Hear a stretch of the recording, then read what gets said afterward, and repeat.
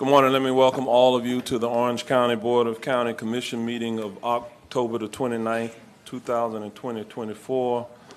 In just a few moments, I'll be introducing our speaker who will be bringing the invocation. As we prepare today, we do have quite a bit that's on the agenda. Following the invocation, I will lead us in the Pledge of Allegiance, and we're going to then call on Dr. Jeffrey Williamson, our Communications Division Director, who will come forward and read several proclamations, one recognizing Orange County Recycling Day, Orange County's Week of the Family, and Red Ribbon Week, and the Cathedral Church of St. Luke Day. As we begin this morning, I'm going to invite the very Reverend Dr. Reggie Kidd, who will be coming forward to read to present the invocation. It is my pleasure to introduce him. Let me just share a little bit about Dr. Kidd. Dr. Reggie Kidd is Dean of the Cathedral Church of St. Luke here in Orlando and a professor emeritus of the New Testament at the Reformed Theological Seminary in Orlando.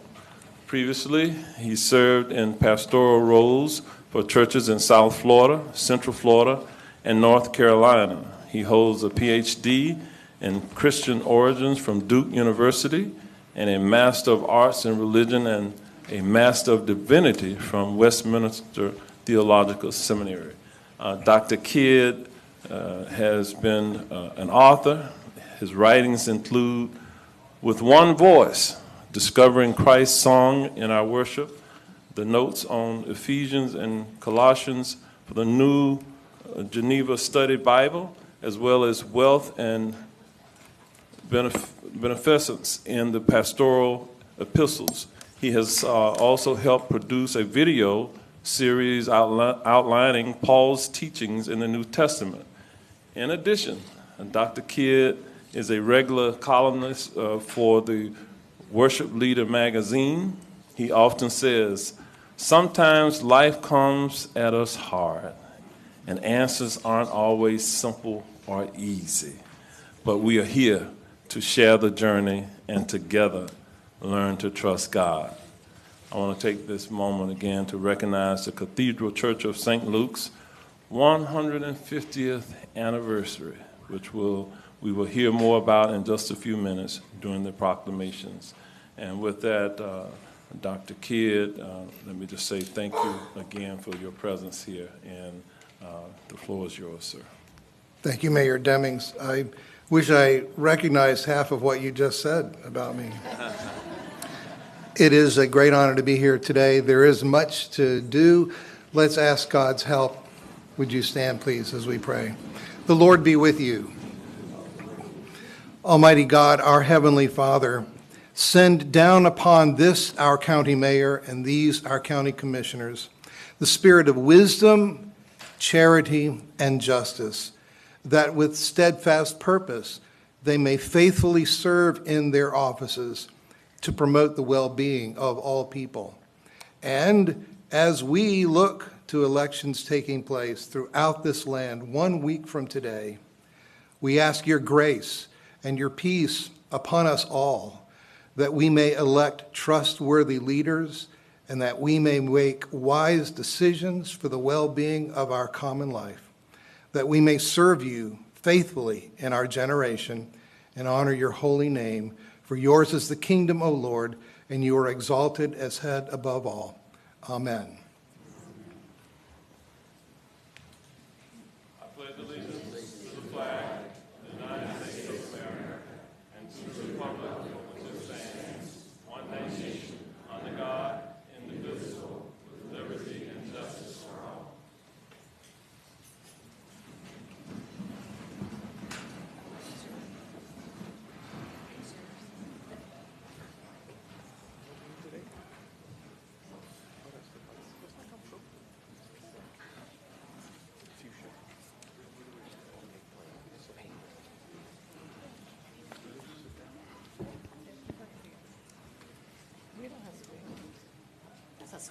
That's a mob.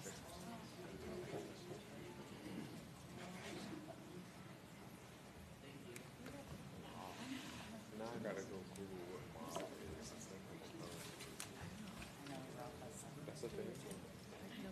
And we are going to go ahead, Mayor, and start with the first proclamation for the church, the Cathedral Church of St. Luke.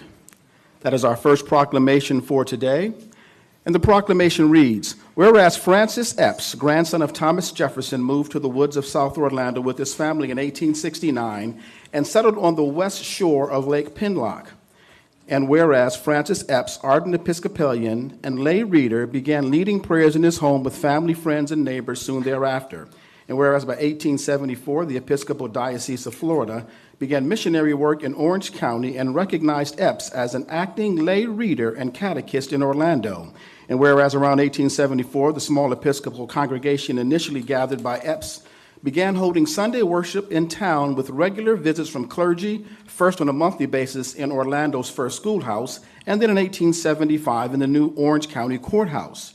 And whereas the Episcopal congregation purchased its current site in 1882, built a church within a year, became a parish church called St. Luke's Episcopal Church in 1884, and became the Cathedral Church for the Missionary District of Southern Florida in 1902, and has continued its worship and ministry to the people of Orlando and Orange County ever since. And whereas 2024 marks the 150th anniversary of the establishment of the Episcopal Church in Orlando, first known as St. Luke's Episcopal Church, and now as the Cathedral Church of St. Luke. Now, therefore, Jerry O. Demings, by virtue of the authority vested in him as Orange County Mayor, does hereby proclaim October 29th, 2024, as the Cathedral Church of St. Luke Day in Orange County, Florida, and recognize its decades of faithful service to the community.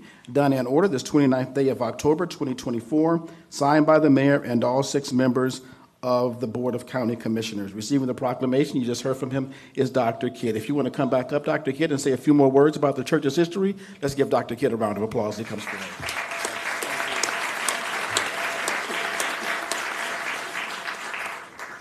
Well, it is, I've been in ministry for a number of years, and every church before this one, I was part of the first or second generation.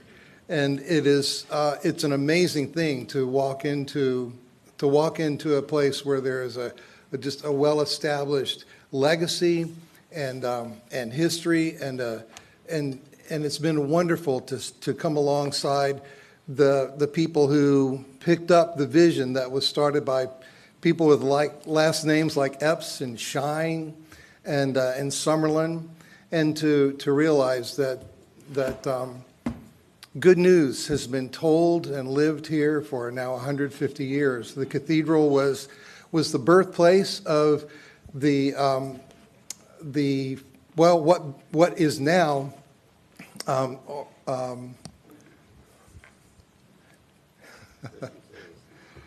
I need a teleprompter. Well, yeah, Christian Service Center, iDignity, Orlando Health was birthed out of the cathedral back at the beginning of the 20th century. And it's an honor to be here and to have you all celebrate with us 150 years of service in this community. We'll look forward to the next 150. I don't know how many of us will still be around, but God bless us all.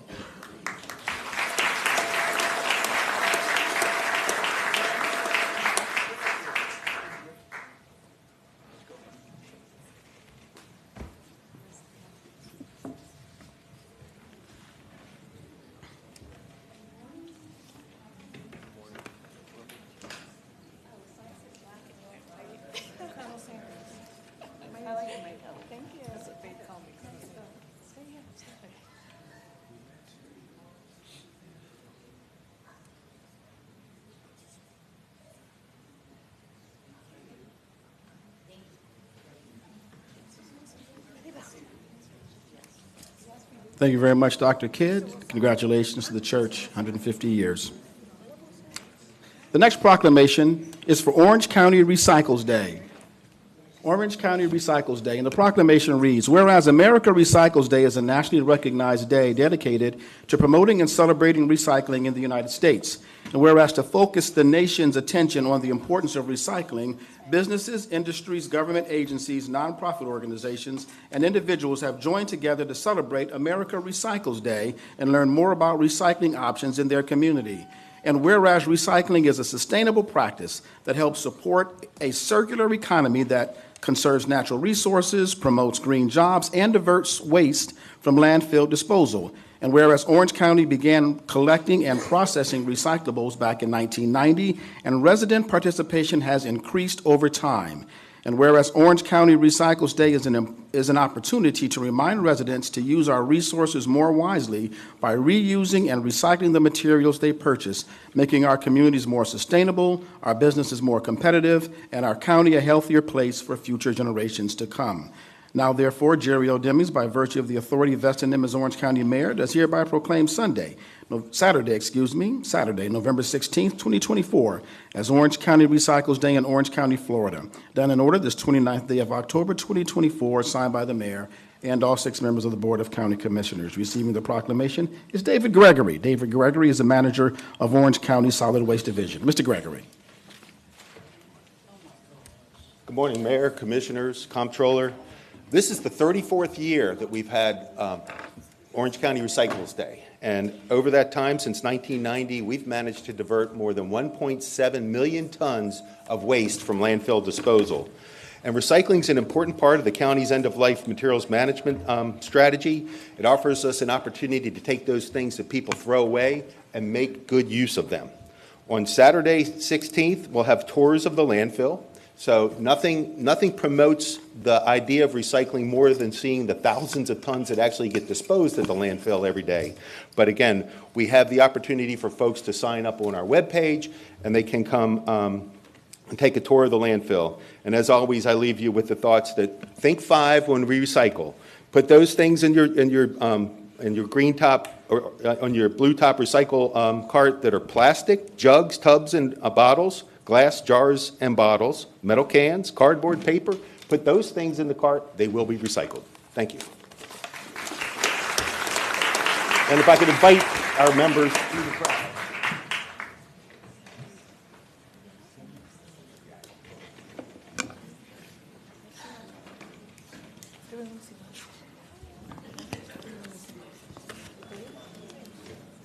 And as they gather, I'd like to encourage you to please, if you have an opportunity, to go out and tour the landfill. It may not sound like the most exciting field trip, but it is quite an education. So if you have an opportunity, please go out to the landfill. It is really quite an education.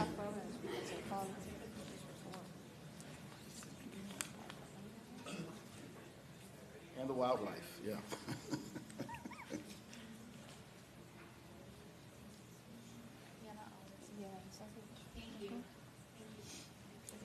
All right, thank you, Mayor. Thank you, David. Thank you, team. Our next proclamation is for Week of the Family.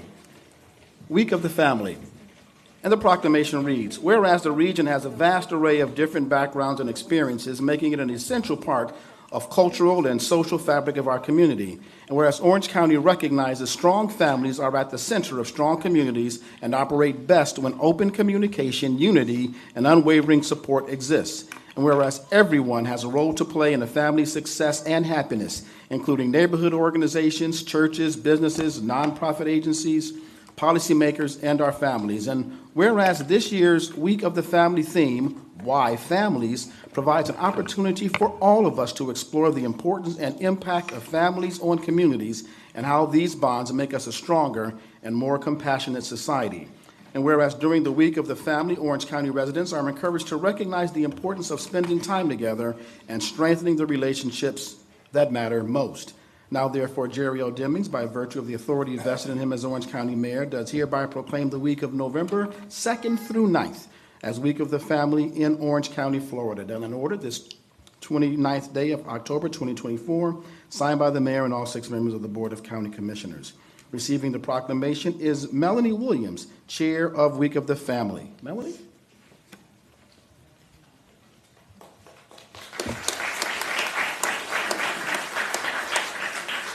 And I do have my teleprompter, just so you know. Okay, the Week of the Family. We're forever grateful for the constant support of Mayor Demings, commissioners, and your predecessors. We are celebrating 21 years of strengthening families in Orange County, investing in the future of our families, and we do that through education, wholesome activities, wellness, and community service. Throughout the year, we coordinate events to engage, celebrate our families, and we had our essay contest, our Grandparent of the Year award, and we also do a Paula Hawkins Award. The proclamation that was read says it best as to what we do. Families together, better together is our theme this year, and that speaks to the importance of us all working together, caring for each other, making this community a better place. I just want to give special thanks to the Orange County Citizens Commission for Children and Division Manager Angela Chesting for their ongoing support of the Week of the Family. And we invite you all to bring the family and come have a grand time with us at the Mayor's Family Fun Day at Cypress Grove Park on November 9th. Come on out. Thank you. If all the Week of the Family committee members could come forward for the photo op. Thank you.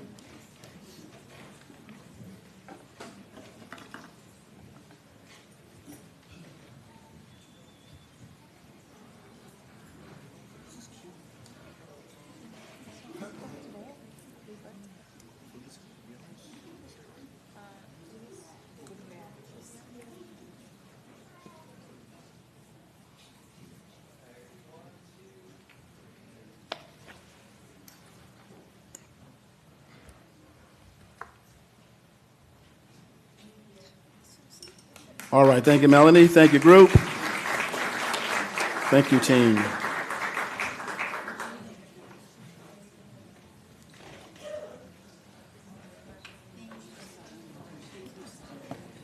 And our final proclamation is for Red Ribbon Week. Red Ribbon Week. And the proclamation reads, whereas the National Red Ribbon Campaign is the oldest and largest drug prevention campaign, celebrating 38 years as a public awareness program designed to unite and mobilize entire communities to live drug-free. And whereas October 23rd through October 31st, 2024 is designed as Red Ribbon Week and will be celebrated in every community across the nation to increase awareness about the harmful effects of alcohol, tobacco, marijuana, and the non-medical use of prescription drugs and other illicit drugs. And whereas it is imperative that visible, unified efforts by community members continue to be practiced in order to prevent drug abuse. And whereas businesses, governments, parents, law enforcement, media, medical institutions, schools, senior centers, service organizations, faith-based institutions, and youth demonstrate their commitment to a healthy, drug-free lifestyle by wearing and displaying red ribbons and promoting drug prevention and awareness during this week-long celebration. Now, therefore, Jerry O. Demings, by virtue of the authority vested in him as Orange County Mayor, does hereby proclaim the week of October 23rd through 31st as Red Ribbon Week in Orange County, Florida, and encourage all Orange County employees and residents to promote the 2024 Red Ribbon Week Life is a Movie film drug-free by participating in drug prevention activities. Done and ordered this 29th day of October, 2024, signed by the mayor and all 6 members of the Board of County Commissioners. Receiving the proclamation is Sharon Warner, Executive Director, Youth and Family Community United, and longstanding member of the Orange County Drug-Free Coalition. Sharon?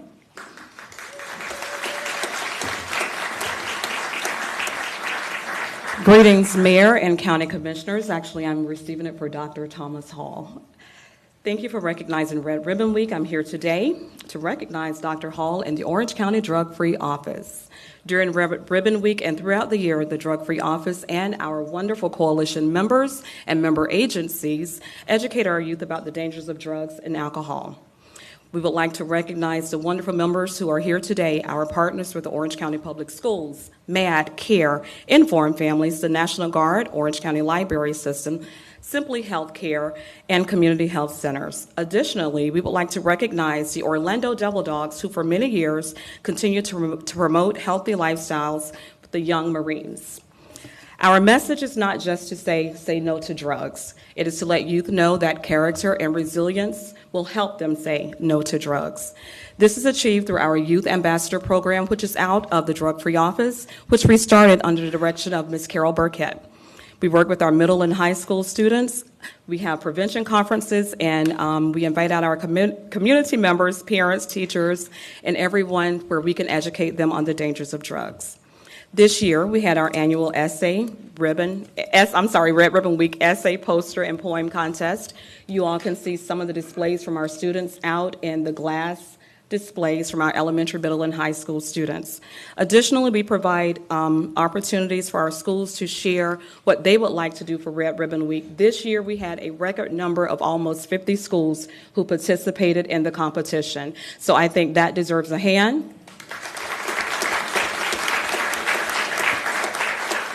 To date, we have reached over 50,000 students, and Red Ribbon Week is not over.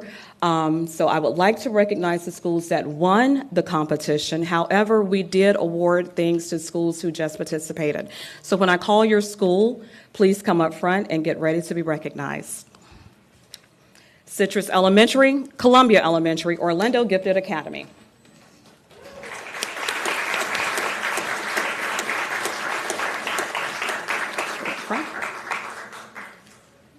Our middle schools, Academic Center for Excellence, Innovation Middle School, Liberty Middle School.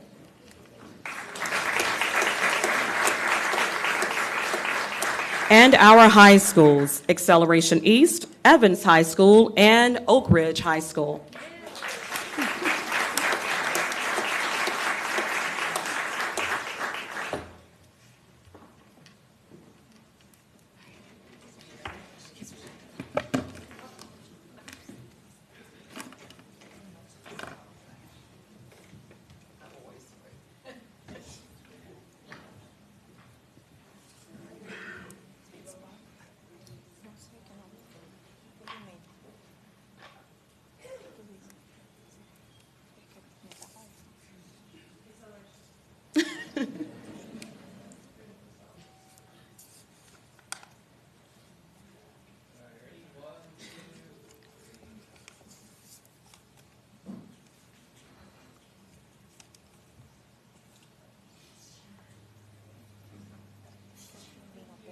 Okay, thank you. Next, we would like for all of our coalition members to come up who work hard from the heart throughout the year. Please come up. Yep, you work hard. Come on.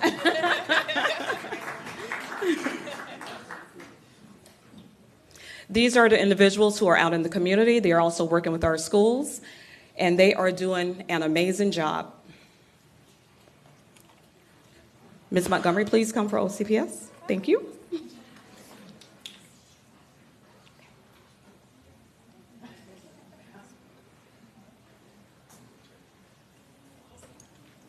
Associate Superintendent Dr. Armbruster, can you join the picture, please? Yes, please.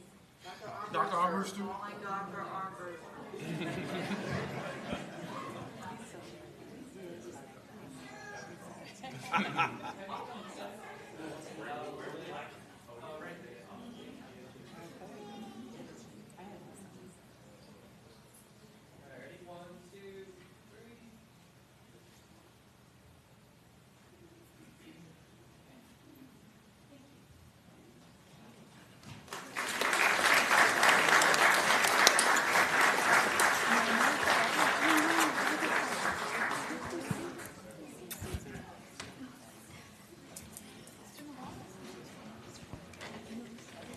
Hey folks, Dr. Armbruster is my high school principal, and it's not often that you get to tell your principal what to do. So I had to call him up and embarrass him a little bit.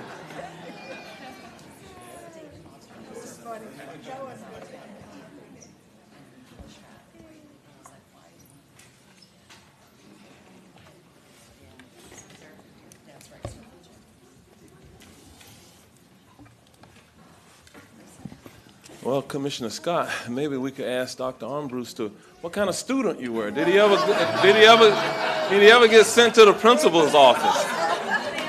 I knew him well. Okay.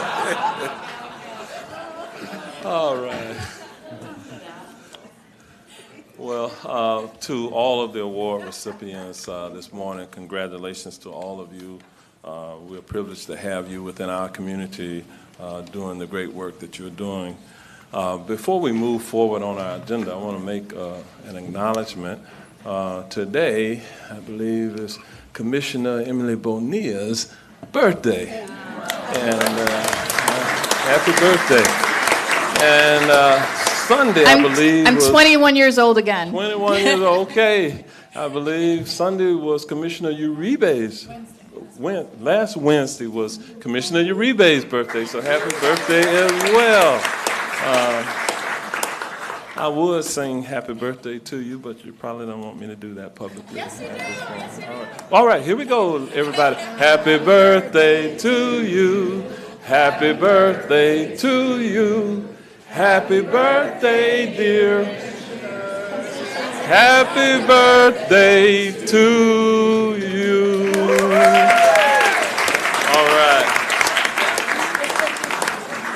All right. Now. Mayor, can we get a birthday picture with the group? All right. Here we go. This is the birthday girl today. All right.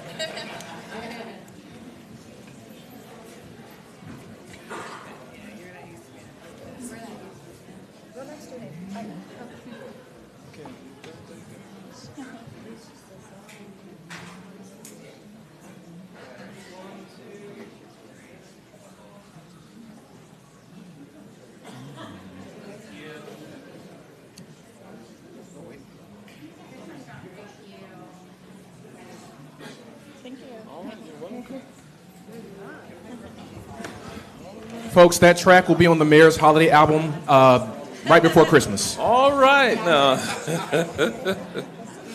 All right, as we move forward now on our agenda, I'd like to invite members of the public to come forward during this public comment period of time.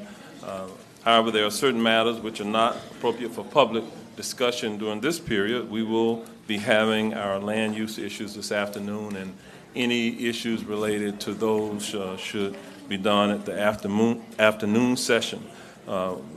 So with that, Mr. Thalmuller, do we have any members of the public present who wish to be heard at this time? We do, Mayor. We have 30 registered speakers this morning. All right. So because we have such a robust agenda this morning, we're going to give each of our speakers opportunity to speak for 1 minute today.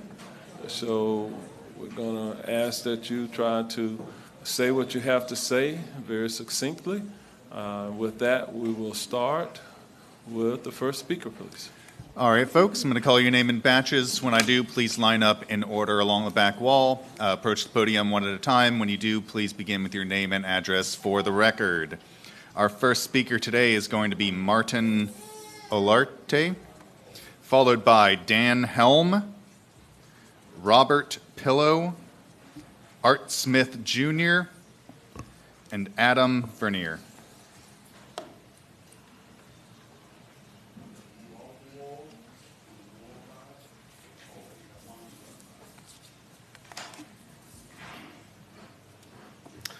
Good morning. My name is Martin Olarte, 5224 South Orange Avenue in Orlando. I'm the managing director at Adrenaline Films. We're a film and television production company that has been in business for over 30 years. I personally have lived and worked in Central Florida for 15 years. And thank you for your support of the film and television production industry, and I encourage you to support the recommendations of the work group because it will help my family, my company of 35 employees and their families, as well as our network of hundreds of freelancers. Thank you. All right. Thank you very much for your comments. We're going to move to the next speaker. I don't know if I can be as brief. My name is Dan Helm, 2026 East Jefferson Street, Orlando, Florida. Good morning, Honorable Mr. Mayor, Honorable Commissioners. As many of you know, I'm Dan Helm. I'm one of the 4 supervisor elections candidates. Some know me as Dan the voting man. I'm here to talk to you about the addendum that was added. I was across the street dropping my son off at weekday school. I figured I'd spend a few minutes with you this morning. Before I get to that, I wanted to raise a concern I have about county property, particularly with early voting locations. Something we've seen this last week that disturbs me is there's a disparate impact to voters depending on where you go to vote. You're going to see whether or not you can actually talk to voters as a candidate or whether or not you're going to see signs at the locations. Certainly there's a disparate impact on wait times. I only have 10 seconds, but I direct the county attorney to 102.031, specifically D&E. Public forum has changed. I was almost arrested on Friday. Luckily, not everyone is a constitutional lawyer with election experience. We need to make sure that we're following the law, making sure that people have access to the polls. All right. Thank you, Mr. Helm, for your comments. And we'll move to the next speaker. I was last, but I guess the other ones aren't here. My name is Adam Bernier. I'm at 2550 Breezy Meadow Road, Apopka, Florida, 32712. I just wanted to thank you guys as well for the attention to the film and television production here in Orange County and in Central Florida. I moved here from Los Angeles in 2003 because of the abundance of work here and watched it all disappear. I spend more time in Charlotte and Wilmington and New Orleans and Atlanta, and it's just, I'm so excited that you guys have considered this, and I urge you to please follow the recommendations of the work group, and if I can do anything to help, I'm happy to do so. So thank you for your attention to it. All right, thank you, Ms. Bernier. We'll move to the next speaker, please. All right, those two missing names were Robert Pillow and Art Smith Jr. Barring those, the next speaker will be Steve Martin, followed by Arthur Goodman, Nelson Betancourt, and Justin Harvey. Okay, so who's up first with this group? You want to come forward? I know that we had some people maybe who went to the secondary room, but if you want to come forward, sir, we'll catch up. Thank you. Good morning, Commissioners. My name is Steve Martin from Omni Productions and Green Slate Studios, a green screen studio here in Orlando. We are at 6353 South Orange Avenue, right here in unincorporated Orange County. I want to thank the Commissioners and the Film Florida Working Group for developing these recommendations to strengthen the production community. We're celebrating our 35th year in business, and when we first started, Hollywood East was the moniker that was becoming known in Central Florida for the film, television, and commercial production industry. Unfortunately, that hasn't quite taken place, as so much production has gone to other states that have better incentives and more attraction for the business. So while our promise to become a film hub has yet to be achieved, I want to thank this group for supporting ways to help us get back on the right track. It's a good first step. Thank you for your support. All right, Mr. Martin. Next speaker, please.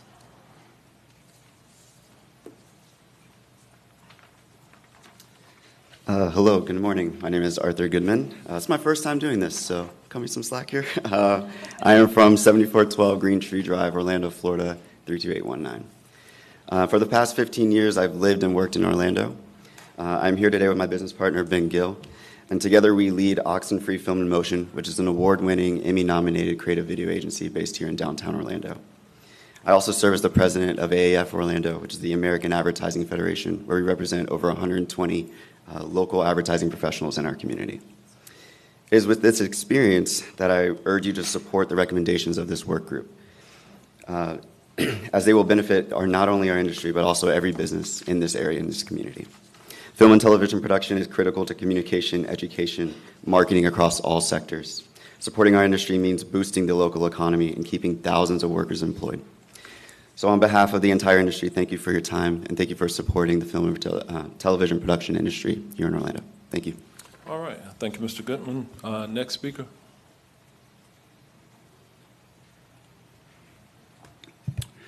Nelson Betancourt, 5350 East Cayley Street, Orlando, Florida, 32812. Good morning, Mayor and Commissioners. Good morning. I attended the two readings regarding the annexation of the 52,000 acres to the city of Orlando, where I strongly protested such annexation. So there's nobody who would love to preserve this land for future generations more than me. However, Orange County's deal with the city of Orlando is a terrible deal. It's an agreement that in essence short circuits the dispute resolution process number 164 that was already in motion while giving the City of Orlando and the Farmland Reserve Corporation a backdoor way to potentially annex the land in the future, because it leaves in place the Sunbridge land as a connecting tissue without which the 52,000 acres cannot be annexed. Some people tout this as collaboration.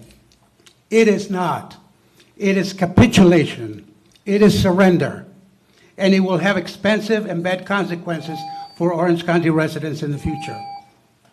All right, thank you, Mr. Betancourt. Next speaker, please.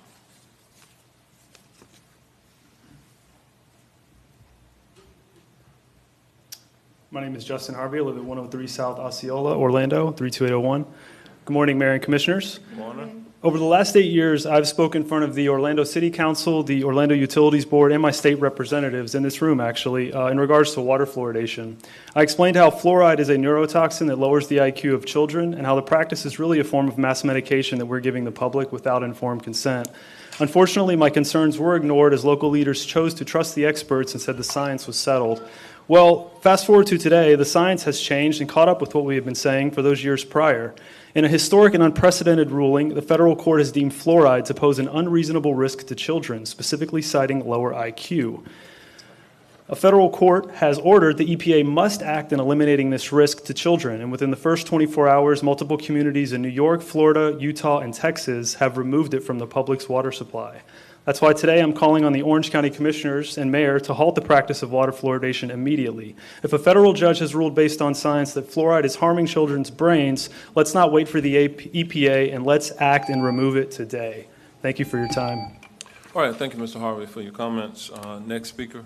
Okay, next set of speakers is going to start with Trini Quiroz, followed by Kay Rollins, Allison Hudson, Neri Kinuthia,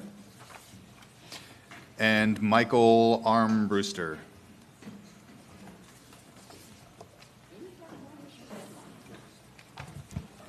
Good morning. Trini Quiroz, 2000 Hillcrest, Orlando.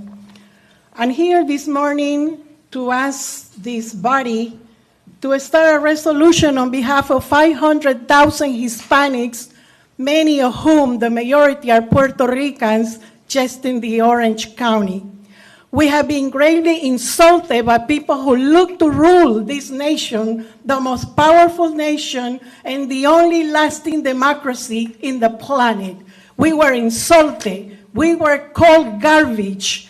As a mother of 2 Puerto Rican successful women and 16 nieces and nephews, and a widow of a Puerto Rican man, I'm here to protest for the way we have been treated. There are 70 million Hispanics in the United States, and there are 10 million Puerto Ricans, and we need to protest. So I will ask of this body a resolution letting politicians know that they cannot get away with insulting 70 million people in this nation. Thank you.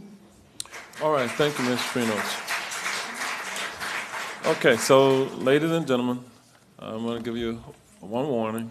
While we're in the chambers conducting the business of the people, we do not allow the making of noise of any type, so we ask that you refrain from doing that. You can express your support silently, but not outwardly by making noise or sounds. All right, thank you very much.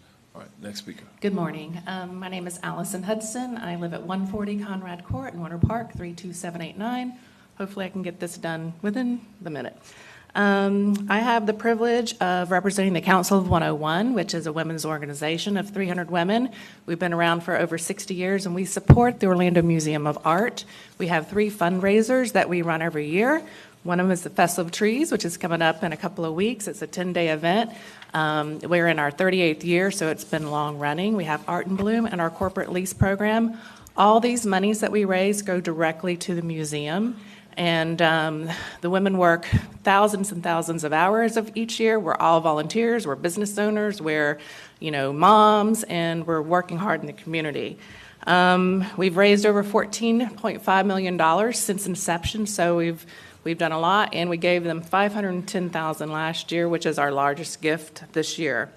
The reality, and I'm just talking about, we're very thankful for the money that we may receive for the roof, but the reality is we need a lot more money. We're working hard to get that, and it would be devastating if things didn't happen and we couldn't put on the fundraisers. Thanks. All right. Thank you, Ms. Hudson. We'll move to the next speaker, please. Good morning, everyone. My name is Njeri Kinuthia. My address is 3017 Redwood National Drive, and I live in Hunters Creek. I am a visual artist and an art educator at UCF. And this year, I had the pleasure to participate in the prestigious Florida Prize at the Orlando Museum of Art and the honor to win the People's Choice Award. At the museum, I had my installation, and I utilized the very tall walls and the ceilings at the museum. It's every artist's dream to have access to such space. Therefore, it will be devastating if... Do I still have my tag? You can continue. Okay. Oh, it will be devastating if the collection of the museum were to be destroyed by a storm because of the roof. I therefore urge you to support the Orlando Museum of Art's recommendation. Also, a lot of visitors all over the world visited the collection to see the Florida Prize during the summer, and they left really touching feedback and comments left on social media, through interviews, and even through articles. It will be therefore really important to support the museum as well. I'm confident when I say that the collection and the artwork displayed at the museum has touched and changed people's lives, and will be really important if we keep giving people a chance to experience art and to create art and to show their art as artists and creators. Thank you very much. All right. Thank you, Ms. Canipia. We'll move to the next speaker, please.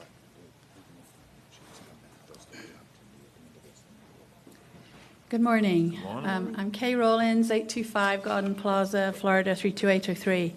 I'm the co-founder of Orlando City and Orlando Pride, and I'm also a board member of Four Roots Farm. I became involved with Four Roots as a natural expansion of the work Orlando City Foundation was doing, building gardens in under-resourced communities and encouraging residents to grow their own food. It's been a joy to be part of this project.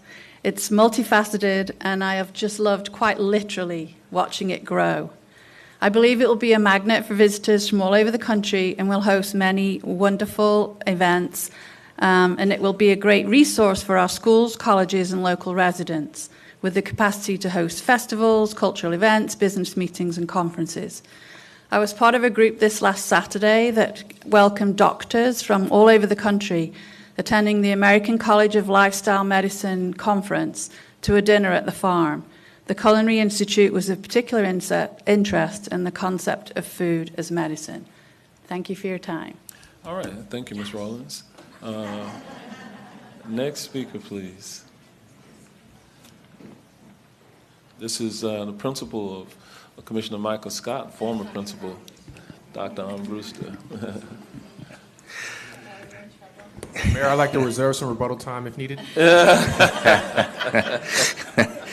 Y'all kill me with 2 minutes to 1 minute, but we're going to try. Good morning. My name is Mike Armbruster, and I reside at 527 North Boyd Street in Winter Garden. I serve as the Deputy Superintendent for Orange County Public Schools. I'd like to thank you, Mayor Demings, and the commissioners for your leadership and consideration of this funding for the Four Roots Farm campus. We have had the pleasure of partnering with Four Roots on several successful projects over the past 10 years. The dedication of this organization to educating our youth about the benefits of eating healthy, sharing the amazing career opportunities in the agricultural industry, which, as you already know, is a major economic engine here locally and throughout the state, providing future internships for our students and ultimately viable career opportunities for our graduates, makes this request one that will give our students access to a state-of-the-art farm with educational facilities built right into the farm itself. Again, thank you for your consideration of this request, and please know that it has the full support of Orange County Public Schools. Thank you. Thank you, Dr. Armbruster. Next speaker, please. All right, next set of speakers is going to start with Shannon Gravit, followed by Sheila DeChico, Lance Walker, John Rivers, and Nancy Wolf.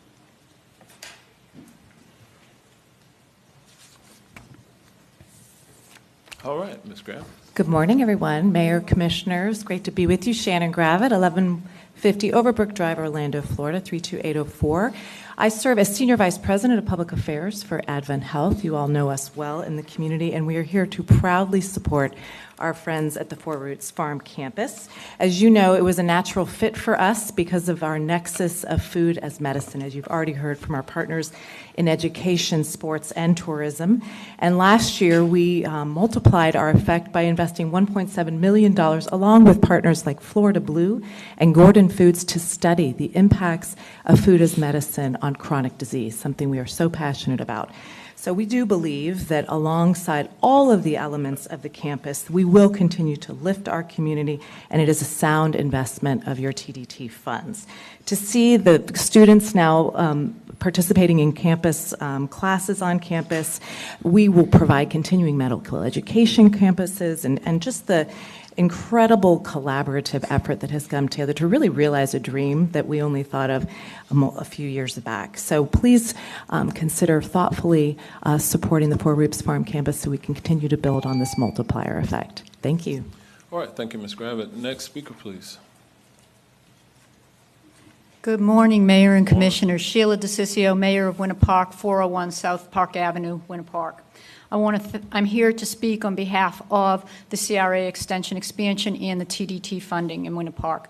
First, I want to start off by thanking you all so very much for all of your work and partnership in the CRA extension expansion. We are so excited to begin this massive infrastructure project and to provide for the stormwater that will impact your environment, the septic to sewer, the housing that we hope that will be the end result of this, and the transportation. So again, thank you so very much. With respect to the TDT funding, Winter Park is a destination for those wanting a day or two off from attractions or for the region. Southern Living magazine named Winter Park one of the top southern cities to see. Winter Park provides a strong tax base to both Orange County and Winter Park in tourist dollars and county revenue. An expanded Rollins Art Museum and the regional Winter Park Playhouse will enhance the region substantially. On behalf of Winter Park, I wholeheartedly endorse the Rollins Art Museum and the regional Winter Park Playhouse and ask for your support and funding. Thank you so very much. All right. Thank you, Mayor. Always good to see you. Next speaker, please. Good morning, Mayor and Commissioners. My name is Lance Walker, 751 Northwood Circle, Winter Park, 32789. I proudly serve on the Board of Trustees at the Orlando Museum of Art, and I am Chairman of the Facilities and Building Committee. I'm also President and owner of Walker & Company Construction, celebrating our 50th year in business here in Orange County. The OMA's initial grant request of $7.2 million was to fund improvements to replace our roof, to upgrade and renovate and replace our HVAC system, and implement exterior weatherization improvements. These repairs are urgent as these systems were originally built in 1993 and 1995 and are now 30 years old or older and have exceeded their useful life. Renewing these systems is vital in not only ongoing operations and exhibit, but protecting our $40 million irreplaceable permanent collection, which has been acquired over the years through the generosity of Orange County citizens. These three components, while all urgent, are not interdependent on each other. So we're grateful for the possibility of a partial award of our grant that we will immediately use to replace our roof.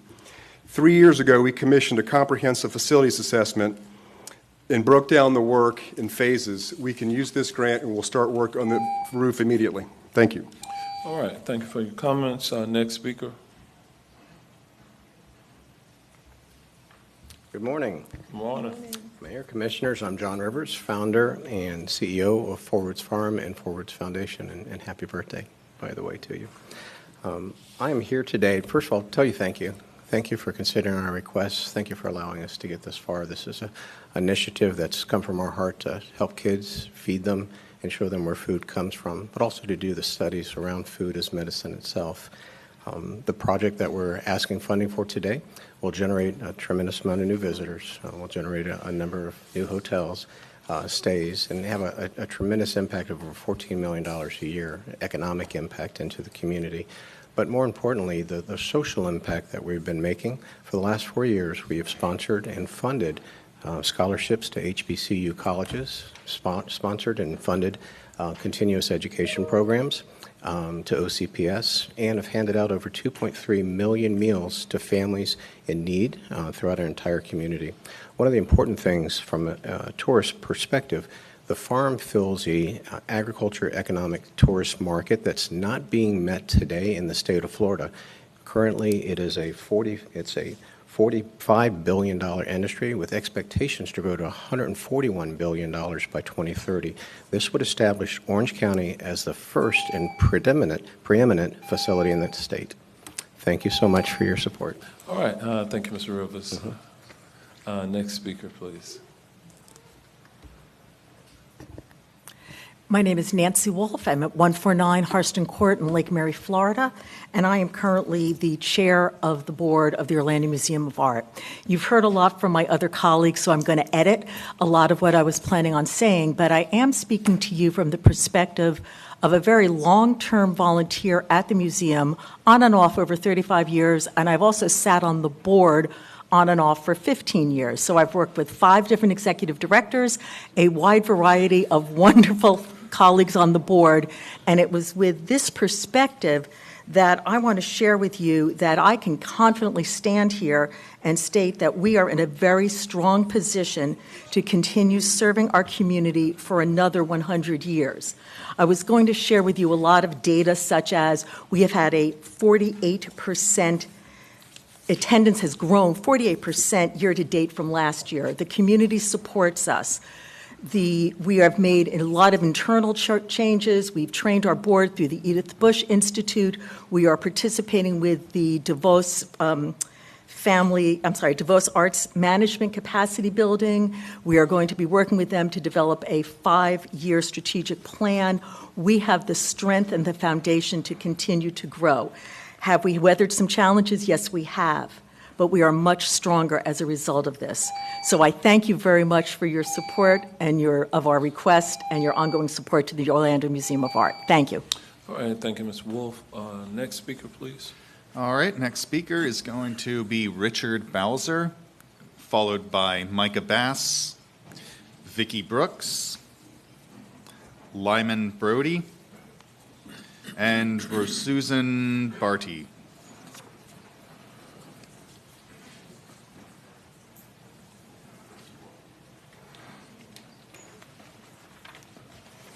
Hello, my name is Richard Bowser. I reside at 3011 Saratoga Drive, Orlando, Florida, 32806. I'm here asking for your support for the Winter Park Playhouse Initiative and the purchase of the building that they currently occupy. I've been a long-term resident of Orlando since 1971 when I first lived here at Orlando and at Orange and Livingston Street. The only theater available to us at that time was the occasional road show that went through the municipal auditorium with folding chairs, and the Burlesque House, which was a couple of blocks from here. We now have theme parks. We have professional theater at the Dr. Phillips, et cetera. What we don't have is affordable professional theater, and that is provided by the Winter Park Playhouse. They provide directors, artists, scenic designers, musicians, singers, actors, professional craftspeople, a chance to work in an equity house, which is important to this neighborhood.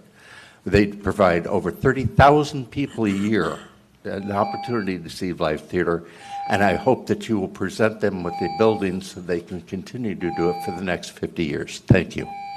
All right, thank you. Next speaker.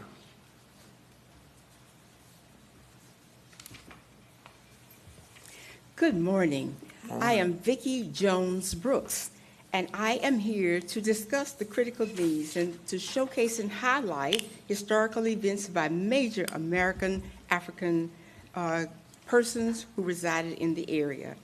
I'll start with myself. I was born in Orlando. I am a native just a few blocks away from the Wells-built museum right off of South Street. And we frequented the South Street Casino because it housed major events at that time, and it was the only facility available. Major events such as my first tap dance class, my first ballet recital, our junior prom, and many other events of that nature. Also, I want to mention the obscure first Black-owned residential community called Jonestown, named for my great-grandparents, Sam and Penny Jones. In 1880, they acquired the land, which is just east of Fern Creek and what is now Greenwood Cemetery. And had it been allowed to remain, it would be the first and oldest Black community, and we're happy about that. All right. Thank you, Ms. Brooks. Next speaker, please. Good morning, Mayor Demings and Commissioners. I'm Lyman Brody. I'm the Executive Associate Dean of the College of Arts and Humanities at the University of Central Florida, UCF, a National Executive Council member of the Association for the Study of African American Life and History, ASALH, a Smithsonian Regional Council member, and a member of the Florida Historical Society.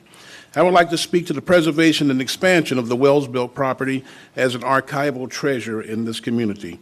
Through programs that we have at UCF, like the Riches Program, the Regional Initiative for the Collecting of History, Experiences, and Stories at UCF, a partnership with several Florida universities and members of the commercial and nonprofit sectors of the community, faculty, students, and other interested parties have been able to discover, document, and the vibrant history that has helped shape the city and county that we call beautiful. The Wells-built ledger alone is a national treasure, containing the names and signatures of the most important musicians, entertainers, as well as dignitaries in our history.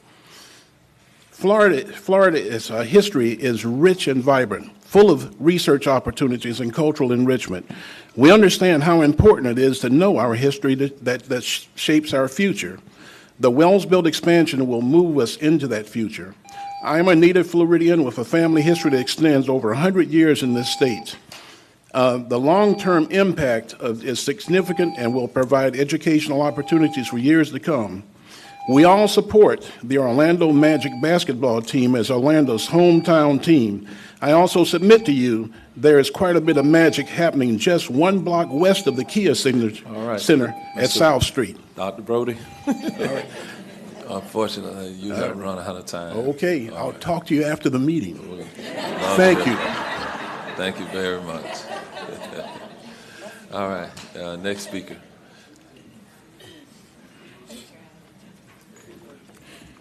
My name is Dr. Rosusan D. Bartee, and I am pleased to serve as the president of the Orlando, Florida chapter of the Links Incorporated. Good morning, Mayor Dimmons, Good morning. Orange County Commissioners, and all of you who are attending today. It was more than 70 years ago that a local chapter of an internationally renowned philanthropic organization, the Links Incorporated, was chartered on April 5th, 1952 at 407 West South Street in Orlando, Florida. This historic chartering of the Orlando, Florida chapter of the Links occurred at the home of Dr. William Wells and Mrs. Clifford Irene Wells, with Mrs. Wells becoming one of the talented 10 charter members of this influential organization. Well, let me say to you, out of the home of Wells, birthed a legacy of health where our chapter responded to the COVID-19 with a collaborative initiative called Communiversity, bringing together the university and the community for distributing vaccinations and food for underserved groups. Out of the home of Wells, birthed the opportunity and legacies for youth, where our chapter engaged in college and career readiness. And so we solicit to you that you will support the Wells-built museum complex expansion. Thank you very much. Thank you, Dr. Bartee. Next speaker, please.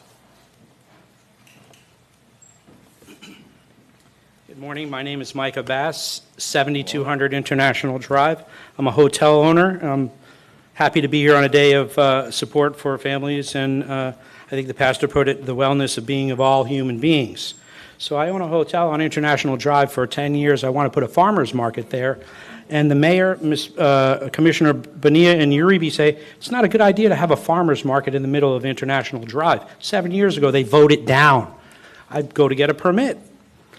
5 years ago, I think Mr. Mayor said, I've only been here 5 years. I've been trying to get this permit for 5 years. $500,000 in architectural fees with companies that do business with Orange County, but they just can't pull a permit. Last February, I fill out an application for something after the plans are built and say, okay, or ready for permitting. Mr. Bash, you can get your permit. Wait, one more thing, a CEL. After 6 months of that application, they returned it to me and said, where's my permit? Where's my permit? Mr. Mayor sends me out in the hall to somebody who retired. I've been getting the runaround from you for several years where you even commented to the people of the county, the constituents, you've only been here 5 years, Mr. Bass. You're up there promoting, and you're up here asking these people for money. Mr. Bass. Get your lobbyists and get your checkbooks out, because every Bass, check needs to be made to the BCC. You're out of time. There's plenty more. I'll be back, Mr. Mayor. Mr. Bash, you I'll can reach continue out my to my story. office Thank to you. schedule the meeting as we talked about before. We did, sir, and you dismissed me on certain No, issues. we met. And Okay. we agreed on Haven't talked to my 99. staff, so I have please no Commissioner issues. Scott, I have no issues he's with out of you, sir. order. Here we are. Okay. All right. All right. There's a process to deal with the issues he has. All right, next speaker, please. All right, folks, next set of speakers is going to start with Carolyn Fennell, followed by Elizabeth Thompson, David Siegel, Chantelli Bennett, and Christina H. All right, Ms. Fennell. Good morning, Mr. Mayor and members of the County Commission. Art can help us understand our history, our culture, our lives, and the experience of others in a manner that cannot be achieved through other means. It can also be a source of inspiration, reflection, and joy. And that is the message of the Wells-Built expansion. When you look at the potential by adding an expansion there, it can encourage our number of visitors to either stimulate a visit or to expand a visit, putting money back into our economy. Because one of the things that happens, they then go to restaurants, hotels, and other areas. When I look at a personal experience of being able to attend the Art Basel, the Fine Art Show in Basel, Switzerland this year, one of the wonderful things was the international interaction of people seeing our history, seeing our culture, and that's what makes us America. So we would ask you very much and would appreciate your approval of the Wells-Built expansion, and we want to thank you very much. Art is power, and it also represents our country, our people, and our nation. All right, thank you, Ms. Fennell. Oh, my name is Carolyn Fennell. I've been told my address, 410 Shepherd Avenue, Winter Park, Florida. Okay. We caught up. All right, next speaker, please. Good morning, Elizabeth Grace. I know it has a Thompson, but it's Elizabeth Grace. I'm at 1620 Whitefriar in Ocoee. I am here in support of the Wells-Built expansion. I previously served as the executive director of the nonprofit that operates the Wells-Built Museum. Currently, I am on the board of directors, and just want to emphasize the unique and special offering that the Wells-Built Museum has here in Orlando to further elucidate the foundation and the history of the Central Florida area and the notable people who have helped make this a destination. And while visiting the Wells-Built Museum, you're able to get education and information that you're not able to easily access in other places. And as Ms. Fennell mentioned, it helps bring tourism, but it also helps expand the visits and also bring people to a different part of Orlando, more specifically to the downtown area where people will have hotel rooms and dine in the restaurants. And so we ask for the support of the organization of the commission for the expansion of the Wells-Built Museum. All right, thank you, Ms. Thompson Grace. All right, next speaker, please.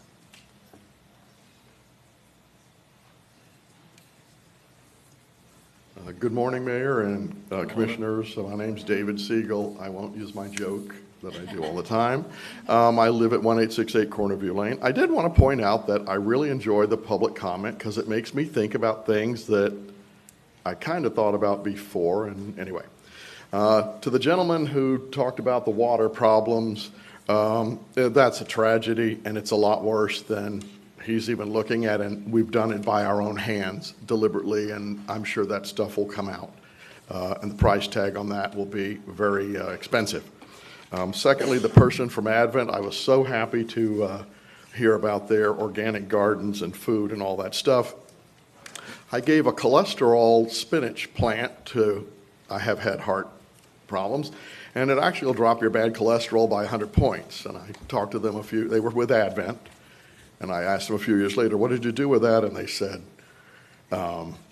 it's on my patio. So anyway, and Emily, I just wanted to say, and I'm out of character, but that Halloween conjuring, I won't use the W word, it's working for you.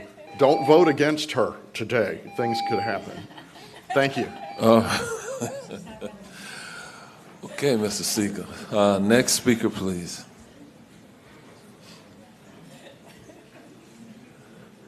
Hi, good morning, Mayor and Commissioners. My name is Christina Hite, H-I-T-E. I'm at 426 West Lyman Avenue, Winter Park, 32789. I'm here in support of the TDT funding for the Four Roots campus. As a landscape architect and founding partner of Dix Hite Post Partners, I've had the unique privilege of helping to guide the vision and design for the farm. The campus will invite the community to gather and collaborate on solutions to address the broken food system while learning to grow in a diverse range of 9 different growing systems. The unique design and elements of the campus will offer unique hands-on learning experiences that highlight innovative, sustainable practices and cutting-edge technologies from around the world. We appreciate your support. All right, thank you, Ms. Hite. Next speaker, please.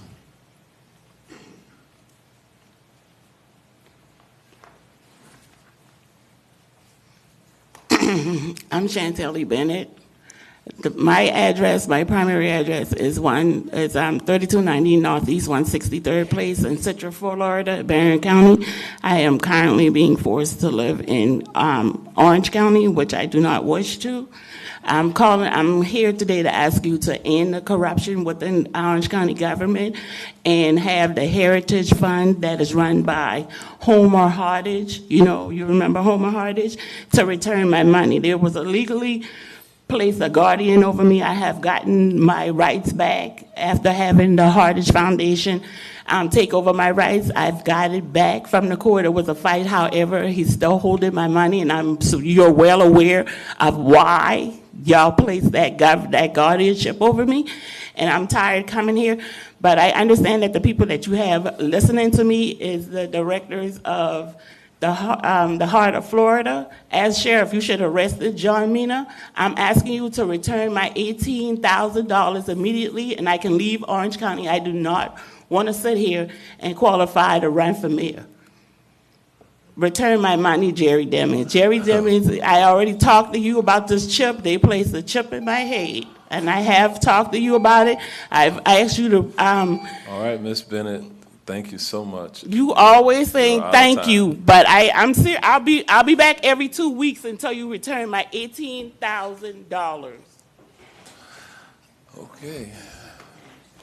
I don't know anything about that, but Ms. Bennett... I'll sleep in a dungeon with pythons and shower at Planet Fitness before you get away with it. Oh. Okay. All right. Next speaker, please. Thank you, Ms. Bennett. Mayor, we have 2 more speaker cards this morning, David Markachek and Catherine Markachek. And then just circling back around, see if they've showed up, Art Smith Jr. and Robert Pillow.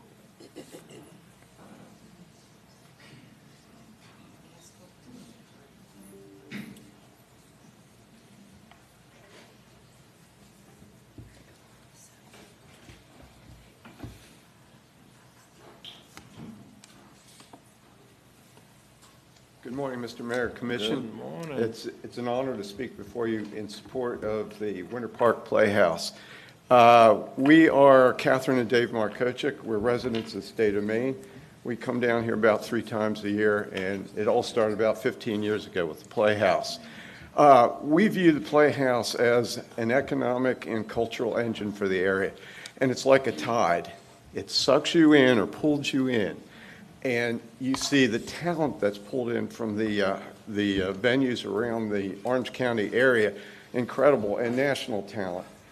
And then the tide goes out, and what you discover is the shopping, the amenities like great eateries in Orange County, Winter Park in particular, where we hang out, and then the tide goes out a little further.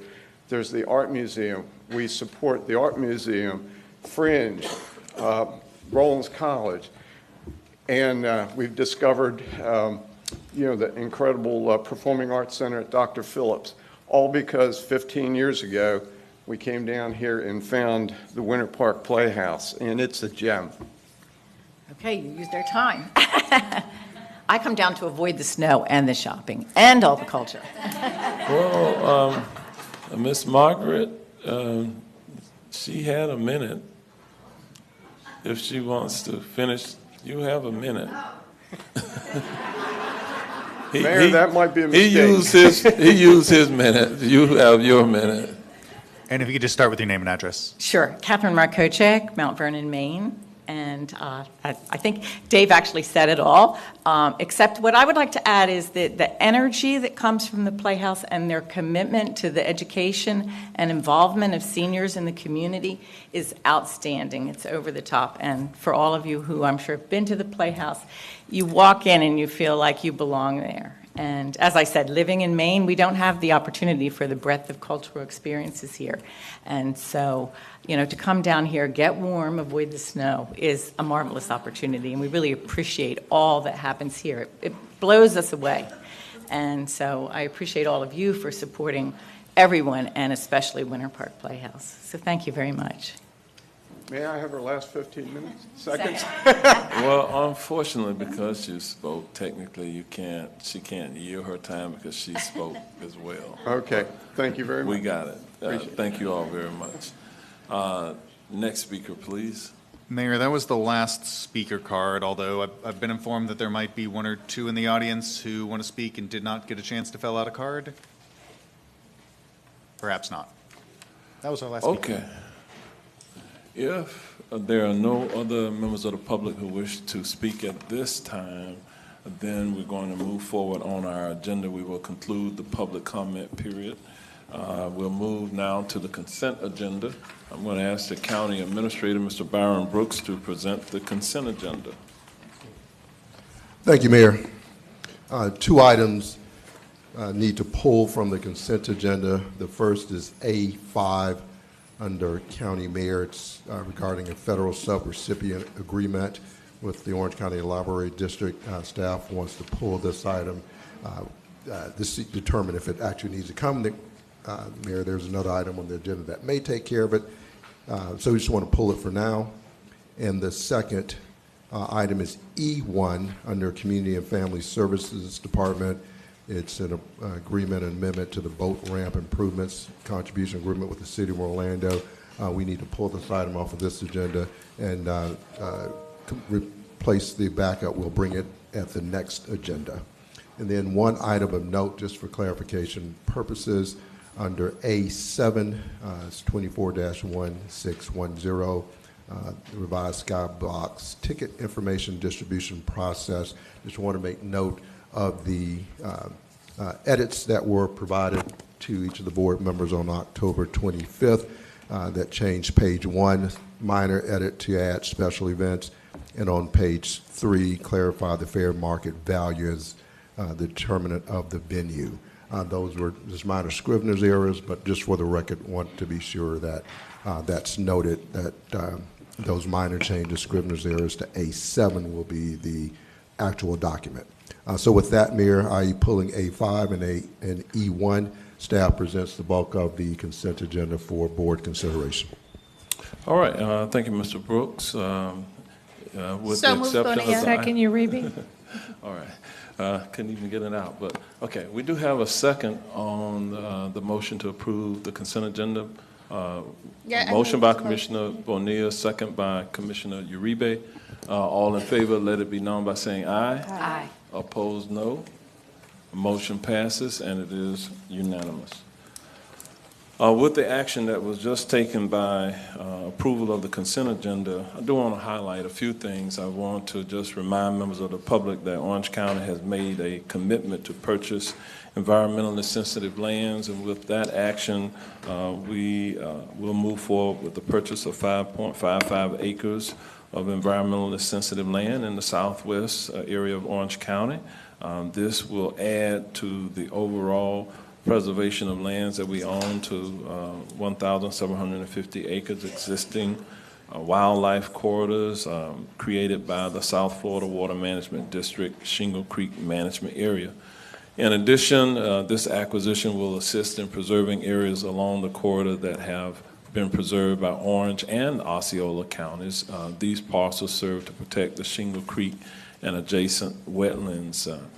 And to date, Orange County has purchased and preserved 1,760 acres since the board approved the $100 million to purchase environmentally sensitive lands. And so the next item I want to bring to your attention with the action, I'm excited to report that the adaptive reuse of the remaining 37,000 square feet at the Orange County Multicultural Center on the agenda we approved today to create the first of its kind Center for Innovation and Design and Senior Center, utilizing $9 million in American Rescue Plan Act funding. This particular project will create a vibrant, inclusive space that fosters creativity and collaboration for all residents, employees, and community partners, with the construction expected to begin in January of 2025 with the completion date, hopefully in early 2026, of this expansion for the use of our citizens and a senior center at the Orange County Multicultural Center, located in West Orange County in the area of Hiawassee Road and West Colonial Drive. The Mental Health and Homelessness Division is also partnering with two ardent providers of local homelessness services. You all know that we have some challenges as a community in dealing with homeless issues, but together we are working with community-based organizations. The Service and Love Together, or SALT, nonprofit, will be assisting unsheltered county residents with obtaining stable housing, as well as providing other tangible resources, including such things as showers, laundry, and transportation passes. The Specialized Treatment, Education, and Prevention Services, better known as STEP, will be providing on-site mental health crisis services to residents living in our county's local shelters. The board also approved the authorization of the Winter Park Community Redevelopment Agency for expansion for 10 more years, expanding the redevelopment area into the Fairbanks area. This is in partnership, of course, with the City of Winter Park. The community redevelopment agencies are an economic development partnership between Orange County and our various cities. This particular CRA in Winter Park is in the Fairbanks Avenue area along the 1792 in the unincorporated Orange County and within the City of Winter Park. And also, lastly, this Friday, November 1st, we will be kicking off our 14th annual Orange County Mayor's Toy Drive with Fox 35 TV and related partners. Many of our local families continue to need extra support during the holiday season, and we will be working with Fox 35 to take care of families within Orange County. And last year, we collected a record number of toys, over 11,000, which were given to 1,900 children. And since 2011, our toy drive has distributed over 86,000 toys to deserving local children and families. So we look forward to this effort during the holiday season. I do appreciate all of our commissioners who support our toy drive effort and the donations that are being made to our constituents. I do ask commissioners for your assistance again this year. We'll be out in the community in your respective areas distributing toys after we have collected them. We will have locations at some of our parks, fire stations, and 15 Orange County library system branches. The donated toys all do stay in Orange County, benefiting several different youth-related organizations. And so with that, we'll conclude these comments. With your help, community, and that of our board, we can do good for everyone. So we will move forward at this time to the discussion agenda. I'm going to ask Ms. Carrie Mathis, the manager of our procurement committee or division, to come forward with the procurement committee recommendations. And with that, Ms. Mathis, you are recognized at this time. Good morning, Mayor and Commissioners.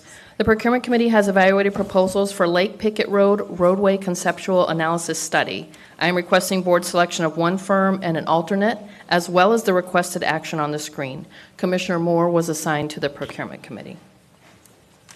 Commissioner Moore, do you have a potential motion? I do. I move for the selection of Dewberry Engineers, Inc. at 412.50 points, with CDM Smith, Inc. at 313.33 points as the ranked alternate, as well as the requested action on the Second, Uribe. All right, we have a motion and a second. All in favor, let it be known by saying aye. Aye. Opposed, no. A motion passes, and it is unanimous. Thank you. Our next item is the Procurement Committee has evaluated proposals for continuing professional engineering design services for federally funded construction projects. I'm requesting board selection of one firm and 3 ranked alternates, as well as the requested actions on the screen. Commissioner Moore was assigned to the Procurement Committee.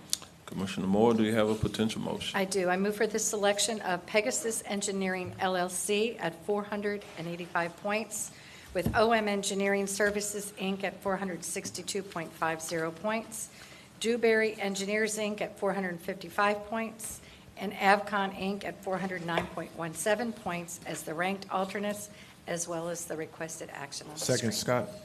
All right, we have a motion and a second. All in favor, let it be known by saying aye. Aye. Opposed, no. Motion passes, and it is unanimous. Thank you. Our next item, the Procurement Committee has evaluated proposals for inmate food services. I am requesting board selection of one firm and 2 ranked alternates, as well as the requested action on the screen. Commissioner Wilson was assigned to the Procurement Committee. Yes, thank you. All right, Commissioner Wilson, do you have a potential motion? I do. I move for the selection of Trinity Services Group at 423.66 points, with Summit Food Service at 339.26 points, and Aramark Correctional Services, LLC, at 335 points as the ranked alternates, as well as the requested action, on the screen. Second, Scott. Second. All right, the seconder is Commissioner Scott. All in favor, let it be known by saying aye. Aye. Opposed, no. Motion passes, and it is unanimous. Thank you, Mayor. Our final item, the Procurement Committee has evaluated proposals for engineering services for State Road 50. I'm requesting board selection of one firm and an alternate, as well as the requested action on the screen. Commissioner Moore was assigned to the Procurement Committee. All right, Commissioner Moore, you've been busy. You have a motion? Yes.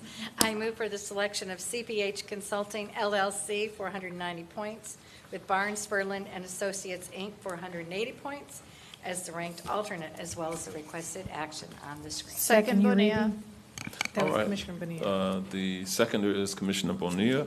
All in favor, let it be known by saying aye. Aye. Opposed, no.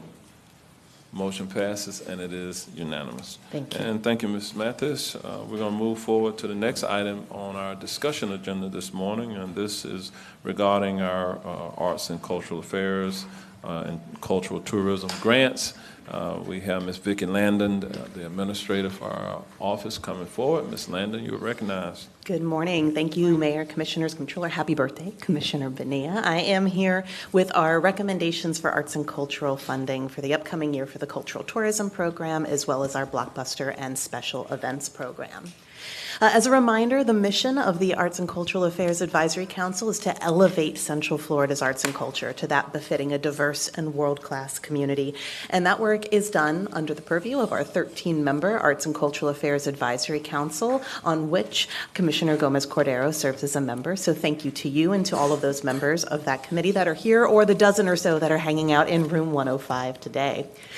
As a reminder, there's a number of grant programs that are managed through the Office of Arts and Cultural Affairs and the Arts and Cultural Affairs Advisory Council, some that are supported from the TDT and some from the general fund.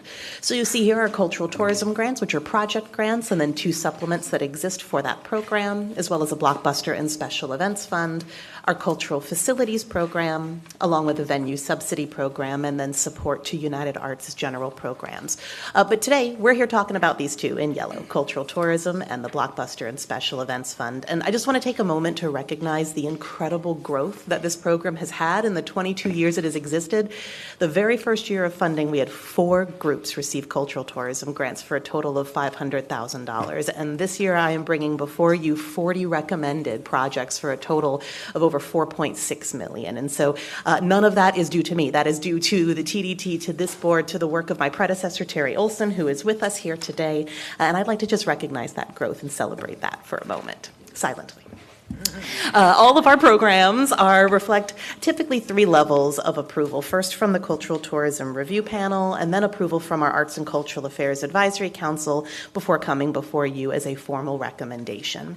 For our cultural tourism grants in particular, I want to call out a couple things on our timeline. We have heard from you in the past that there has been a desire to make this program more accessible, to get groups that are not as familiar with grant writing or don't have professional fundraising staff access to this program, and we do a lot of work to make that happen.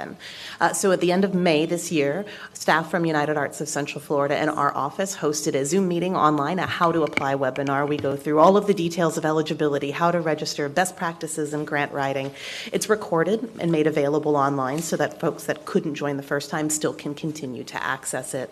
Of course, over the summer, our office remains available to answer questions. But then in July, we have a courtesy review of applications that we extend the opportunity for groups to submit their application to staff a week early for review, for pointers, for suggestions, for changes, ways to make things stronger or more clear. And 2 groups did avail themselves of that opportunity in this particular grant round.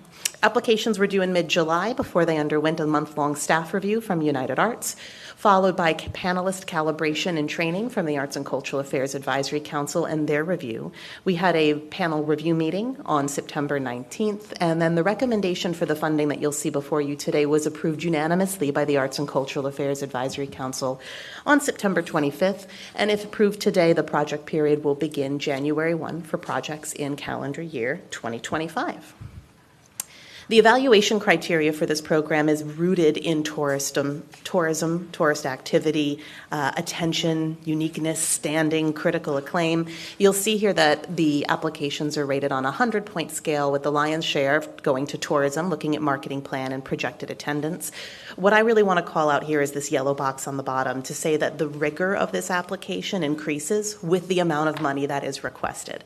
So this does 2 things. This allows us to be really great stewards of tax dollars when we get into larger request amounts, but it also allows us to really help lower the bar a little bit for the smaller groups that are entering into this program for the first year and are really learning how to do county processes. So organizations may request up to $50,000, $90,000, or $175,000 and must score a 70, 75, or 80 out of 100 in order to come before you recommended for funding today. I am proud to share with you that we have 3 screens worth of proposed applications to click through here. So I'll call out a handful of just really notables that we have organizations that have requested amounts anywhere from about $23,000 up to the max of $175,000. Out of the 40 applications, 5 of them are brand new to the program this year. 3 of those 5 are led by and serving communities of color. So the work that we have done to really promote this grant program is taking root and starting to bear fruit. So I'll call out the Child of This Culture Foundation, Descolones Arte Teatro, and the Escuela de Bomba y Plena Tata Cepeda, which are all new this year on this screen. You'll have some familiar faces here on this second screen, including Global Peace Film Festival, Orlando Fringe, the Orlando Science Center, and the Philharmonic. And then finally, our last two new folks here was Shalom Orlando and the Winter Park Historical Association. Each of these organizations' proposals have scored at or above their minimum score required for funding, and the total is $4,614,618. But let's talk about the impact of these programs themselves. Part of the application process involves utilizing the Americans for the Arts and Economic Prosperity Calculator, which is an economic impact calculator based on attendance and budget size. When we total together all 40 of these projects, we anticipate an estimated economic impact of over $131 million on this $4.6 million investment. It's going to support over 2,300 FTEs, and it reflects a 28-to-1 ROI on the county's investment today. Organizations are also required to estimate their projected attendance, as well as what percentage of those will be tourists. So we have a total projected attendance of just under 2 million, 25% of which will be tourists. Of course, there is the increased awareness of Orange County as a cultural destination for tourists and visitors, but we wanted to have some hard numbers in here for you as well. And a summary of this year's program is that we have 40 applications that have been recommended for funding by the Arts and Cultural Affairs Advisory Council, 5 of whom are new. 12 of the 40 are led by people of color, 3 of which are new. And 10 organizations have missions that relate specifically to African American, Asian, or Hispanic culture. This is a matching grant program, required a dollar-for-dollar match. Most groups go and exceed far beyond that dollar-for-dollar requirement. The total project budgets reflected here today are over $40 million, so the TDT investment only represents about 11% of what it will cost to do this programming. Again, we're anticipating that total economic impact of $131 million due to this program in 2025. And you'll see that last year we held our inaugural ACT Awards to celebrate these grantees at the Multicultural Center. We will be doing an ACT Award ceremony again in February of next year. So on behalf of all of these organizations in Chambers and Room 105 and represented here, we'd like to thank the board for your previous support. And I'm going to move on to a second grant program before we get to our requested action. So let's talk about the Blockbuster and Special Events Fund. This one doesn't come up before the board as often, so I'm going to spend a little time on the mission and the intent of the program itself, which is to encourage marquee arts and cultural blockbuster events in Orange County. It is run by a 5-person Blockbuster and Special Events Committee chaired by Stephanie Lorette from Avalon Park Group, with several representatives from our arts and culture and entertainment fields. Like our cultural tourism grant program and all other grant programs, we reflect 3 levels of approval, from the committee to the advisory council and to the board of county commissioners. And the definition of a blockbuster special event is an arts and cultural event that sustains exceptional and widespread popularity and achieves enormous public participation. What is enormous? It must result in regional, statewide, national, or international attendance of at least 50,000 individuals over the course of the event. It must include significant collaboration and participation with local arts organizations and the arts and cultural community. The intent of this program is not to provide funding for EDC or for Pitbull's concert at the Kia Center. It is meant for big, high-ticket, high-attendance arts and cultural events that benefit the whole of our arts and cultural community. It must also be financially feasible, so we must have details of the process, finances are reviewed, impact, marketing plans are reviewed, and the proposers must have a demonstrated background of successfully producing events. This is not a pilot or venture philanthropy program. This is for proven existing events. So the process itself involves guidelines development, which is developed by the Blockbuster and Special Events Committee before being approved by our Funding and Standards Committee, before being adopted by the Arts and Cultural Affairs Advisory Council. And we promote this opportunity through a number of channels, through the Arts and Cultural Affairs website, through United Arts' funding portal. A lot of the potential applicants are known to us, and we're in constant communication with them. We have the funding pool regularly discussed at all of the Arts and Cultural Affairs Advisory Council meetings, and we get a ton of referrals to this program from other county staff and elected officials who are hearing from your constituents. The process involves some initial eligibility screening, followed by a long-form presentation to the Blockbuster and Special Events Committee. If approved, then there is a shorter presentation made to the Arts and Cultural Affairs Advisory Council before coming before you as I am today. We have had one organization make its way through this process this summer, and that is the Creative City Project for the Immerse Festival. In mid-June, we had our initial eligibility screening with staff from our office and the chair of the committee, followed by a July presentation to the Blockbuster and Special Events Committee that was unanimously approved to advance to the Arts and Cultural Affairs Advisory Council, which heard a presentation on August 14th that was also unanimously approved to come before the board today. So what is the request? The request for the Blockbuster and Special Events proposal by Creative City Project is support of the Immerse Festival from 2025 to 2029. This three-day festival, scheduled for February of 2025, takes place across 10 city blocks in downtown Orlando, and it's supported by month-long art and technology activations. I want to make a note here that I think events of this size and scale do really well lend themselves to an urban core that has a high population density, and the City of Orlando continues to be a monetary and logistical partner to this event as well. It will include global artists and more than 200 local and regional partners, as well as over 1,000 artists of various disciplines, and their projected attendance is 75,000 audience members over 3 days. Something that really impressed the Blockbuster and Special Events Committee and the Arts and Cultural Affairs Advisory Council is that Creative City's marketing plan for Immerse in prior years is regularly outperforming ad sets in Central Florida by Experience Kissimmee, by Universal Orlando, and so their marketing team is really exacting and effective in their strategic digital marketing. They've also got some partnerships with Brightline and Visit Orlando to provide content and activations to help further get the word out about the event. And then I want to note that Immerse in particular builds really on recommendations going back as far as the 2014 Sustainable Orange County Plan, calling for investment in large-scale signature events, and as recently as the 2023 Arts Ecology Study to invest in these signature events. The Immerse Festival remains free to access as a gift to the community. There are paid VIP experiences that folks can purchase tickets for, but it remains accessible to the broader community.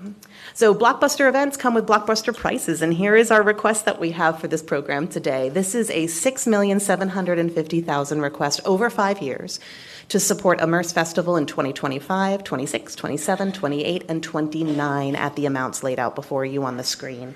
I'd like to note, too, that especially in this prior year, the first year, none of this $1 million that you see listed here stays with the organization. It goes to artists, technician, production, operation partners.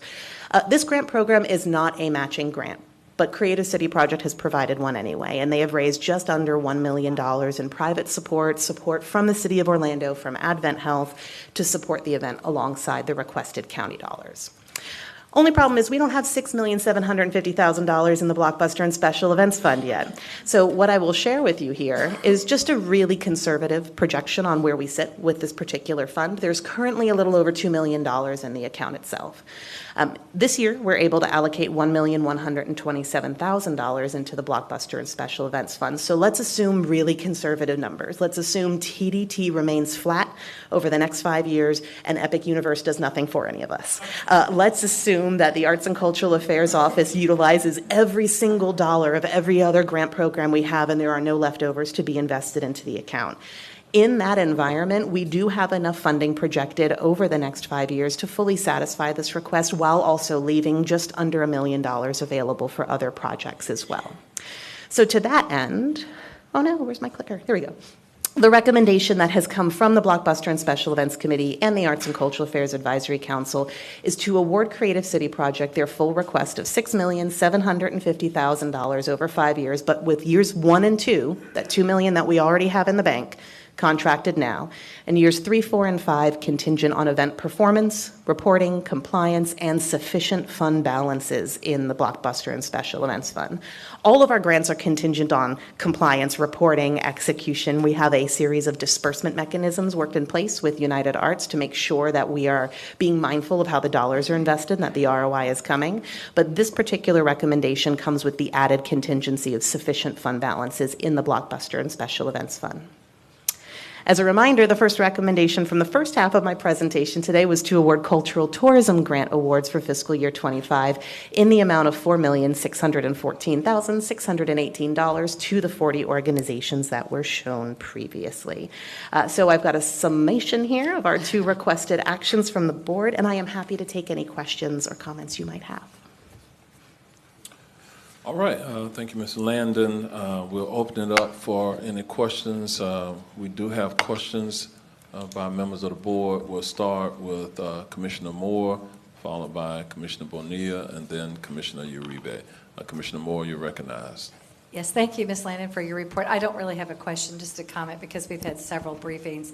I think you've done an excellent job of helping our arts community from its inception, its infancy, and with all of the technical support, the smaller grants, all the way up to this Blockbuster. And I want to thank Roseanne Harrington. I remember when the Blockbuster funding started during the pandemic, trying to help our arts organizations to flourish and really actually not just flourish, but survive during those difficult times when you couldn't even hold an event. And so thank you for your leadership.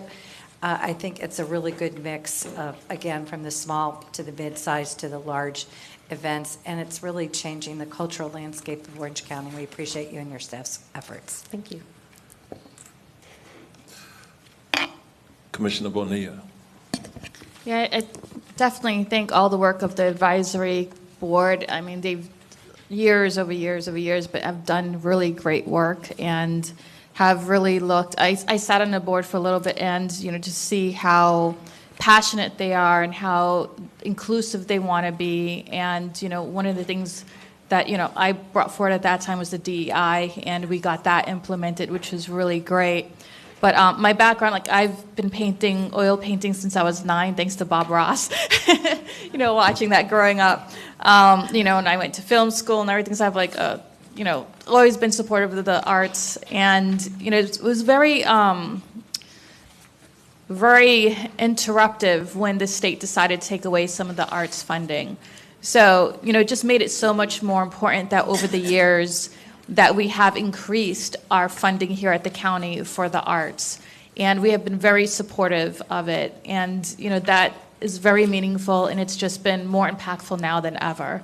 So thank you for all the work. I'm so happy to see just the increase of applicants that has gotten approved, the increase of diversity. It really is amazing work, and we've come a long way. So thank you so much for all the work you've done.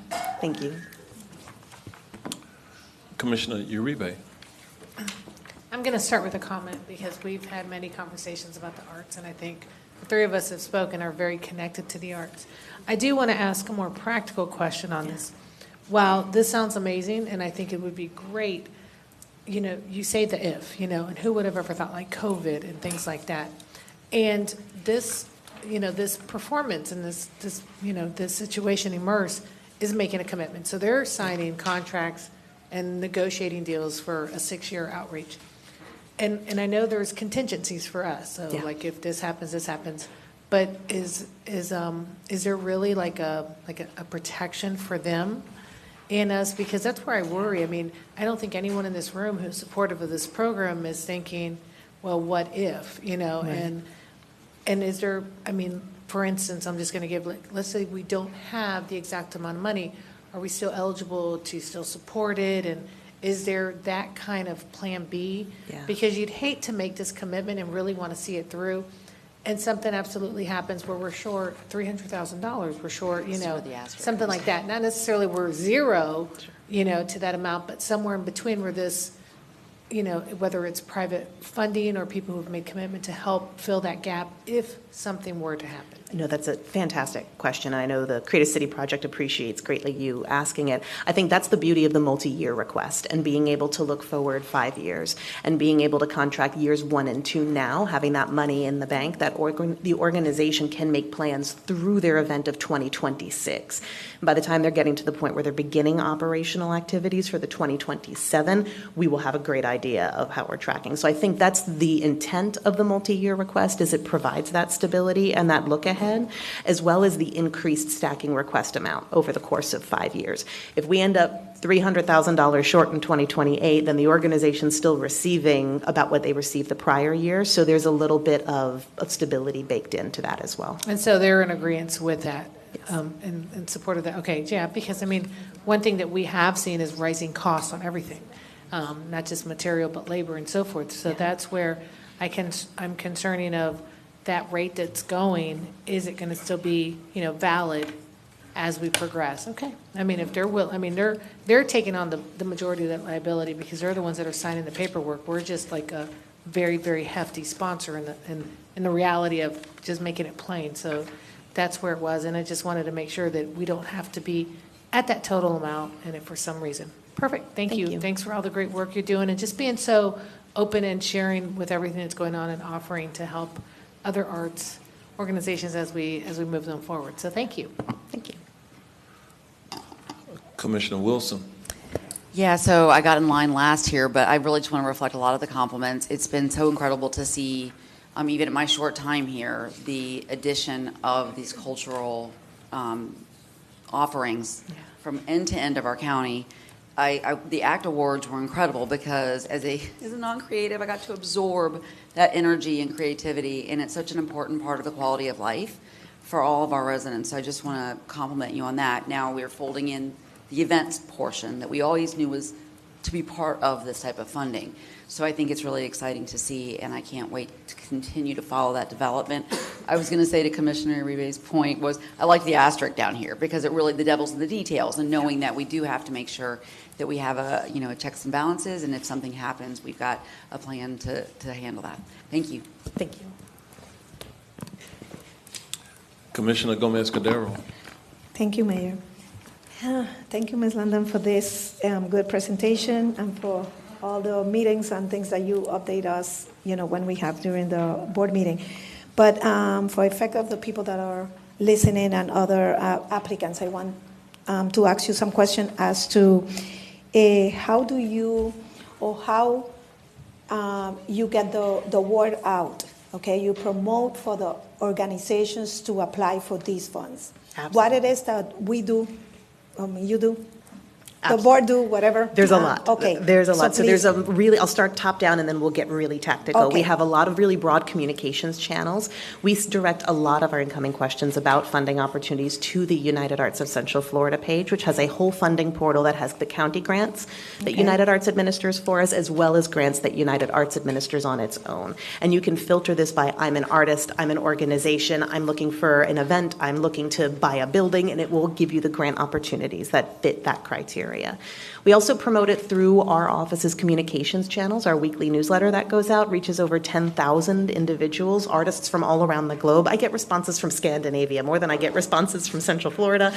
So it's really reaching out to the broader artist community as well. But then this is also where the work of our advisory council and its subcommittees really bears fruit, in particular the DE&I committee. Part of that committee's job, they are charged with carrying around stacks of my business cards as they go out to arts and cultural festivals throughout the community and really helping to spread the word in their own offices as well. So it's everything tactical from individuals being out on the ground and in the community to really formal communications channels in the hopes that we can hit everybody as we go.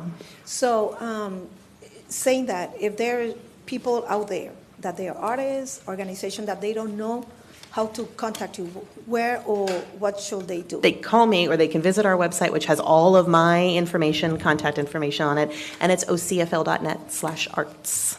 Okay. And another thing that we do you email the people that are already registered with the timeline to, to apply? And so, because, there's a lot of dates, different dates with different funds, with different grants. Yes, we rely very heavily on the outreach team at United Arts of Central Florida. They're our financial partner and service fiduciary for Orange County in administering these grant programs. So our arrangement with them allows us, I know Elise from the outreach department is here. Her team is 3 or 4 individuals strong, just grant officers. So we're able to contact specific folks, including all of those contact lists. So folks that have registered, folks that have started an application but not yet finished it in the system, folks that have a half-finished application but didn't hit submit. We're able to really reach out to those as well. So that's what my other question was. These applications sometimes are not easy at all. Correct. What your office do to help them go through the process? Yeah, well, there's the webinar that we record teaching people how to apply, and there's a big, Webinar, robust okay. Q&A portion that has a part of that as well. And then there's a ton of staff support. So I get a lot of questions. You know, before coming to this role, I spent 15 years as a fundraiser writing this grant and asking and seeking for this funding. So I can really answer a lot of like nitty-gritty down in the details questions for those applicants. And United Arts also remains the point of contact, their staff, for technical questions, like I'm having trouble registering or I can't upload this. And then I think my favorite part is that courtesy review of applications, to know that a week before the deadline, with no risk to you, you can submit your stuff and get all of your feedback and then make changes before submitting for real, is a huge handhold for organizations. Okay. So another thing that, another question is, can you explain, and you said something about it in your presentation, matching grants? Yes. How does that work? What exactly do you mean about The cultural tourism grants, the $4.6 million to 40 different organizations, that has a required dollar for dollar match or greater. So if you are coming through this program and requesting $30,000 from the grant program, you must have $30,000 in other matching funds that you are bringing to the table. And then your score, up to on that scale of 100 that you are awarded, is based on how much of your match you have confirmed at this time, looked at how far in advance is your event. So if you're proposing something to happen in December of 2025, you don't need to have as much of your match confirmed at this time in order to score. Oh, okay. But dollars are not dispersed until that match is confirmed. So we do not pay out a single county dollar without there being a confirmed private sector match. And it's much greater than dollar for dollar for most of our organizations. For the vast majority of our organizations, we're making up about 10, 11% of the overall cost of their project. Okay, so does this mean, like, for example, if this is with the Blockbuster grant? That's for the funds? cultural tourism, which is With the requested action number cultural, one. For okay. Blockbuster, Which Blockbuster is not a matching grant program. That's what It is fully permitted for an organization to request the full amount of what it costs in order to do their work. We've had that in the past with other Blockbuster and special events. Creative City Project has come to this particular request and proposal with match dollars to show that other municipalities and the private sector have skin in the game, but it is not required for the Blockbuster and special events program. Very good. Okay, and then my last question, let's see. For the Immerse event, 2025, 2026, which, you know, is going to be a lot of money put in here. Is this for free for the public, for the residents, for everybody to go? Do we have to pay to enter to this event? Can you please You do explain not that? have to pay to participate in Immerse. No? The vast majority of the audience members attend for free. It is an open festival that folks can come and go. There are paid VIP experiences or add-on experiences that folks can choose to purchase. Okay. But dollars are not a barrier to participation in the event, because the festival itself, and also by its nature, is just open across 10 city blocks for people to come and go. Okay, very good. And then my last question. Well, two questions. Any other, private organizations, private entities, business, the cities, are putting any money here in these events? Yes, for the Blockbuster and special events request for Immerse, Creative City Project has secured just over $900,000 in other funding, some of which is coming from the City of Orlando, some of which is coming from Advent Health, some of which comes from private philanthropy. They are here if you'd like further detail on the names of other folks that have contributed, but they are coming to the table with other support from other sectors as well. Awesome, and thank you for being here. And, okay, and before you give this money, because it's a lot of money, Blockbuster money for these events are big, a lot. What do they get the money, do the event? Do they do the event and then they present evidence and then, you give the money out? How does this work? Yeah, the funding agreement is executed by United Arts of Central Florida, and historically has been on a disbursement basis where you receive a portion of the grant award, and then when you meet certain benchmarks, it's a conditionally restricted funding, that when you meet a certain condition, then you can be eligible to receive the next payment. Often, the county grants that are administered through United Arts, the last portion is held back as a reimbursement basis only to make sure the event is fully executed and final reporting is submitted. So historically, it has been sort of a partial disbursement based on event performance. Awesome. Thank you so much. Thank you. Okay. One of the things that in my briefing with Ms. Landon, I said to her is that we do want to see geographically diverse funding of blockbuster events. We certainly support those within the central core of the county and the downtown area, but I'd like to see us find appropriate areas and spaces to do blockbuster events throughout the county, throughout your commission districts. So that is the directive that I've given her. I do believe that our tourist development tax collections will remain strong for the foreseeable future. I say that because we're all looking forward to the opening of Epic Universe in 2025. They have announced a May opening date, but all of our theme parks are investing heavily within our community, and for the foreseeable future, we're going to continue seeing new projects developed and open here within Orange County.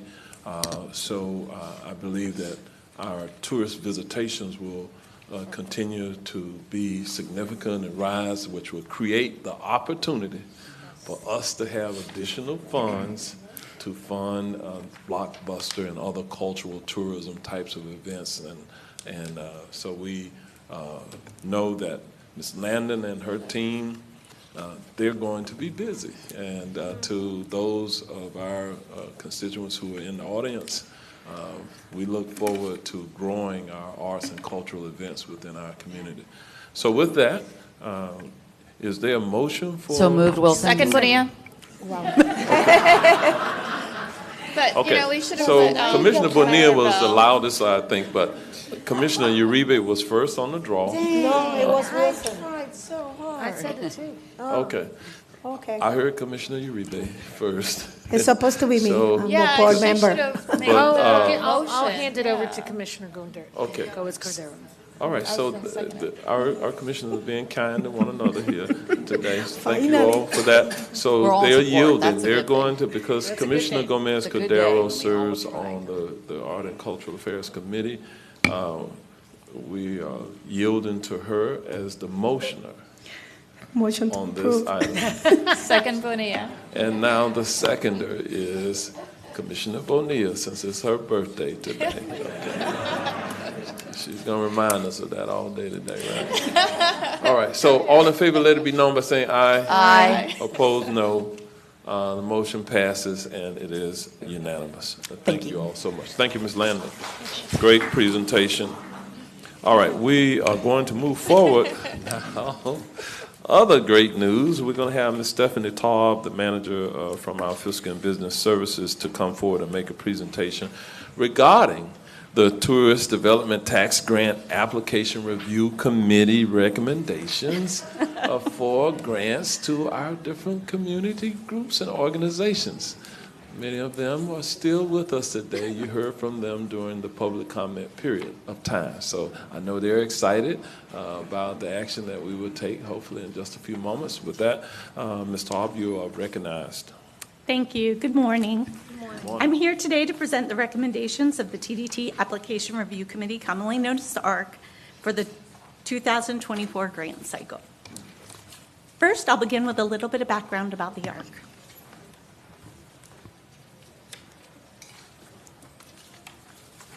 If I can get the slides to work. Oh, there I go.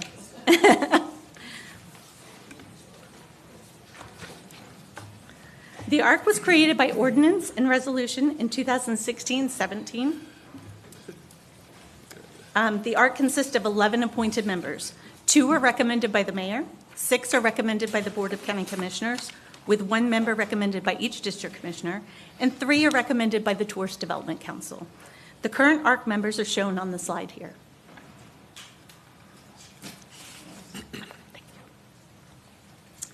The duties of the ARC are outlined in the ordinance, and they include: consider applications for excess TDT funding for eligible events and capital projects, develop an application cycle and process, rank applications, and make written funding recommendations to the TDC and BCC. The ordinance also includes criteria on which the ARC shall evaluate applications, which are commitment to the expansion of tourism in Orange County, soundness of proposed event or capital project, and anticipated return on investment. Next, I'll provide information regarding the 2024 TDT ARC application cycle. On October 3rd, the Board of County Commissioners approved allocating $75 million of TDT, $15 million a year for 5 years to ARC.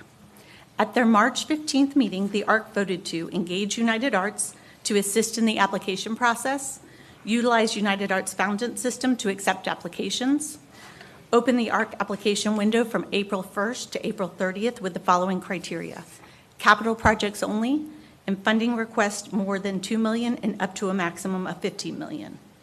Capital projects up to $2 million go through the Arts and Cultural Affairs grant program, and larger events currently go through the Blockbuster program with Arts and Cultural Affairs, as you just heard about.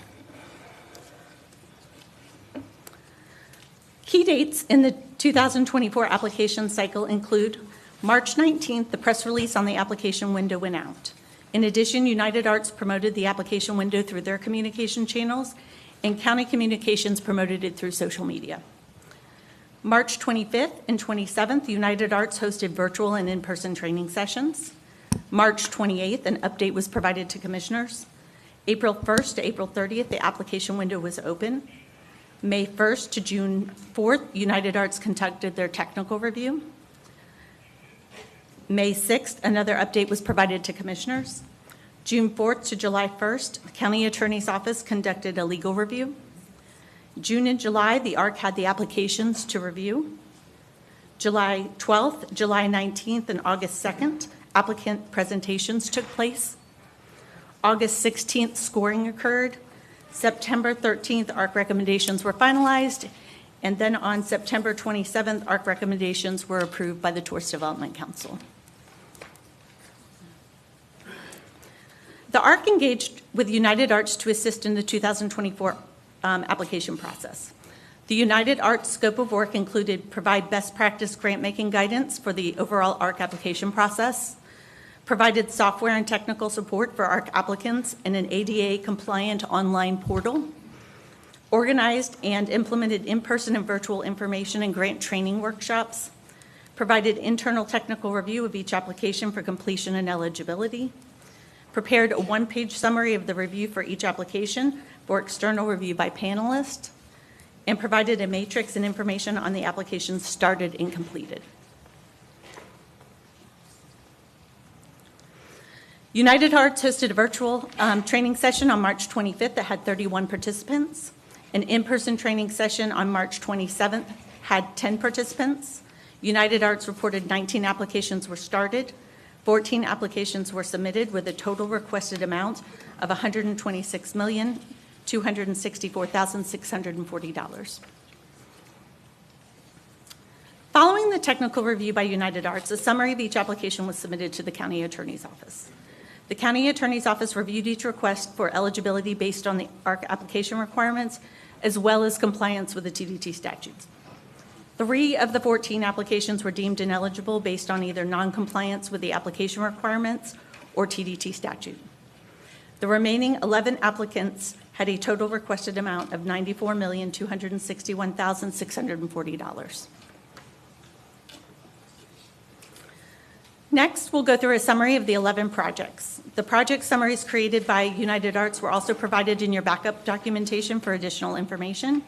In addition, representatives of each project are present here at this meeting. The City of Apopka's application requested $13.1 million to construct and improve softball fields, the amphitheater, and ancillary facilities as part of the Northwest Rec 2025 and Beyond project. The total project cost was reported as $13,377,283. The 4R Foundation's application requested $12 million to construct 2 auditoriums, which are an event center and a community stage in green. The total project cost of the 4 Roots campus was reported as $65 million. Orlando Science Center's application requested $14 million to remodel and improve the museum by enclosing the 4th floor terrace and the addition of an increased outdoor deck. The total project cost was reported as $14 million. $113,525. Rollins College application requested $10 million to construct a new Rollins Museum of Art facility.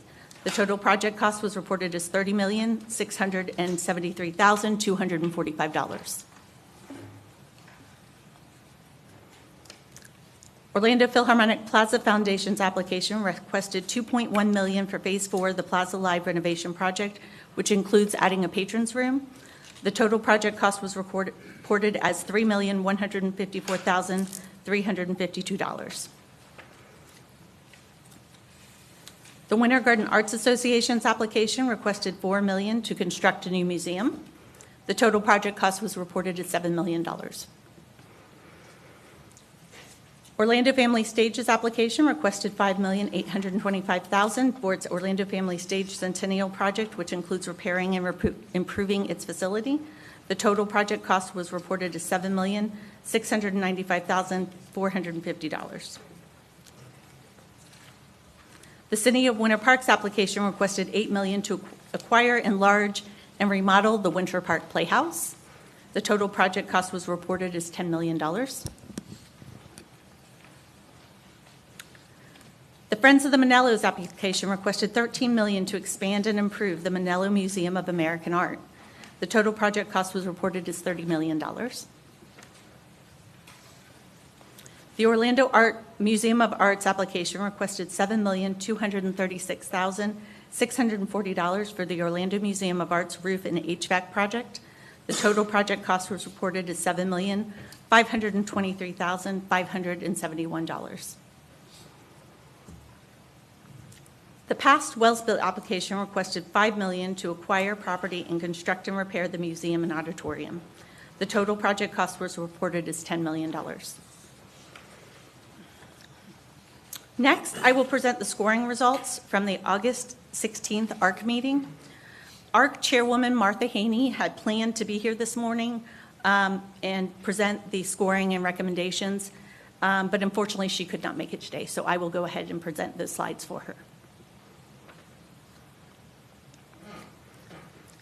The scoring criteria developed by the ARC at its inception breaks the 3 criteria in the ordinance into several scored categories, which you see on the slide here. Those scored categories include tourism attraction, advertising reach, tourist industry collaboration, quality, longevity, maintenance, care, and stewardship, process design planning, operational readiness, financial readiness, economic benefit, and tax revenues. This chart depicts the final scoring results with the projects listed from highest scoring to lowest scoring. As a reminder, the total requested funding exceeded the $75 million allocation, which has not occurred during a previous ARC window. And this brings us to the ARC grant funding recommendations. At their meeting on September 13th, the ARC's decision was to fully fund the highest scoring projects as far down the list as funding would allow. Then they split the remaining funds among the bottom 3 scoring projects. This resulted in 4 organizations not being fully funded. A $26,000 reduction was made to the Orlando Science Center as the project with the highest dollar request, and that was done to allow enough money left over to equally split the remaining funds and stay above the $2 million required threshold. So that's a minor adjustment that they made to that project. Friends of the Manello Museum of American Art, Orlando Museum of Art, and past Wells-Built Museum were all partially funded at a little over $2 million each.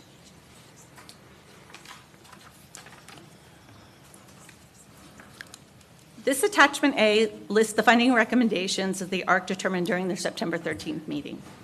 This resulted in recommendation to essentially fully fund the 8 highest scoring projects without minor adjustment to the Science Center and partially fund the remaining 3 projects. Note that some of the adjustments in the amounts recommended in each fiscal year were made to ensure annual amounts didn't exceed the budget. And this recommendation was unanimously approved by the ARC and subsequently unanimously approved by the Tourist Development Council on September 27th.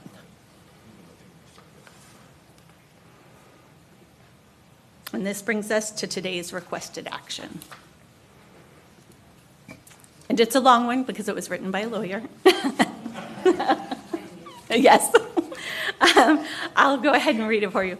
The request in action is approval of a TDT ARC grant for each of the applicants listed in Attachment A in the amounts, fiscal years, and for the projects listed therein, subject to the execution of a funding agreement, including a provision for the TDT ARC funds to revert back to the county if the project is not completed within the period of time specified in the funding agreement, as well as any other terms, conditions, restrictions that may be included therein.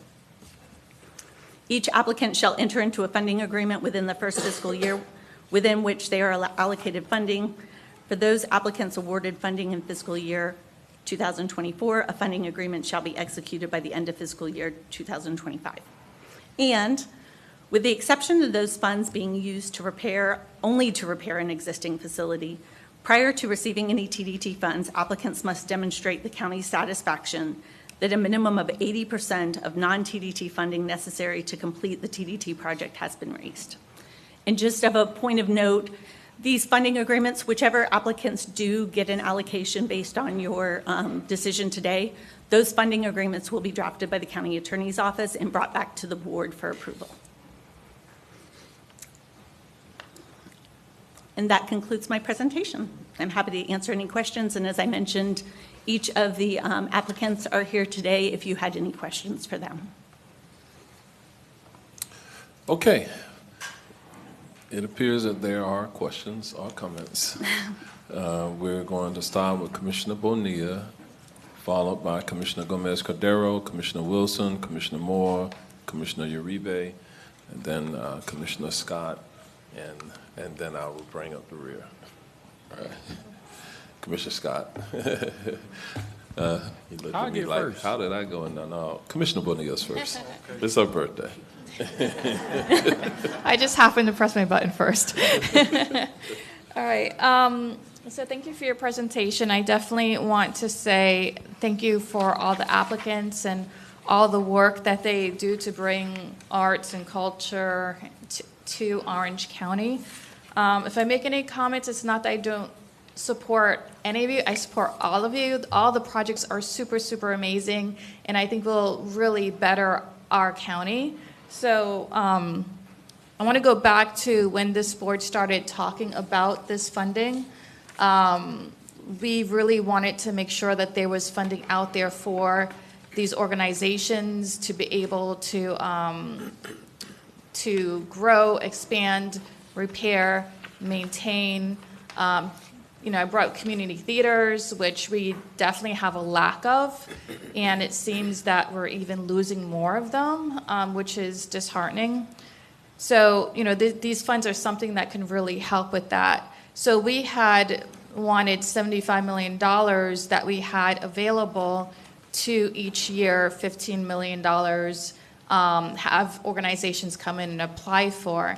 I think there was some confusion maybe in our part and maybe on staff's part. I don't know. I always expected that, what I wanted to see, because I knew there was so much need out there, that we would have more inclusivity and opportunity for smaller organizations that really need these funds to be able to come on an annual basis for the next 5 years to be able to apply for these funds. But, it all happened at once because I guess that's how traditionally they've been doing it, but it wasn't my understanding when I had agreed to the funding. And I did mention that back in March, and every meeting that we had, that was what I had intended when I had voted on that. But here we are. We have all $75 million being allocated at once. My concerns is that we do have aging facilities, and these are nonprofits that don't really get a lot of money. They're struggling. You always have that the starving artists, title going around. And this is an opportunity for them to be able to apply for this funding for those needs. And I'll just start with a question. It seems like the ones who are not getting the full funding may have some needs. Like I'm wondering with the Orlando Museum of Art, they were saying that they're not getting all the money that they need for the roof. Is that, like, how much money do they need? Do they need more? What's going on with that? Sure, I can address that question. So they put in a request for a little over $7 million because when the scoring was done, they were in that bottom three. The ARC decided to basically go down and fund as far down the list as they could by scores. So they were awarded a little over $2 million, which I believe will go towards the roof project, which is what they kind of verbalized was their most critical need to the ARC. The ARC had requested, if we give you partial funding, what will you use that for? So no, they did not receive from the ARC a recommendation for the full funding of their request, but they did receive a partial funding. But will that cover their roof replacement? I can defer to let somebody from the Museum of Art come up and answer that question.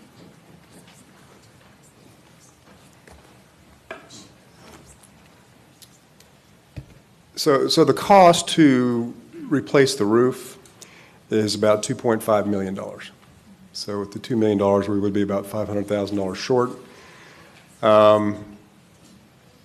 The roof is broken up into 22 different sections, so it's very conceivable we could replace 80% of the roof, the most needed parts, but it wouldn't cover all the roof, which we need. There's also good, better, and best options when it comes to roofing. Of course, you know, protecting a $40 million permanent collection, we want to put the best roof on the building that we can and not value engineer it, you know, just to get a roof. So we're grateful for the opportunity to get $2 million. We can fundraise around that. If there was an opportunity to fund us for $2.5 million, we could do the whole roof. Okay. I'm sorry, I'm Lance Walker. All right, thank you. Was there anything in the scoring, oh, sorry, this question for staff. Was there anything in the scoring that scored them based on need? Like a roof is definitely, you know, if I'm repairing my house, I mean, the priority would be the roof if you're, you know, prioritizing things. So is there anything in the scoring that looks at need? And I'll see if I can flip back to the scoring criteria here for you. These are the scoring criteria that the ARC scored upon. These are the criteria that they decided on upon inception. They did have a chance to review the scoring criteria prior to, review the scoring criteria prior to the beginning of this ARC cycle and decided to make no changes or recommended no changes. And again, those three broad categories are included in the ordinance. So numbers 1, 2, and 3 are in the ordinance. The broke up scored categories are determined by the ARC and are the matrix that has been used. All right, so looking at these, it seems to be the ones that would score the highest, and this makes sense, you know, are the ones who would bring the most tourism tax dollars back to the county. Yeah, they were scored based on these criteria. So yes, I think ones that had more of an impact to tourism, financial readiness, they tended to score better. Okay, and the financial readiness one, you know, seems to award those organizations who are already doing really well, and the ones who are struggling pushed down to the bottom. It does take into account, I do remember, it's hard to speak on behalf of the ARC because I'm not, I wasn't a member, but I do remember questions that that one panelist was asking organizations if they were operating kind of in the black or in the red. There were questions about if it was a project with additional funds, how were they doing on their fundraising? So those were the type of things that I was hearing the ARC question in order to make some of their scoring decisions. Okay. And, you know, again, all the projects are great. So I'm not knocking any of you for any reasons that have to do with your projects. Actually, I'm probably complimenting you in the statement I'm going to make right now. But the ones who are scoring the best are the ones who have the most ability to raise funds. They're more well-connected. You know, like Rollins College, for example, they have their whole alumni that they could tap into. The 4R Foundation is a great organization, but the founder is a successful business owner who could tap some of his friends for donations. But the ones at the bottom are more, and I'm not trying to say anything bad about the ones at the bottom either, but it's, they don't have those types of connections that could help them raise more money as well as the others at the top. So it just seems like the scoring pushes people who can raise more money to the top or those who can't to the bottom. And it doesn't seem fair at the moment that they didn't get the fund, because they need the money, but then they don't, because of the scoring, they don't get the money that they need, is what I'm kind of seeing in the way the scoring is. Understood. And seeing what's, who's at the top, who's at the bottom. And if the board in the future wanted to change the 3 main scoring criteria in the ordinance, the board could do so. I don't think the ARC has the ability, because that's stated in the ordinance, to change those 3 broad criteria. They could change or tweak the criteria underneath that they scored on, but to fit into those 3 criteria that are outlined in the ordinance. Okay. So I definitely would recommend to the board that we look at these scoring mechanisms and see what we could do to make sure that those with more need can, be pushed a little bit more to the top. All right. So another thing that I wanted to mention definitely is that, we wanted more community theaters. So in the requirements too, because I try to go on and see what would happen if I applied, and I actually try to go through, any commissioners in any of Orange County departments cannot apply for this funding, just to let you know. That was those are one of the requirements.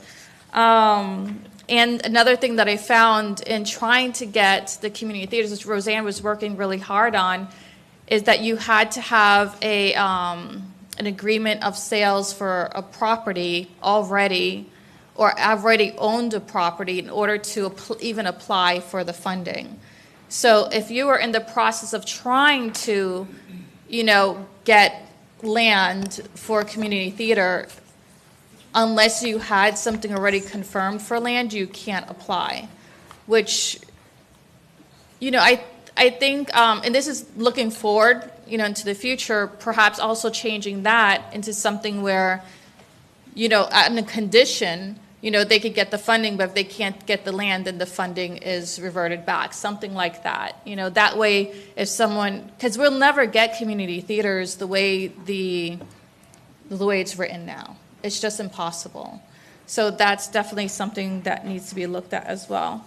And I know we have about $40 million that has not been allocated yet, so that's also an opportunity for the commissioners to look at, maybe, looking at what we can do for community theaters or something like that.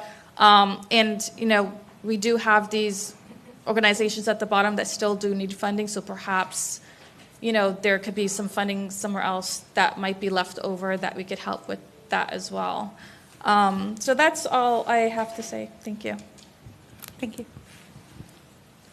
Commissioner Gomez-Cordero. Thank you, Mayor. Thank you, Ms. Staff, for the presentation and the briefing yesterday. Can you, just to go into what, she said about the lands, which I asked yesterday, can you explain, if you are in the process of whatever you explained to me yesterday, can you bring it up? Because that's important. Sure. And I may ask Whitney to Yeah, come up our and counsel, explain, Whitney, yes. because she's the one that actually looked into the land on each of these applicants. Please, thank you.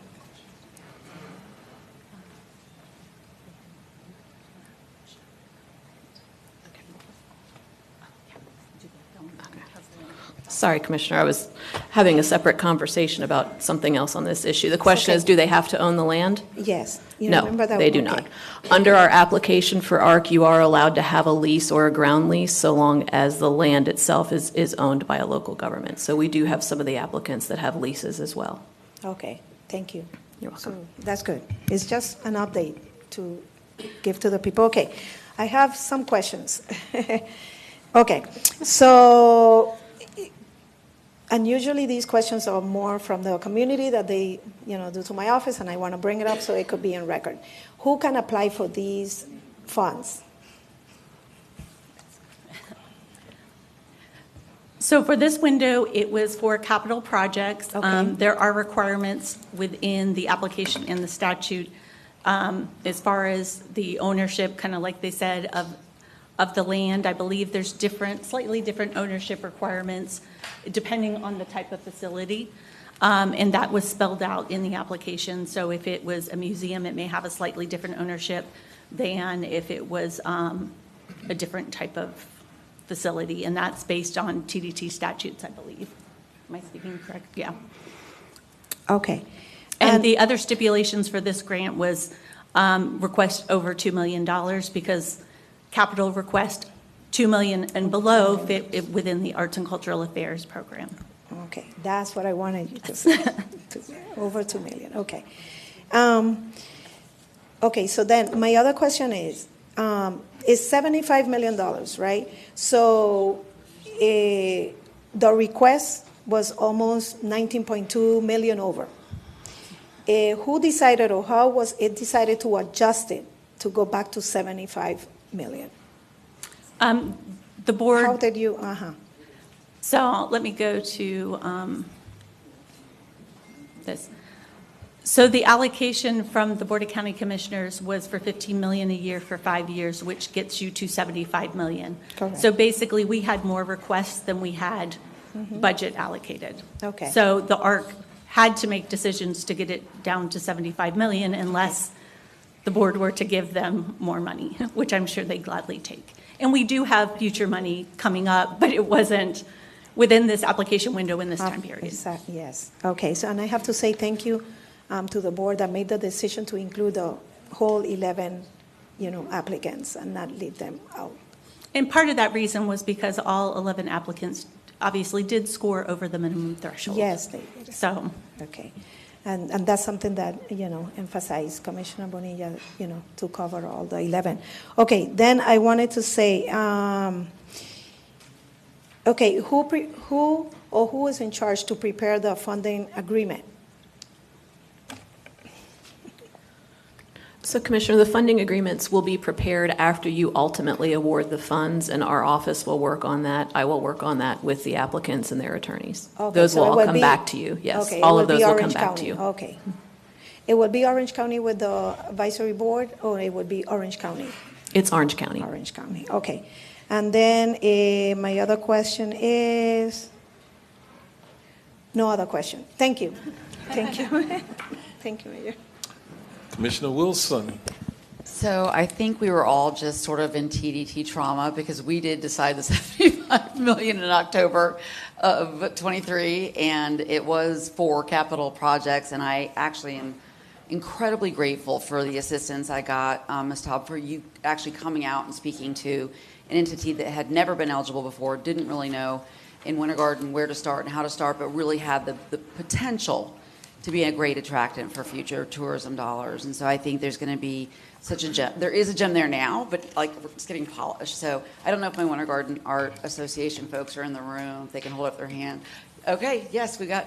So, I am super grateful to have seen sort of the goal, which was to make sure some of these funds, even in capital projects and large projects, were getting out into the districts.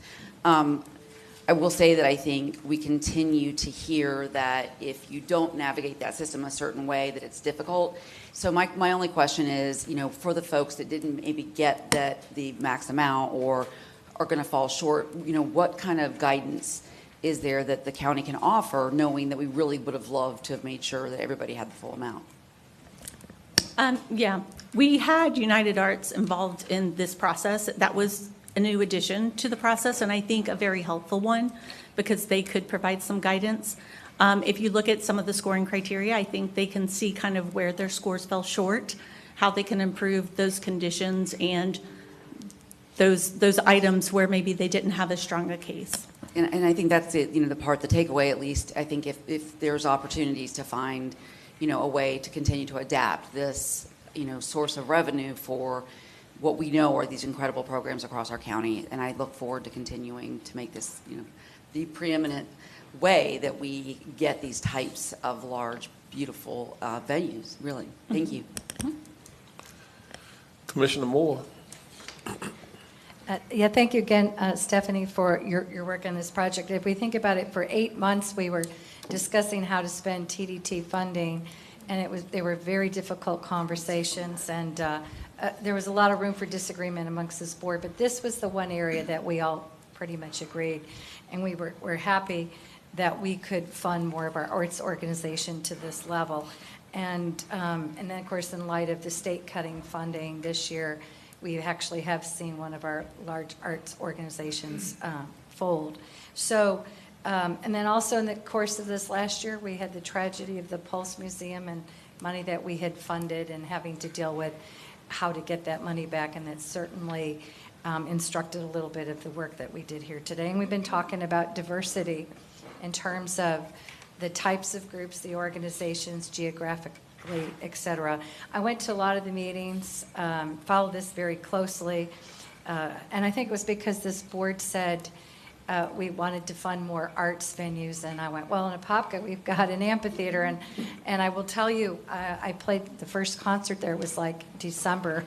I was playing my piccolo with my hands in my gloves trying to stay warm, but they had struggled for years to try to get enough groups to come out there and what have you. Now, they've been certainly hired a company to promote acts, and it's gone extremely well, but they weren't into those large national acts that maybe we could with this improvement. So, just like Commissioner Wilson and I did when we heard all these months and months of conversations, we went back into our community. I have been hopeful that we would have some money from Eatonville, and our Burning Park lost some money because there were some problems with their application. But it has taken all of us to think about this, staying within the guidelines of the state statute, what's going on with the TDT dollars, and trying to get our arts communities throughout the county into receiving this grant money. So I think we were successful in that we had more groups than we could fund. We had a diversity of groups. We have people who've never gotten money before. And so I just want to thank you and your staff for all of the work. And there's certainly room to come back and tweak things. And your board, I sat there, they had some tough conversations. And they were tough enough that I don't want to open that back up here. We'll be here till 5. We'll be here till 1 in the morning because of the agenda we have today. But, that's the beauty of the committees and the work that you do before you bring it to us. And so I want to thank you so much, and I look forward to future conversations about TDT dollars in the future. Thank you. And I will say, with Chairwoman Haney not being able to be here, I would like to thank every member of the committee. They put in a large portion of hours. They asked thoughtful questions. They were heavily involved and engaged in the process, and it took up most of their summer. So on behalf of the chairwoman and staff, I'd like to thank publicly every member of the art committee for their work and their dedication. Okay, Commissioner Uribe and then Commissioner Scott. Great. So I think, first of all, we're all proud of getting additional funding for the arts, and I think everyone who's out here realizes how important this step was for us, especially coming from TDT. There's never enough money to do everything, and it's a little sad in a sense because we really do want to help everyone. I'm going to circle in on my question because these are all great projects, and we know that this actually builds so much character for our county and our area. I did want to specifically ask a question that I've been kind of going back and forth with here, and that's I guess it would be somebody from the Manila Museum. Is there someone who can answer a question about the Manila Museum? No? No one's here for... I think, do we have Shannon? Shannon Fitzgerald Okay. was reported to be here, as well as Emily Jensen. Oh, there she goes. Yay, okay. Hi, how are you? Very So well. I know that the funding that we are allocating for you all is slated for 2028, but you still have a hefty number. And my question to you all is, with that being said, is that money going to be useful that late in the game? I mean, I guess that's where my concerns are, because I know you guys have a hefty impact there to fill, and I just didn't know, a lot of times getting that seed money going, it's one of those things where you have to have money to make money kind of situation. And I didn't know if you could kind of share with me where, I mean, this is just my question to you. I'm just looking at it as like as a business format. Would that money have done better for you earlier or not, in a sense? Thank you for your thoughtful question. Of course it would. We would like to use that as leverage and the commitment, and we thank you for that consideration, and that will help us redefine our financial plan and our strategic fundraising goals. We are reworking that actively right now with this decision. So timing, I think this is a greater issue of timing. Right. But knowing that the support is there to leverage further funding and our fundraising goals is how we're approaching this. Okay. All right. Well, thank you. I mean, I just saw that this, I support the allocation. I was just worried about the timing of how along the way that it was being offered to you all. Okay. And then I have thank you so much. Whitney, I have a question for you. So many of these projects were not full funding. Clearly, City of Apopka, we are. I know Four River Foundation, which is a phenomenal project, but we are just doing less than half of what is being done. And I'm sure in the committee, by the way, I know that Martha Haney is incredible at this, and she knows numbers, as Mr. Diamond can confirm. My question is, 12 million out of 65, like I've seen the vision of what's going on. Like I'll just pull out the Four Rivers Foundation. It's phenomenal. Where do we know what the expected time is on development on this? Because we're not funding it all. Like clearly, like City of Apopka, we're funding like 97% of it, and also when I look at Orlando Science Center, we're funding, 90-something% of it. But like I look at Four Rivers, 12 million out of 65 million. Is there anyone that can share a little bit of information on that? Do we have someone from Four Rivers here? Okay. I'll give you the information I have, and if you'd like additional information from the 4R Foundation themselves, they are here. So we did ask earlier, this is a little bit dated, so it's about a month or two old, but they had shared that they had 31 million raised. 80% of which was secured in the last 3 years, 22 million left to raise for other aspects of the farm, and that was, I believe, as of about mid-September. So if anyone from Four Roots would like to speak on that more. Uh-oh.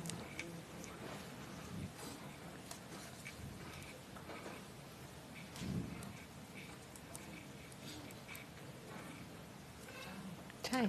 Hey. That's a good question.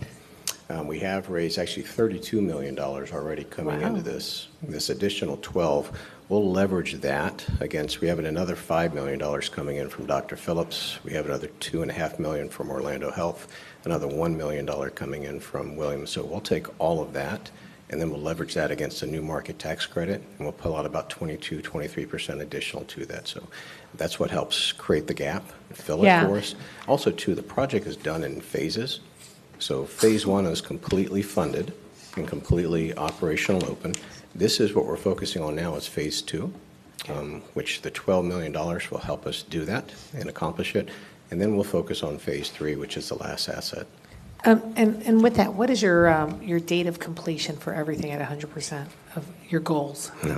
In my world or the construction world? In your dream and in the reality. In my dream. Yeah.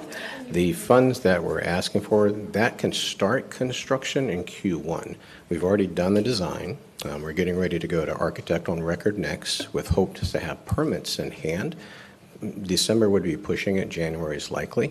So we would break ground on these assets in Q1 of next year. It's about 1.5 years build out on the two that we're talking about right now. And while those are being built out, we start fundraising and design on the last asset, which is the Discovery Center. All in all, the timeline says 27, realistically, based on construction and everything else, probably about 28. Okay.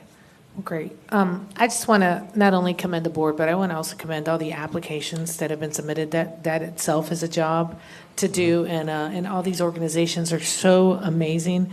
I think we all have personal connections to every one of them and want to continue to do that. But like I said, this is only going to just create more value in our town. So I think this is great, and hopefully in the future we'll be able to allocate more, not necessarily in your project, just all around. We'll spread the love around. I mean, you guys are great. I've been able to see a little bit of the vision, and I think it's phenomenal. Great. Thank you. Well, thank you. John Rivers. Commissioner Scott. Thank you, Mayor, and members of the committee, in particular, Commissioner Cordero and Vicky. So you guys have an incredibly hard job trying to figure out, who to give money to and how much. And I just want to say thank you for your work. I think that a lot of the challenges that my colleagues express are growing pains, and we're trying to find the right balance, the right mix of who to fund, where to fund, and at how much. And so just thank you for the time that you all have put in the work. But government can't do it all, and you organizations sitting here and the ones that are watching fill those gaps. You are a bridge for some people who don't have it, and so I just wanted to say that I appreciate the work that you've done and that you are doing currently and the things that you plan to do. And myself as a commissioner, and I believe us as a board, will do everything we can to help you grow that work. And just thank you for your work. Thank you, Mayor. All right. As we wrap up this portion, before we go to the requested action, I do want to kind of make an observation, and just going forward into the future, I think that it would be advisable that at some point in the future our board have a workshop to look at our ordinance that drives how the mechanics of how this works. I believe that the process that we charged the committee with was a good process, but in that I see some flaws because in terms of addressing the equity issue of the applicants, some of the applicants applied for 100% of the funding of their project. Other applicants did not apply for 100% of their project. But I believe that if we had said, for example, that every applicant had to put some skin in the game, that's the way I'm going to use the terminology, where every applicant had to do some fundraising, bring some dollars to the table, ultimately what we would have done would have made more money available to all of the applicants. That would have been more equitable. Some applicants apply for 100%, some 50%, some less than that. I believe that as we look to the future, and again, I believe that we will have additional dollars, but when we need to kind of look at our processes from time to time and revalidate what we have as a community. We have a blessing. The blessing is that our tourism numbers are strong and we have money. That will not always be the case. But while we have this money, we want to leverage it to the greatest extent possible. So in order to give the committee the right direction, I think we need to go back and look at our ordinance, revalidate some things that comports with Florida law. And for example, if we had said every applicant had to raise or contribute at least 20% of their project. If you look at some of the projects that are fully funded now, we would have taken from the top applicant, millions of dollars would have been made available to go back into the other applicants. And perhaps we would have had enough money to fund all of the applicants at an equitable level based upon the size of their project. I have a question. And we did not require that in advance. But it is something that I think the board needs to contemplate, discuss for a future date. This process is before us. I think everybody follows the rules of engagement.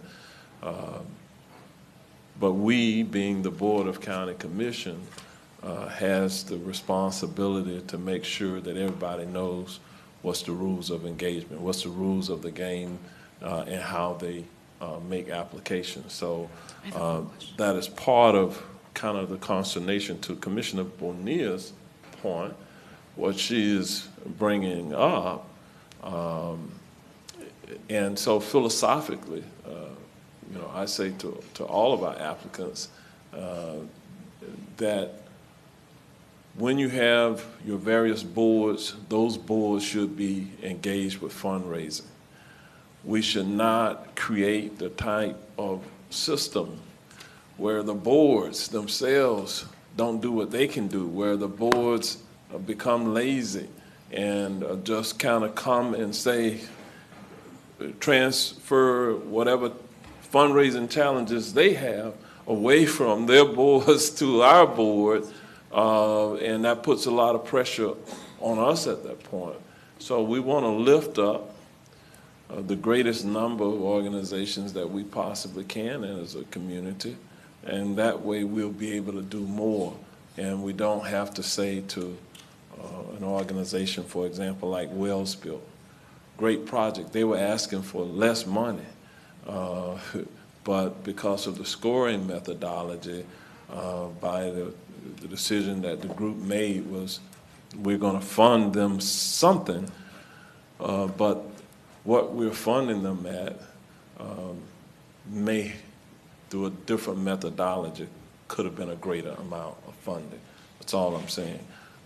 Commissioner Wilson, I see you. I hear you. I did not, I deliberately just kind of waited, and I know you want to jump in, so go ahead. Well, it's just a thought that I had about what you're saying, so it was germane to that point, and correct me if I'm wrong, but through the exploration sort of during this process, it seemed to me that there was very much a chicken and the egg where people were willing to donate to an entity that had seen the type of investment that we were willing to make here. And so, and like I said, correct me if I'm wrong, I've got all these people out here, but it's, if I say it in a very simple terms, putting money on a winner when you've seen that there's already been some investment. So I would be fearful of continuing to then set up a situation where if they had not already had somebody to say, yeah, we see the potential here based on the criteria that we've laid out, where does that start, right? So you're saying we start with private, then we add, add public dollars. And I think it's a really good point. And I think there needs to be maybe some avenue for that. But having the experience of seeing that sometimes private dollars only follow public investment, I would be fearful of alienating some of the groups. So there's a way to do it, is all I'm saying. One of the entities, POPCA, that's a government entity, a public entity. I'm just saying, I think they could have come to the table with something. Okay, they were not asked, that's not what they did. But we're the drivers of how that process would work. And so what I'm suggesting here to the board is that we schedule a work session sometime in the future.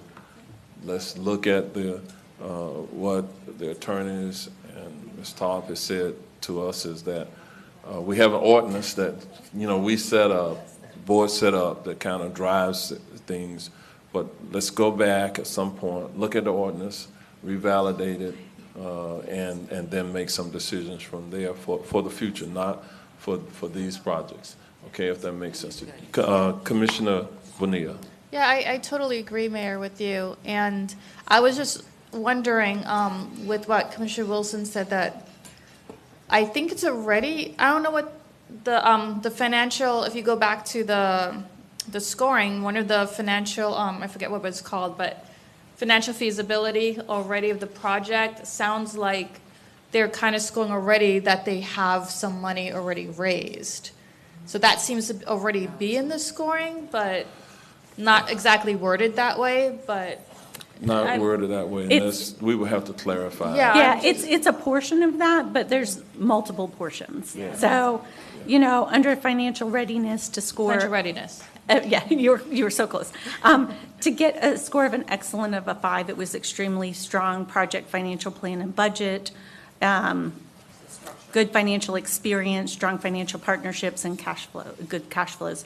So it's good, strong financial partnerships. So it was a portion of the financial readiness, but it was not the only portion of that financial readiness score. Yeah, so I think it already is sort of built in that if they already raised money, that they get scored better. So I think I agree with you, Mayor, that having them come forward, because like you said, the city of Apopka could have perhaps put more money in, and we could inspire some of these boards to raise more money too, to kind of match. So I think that's a good idea. Just saying I agree with you, and you know. Yeah. So we'll look at it for the future. There's an action before us. Is there a motion for approval? So moved, Uribe. Second, Wilson. I'm going to give the motioner to Commissioner Uribe, the seconder to Commissioner Moore. I'm never. You all saw I was supportive. Okay. What I'm are you out saying? here in West What are you Orange saying, County, Commissioner it's Wilson? okay. You were second. You beat Commissioner Moore. No, it's okay. We're all in agreement, which is not a bad problem to have. Okay. All right. All right. So we have a motion and a second. All in favor, let it be known by saying aye. Aye. Opposed, no.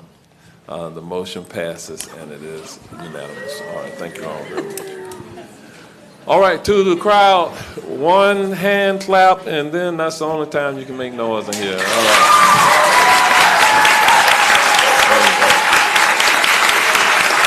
All right. I could tell it was pent up. Thank you all very much. We do have other business. We have to move forward. So if you can quietly leave. Oh, thanks. Quietly. All right, the next item is a discussion item. We have Roseanne Harrington, who our chief of staff, who's going to come forward. She's been working with our different team members regarding the film incentive working group. And this is just an update, no action for the board today, but to give you an update. We are moving forward with getting to the point where we will be able to offer some film incentives. With that, Ms. Harrington, you are recognized.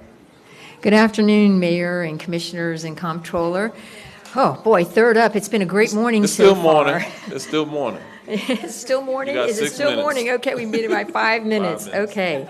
Well, it's my pleasure to be here today to talk about the Orange County Film Incentive Working Group. I will be co-presenting with Dennis Holste, Administrator of Economic Development, and John Lux, Executive Director of Film Florida. And I know we've briefed with all the commissioners. We've gone over a lot of information, and we have it all here, but we're going to try and move it through quickly because we know you have a lot left to do this morning. But we did want to say that this morning we are going to cover the background on the Film Incentive Working Group and the Orlando Film Commission, also talk about our local film schools, production workforce, pay rates, and then incentive programs in Florida, other counties, and then some of their programs and best practices, and then some initial recommendations and next steps. So as you recall, on May 7th, we came before you and we suggested forming a film working group to look at incentives, and the board supported that, asked us to have industry representation, and to look at the purpose, structure, costs, management, staffing, incentives, and operations, including oversight. We did form a working group of 9 members, and some of them are here today, and I'd like to recognize them. And we have Carol Bailey of SAG-AFTRA. We have, wave your hand. And we have John Lux of Film Florida. We have Paul Mears of Visit Orlando, Brooke Hill with the Orlando Film Commission, Dr. Lisa Mills from University of Central Florida, and Jimmy Roberts with the IATSE Local 477. And then Orange County staff, myself, Dennis Holste, and Dylan Schott. So the group met 4 times. We were supposed to have met 5 times, but Hurricane Milton kind of sidetracked that meeting. And so our recommendations are not as detailed as we would like, but it was really important for us to be here today. So Commissioner Bonilla could weigh in on this since this was kind of her brainchild, and so we want to make sure she was here. And then we do plan on having 2 more meetings after this to go over the details and then have county staff work out some more before we come back. So kind of as a history for film in Orlando and Orange County, as the Film Commission was started in 1986. And if you recall, in the 90s, we had the addition of Disney MGM Studios, Universal Studios, Nickelodeon, and we were going to be calling ourselves Hollywood East, and we were on track to have all the film production here. We were making great strides. And then in 2016, the state ended their film incentive credits. And that really, really took us all back. And a lot of programs scaled back, including ours, and the Film Commission became more involved in just permitting and site selection. And, well, what happened was Georgia stepped up to the plate and increased their incentives, and now they're one of the top 3 filming locations in the country. Georgia, not us. And so we're going to try and change that. And currently, the Orlando Film Commission is under Orlando Economic Partnership, and they're responsible for permitting and site selection and acts as a liaison with film production organizations. The funding for the Film Commission is part of our contracts. It's Orange County, Seminole County, Osceola County, and the city of Orlando. They have 1 person, Brooke, and an intern, and an annual budget of $110,000 a year. And with that small budget, they've been able to do a lot. And here are just some statistics. And you can see in the region, Orange, Osceola, and Seminole, there's 174 productions that were permitted, 310 permitted days, $15 million economic impact. And I do want to say that that's actual spend. That's not using a multiplier. That's like, give us your receipts, show us what you've done. There's actually something being filmed on my street this morning, and they've been here, and they're going to be there all week, all day long. You see tents, you see food, makeup, everything going on there for a whole week just for 1 commercial. So it is a big impact. And then there's 658 productions that are on private property. As you can see, our Orange County numbers, we are the lion's share of production in our region. 137 permits, 249 permitted days, and a $13.12 million economic impact spending. So now I'm going to turn it over to Dennis, who's going to talk about our education programs and our workforce. Dennis? Thank you, Roseanne, and good morning, everyone. Yes, one of the things that the group did is we explored the educational programs as well as the employment, the workforce in the region. And one of the things that we discovered was that there were 6 institutions that have film educational programs in Central Florida. The First Institute, Full Sail University, University of Central Florida, Valencia College, the Dave School, and Orange Technical College. They provide programs such as certificate programs, associate, bachelor, and master degree programs in animation, film, game design, graphic design, photography, recording arts, and radio, TV, video production.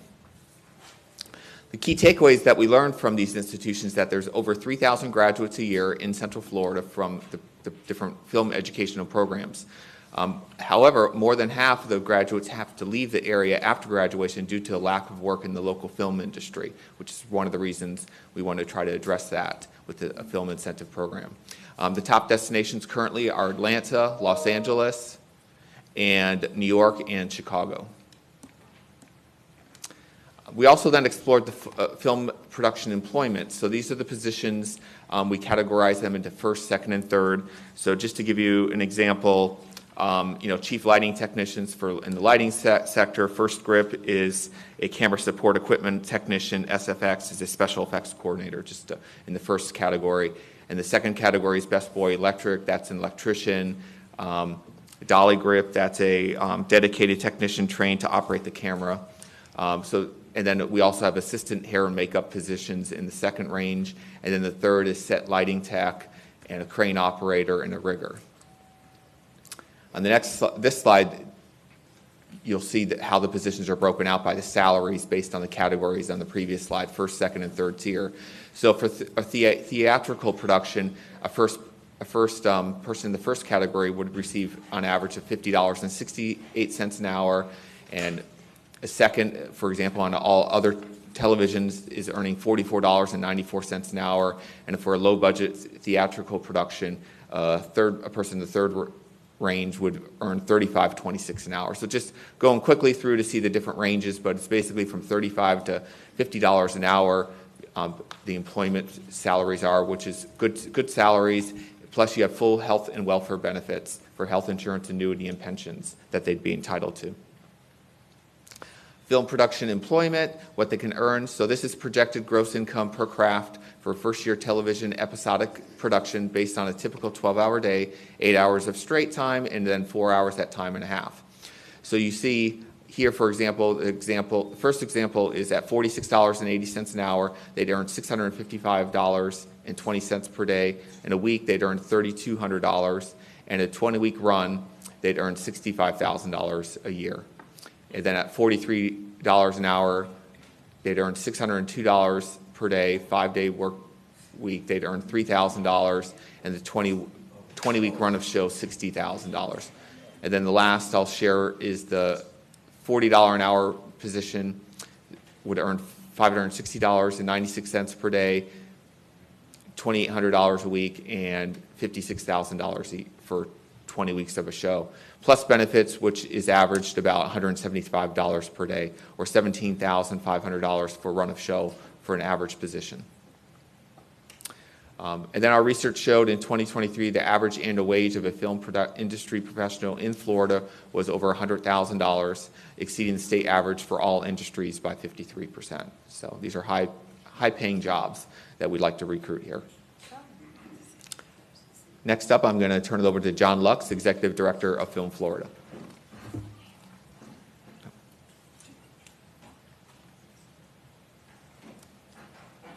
Thank you very much. Good morning. As a reminder, I am the Executive Director of Film Florida, which is a statewide not-for-profit that represents all aspects of the film, television, and digital media industry, but more importantly, I'm a 26-year resident of Central Florida, so this obviously is very important to me.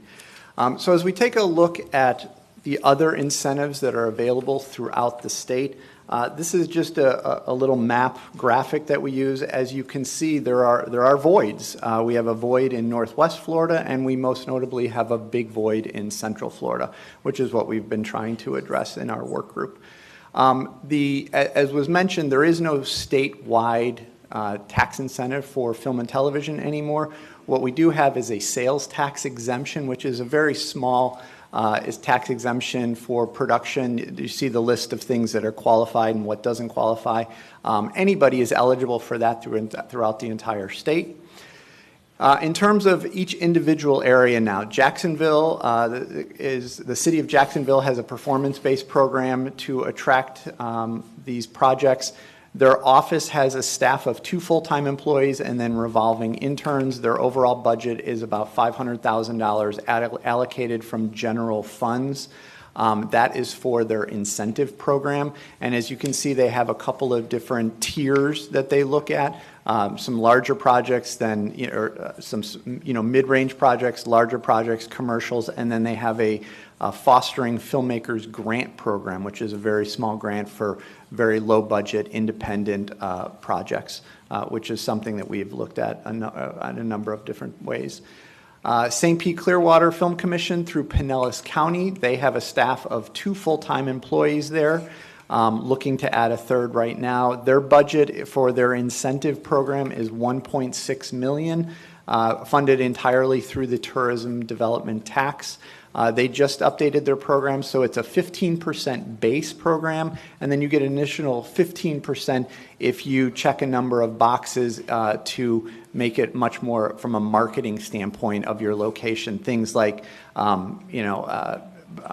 providing extra marketing value to promote Pinellas County. For example, showcasing a recognizable location, making sure the sign of somewhere in Pinellas is shown. They have a maximum rebate of $300,000 per project there. Hillsborough County has 4 full-time employees plus 1 or 2 intern. Their incentive budget is $750,000, and that is allocated through tourism development tax as well as general funds. Their incentive is a base of 10% with a minimum of at least $100,000 spend.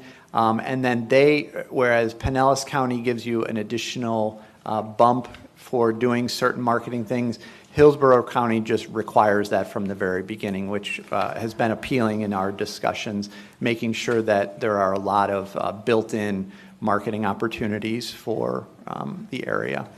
Palm Beach County has a different program. They are staffed with 3 full-time employees in terms of working on this part of their office. They have $1 million allocated through tourism development tax. Theirs is more of a sponsorship program where they actually sponsor specific tourism-related program that then goes on their local Palm Beach's TV, which is a streaming channel that is used throughout the county as well as externally for marketing different areas of the county. Broward County has, they refer to as a menu of performance-based programs. They have 4 full-time employees plus 1 or 2 interns at a time. They have an overall budget for the incentive of $12 million that is allocated from their general funds. They have varying different rebate programs based on spending for these list of different things, as well as an emerging filmmaker grant, $10,000 for Broward County filmmakers, where they have to prove matching funds as well. Again, something for the very low budget, the indigenous local producers is very appealing. Miami-Dade County has a staff of 4 in their office, and they have a budget for their incentive program of $10 million. So that has been approved for 5 years, so a total of $50 million over the 5 years coming from their general fund as well. They have a number of different projects, starting with their high impact film fund, which really is focused on very large projects, major feature films, major television series, and they have some pretty stringent requirements in there in terms of spending and hiring of county residents, which has hindered a little bit of their program because the feedback we've gotten a little bit is that it's a little too restrictive. So that's something for us to look at. The other programs that they have are up to $1 million in spend in Miami-Dade County, and then their Tier 2 is up to $500,000. Again, a lot of different requirements in terms of spending and hiring of local cast and crew. In terms of industry ROI, when we look at as an industry as a whole, the reason why this is important is an average made-for-TV movie spends about $75,000 a day in the local location that they're at. Cable television series is about $100,000. A feature film is about $150,000 per day. So an average feature film or television series will spend around $20 million in the local community where they're filming, and typically that is between a 2 and 4 month period. So it's a very short period of time with a high influx of money. The average feature film or television series will hire about 1,500 local workers over the lifetime of a project. Obviously, that's what we're focused on as well, as we would like as many of those to be Floridians hired in those projects. And when a movie or television series films in a location, as we mentioned, the majority of that spending, both directly and indirectly to residents and small businesses, such as caterers, dry cleaners, hotels, florists, hardware, lumber suppliers, et cetera, it's all the locals that benefit from that. In terms of a few case study statistics, so season 1 of Bloodline, which was a television series filmed in the Florida Keys, created 1,700 jobs and $9.4 million in state and local taxes. The majority of those taxes were local taxes. Ballers, which was another series that filmed a couple of seasons in South Florida, spent $20 million per season, hired 2,800 Floridians per season, and used more than 4,000 hotel and short-term rental nights. Unfortunately, they only filmed 2 seasons in Florida before they went west. And then previous to that, The television series Burn Notice, which was at one point the #1 cable television series on, did 111 episodes over 7 seasons. That equates to 4,000 minutes showcasing South Florida. And then we're 40 years out. We're celebrating the 40-year anniversary of Miami Vice launching. And I don't know if you saw, but just last week, FIU did their annual Vice Night, where the school colors are navy blue and yellow, and they wore white, hot pink, and turquoise uniforms. The entire field was redone in Miami Vice colors, fonts. It was a whole big thing. So here we are 40 years later, and the Miami Heat has, the same color uniforms as well. So still has an impact on the perception of Miami. From a tourism standpoint, which obviously is the #1 priority in terms of the work group looking at TDT funds, there's 22.7% of domestic tourists stated that a movie or television series filmed in Florida influenced their decision to visit the state. So that's close to 25%, 1 in 4. A separate study found 1 in 5 tourists worldwide are motivated by the films and television series they see. We mentioned Bloodline. In addition to the $30 million in production spending in season 1, their study found that an additional $65 million in travel spending came to the Keys directly because people saw it, wanted to visit, were interested. And then Dolphin Tale, just the first film, contributed $580 million to the Clearwater area economy. And Dolphin Tale and Dolphin Tale 2 helped create 11,000 permanent jobs in Pinellas County. And then the attendance for the Clearwater Marine Aquarium went from less than 200,000 per year to more than 750,000 a year. And that continues more than a decade later. Back to you. Okay, thanks, John. So now let's get to how we evaluated the programs. We spent a lot of time looking at each of these programs and trying to find their best practices. The benefit of being the 7th one to look at this is that you can look at the history of the other 6 and what they did right, how they grew, and lessons learned. And we also had an opportunity. We had both Hillsborough and Palm Beach participate in our meeting, and we had a chance to ask them a lot of questions, which was really beneficial. We looked at the structure, the funding, the staffing, the operations, permitting, incentives. Oversight was something that we really spent a lot of time on, and then return on investment. And here's just kind of a summary of what John covered. And these are our competitors in the state. Broward County, $12 million a year. Miami, and they vote on that every year. They renew that commitment. Miami-Dade made a 5-year commitment of $50 million, which is $10 million a year.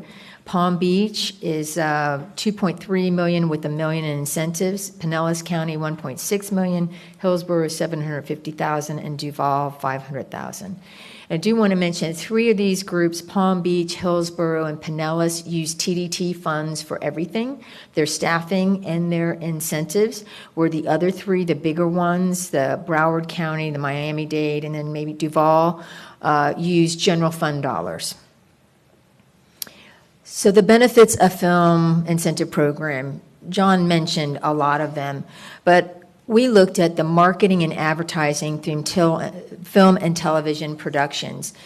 It promotes the region, but it also gives people the opportunity to see what it might be like to live here and work here. It creates economic impact and diversifies our local economy. It brings high-paying jobs. You saw the average wage was about $100,000. That's an incredible wage. It retains our students. We have 7 colleges here. In fact, Georgia is now trying to create these direct connect programs, internships with UCF and with Full Sail to try and take our students and as interns. And we're losing, it's a brain drain. And then we really want to look at a program that guarantees the benefit before we make any payment, safeguarding the program. So our recommendations, we spent some time on this and we want to spend a little bit more, but we are looking at a 5-year phased approach. because we've got to rebuild our infrastructure and get the word out. And we think we can be very successful because we have a very attractive region, which is why we have 74 million visitors a year. So we're looking at a 5-year program that benefits all of our 13 municipalities and that creates an economic engine for the region. We want to relocate the Orlando Film Commission underneath Orange County. Economic Development, Trade, and Tourism, that's their name, Economic Development, Trade, and Tourism, and that's what they're focused on. And we're suggesting the staff be paid for using general fund and the incentives using tourist development tax.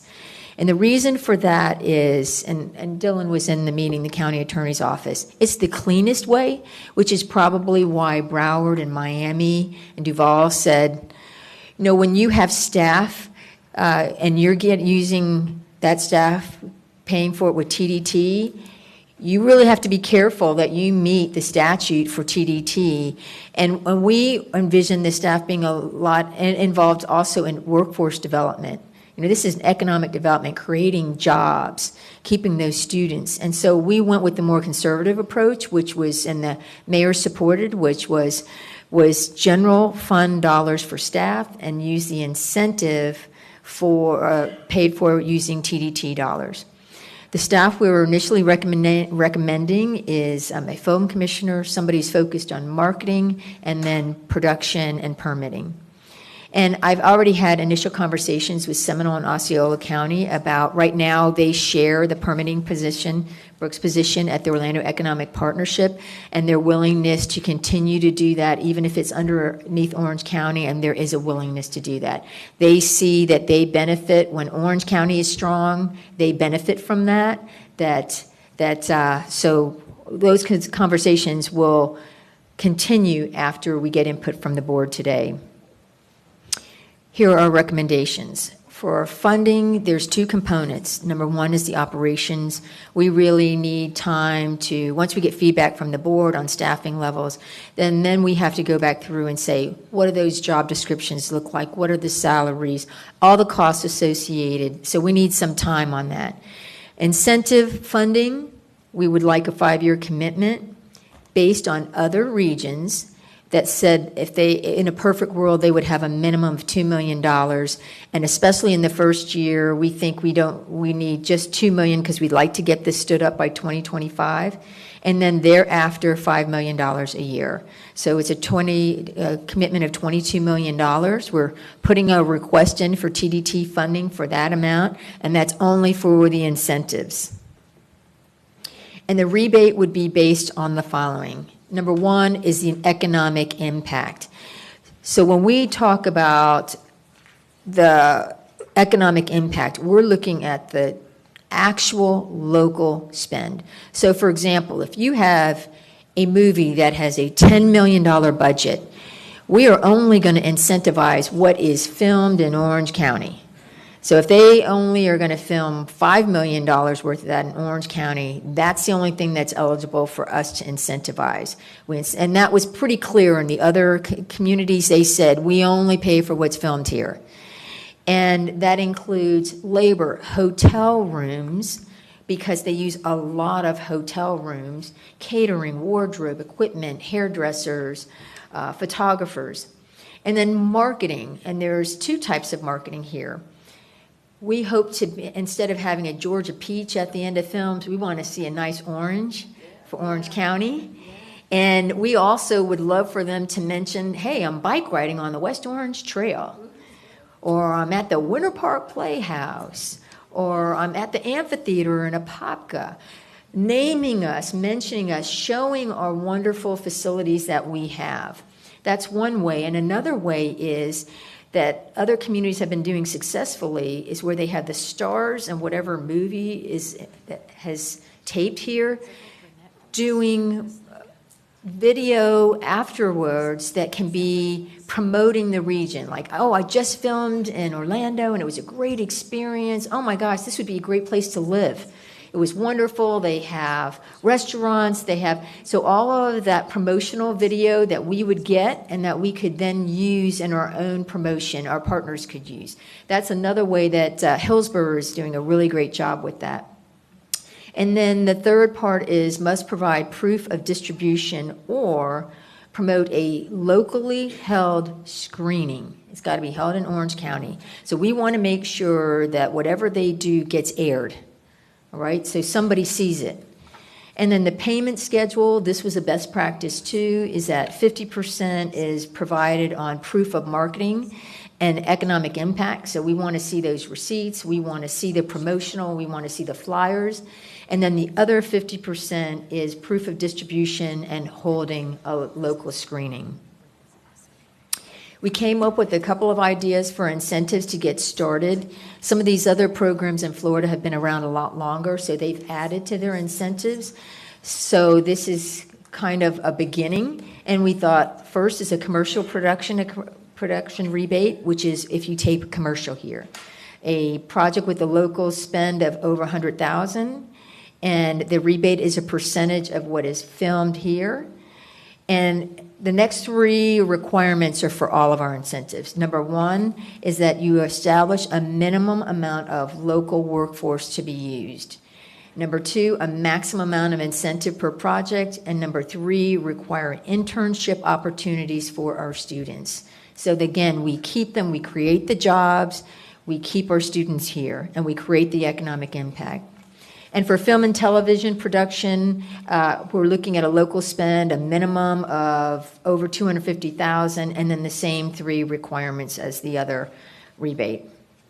And then we're looking at a multiple project guarantee film, television production rebate. This is something that if somebody wants to do a series here, a TV series, or let's say Hallmark wants to come here and film 3 movies. They filmed in Tampa. We're right down the street. Why can't they film here? Those are the kind of things that those multiple projects, again, keeps the workforce here and allows us to attract people who say, oh, I can get a lot of work in Orange County. And again, the same 3 type of the workforce, maximum amount of project funding, and then also opportunities for film students.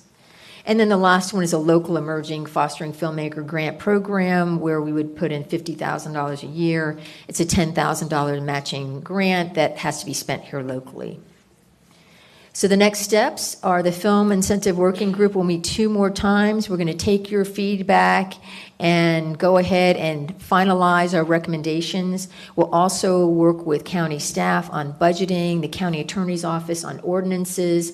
A lot of these ordinances have already been adopted in other counties, which makes it a little easier for us. And then we will come back to the BCC with the final recommendations, with the costs, with the ordinances, and the funding levels. And with that, we'll open it up for questions. Okay, before we go to the questions, just in terms of the timeline, trying to manage our schedule, we do have the 2 p.m. Meeting, full agenda this afternoon. So what I'd like to do is take this next hour and try to get through the Q&A for this, get through the Commissioner's special report, and then get through the annexation issue. Oh, heavens, no, that's not fair. So, that is not fair. I think we can do it.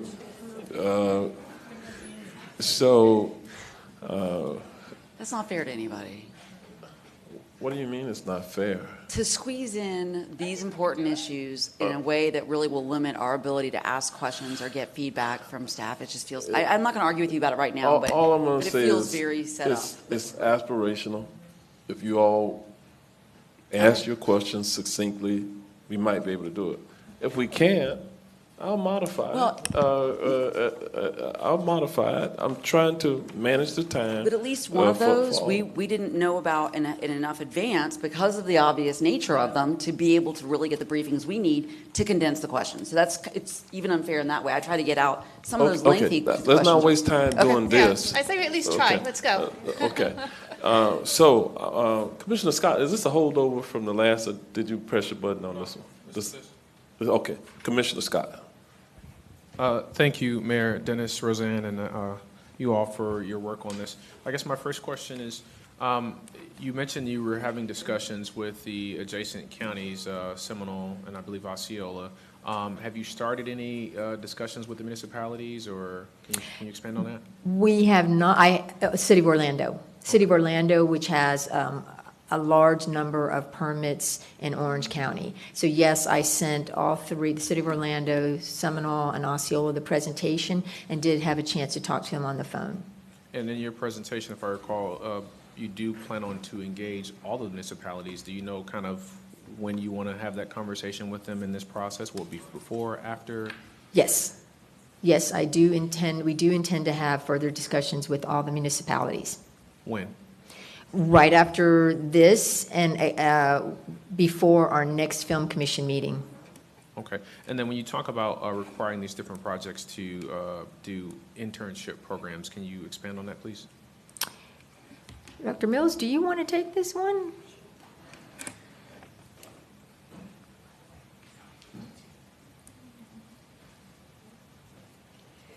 Good morning. There is evidence to suggest that Central Florida has the largest population of film students in the state and possibly one of the largest in the nation. So what we would hope would be there would be something written into what we come up with that would guarantee that these production companies would offer opportunities to students to come and learn on set. And then the hope would be that we can continue to generate the workforce so that our students don't have to head up I-75 to find jobs after they graduate. All right. Thank you for that. As you guys craft at least the internship aspect of it, can you not limit it to college? So I think it would be prudent to maybe potentially engage high school students. I know some of these schools have very nice and expansive Yes.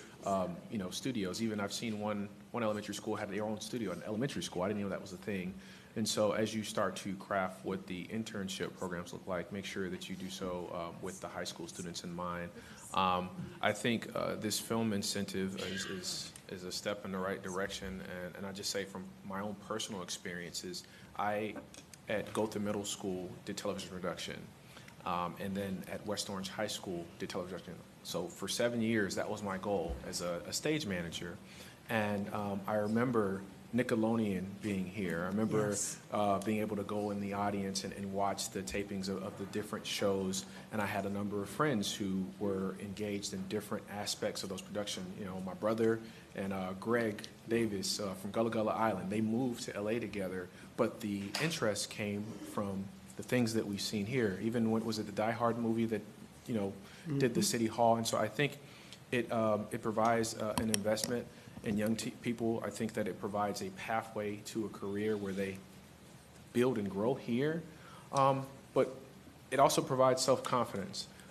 This position, independent of politics, has you in front of cameras. I'm live on TV now, right? And talking in front of people is, it's not easy. But I learned how to speak to a judge or to a TV reporter from my television production teacher who was in the back room there. And I think about the self-confidence that he put in me as a student when I didn't have any. I wanted to be a stage manager behind the cameras and doing the editing. He's like, no, you're going to be an anchor. Tim Blazek, I know you're watching, and I told you I was going to bring you up. But just, I'm thinking at 42 years old how my high school teacher, shaped my entire life, not just specific to TV, but just in everything that I do. And so that's why I think it's important that as you guys do craft those internship programs, that you do include the high school, maybe even middle school, but just not limit to high school to college. Because I see so many programs where it's college focused, so it's UCF, Valencia, and Full Sail, but there are young people who are in school that have those same aspirations, and I think that they should be able to benefit from those. And I think as a SAG member, you have to have so many hours or something to be able to get your SAG card or something like that. If I'm correct, am I saying that right? SAG-AFTRA, to be you have to perform.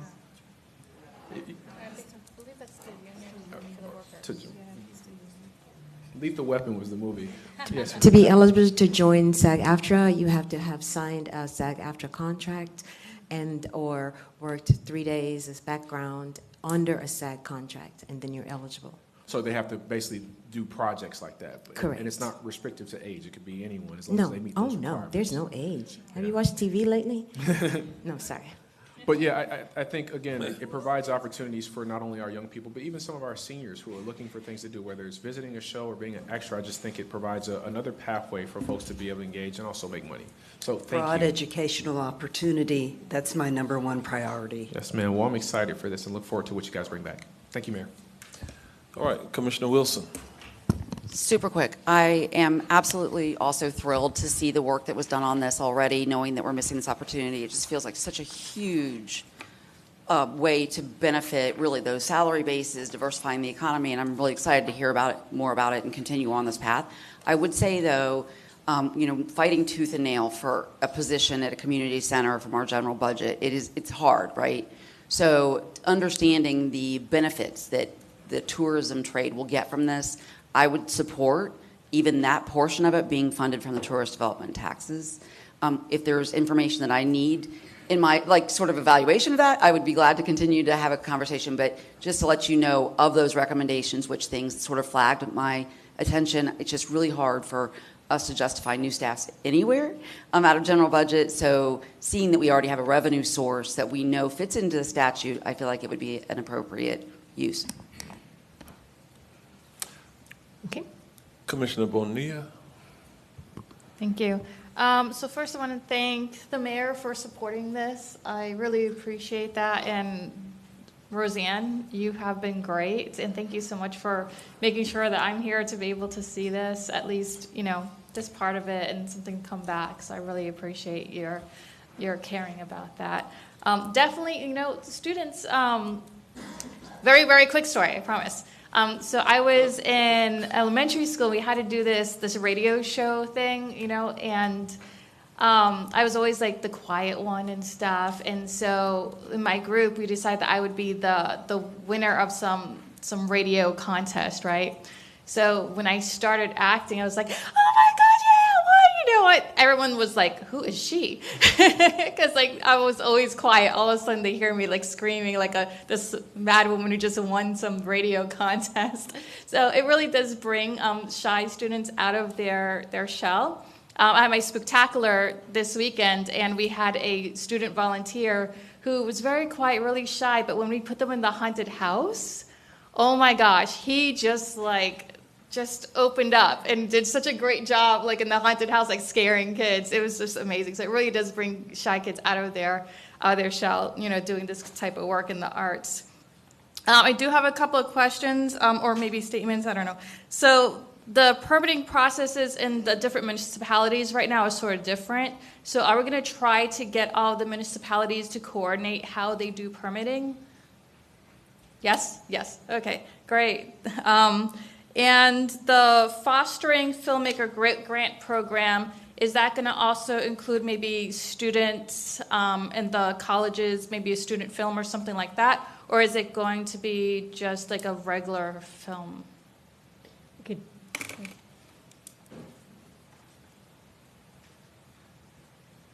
Based on other experiences in similar programs, it will most likely include students, but it will not include student projects because there's a conflict between feedback you're getting from where the funding is coming from versus academic feedback. So we don't want to get involved in the academic side of things, but students that are doing their outside projects absolutely are eligible.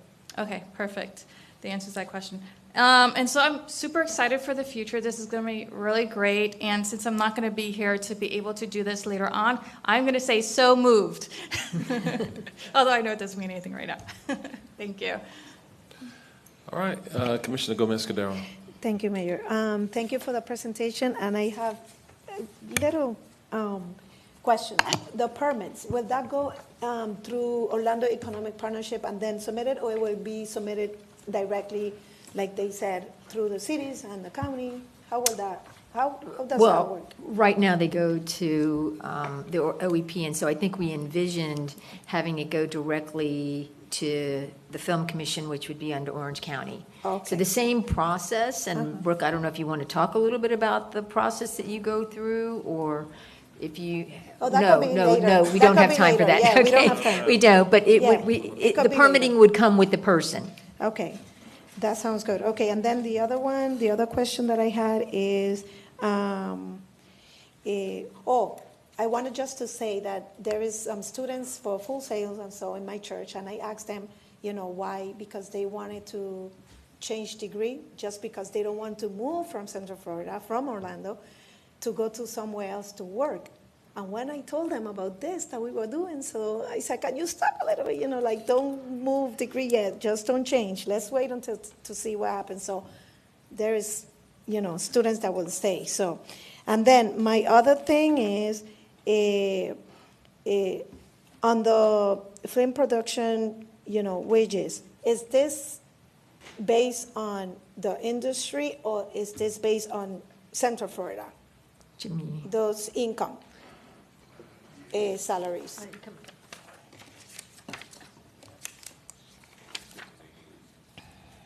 Jim Roberts, 14409 Lake Huckleberry Lane, Orange County. What those numbers were based on is current union contracts, which apply here. It's a national agreement. It's called the Area Standards Agreement.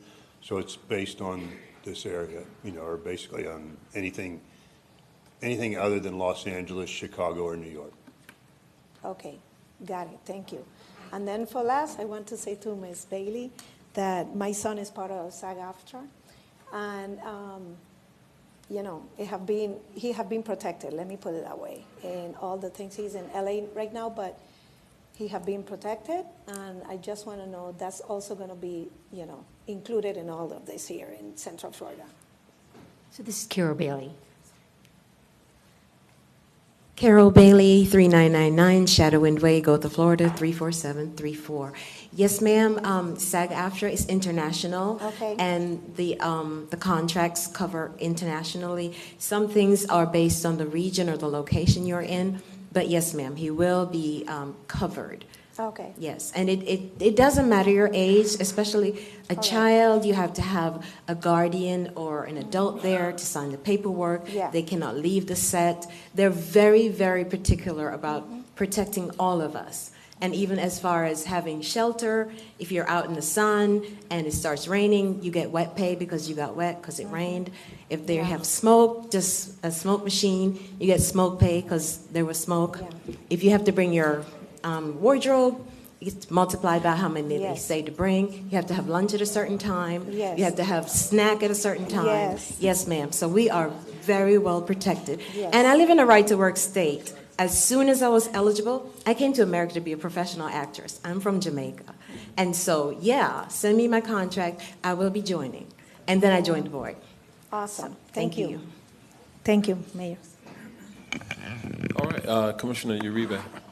Okay, so I did, I know we had a very extensive briefing, and I think this is good because this is well overdue. I think all of us have a story, and like Commissioner Scott, because I'm older than Commissioner Scott, mine is a little bit more outdated, but I was able, when Disney was doing production, I was able to do the Mickey Mouse Clubhouse scenes when Justin Timberlake and Britney Spears were on.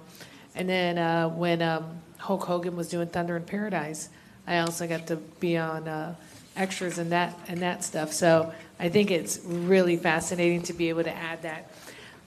My question to you is, are we getting, with these incentives, right? Because clearly, as these incentives went away, and during Keenan and Cal, actually my husband made it to the 3rd level of Keenan and Cal, but they required more training, and then they eventually went to California, and he wasn't able to do that.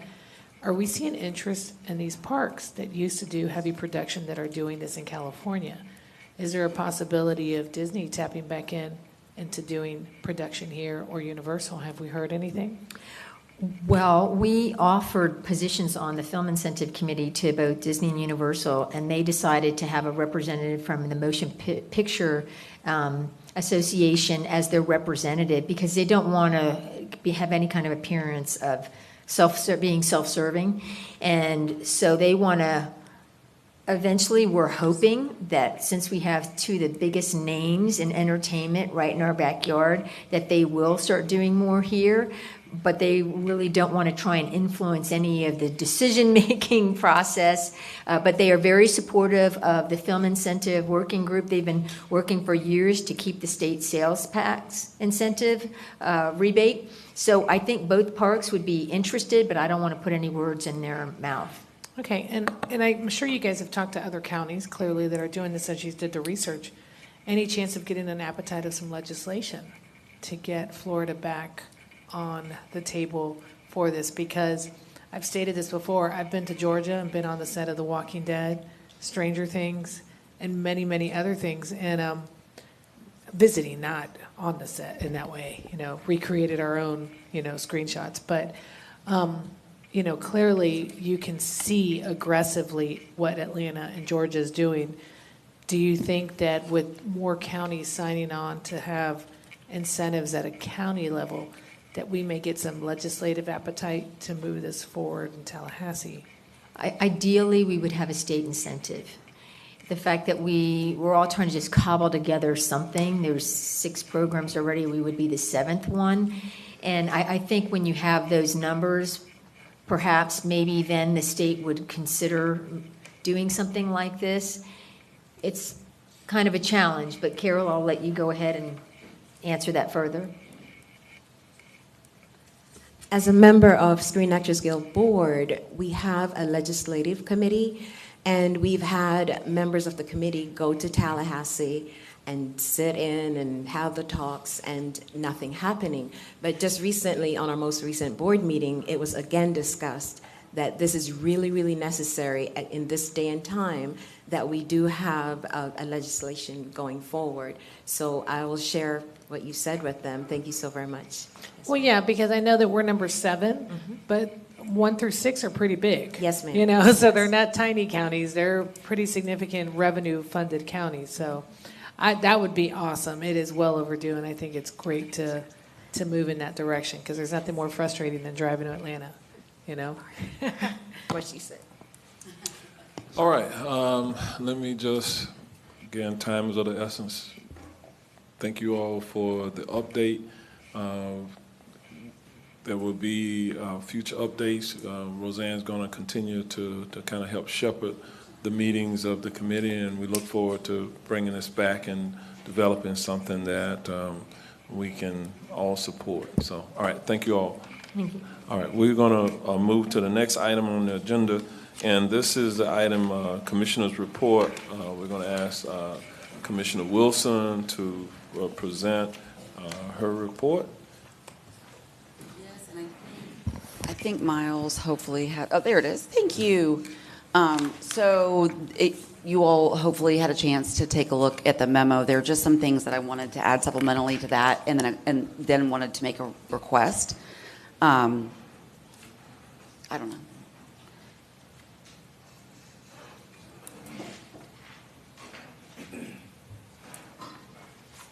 I'm going to apologize in advance for my technological difficulties. So I know that you've heard about Reams Road, if not from various applications that have come through our program here, but also on the news recently following both Ian and now Milton. There have been significant and persistent flooding problems. This is a very old aerial picture of the part of the affected area. So the intersection right here at Reams, Summer Lake, and Fiquette it is currently underwater still. I'm going to get to it in a minute. But what I want to point out is how this area in this picture, you can tell it is largely wetlands that have come up, you can tell, like during a flood event or some kind of a high water table event that continues to get closer and closer to the edge of that road. That road was there, so there's no question about whether or not it was probably already affected by these types of weather events, but the development activity has exacerbated it. This shows you the basin where it overlays the road. So if you find Summer Lake and you move into Fiquette, and essentially Reams is largely in low-lying wet areas. This is how it looked within, I don't know, days of, I think, this meeting. We're still dealing with pretty bad conditions. Right after the storm, and with all, credit to Public Works, they were out there right away. They actually got out there ahead of time. They got pumps. They got with the State of Florida Emergency Management Division. They did everything in their power to try to prevent what ultimately happened anyway. And so what you're seeing right here is something called a Tiger Dam, and it was actually part of the State of Florida Emergency Management System. They brought it in and ran it along the area where the wetland here is trying to make a connection with the other side of the wetland across the road into Reedy Creek and then move on down the line. So this is moving water. The dam itself, I think, did a pretty decent job, and we'll continue to tell people that this area is passable. But the reality of it is that this water needed to go somewhere. So it did push it back out to the sides of where this Tiger Dam, or where that's located. And because it's flooded across the street and there's another, high water table basin there, the water's just on the street. And this is in several areas throughout Reams Road and specifically at that intersection. This is at the entrance and exit of the Disney employee parking lot. If you all recall, a few weeks ago, there was an application that came through for an apartment complex, and I said, oh my God, please don't do this. It's going to be underwater. It is literally underwater. So what, my concern was, as of even last week, people are hugging that center line in order to try to avoid the water. And so as a solution, Public Works removed the center blockade, which then now we're sort of playing chicken because people are just hugging that. And I spoke with an individual yesterday who lost their outside mirror to that game of chicken, and I'm glad it was just a mirror and not an arm or something worse. You can see the hubcap right there. The reports I'm getting from residents is that they're losing, big parts of their car. They're suffering severe damage of their car, their automobiles, property, but they're also being isolated. There are several residences where people can't even get out of their residence. So this, if you look at the date on this, it's October 10th. So this is with every mitigation thing that we had, all the tools in the toolbox available in effect.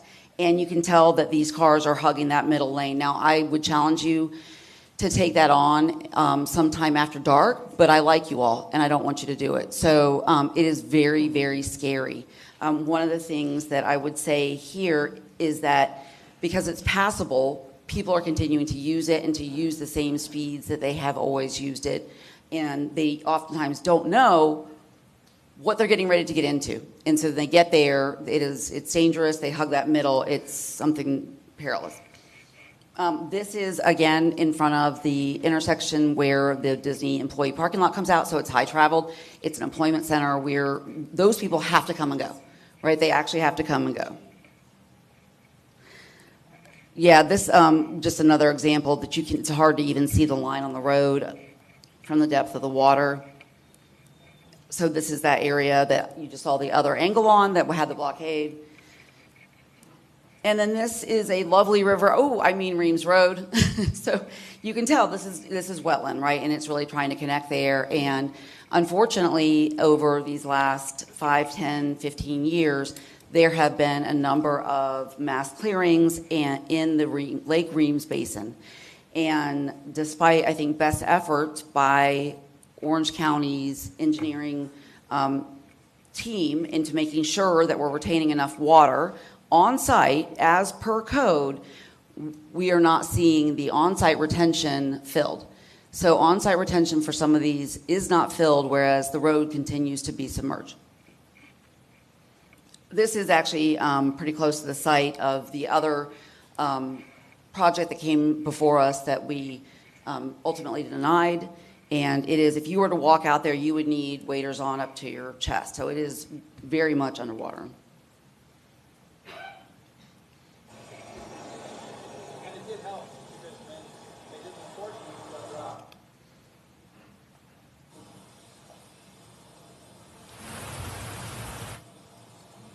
and, you know, it's Mother Nature, right? She's trying to connect. This was a wetland. It was interrupted by the road. That's not our fault here, but we've got to figure out how to make sure that if we're adding people to this equation, that we're keeping them safe. So this is the data, the crash reports for Reams Road, and you'll see for a smaller sort of road that's used primarily right now by people going and coming from work, the residences that are on there, and really a lot of the construction activity that's happening in conjunction with approvals that happened even before I got here. So Fiquette Road is that the road that goes north from Reams Road. And then there had other safety issues, and this was something that I think is important, just because I know that we all sort of know our regions and our districts, and understanding that to add any of these variables continues to be a risk. So and actually I think we have the original timeline for Reams Road would have provided us in these last, instances, the storms, to really point out that we were in the midst of a permanent solution. What ended up happening was that, for a variety of reasons, and I believe Public Works is here to answer those questions, construction that would have been ongoing right now and finished in 26 is not ongoing. And in order to really see a final, I think, solution to the safety on the roadway here, we would need to get Reams Road and parts of it elevated, possibly bridged, Fiquette Road elevated, and so you can see, if you flip over on the back of this, the timeline here really has construction starting in fall of 24 and ending in fall of 26. And right now, the most updated, so this went out to those residents. This was a promise made. I know it's all subject to anything else that can happen, but if you live there and you were expecting this to start in 24, it did not happen. And then lo and behold, here we are. New newsletter comes out in 23 that says that the construction timeline is now pushed back, and the construction will not commence until 25. 27 is potentially, if all things go well, when we may have a resolution here. Now, the northern part, the Fiquette part of this particular area, is on the timeline earlier. So the completion of that will be earlier. But until we have some resolution to what is a very dangerous situation, my ask is that we have staff contribute some possible options for us to do a construction activity moratorium unless the construction is affiliated with the required infrastructure needs. So what we're seeing is, large fill trucks and construction equipment moving into some of these areas to continue clear cutting for the purpose of adding additional people to a roadway that isn't safe for the people that live there right now. And so, quite simply put, what I'd like to see from the board today, or ask of you today, is some feedback and consensus about a request for a work session in order for us to be able to suspend construction until we have some solution to the persistent flooding that has really affected even the underpinning of the road that is now coming up from the water is potholed and eroding on the side. So I will open it up for you all if you have questions for me or for Public Works. They had we spent a lot of time together yesterday, and they presented some their findings and thoughts for the future. And I believe that, knowing that there is a future date known that we will have a solution, that it would be appropriate for the health, safety, and welfare of the residents there to put a pause on development activity until that solution is something that we can offer for their safety. All right, I'm going to look to the county administrator. I know we got some very, very active busy schedule and agendas coming up, but when can we perhaps lean into doing a work session and giving Public Works the time to do what they need to do to come back? And then on the surface, generally, I'm supportive of some type of temporary suspension, but want to kind of understand from our team how long that suspension would be. Can I get them to And come up? I don't know if They I want had them to some come up information. yet, but I'm just looking for a date for the work Work session date. The January, and was it January? I don't have my calendar in front of me, but I know you're November 19th. The next meeting is kind of like this. December 3rd is a half meeting. We have swearing in the morning, and then the last one of the year is yes, thank you. So January 7th, Mayor, would be that first opportunity for a work session. And so I guess the question is, just logistically, does January 7th work? Does it need to be before then, Commissioner Wilson? I would have liked it before that storm hit. I mean, you've heard me when these developments come forward. It is not hyperbole when I say, please consider that you're adding human lives to a place that we have such overburdened and underdeveloped infrastructure that I'm concerned. So I will, absolutely be supportive of moving forward when we can get this done. And just my ask of the county at large and all the departments, and I talked to our law enforcement partners and to our fire rescue partners, is that we continue to really keep an eye on anything that's happening out there, any interim measures we can take. I think my concern with adding development activity is if we are adding more rock trucks and large construction equipment that's not there for the road, because we're not doing that yet, that it does add a hazard. So, I just want to make you aware. I'm praying that we're going to have some dry weather ahead. But I know for sure that when they said, oh, don't worry, Ian was a once in 500-year thing, that was wrong and that we were right back here. And so we just have to make sure that we sort this out before we get to storm season. All right, so looks like the January 7th is what you said, Byron? Yes. Okay. Yes, we can accommodate January 7th. So let's plan on doing the work session then, trying to gather all of what we would need to make the decisions, to look at it, some type of temporary suspension. I'd like our public works to figure out if there are some other options between now and then, to the extent we can. Hopefully, we'll get through hurricane season. We got another month or so there. And we just really need dry, because even our rainy season, there was standing water in front of that intersection at Summer Lake and Reams. And it's if you look where the development is happening, the new development where they clear cut right before Ian, my hope was, and I think we discussed it back then, when they start retaining, we may be in a better position here. And we're not, we're worse. Okay. Yeah, so we just really need to look at the way they're retaining. We didn't have anywhere to pump water. People were outraged because they saw a pump that wasn't plugged into anything, and Public Works said we have nowhere to pump to. Okay.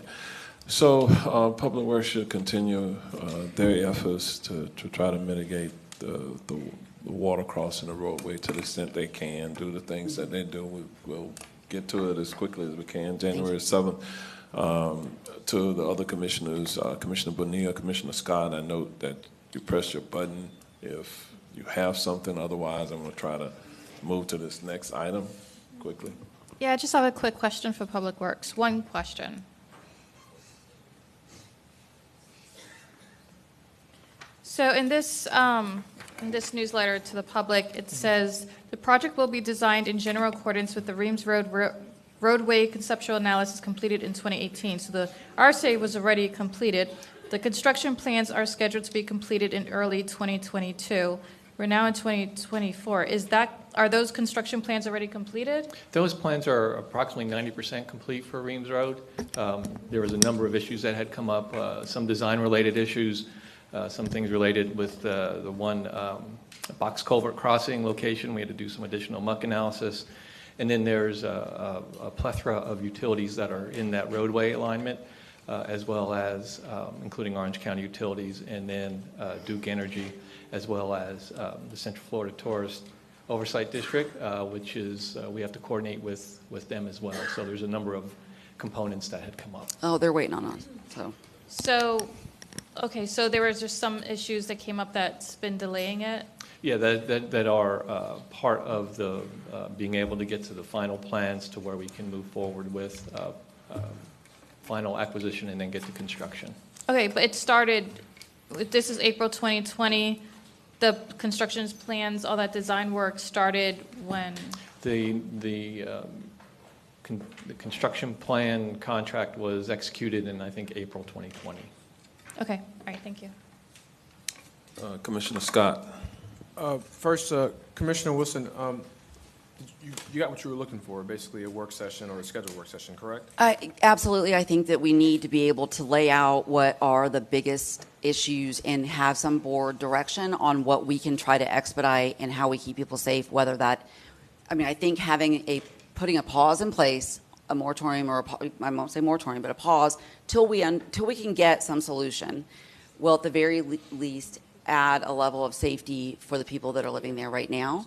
I think ultimately I don't have answers yet about why some of these sites that have been cleared where they've added what's supposed to be on-site storage aren't retaining on-site, and it's continuing to exacerbate the issue. So, but yes, I want to see us address the potential for whatever we can do to decrease the amount of impacts to the wetlands and additional construction traffic in this very dangerous roadway as soon as we can. Okay, and Joe, I'm going to have a question for you in just a moment. So, Commissioner, just so I understand, we're going to have a work session to discuss obviously solutions for the infrastructure to prevent flooding, but in that you would also like a moratorium, right? In the moratorium. Okay. I think the goal is to make sure that if we establish a pause on construction activity, that we're doing it with an end point in mind, because that's how you legally are able to do something like that. And we don't know what that end point might be because of some of the questions right now of the timeline about, whether or not Duke is going to be able to resolve their easement. And as frustrated as I am about the fact that we published and mailed out a date that would be a completion date, that is not happening right now. So we just have got to get back to knowing for certain what that end date's going to look like and the improvements.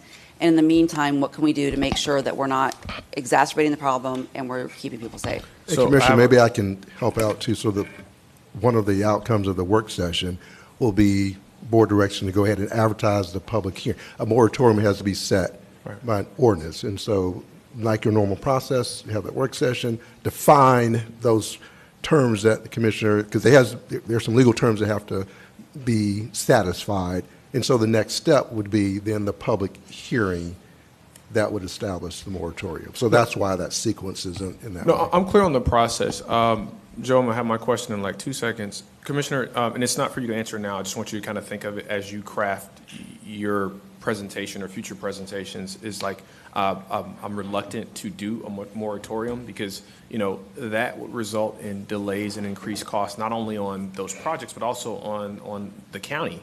When you delay construction, costs, the longer you delay it, the higher the cost, not just to those people who are done, but also us. We are making the same point. I want to know what the delay was. So, what happened? I guess my question to you, and if you can't answer it right now, that's fine, you can answer it later, is could you accomplish addressing the concerns that Commissioner has shared reference to flooding without doing a moratorium, or as you craft your message? I mean, that she's wanting, hey, I want a moratorium, I want a work session. Could you have the work session, and if we move forward, maybe we are able to explore some options to address the flooding without stopping all the construction stuff that's happening over there? That's hard to say, Commissioner. I think there needs to be some analysis of looking at what's going on in the basin. We understand some of the things going on in the basin, but as far as some of the concerns with the road flooding, I'd want to have some additional evaluations and analysis. So when you do that, because I mean the primary focus is to do it with a moratorium in mind. I'm just asking, as you craft that, do it without a moratorium. Just both options. Am I making sense? Let me jump in. The goal between now and the work session is to gather all of the data that might justify a temporary suspension or what have you, and what that end date would look like and what those ramifications would be. They've got to gather that information. That's why we can't really make the decision today. But, you know, our desire is to make it on that January 7th, let them do the fact-finding, gather the information, brief us accordingly so that we can make an informed decision. That's kind of what we're trying to get to. I'm good at the process of Yeah, saying and if we can meet your concerns without having Well, to and I want to express something I think is really important in the cost, I think, analysis. If you saw the efforts that this team put in, the cost that it took to try to stop what we were seeing out there, it is potentially very well worth our future investment, our existing investments, to figure this out before we allow any more chunks missing out of the wetland, before we do any more big rock trucks on that road. That's a higher cost. And by the way, cost of life is the highest. Right, So anything I can do to prevent any type of danger out there is number one. And then after that, it has not been easy or cheap to try to figure out how to get through these last two big storm seasons. So I just want you to know their efforts were, you know, above and beyond. We communicated all the time during this, and even the day right after Milton, I was like, did we do it? I think we did it. And it was passable, but it was going up and going up and going up and going up. And then, you know, to hear from residents that said, yeah, it doesn't make any sense. I'm going by these man-made retention that is supposed to be trapping this here, and it's not doing it. Okay, I understand. Yeah. Thank you, Commissioner. Thank you, Mayor. Okay, Commissioner Uribe. I just had a quick question. Excuse me. When we're talking about an area, you're very specific to. Got it, okay, because I was there, I went by there last week, and it was clearly after Milton, and it was still, okay. And I mean, and not defending Joe or anything, but we have something very similar in Rio Pinar, you know? It is almost like twins. And I do want to commend the staff for before Milton doing their best to get everything lowered. I know for us, we were able to add a retention pond to help after Ian to give another break on where the water's going, and then we're having a full study. So, well, I think, and they'll be able to present some of this stuff. I know we had a chance to sit down for a long time yesterday and look at some of the things that they have been working on that are designed to help future. But between now and then, it's going to be some time, and what can we do to make sure we're not making it worse or more dangerous? And that's really where this ask lies. Okay, I think you have the consensus, at least at this point, to do the fact-finding and come back on the 7th. We'll work through that. We're going to move forward then on the agenda. We got less than an hour before the 2 p.m. hour. So just remind all of us of that. This next item, E1, as we move to cover this item as the county administrator is coming forward, let me just start with this, commissioners. As you are aware, Orange County and the City of Orlando staff have been participating in discussions on recent city annexations pursuant to the governmental dispute resolution process in Chapter 164 of Florida statutes. The meetings were specific to the Sun Bridge and the Camino Real South annexations. In addition, an opportunity arose to address the more concerning actions by the City of Orlando to annex 52,000 plus acres of Deseret Ranch and farmland reserve properties and associated properties in East Orange County. Consequently, I direct the staff to engage with the city to determine if there might be a reasonable resolution that could alter the annexation course underway to the mutual benefit of the county and city, as well as the property owner. As a result of those discussions, in a memorandum dated October the 23rd of 2024, I advised you, the members of the board, of an opportunity for a different course of action by the city on the Deseret annexation. You all have been provided information and briefed on an interlocal agreement between the City of Orlando and Orange County under Section 3 conditions. This has been negotiated as a package since beginning this process of negotiations. I met with representatives of Deseret twice in the recent past to hear their concerns. We do have representatives here from Deseret today in the audience. As recent as yesterday, Monday, October the 28th, I met with Deseret leadership. At their request, they were interested in having Orange County to amend the interlocal agreement in question. After reviewing their proposed changes, they were advised by the county administrator that I could not support a change in the nth hour. We received Deseret's written request late yesterday to alter language in the interlocal agreement that you were briefed on. The Deseret Leadership Group believed that litigation could be possible if Orange County and the City of Orlando move forward with this agreement. They said to us to avoid the potential for litigation, they're offering an amended language for our consideration in the interlocal agreement that has been proffered between Orange County and the city. I will ask the county attorney in just a few moments to opine about his opinion about any risk that we have of litigation.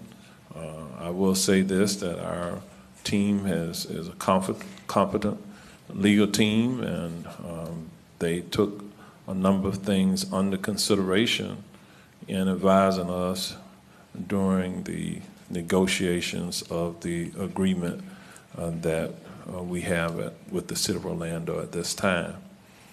I'm going to ask Mr. Brooks if he would come forward and just kind of lay out where we are, the issues within the agreement. At some point, we do have copies of the amended language that Deseret would like to see in the interlocal agreement that would give them some comfort in their ownership of their land and future development.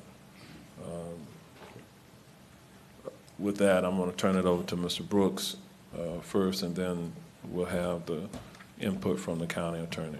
All right, Mr. Brooks. Thank you, Mayor Demings, and to the commissioners. And I'm going to be real quick and get to the heart of the matter. Obviously, as you know, Orange County and the City of Orlando began discussions on significant annexation actions initiated by the City of Orlando starting in the spring of this year. Those discussions included meetings associated with the Chapter 164 Florida Statutes conflict resolution process. As you know, the City of Orlando subsequently started the process to annex the largest portion of property ever pursued in the history of Orange County, and with the cities that being the 52,000 plus acres in East Orange County. Several members of the board expressed your opposition, your concern about this, including appearing before the City of Orlando City Council meetings. During the course of those staff conversations, an opportunity arose to explore a mutually beneficial arrangement that might address topics of interest for this board. And that led to what we identified in those discussions on deal points. I'll go through those deal points. This is Section 3, the conditions of the interlocal agreement that you have before you. As you see in the overhead, those 7 key points are as follows. It starts with the Chapter 164 challenge we're currently in regarding Sunbridge, that initial annexation that started this process. We had the initial meetings associated, staff meetings associated with that.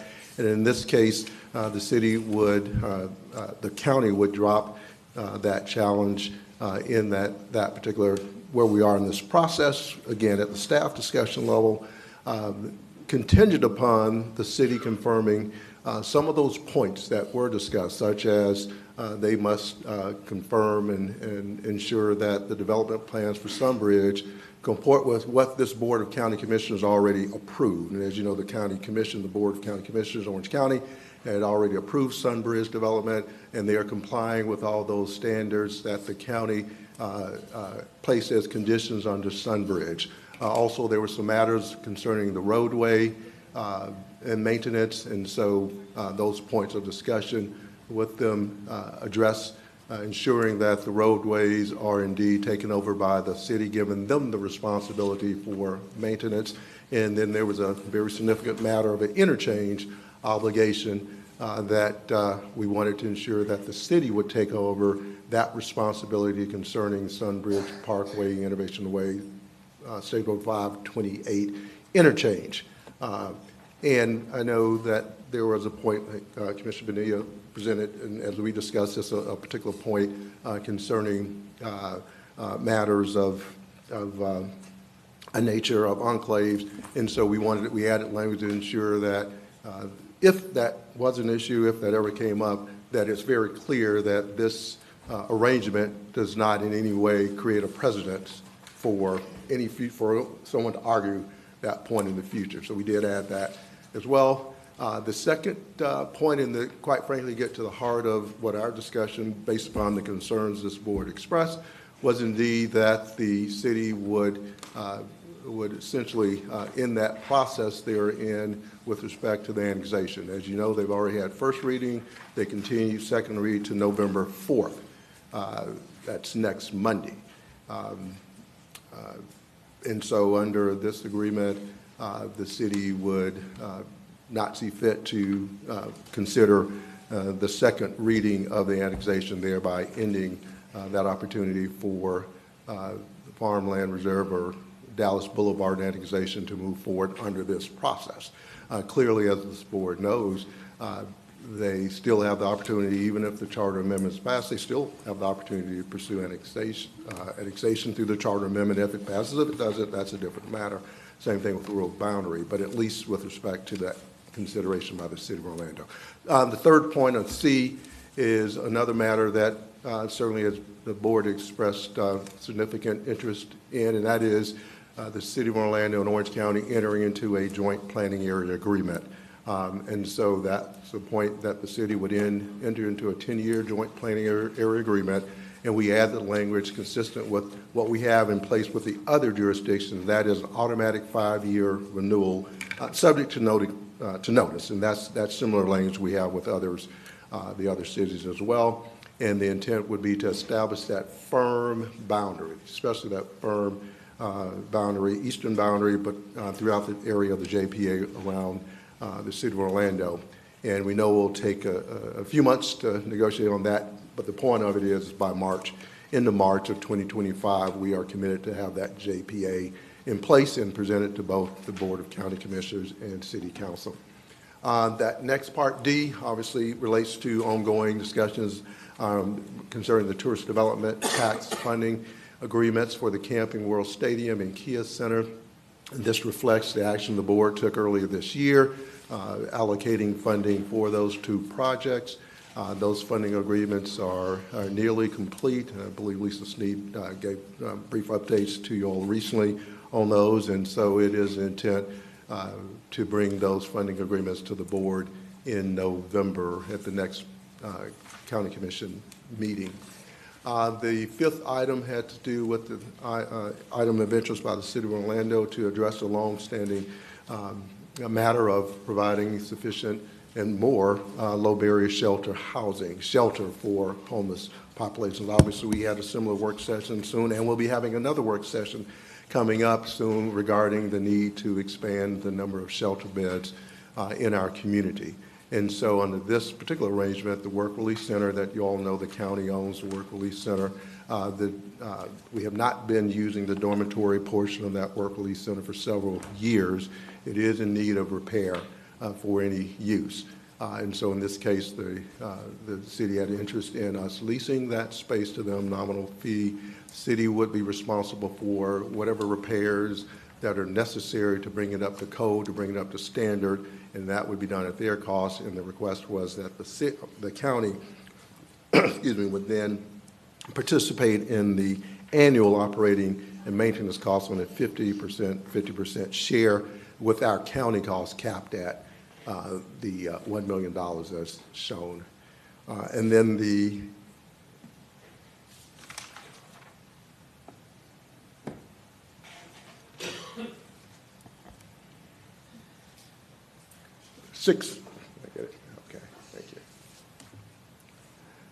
that sixth item has to do with a matter of interest to the county, which we had a work session earlier this year regarding the materials recycling facility, and one of those key components of that was indeed the more tonnage we have, the lower the cost to the citizens, to the customers of that. And so what we have included is the City of Orlando committing their recycling tonnage to Orange County.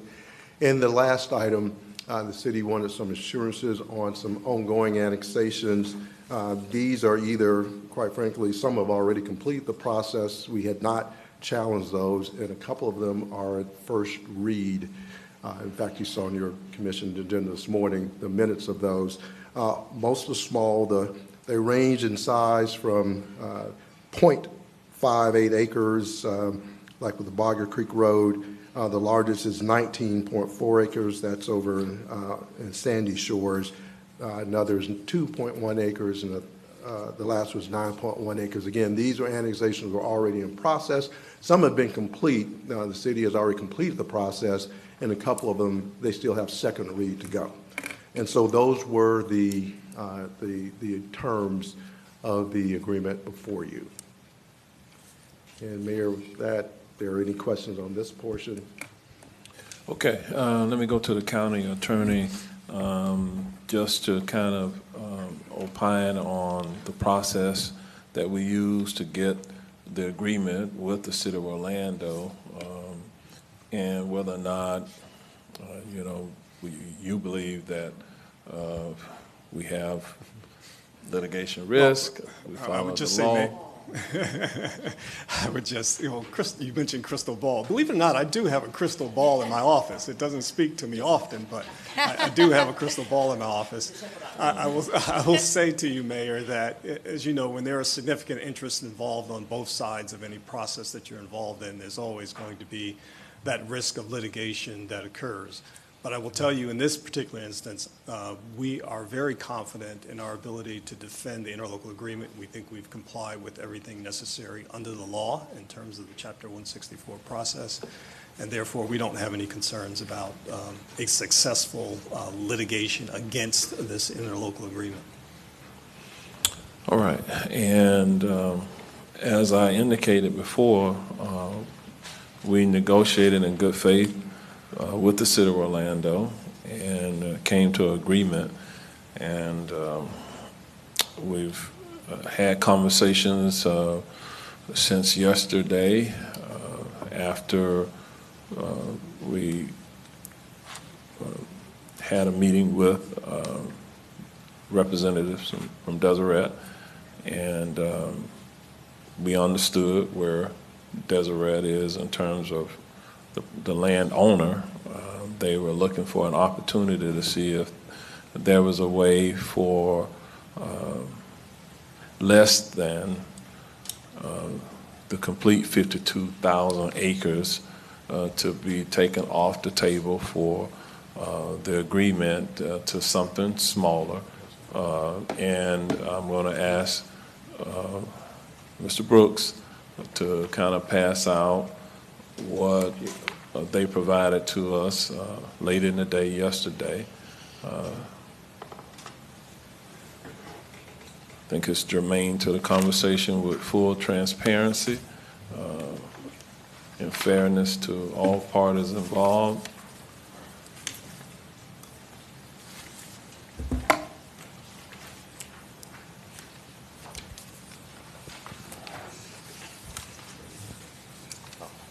Byron, what time was this provided to you yesterday? It was late afternoon. I got my phone over there sometime between 5, 6 o'clock, somewhere in there. Why wasn't this document forwarded to the commissioners prior to that? Because, well, it's being passed out now, Commissioner. As you'll see, it's just a matter of the acreage. That's the one section of that point. And during that point in time, there were conversations that the mayor asked me to have with them. Understood. That and they were not precise on the location and or the acreage that was on their side. They asked that they be given until I think 9 a.m. this morning by their council to kind of get what they were requesting together. So hence we've been in the board meeting. So as a result of that, there's no way to really, when I said the nth hour, that's exactly what I meant. So here we are. And to just note the change is that section B, in which our language, as you see, was that the city would forego that second public hearing, and the gist of it was that their proposal was to be able to proceed when annexing a smaller portion. Instead of the 52,000 plus acres, it was for them to be, for Deseret to proceed with 7,924 approximately acres, that they would still proceed, and the agreement would be they can annex that portion, and then the remainder would stay in unincorporated Orange County and would not be advanced. That is the difference.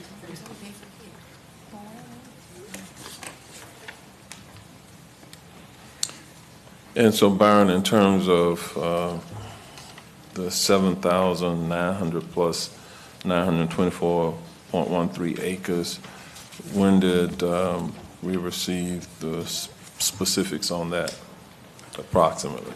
I'm going to say maybe about 6. Again, my phone is over there. I'm going to say maybe around 6 or so. 5, somewhere between 5 and 6 p.m. I just don't have my phone with me right now. Okay. My email tablets over there. Okay. So this is, if the discussion here we can have about do we move forward with the agreement that you were briefed on? Do we consider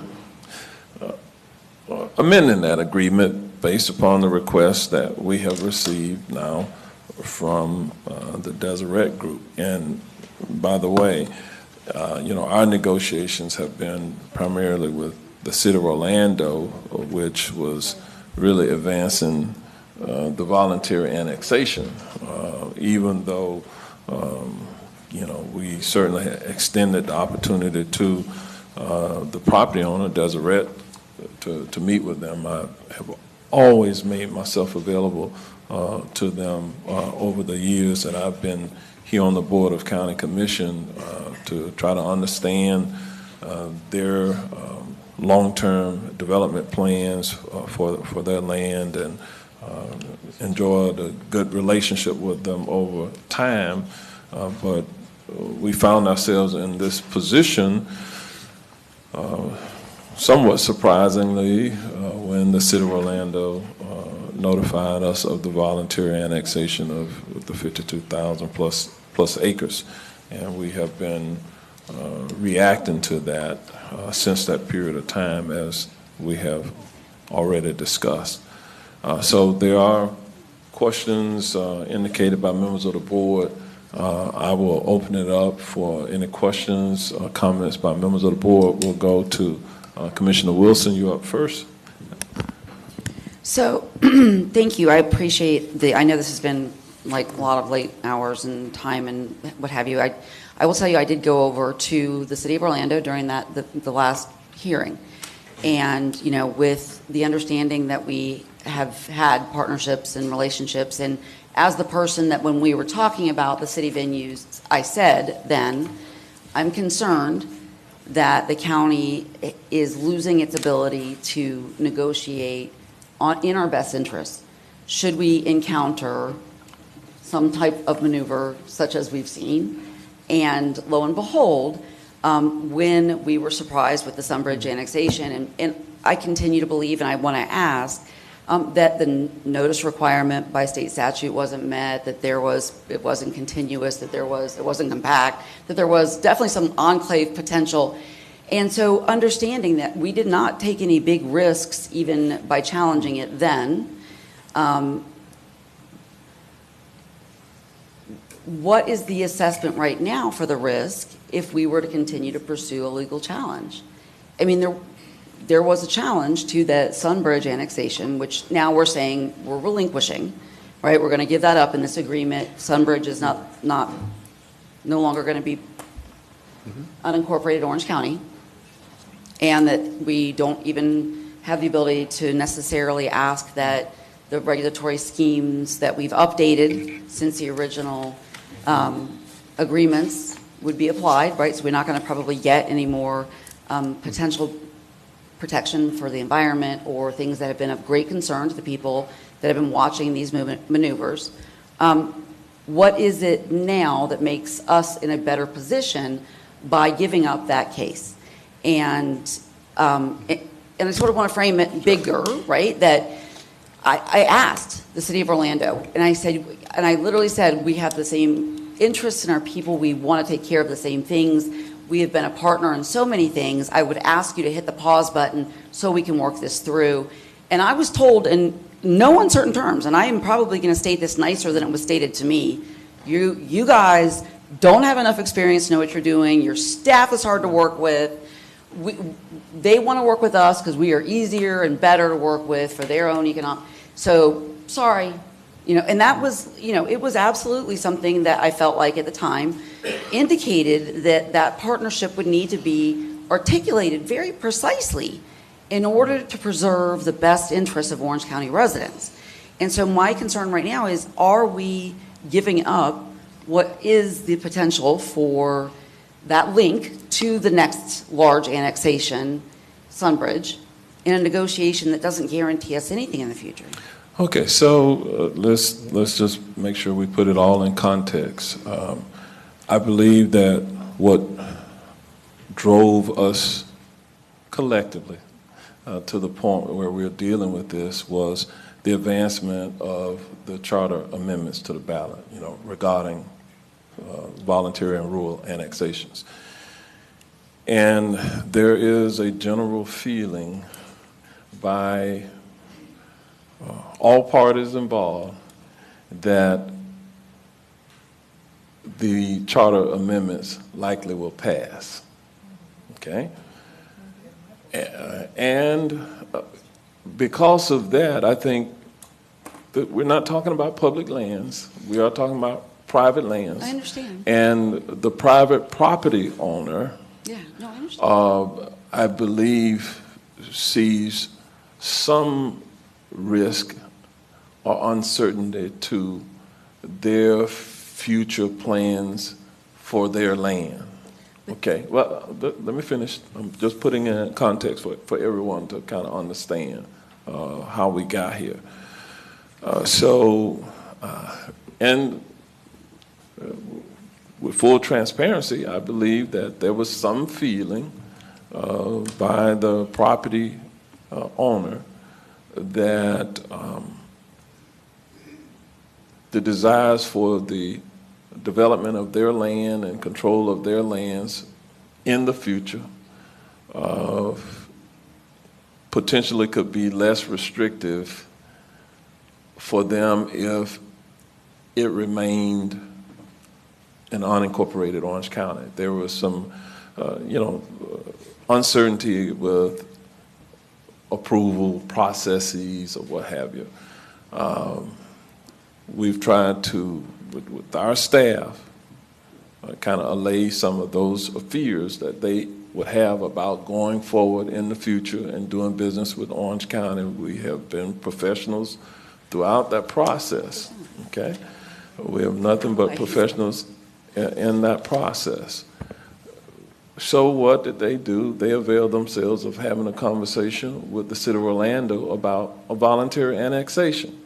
All, again, I think the genesis came with our Charter Review Commission advancing to the ballot these charter amendments that perhaps could affect them. But your question is, since I'm not an attorney, I will ask the county attorney to say that. But ultimately, what concerned, I believe, the members of this board, what concerned different constituency groups was the advancement of 52,000 plus acres being transitioned into the City of Orlando's jurisdiction. My goal, and I believe our goal as a board, was to stop the annexation, okay? The agreement that has been proffered before us at this point does that. I wonder if it does, though, because without Sunbridge, they cannot annex. They have to have that link. Okay. And I think we had a case That against. we can debate that, but also what I've said to the property owners was that even if the ballot amendments pass, I do not see anything prohibitive that would, even if it remain in Orange County's jurisdiction, that would stop them from really doing their development that they expressed to me. That could go forward. They just would have to come, seemingly, if the ballot amendments pass, they would have to get a supermajority vote, okay? For them, they expressed some consternation over that issue. So what do we accomplish by the agreement? The city is retreating from the annexation. Except for 7,000, except for the Sunbridge and 7,000. Okay, except for that. But the key for us was the 52,000+ acres, right? We accomplished that. So I'll let the attorney respond to the legal risk that you. I got you. Well, Mayor, unfortunately, the 164 process is not something where we can go into closed session and have a discussion on. So I'm going to couch my response to you in this manner, and that is that yes, we have raised every legal objection to the Sunbridge annexation that we believe at least gives us arguments with respect to that annexation. I will tell you or ask you to recall the conversation that Byron and I had, which is a conversation we had with each of the commissioners in terms of what our primary focus was in this process. And I'm going to leave it at that. I gotcha. No, I understand that. I think what I'm saying is I think if we are trying to make decisions right now based on what we find to be a potential I think you're absolutely correct. This is the linkage Yeah. that provides them an opportunity in the future through the process that is set forth in the charter amendment, provided that that charter amendment passes and provided that it is not successfully challenged. Right. So I think you're just dead on with respect to that, but that's the process we've set forth, at least in the charter amendment. And I think I also want to, because I know that our partners here from our homeless services providers need to hear from us that we're going to make that work. Like, I feel like you're a pawn in this, and it really makes me very angry. I'm like, that was a win-win. that is a win-win, right? We knew that was going to be something that was going to work. The recycling facility, we know that's a win-win. We capture as many of our municipalities as possible. We had this whole conversation about the recycling facility. So I hate that they've become like, sort of these fake concessions on the city of Orlando, but they're really not. They were really pieces that were, going to be part of regional planning no matter what. And so it feels like it muddies the water a little bit. We have people here from, our homeless services hoping that this gets worked out, when I really think it should have been purely about the land use and about the land, what we're doing and planning with this land. So that's my opinion on that. And if that is something that has been an emotional tug for somebody up here in potentially, supporting or not, then keep it in mind that these things were going to be things that we needed to figure out, understanding the state law on camping and our homeless services, the need for more shelter beds. We've been talking about this for a long time now, and that the MRF is something that we've put in our plan. So I just don't want that to be the underpinning for a hasty decision about what I feel like is, we're getting duped. Well, I think it's more about the certainty. I think but that's what's really the issue. That's what's really in front of you, Commissioner. I know those other points, but it really is about certainty. You have the opportunity today to give certainty about an issue that has been of interest and concern to many in this community, to put that to bed. That is what you have versus the unknown of what may or may not happen. So that really is, I think, the kind of the crux of the matter of this board's opportunity to give that certainty of, in terms of the determination of what may lie on many different issues, because each of these are matters that give that certainty. But I think understanding the importance of those issues, hopefully, to everybody in the area, that if we move forward with making sure we were increasing our shelter beds with a building that it makes sense to do it in a partnership, that would happen regardless of this conversation that we're having here. It just, to me, it feels like a little bit of a manipulation of concerns for things like recycling and homelessness. And I don't want our residents to feel like, well, I got kind of cut out of the whole chance to weigh in November on that ballot measure now that this has all been resolved in a settlement. But it's okay because we're going to have a really, everyone in on the recycling facility or everyone in on the homeless shelter. And that, to me, is a concern. Because no one's being cut out. The ballot initiative, their opportunity is still there. In fact, this is that opportunity to ensure that regardless of what happens, because if it doesn't pass, then you're dealing with who knows what the situation is. That's why I go back. It's about certainty. Then we know where people stand. So let's try to get the other commissioners in. Commissioner Gomez-Cordero. Thank you.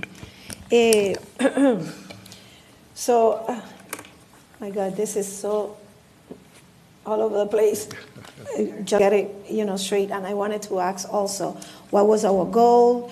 Well, the mayor talk about that. The negotiation is with the city of Orlando, with the city ranch. What are our challenges and risks? And I think mayor, touched those points. But my question is, Byron, and based on, that the mayor said also that, all this, the whole thing came with the charter, the amendment for the rural settlement and everything. So, I don't know, it looks like so, well planned in the other side, like, okay, this is what we want, and we want this if you give us this or whatever, like that whole thing, just to put it simple. But it was more difficult. I just saying, with the in the C session there, is there going to be a map? They will draw a map, because this map here is all the annexation and the Sunbridge and all that. Right. Will that be something like specifically a drawing map there, and and it will state, what can be annexed and absolutely what cannot be. And that has been one of the more significant pieces that we wanted from the county side in several different conversations, and that is establish that joint planning area agreement. We have joint planning area agreements with some cities. We do not have one with the city of Orlando. The joint planning area agreement would actually establish the boundary, boundary that would be the extent of annexations, that for whatever that period of time, during the duration of that period of time.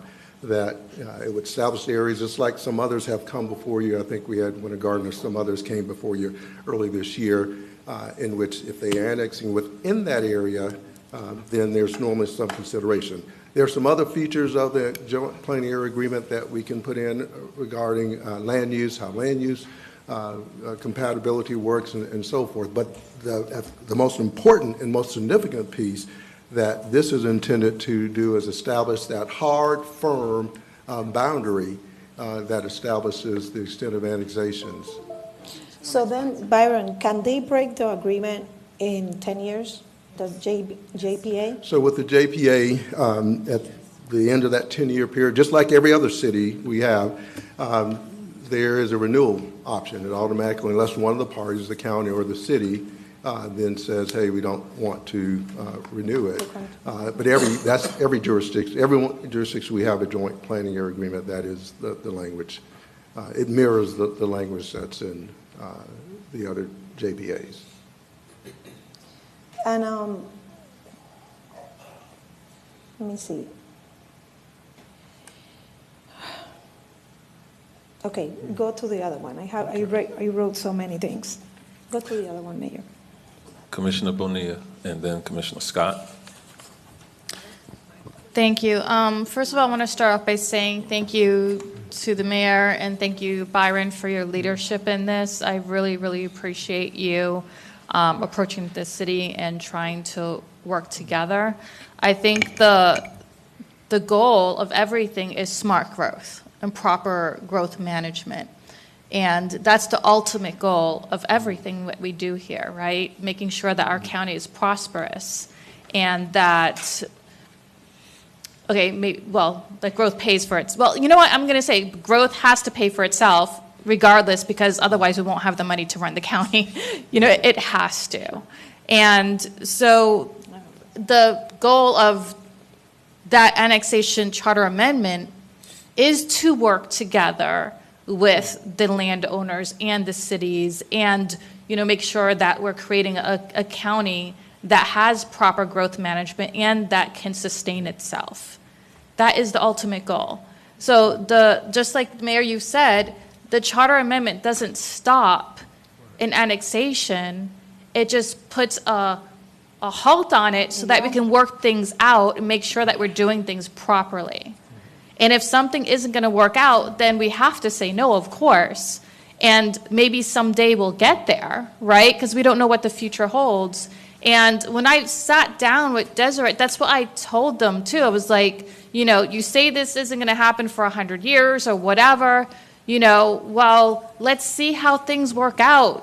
Maybe in 100 years we'll be there, but we can't just jump the gun, and just jump ahead and, just say, yeah, we're going to do whatever now without knowing what's going to come between now and then.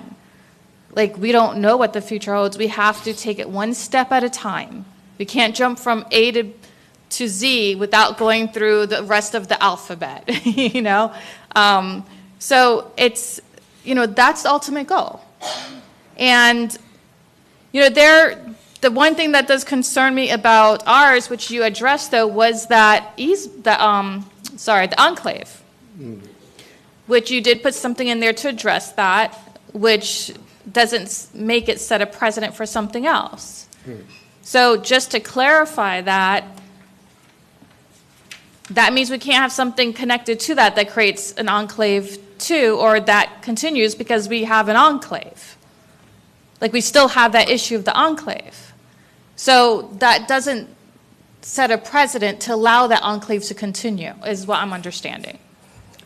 Yes, and between our attorneys were artful in drafting that. I think it addresses the concern that had been, or comment that you made.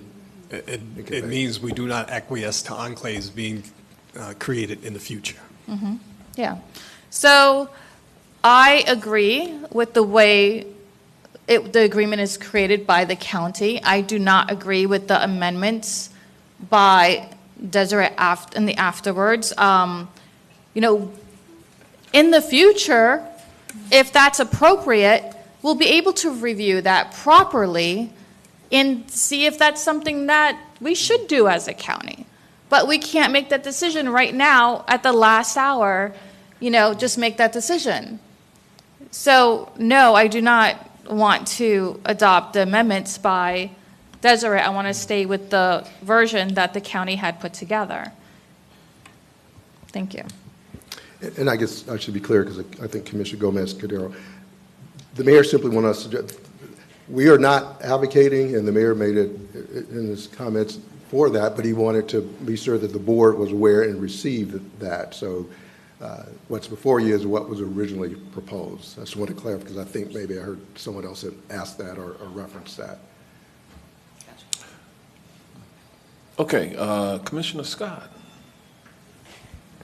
Thank you, Mayor. I have quite a few questions, but I would like, given that Desiree is here, if you guys could come up and just kind of surmise in like 3 minutes or less kind of what is your goal. You shared this document, so I'm just trying to hear from your perspective, if you're comfortable with sharing, what are you hoping to accomplish if we were to take on your revision?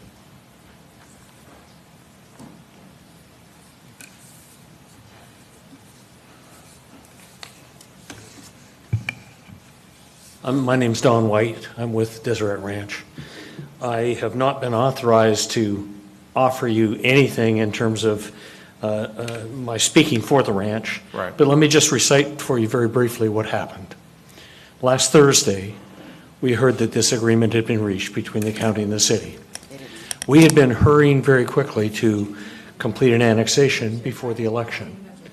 And we heard on last Thursday that in fact this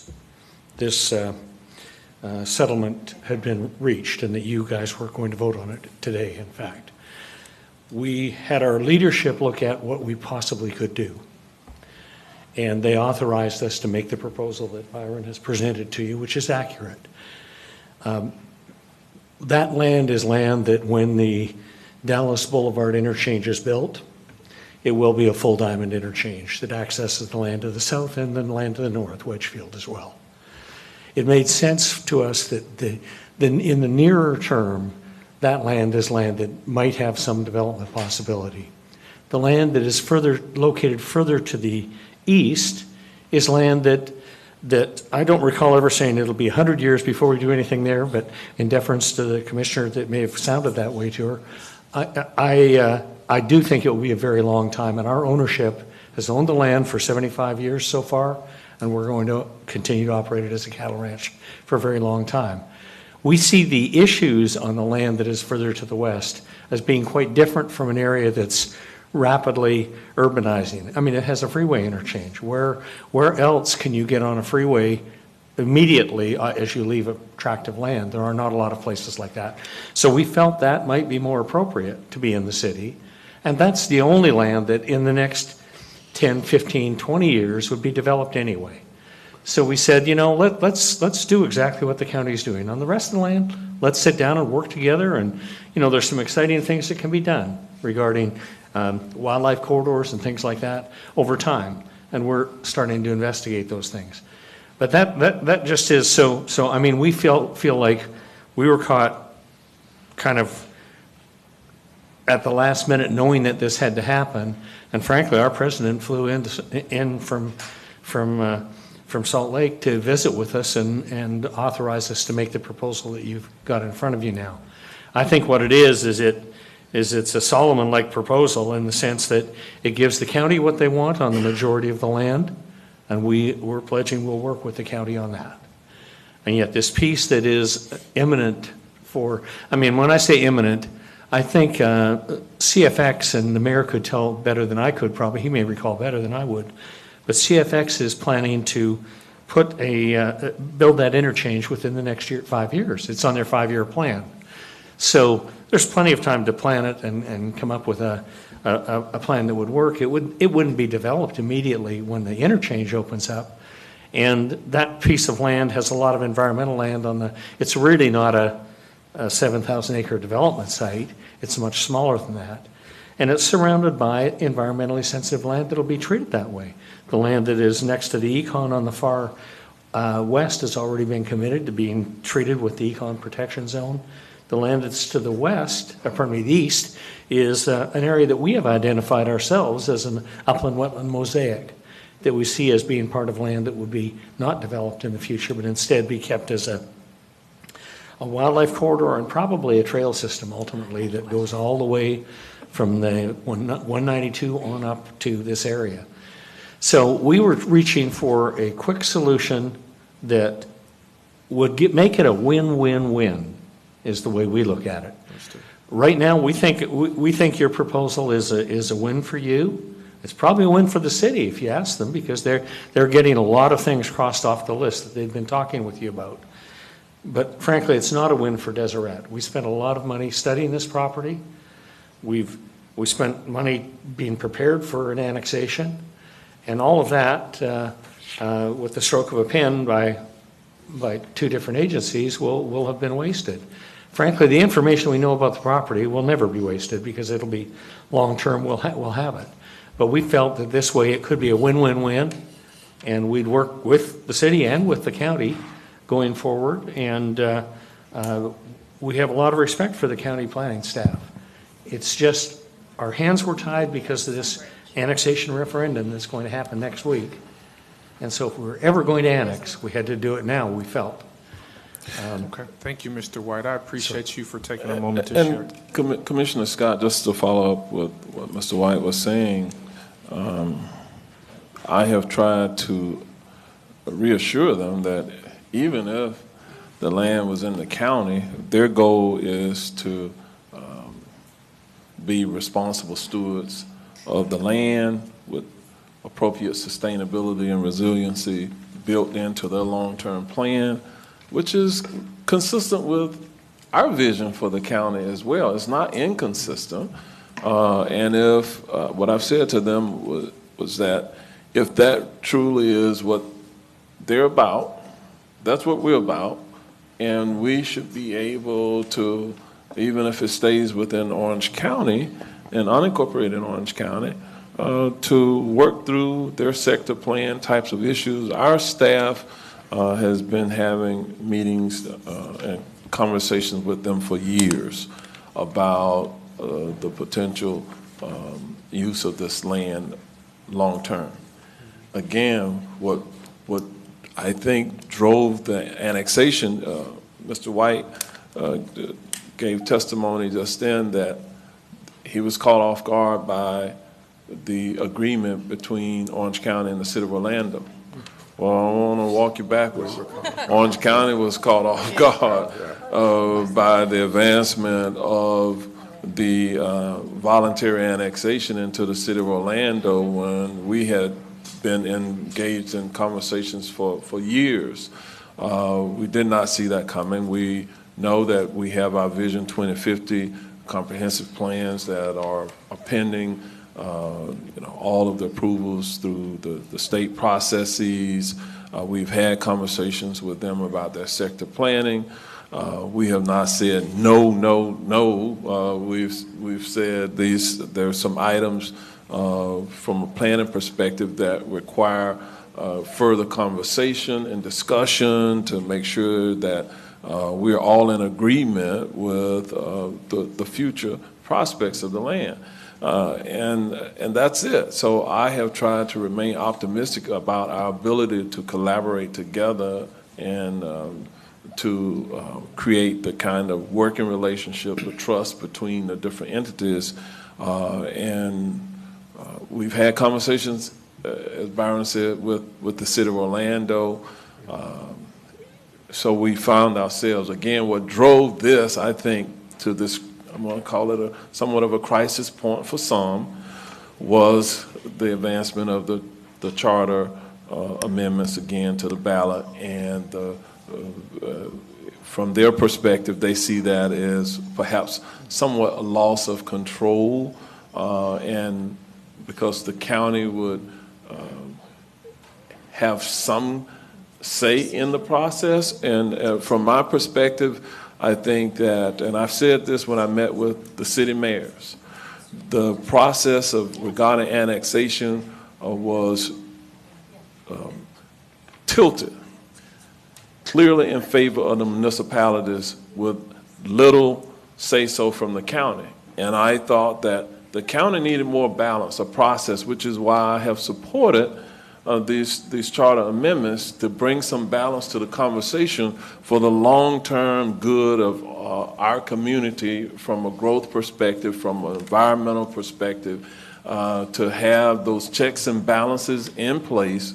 By having those checks and balances in place, if these charter amendments pass, it's just checking one local government against the other, as well as holding the property owner accountable as well, because they have to, going forward, if these amendments pass, come to the county and get a supermajority vote. Without these charter amendments, that doesn't exist today. And for some, you can fill in the blanks.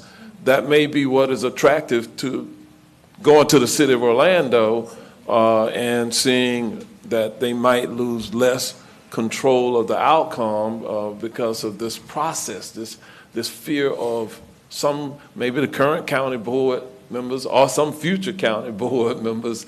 But with the agreement that we have proffered before you and negotiated with the city of Orlando, I think the basic benefits of that agreement will likely, it certainly will outlive my tenure on the Board of County Commission, but I will say that because of term limits, it will outlive the tenure of everybody else on this commission and some future commission. So we were negotiating from a position of having a long-term benefit to our community from a planning perspective where the local governments are forced to work together with the property owners or with their vision.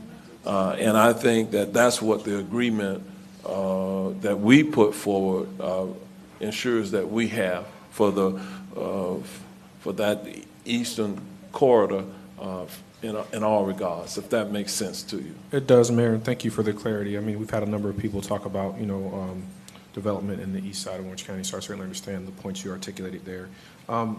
Byron, in this agreement, it references the city's contribution for annual operations. I understand they will, fund the capital.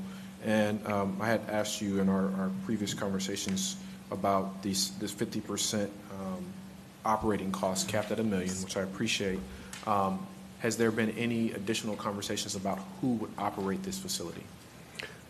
From our understanding on separate conversations that another group has been having with respect to the housing, homelessness, that the city, their intent would be to find an operator. I don't know, and there are others who are a little bit more conversant on a whole process. I know that, well, I can't speak to how the city and Homeless Services Network have been working, but I know there's been a process that has been looking at potential providers as well. But as we sit here, no, I don't know who the city would intend to actually operate the I would facility. love, obviously, we're trying to be, because we're time, but so I would love to have some clarity, just like you provide briefings, perhaps whether the city is reaching out to us as commissioners or they share it through you on what that looks like.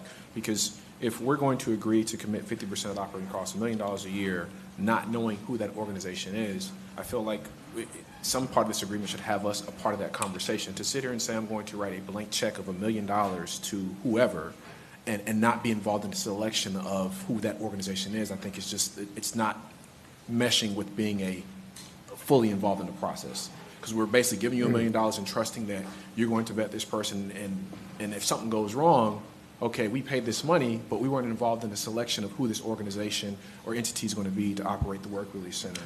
Commissioner, just to jump in. Yes, sir. The conversations we've had with the city of Orlando would do just that. And because, we still provide most of the funding here locally in Orange County regarding homelessness services. So it would do just that. We will work out all of those types of mechanics. They're not excluding us from that conversation. Correct. And there would be a lease agreement that would have to come back to the board. Yes. That actually would facilitate the actual component of this agreement. All right, Brian, I do have one additional question and a comment. So when it comes to this Section G, it talks about these subsequent ordinances. We agree not to challenge these other annexations. Can you just kind of quickly, how did if the concern was the large annexation of those 52,000 acres, how did all these other things come into play for these smaller So the city, which was a late addition, the city then recognized that they had some other smaller annexations that were still in process. They've already had first read. In fact, on your agenda today, you see the minutes, you'll see those items. And so, and in fact, I think a couple of them, they actually completed all together. They've even gone through second read. But I think it was, for them, it was just an abundance of caution on items that we had not challenged anyway. Again, mostly the small acres. They just wanted, I think it was just that assurance that it wouldn't get kind of caught up in this, that because they have not completed second read yet on a couple of these. They have not completed second read. So that was at a request of the city. So had this not come to fruition, we would have moved forward with a joint meeting between the City of Orlando City Council and Orange County Commission. What was it, November 21st? We're looking at a November date. Okay. I don't think it's unknown to anyone involved, directly or indirectly, that the county and the city have been involved in negotiations for several weeks now, right? And not several, but for a while. Yeah. So a long period of time. No, I mean short. Very short period of time. No, prior to that, we were talking. I'm not talking about this agreement. Just saying having the conversation. Sorry. Yes, we've been having the conversation at different levels of leadership in both organizations. I'm not talking about this. I'm just the entirety of the process. And so in that, I know this kind of took shape in the last few days or so. I would just ask that as we continue to refine any discussions directly or indirectly to this topic or germane to any other topic relative to annexation, that there is a more intentional effort to make sure that we are involved, similar to what Deseret said, and they are property owners, and in some instances kind of we get our power from the property owners and the voters. I've received phone calls and emails from individuals and organizations saying, hey, we didn't know about this. In particular, I attended the meeting with the City of Orlando in District 5, and you had residents who had issues about that homeless shelter. I didn't have that opportunity to engage the members of District 6 in that area relative to their thoughts in favor or against as it relates to the Work Release Center. And so I'm just asking that as these conversations take shape, that we make a more intentional effort on the back end prior to us being in this setting to make sure that we're engaging all of our commissioners to make sure they are comfortable with the subject matter, they have everything they need to make a well-informed decision. But I get, again, there's so many moving pieces, and sometimes that isn't always practical, but making the effort, which you did. You called me, and I appreciate that. I think we had a couple of phone calls to make sure that I'm informed. Just more of that when it comes to different processes. But, Mayor, I don't have any other questions. It's just that piece with the cost share and then just these additional annexations being germane to the overall issue of the 52,000 acres. Thank you. All right, Commissioner Uribe. First of all, I am actually really concerned about procedurally, did we even do this right? Because we haven't gotten the proper notification, nor has it been noticed out to the public. I actually have the text message from you on Friday at 10:07 a.m. saying somehow this got out to the public, to the media, so we're now leaving these, we've now sent it to all the commissioners. That's what I got on Friday. So I did not have it prior to that, and then I had to have. I'd given it out to everyone. Okay. I was just letting you know as a courtesy. That was a second follow-up. But, That was a courtesy. but it had gotten out to the media. But just to kind of reflect back where we got on this, we have been discussing excessive annexations going on, particularly in District 4. She's getting them a lot. I got them because we wanted, one, to have environmental concerns brought into this. Secondly, whenever someone didn't agree with us on an application, they would say, we're going into the city. Thirdly, I have a community in Belle Isle, and our IFAS center, they got flooded because the city annexed, built warehouses, and flooded our entire IFAS center which then caused us to have to come back and fix this. So then our CRC says, this is a major issue happening in Orange County. We're going to take it on. They did. They got the approval of it, and then Tallahassee preempted us. So then us as a board had to take this on and say, no, we want the voters to have a voice. And that's how it got to the ballot. So there has been a lot of history, and I'm just doing a recap of what actually brought us to this point. Then staff and this is a meeting I had with John Weiss, and I know John loves it when we point his name out, where the city said, no, we're not doing anything yet. We're going to come to you, and boom, they do a reading. And then we all have to react again, and this is what prompted Mr. Newton and all of this to go into this Sunbridge and legally challenging, and then the mayor saying, we're not going to just take this, we're fighting this. And that's how we got to where we got today, because we're being asked, one, we're just being notified with this that just came with changes, this that just came, which I spent hours yesterday on top of everything else that we had to be prepared for today with the BCC. But no real work, like we have procedurally workshops that we work through this and we counteract, but the city says we want it done and we want it voted on, or if not, we're going forward. So again, they're telling us what they're going to do. Not to mention, I want to thank Commissioner Wilson for sitting through that hearing, because what she actually summarized was very gentle. That was a G version of what had transpired towards not only Commissioner Wilson, but the entire county commission and the mayor of what we should be doing. And that's never even been just acknowledged. So I want to go on to, I did have a question, because it says, this is just my quick draft notes that I didn't even get to be totally prepared for this, but I did want to go back and just summarize what got us here and what got this. And by the way, I agree with the mayor. I polled this issue, and it had a rounding, and I only polled it, let me just say, in District 3, which gets no rural boundary. We just have enclaves. And it polled at 78% of people wanting to see this happen, because we consistently see, and there's cases coming up, we're developing too fast without the proper infrastructure, without the proper transportation, and the people of this county have finally said, we want, and I want to also preface, this isn't an anti-development, this is about smart development as we develop. But she just put a presentation on Reams Road. I've been discussing Curry Ford and Rio Pinar and Lake Underhill, and I know Commissioner Moore has her own of this flooding that's happening that we never had before because of lack of standing up infrastructure-wise as we're progressing. So one of the questions I did have is, I would like to know, and we just asked each other, when did we approve the Sunbridge development? Because I don't remember us approve. Yes, it was. Yeah, we approved all the PDs for that. What is the date? I think John is saying 2016, circa 2016. Oh, so this is prior to us. Okay, because it says, approved by the BCC, but again, Right. it wasn't clarified. So this is The environmental code. yeah, exactly. So that is a very specific thing. Also, and I'm so sorry because these are just things that I am pulling up very quickly. On point 3 and point 2, there's no wetlands referenced at all.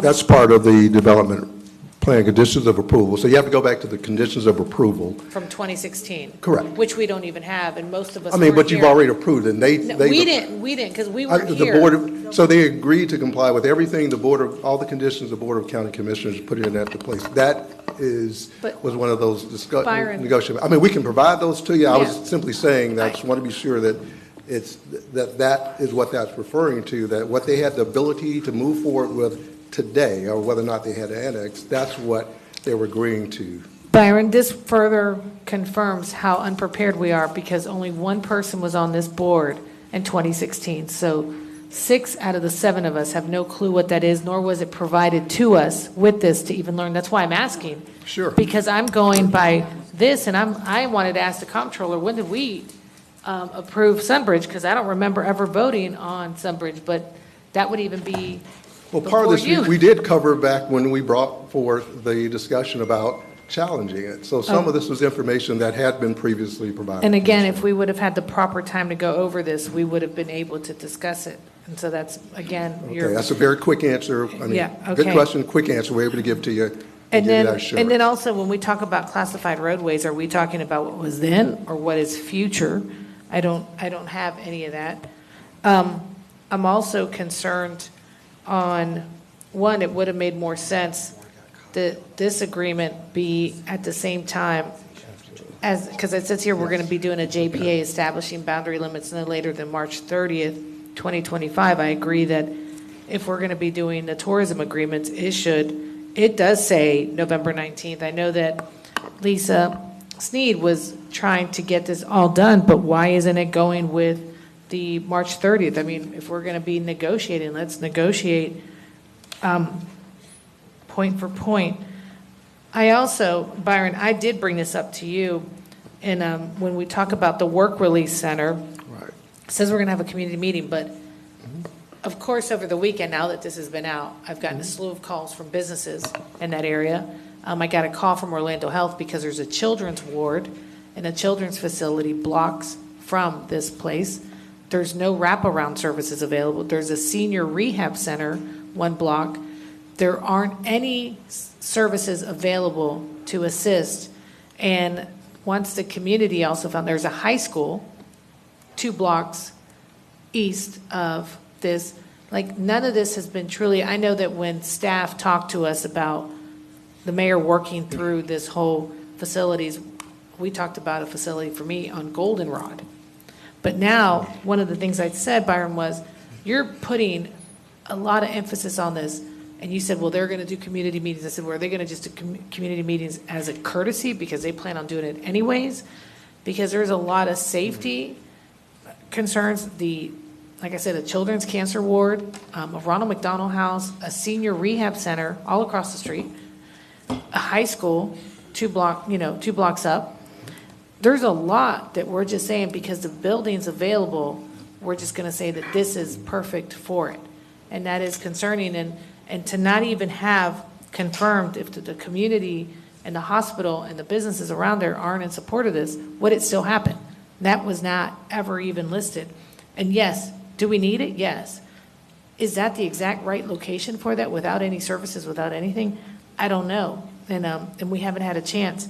But I do also worry, again, it does seem like they're getting all their checks, what they want, their to-do list very quickly done, but not enough vetting on our end, not enough information and not enough background to do this.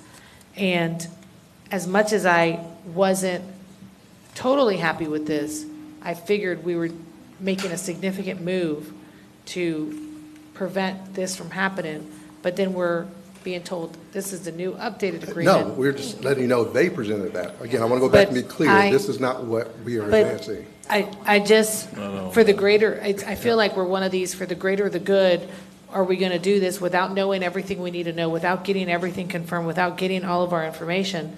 And it leaves me very, very uncomfortable. I'm with you.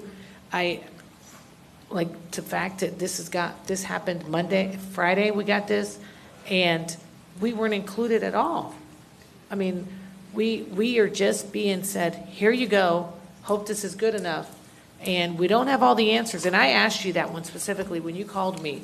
Right. I said, Byron, this is really important because that's a big thing that you're putting down. Yes, absolutely. And there's no assurances in any ways. And then Commissioner Scott even brings up the issue of, well, who's going to run it? How's this going to be? I mean, we don't have any of that. Now, absolutely. Will I believe there'll be due diligence? Correct. Yes, but you're going to ask us to agree to this without any input from the public. I tried to get this out to leadership in my district because they didn't even know. I mean, this happened so swiftly and so quickly that like I said, I got a call from Orlando Health yesterday because they just found out yesterday. Yeah. I mean, and let's kind of recreate. This is the opportunity. This annexation was proceeding. You have an opportunity. You have a window. If the board wants to take advantage of this window, this is what's before you. And I did have conversation. In fact, I had conversation before this was even done. I took some feedback. You had a comment. Told I can't, and even then I said I can't guarantee what their process, but we added the language about consensus as well. And I understand you're saying that's kind of broad. We had the conversation about enclaves. Commissioner Scott did mention about kind of about an operating matter as well. There were others comments. That conversation did include you all. Also, I go back to you mentioned about the classified roles, the other information. That's information we provided to this board. You all got copied back when we started that whole process. When was that? The objections. April, but we weren't even given that. Everything on Sunbridge had already. So to us, this wasn't a new issue. This wasn't a new topic on Sunbridge because we had provided all that previously. There'd been conversations about exactly what was in place on Sunbridge. So I just, for context, because you were saying, well, we don't have that. It's because we had already previously covered Sunbridge in very fine detail and provide you every comment we had on that. We had already provided to the board earlier this year. Well, I think, Byron, because we have been dealing with annexation, because we've been doing real boundaries, because we've been dealing with all these land use and everything else that's been put in front of us, it would have been a courtesy to give us a reminder of what done, because it was done so quickly. We didn't have that. Also, the details of the TDT, of the agreements with the venues. Are they bonding? How long are they bonding? These were things that we brought up that haven't been done either, because now suddenly the city tells us, well, we want this done, and if we don't get it done, we're moving forward. So we've been threatened again, like we've been threatened in the past, and like we've been treated in the past as far as your staff on how this proceeds forward. And that is continually the issue that has continued to happen, just like what Commissioner Wilson went through when she went with a white flag, actually. I watched her. I actually have it. I just showed her the YouTube, where she went with so much respect to try to put a best foot forward, and knowing that you guys, as your staff, y'all were duped. You didn't even know when they read the first reading. You found out with everyone else. So there has been transparency on one side, but not the same in this relationship to create this agreement. And that is something that leaves me very, very uneasy, because all of us were referred to in those comments. Not just her for being there. Every single one of us were referred to and disrespected as professional elected officials, public servants in this. And then now we're just like, here, do this, or we're moving forward. And so it's a continual, what they tell us to do and what they are demanding us to do, with no respect. And if we would have had even a week more to get all of those notes from April, because if anybody here can remember all the details from April or the data from 2016, I commend you, because I know we have stacks of stuff that we try to keep up on that's coming. But if anybody here had the 2016 info and the April meeting info available, good for you guys. But these are points. None of these points, Commissioner, it sounds like your concern is more about the nature of the communication with the City of Orlando, not these points. Well, it's both, these Byron. points, Commissioner, these are not points. I mean, if we're going to have this conversation about Sunbridge, about these points, these are not points that in any way are materially different from anything that has been covered. Byron, I disagree, because this was given to us, Saturday and Sunday don't count. So 48 hours, less than 48 hours to make a decision. And I had a conversation with you even earlier than that. You called me the day before to say, hey, the city's come to us. And they said, and that's not proper, though. That is not proper procedures that we do. And I talked to each one of you about where we are. This was a window. And again, it's about a window. Let's go back to, you have a window of opportunity. If you want to take advantage of this window of opportunity to address a matter that you all expressed real concern with, we just took advantage of that window. If that's not what the board's desire is, we get it. But this was not the standard in terms of what that window of opportunity was. Let's try to keep moving forward. Commissioner Wilson. This is actually sort of about the substance, right? Understanding that there is a motivation based on some regulatory scheme that seems to be more appealing. I will tell you, our planning and zoning staff, they're top-notch, so I don't know if it's them, I don't know if it's us up here, but I do think that the last several years, we've worked really hard as a board to implement protections for our wetlands, for our uplands, an extra buffer. We have things that I know that the city has not adopted. They do not have an environmental protection division.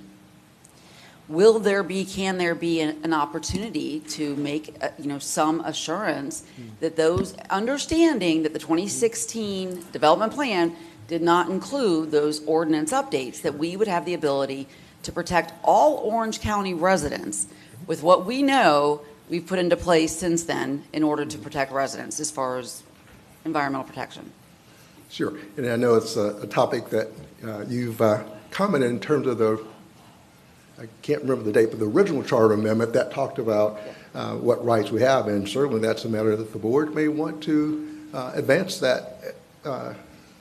See if there's somebody who can remember what that particular charter amendment, but that may be a matter, well, without getting into the details, because I know you're, but that may be a matter that certainly, I think that's a tool that is available to this board to determine and have that, pursue that, whether or not the wetlands actually are covered and included as part of that larger authority. That has already been a part of the charter, I think but that not is indeed an articulate. opportunity for this board. Okay. Thank you. All right, Commissioner Moore. Mr. Brooks, could you we've had a lot of conversation, just go back. If we agree to this, if we don't agree to it, what is the process of one versus the other? If the board approves this, then we would first look to the City of Orlando to forego their November 4th public hearing, in which they would hear the second reading of the annexation of Dallas Boulevard annexation. And then there are some items that would then come back to the board, like the funding agreement on the TDT, the JPA. We would do agreements that also, in which they commit their recycling material. I'm trying to go through each of those. So if the board agrees, that is what happened. If the board does not approve this agreement today, presumably, again, I can't speak for all the parties, but presumably, City of Orlando would proceed with their second reading of the annexation on November 4th, and indeed annex the 52 plus 1,000 acres of Deseret Ranch. All right, so he summed it up for you. So the issue before us is from my perspective, we take control. If the board, the majority of this board votes for this today, the 52,000 plus acres effectively will be off the board. That's the agreement as we have negotiated in good faith with the City of Orlando to get to this point. We will enter that agreement and execute it. If we don't do that today, then this agreement cannot get executed. It's that simple. Commissioner Bonilla. Yes, thank you. So I did want to state that, well, I want to say again, thank you, Byron. Byron had called me, and I'm pretty sure called everybody else, asking, what we wanted before anything was even written. And I expressed to him my thoughts. He went, he negotiated, and he provided an agreement before the media had heard about it. Like, we had gotten this earlier. So we did get the agreement and have a chance to review it and have a chance to provide more feedback, which we talked again, and express any concerns to Byron about this. And and I think I missed a call too, because you also, maybe there was another call where you expressed to us all the items before we had a final document, all the items, and I was able to express to you some of my concerns, which you brought back to negotiating, got something added in there to address that concern. So there was this, we, in essence, this board did negotiate, we're at the negotiating table with Byron. because we were giving him feedback. He was getting our feedback throughout the whole negotiating process. So we had the opportunity as commissioners to be at that table, to put in whatever we felt in this, and he had the opportunity to negotiate that. We were given that opportunity. Byron didn't do anything that I would say that was like not giving us that opportunity to participate in this process. At least with me, I'm assuming he made those same calls with everybody else.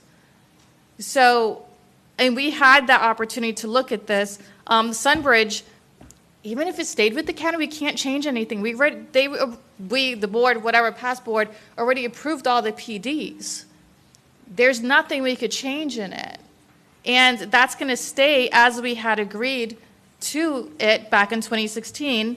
And I don't know how I remember Sunbridge, but I know it really well. But I think it's because I just kept watching that hearing on our videos in regards to the Split Oak Forest and everything that had gone on with that. So I was like, what's this? And I think with that Split Oak Forest discussion too, Sunbridge had come back to us, like we've gotten kind of briefed on it, and with that discussion, how that happened with Sunbridge and all that, with the Split Oak and all that kind of stuff. So it was discussed multiple times in regards to Split Oak Forest. I think that's why I remember it a lot.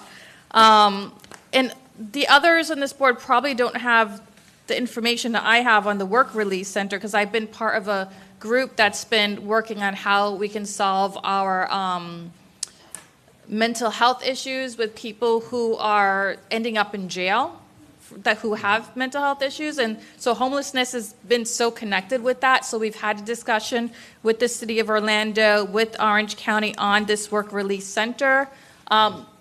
Even Commissioner Scott, you were with me when we had that sunshine meeting with, what's her name? The District 5, I'm forgetting her name right now. Commissioner Hill or Commissioner Rose? Rose. Commissioner Rose had talked with us about this Work Release Center and wanted our support on turning that into a low barrier homeless shelter.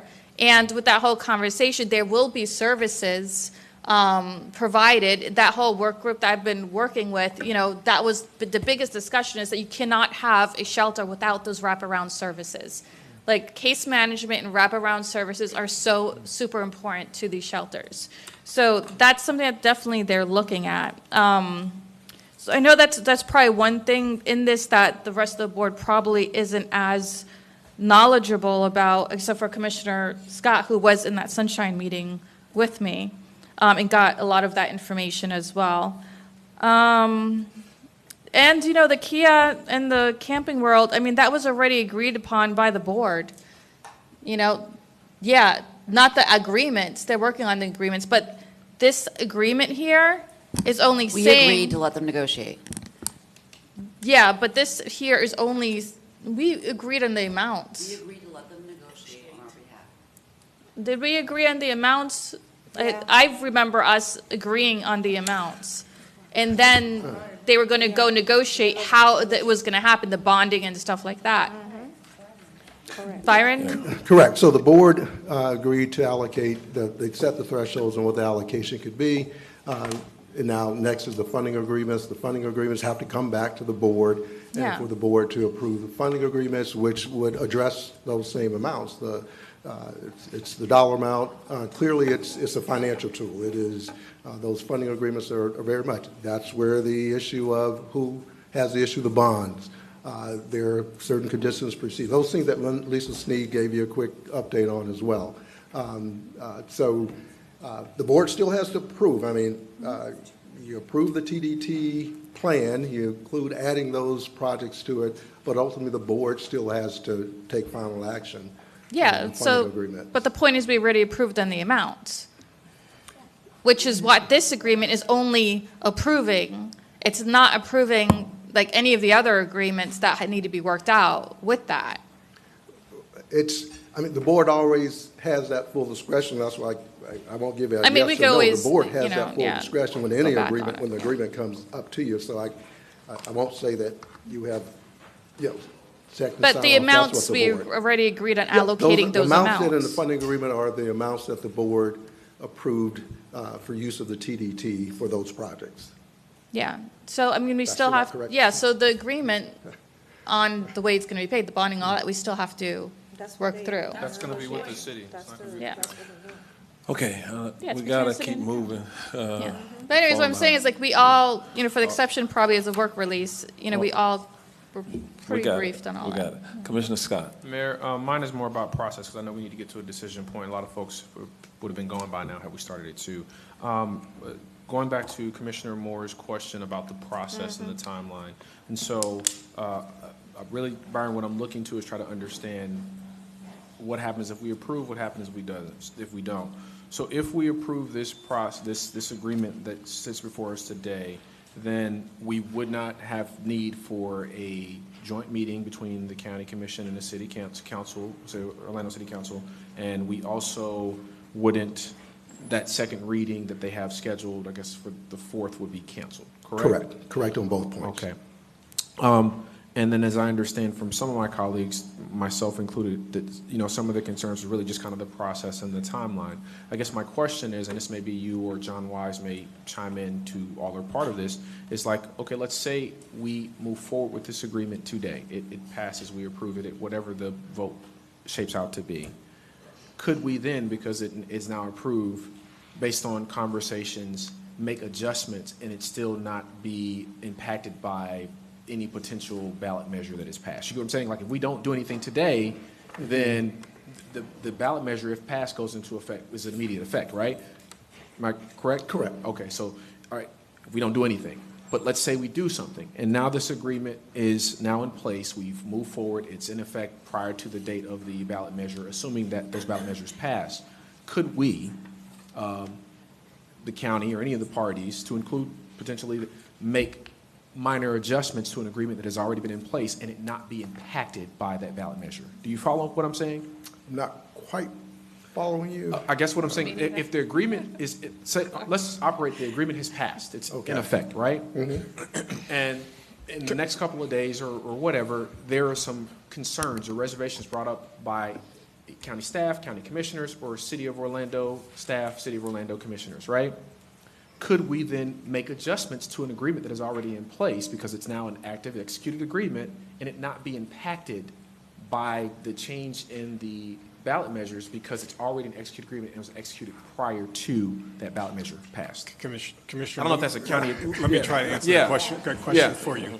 I think that there's a process where you could amend the agreement. That's what I'm getting Let's get that out of the way. The only issue would be you'd have to amend it in such a way that it was consistent with what the charter amendments are, or the ones that pass. So that's the only. So yes, we drawback can you have. amendment, but no, we can't amendment if it conflicts with the Inconsistent. charter amendment. is. Correct. Okay, I'm satisfied with the process. All right, Commissioner Uribe and then Commissioner Gomez-Cordero. So Byron, I'm just going to go back to that one point, which is the one about the shelter. And where do they stand as far as the individuals, the hospital, the neighborhoods, the schools, the businesses? Remember, you were like, I don't know. Did you ever get a response on if there isn't consensus, and what does that consensus look like? No, so they certainly agreed to that language that said they had to engage the community, and they need to seek consensus. And I told you the only thing I can go by so far historically in the previous effort in which they had a site, they did engage the community. There was some community concern. The city made a different decision. Wouldn't be fair to, at one point, I know she's not in a position to comment today in terms of the homeless director for the city of Orlando.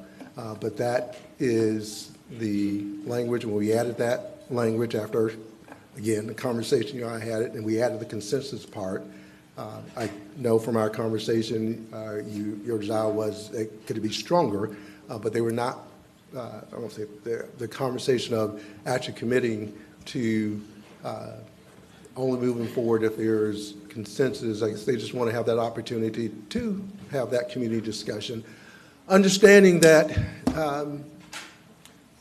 locating homeless shelters is not a very easy thing to do. So that's where that language, certainly heard you, did add some language, added that provision, but that's where we are. So. Yeah, that burden is on their side of the equation to try to work that out with the community. Obviously, if they don't have consensus, from our interpretation, that's on them, then they'll have to look at another location. And regardless of where that location is, from a county perspective, we're going to work with the city on it. Okay. All right, Commissioner Gomez-Cordero. Thank you, Mayor. Okay, Byron, because this is in District 3, well, a lot of these acres affect my district, but I wanted to say, based on what Commissioner Scott said, if we go through with this, right, then we good and with the city, and then they won't have all the second, meetings and all of that. But what if we don't go through this? And they say, well, they would go and annex the 52 acres. But isn't these acres belongs to Desiree Ranch? What if Desiree Ranch say, no, I don't want to annex? What's going to happen? Well, I can tell you, Commissioner Desiree, even with this amended language that they have proposed, it's just under 8,000 acres that Desiree is still saying we want to annex into the city. And the balance of it will remain in unincorporated Orange County. They are requesting that we amend the language to say that. What is before us at this point, Desiree cannot move forward with the annexation without the City of Orlando's concurrence. Okay. This agreement that we have worked out with the city effectively stops the 52,000 acres. It doesn't, it's devoid of referencing the 7,900 plus acres that Desiree has brought forward in this amended language that they want us to enter into the agreement. And this agreement will be for 10 years? This joint agreement? No, that's the joint planning agreement that we would negotiate after this. We're trying to and the city has agreed to do that, work with us for a 10-year joint planning agreement of how lands will be annexed, and with the automatic renewal of 5 year in 5 year increments. Yeah. And what it does do is, if the ballot language passes, it puts you in a position, it's like belts and suspenders, quite frankly. It puts you in a position that if the ballot language passes, if they still want to annex, because they still could go forward and want to annex, but now it at least have to come to the Board of County Commissioners for consideration as well. So that's what it does if you're asking if they. Yeah, if right board, now, it goes through, they don't. Exactly. Approve this agreement, they can act, but if the board does not approve the agreement, I'm asking you, I'm following. I just want to add that that's the other part, that if the board approves it, yes, they still could go forward and attempt to annex at a future date. It would just be now under the provisions of the charter amendment, if the charter amendment passes. Got it. Yeah, okay. Yeah. Thank you.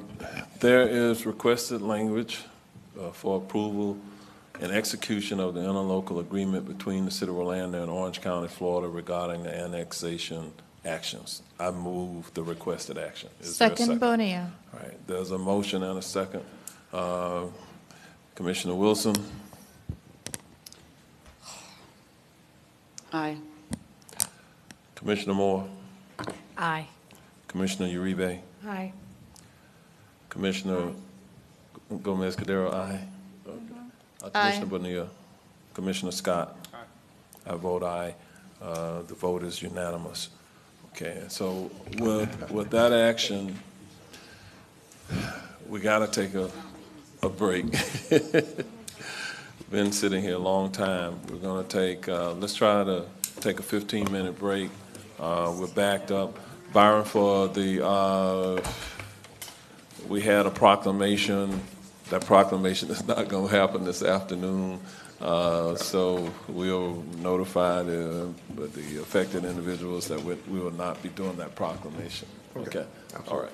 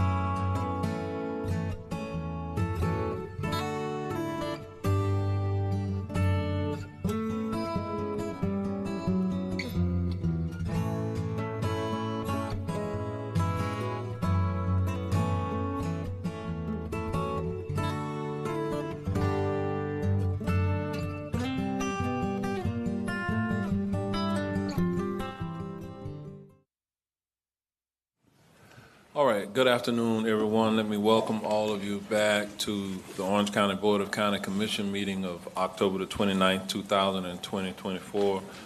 We're now in the afternoon portion of our meeting. We will begin this afternoon with our planning and zoning recommendations. And at this time, I'm going to call on Mr. Taylor Jones, who's going to come forward.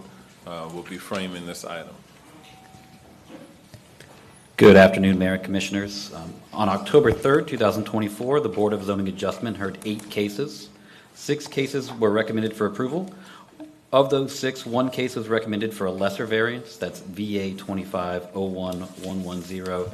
Jamie Rodriguez was recommended for approval of a lesser variance for a front setback of 15 feet in lieu of 25 feet for a commercial building. 1 case was recommended for a partial approval and a partial denial.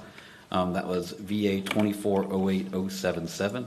Francois Exantis, that was recommended for approval of variance requests 3, 4, and 5, and denial of variance requests 1 and 2, which was to allow an existing addition with a south rear setback of 15.6 feet in lieu of 30 feet and a west side yard setback of 3.6 feet in lieu of 7.5 feet respectively. 1 case was continued. That was VA 2407060 Omar Ramos for Madrigal Court. The BZA appeal deadline was Friday, October 18th, 2024, and 1 appeal has been received for VA 2408077 for Francois Exantis. That was the case I mentioned earlier that was recommended for partial approval and partial denial. The public hearing for this case has been scheduled for November 19th, 2024. It's also my understanding that Commissioner Uribe would like to pull case VA 2501109 Juan Manuel Vasquez for a board-called public hearing. The Zoning Division will be requesting that case to be scheduled for a public hearing. So with the exception of the case that has been appealed and the board-called case, we request the board accept the BZA recommended actions and findings. Napkin? Oh, okay. Motion. With that action, is there a motion for approval of the BZA? Motion approved, Scott. Second. We have a motion by Commissioner Scott, second by Commissioner Gomez-Cordero. All in favor, let it be known by saying aye. Aye. Opposed, no. Motion passes, and it is unanimous. Thank you, Mr. Taylor. We're going to move to the next item, A1, a petition to vacate. We'll open the public hearing on this item, and Ms. Susan Usack, our Deputy Director of Public Works, will frame this item. With that, you are recognized. Thank you, Mayor. This is a petition to vacate PTV 23-07-025 from Elidi and Miguel Silva. The petitioner requests that Orange County vacate 2 portions of a 5-foot wide utility easement located on the north and south parcel lines of the residential property within the Brighton Woods subdivisions containing a total of approximately 1,199.9 square feet. The property lies south of Billinghurst Place and east of South Chickasaw Trail. The petitioner wishes to vacate to clear title to the property for future development. The Real Estate Management and Environmental Protection Divisions have no objection to the request. All utility providers have provided letters of no objection, and approval of this request will have no adverse effect on Orange County. The requested action is approval of PTV 23-07-025. The parcel is located in District 3, and I'm here to answer any questions. All right, thank you. Is the applicant on this item present? Would you like to make any comments? Please give us your name and address for the record. Thank you. Good afternoon, Mayor Demings, Commissioners, employees, and speakers present. My name is Miguel Silva. Me and my wife, Elida Silva, here present, live at 1806 Billingshurst Court in District 3 for Commissioner Maida Uribe. We're here for the petition to vacate the utility easement on our property. All the applicable utility companies have authorized to vacate. The county has reviewed all documents submitted and approved for your review and consideration per established guidelines for this vacate. This easement area will be for the installation of a backup generator for the infrequent power outages such as storms or hurricanes. The backup generator is medically necessary for our sleep assistance electrical devices. I have a letter here from our pulmonologist, if the board would like it to review. Thank you. The unit will run during the daytime per manufacturer guidelines, approximately once a month for only a few minutes. Our neighbor's main bedroom is on the opposite side of their house, of where the backup generator has been recommended to be installed. However, the main concern seems to be a water drainage problem. This is a moot point, as the backup generator would be placed on an existing pad, thus having no net increase in impervious area on our lot. We're making this petition because my wife and I need these electrical devices that are medically necessary.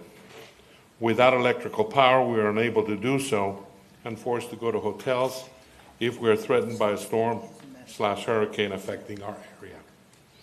Neither of us is getting any younger, and we just need to have the peace of mind moving forward in life and retirement. I hope this makes you well informed regarding our request, so you can make a decision based on facts and fairness. Thank you. Do you have any questions? Mr. Silva, no question at this moment. You can be seated. Just stand by for a moment.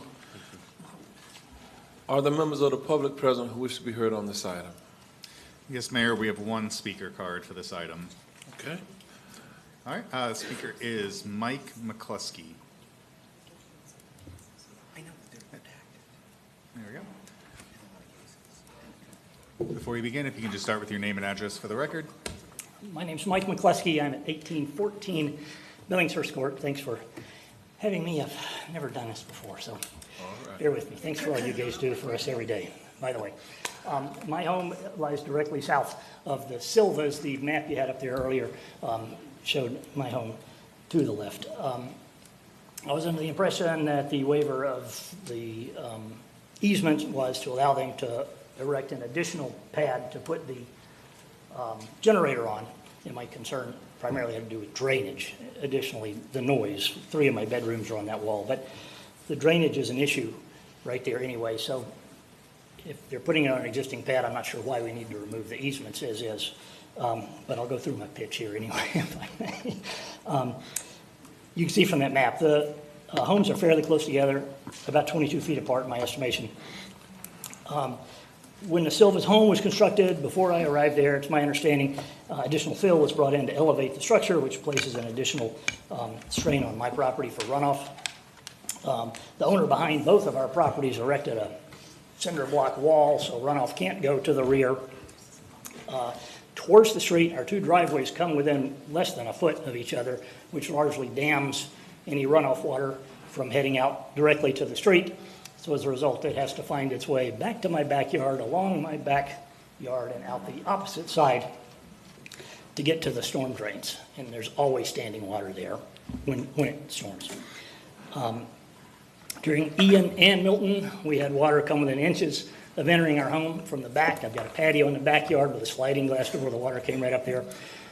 My fear is that by paving over any more of that side yard, which was my initial understanding of the request, maybe ill-informed at this point, would further impact the drainage issue and increase the likelihood of flooding within my home. So, that being said, I respectfully request that we deny this request. All right. Thank you, Mr. McCluskey. If you'll just stand by for a moment. Do we have any other members of the public present who wish to be heard on this item? We have no more speaker cards, Mayor. All right. I will give the applicant the opportunity to further respond to Mr. McCluskey's concerns if you feel that it is necessary.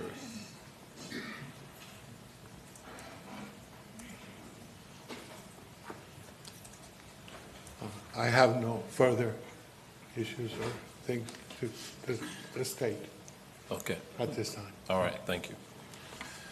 All right, with that, we'll close the public hearing. I'll go to the district commissioner, Commissioner Uribe, for a potential motion. Right. So, Mr. McCluskey, I want to thank you for coming out. The reason for the easement is because he technically can't use that portion. So that's why he's asking, that's petition to vacate from us, not from somewhere else.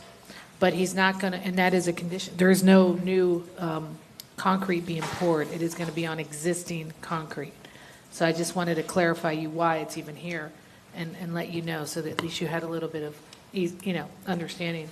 But Mr. Silva, I want to also acknowledge, thank you for sending me the information and for your wife sending the email with that. And there's no need to look at the doctor's letter of the necessity for medical reasons, but I do want to go ahead and file a motion for approval, please. Second, Scott. All right, we have a motion and a second. All in favor, let it be known by saying aye. Aye. Opposed, no. A motion passes, and it is unanimous. We'll move to the next item on our agenda, and this is item B2. We'll open the public hearing on this item, and I'm going to ask Mr. Alan McNeil, one of our chief planners from the zoning division, to come forward, and he'll be framing this item with that.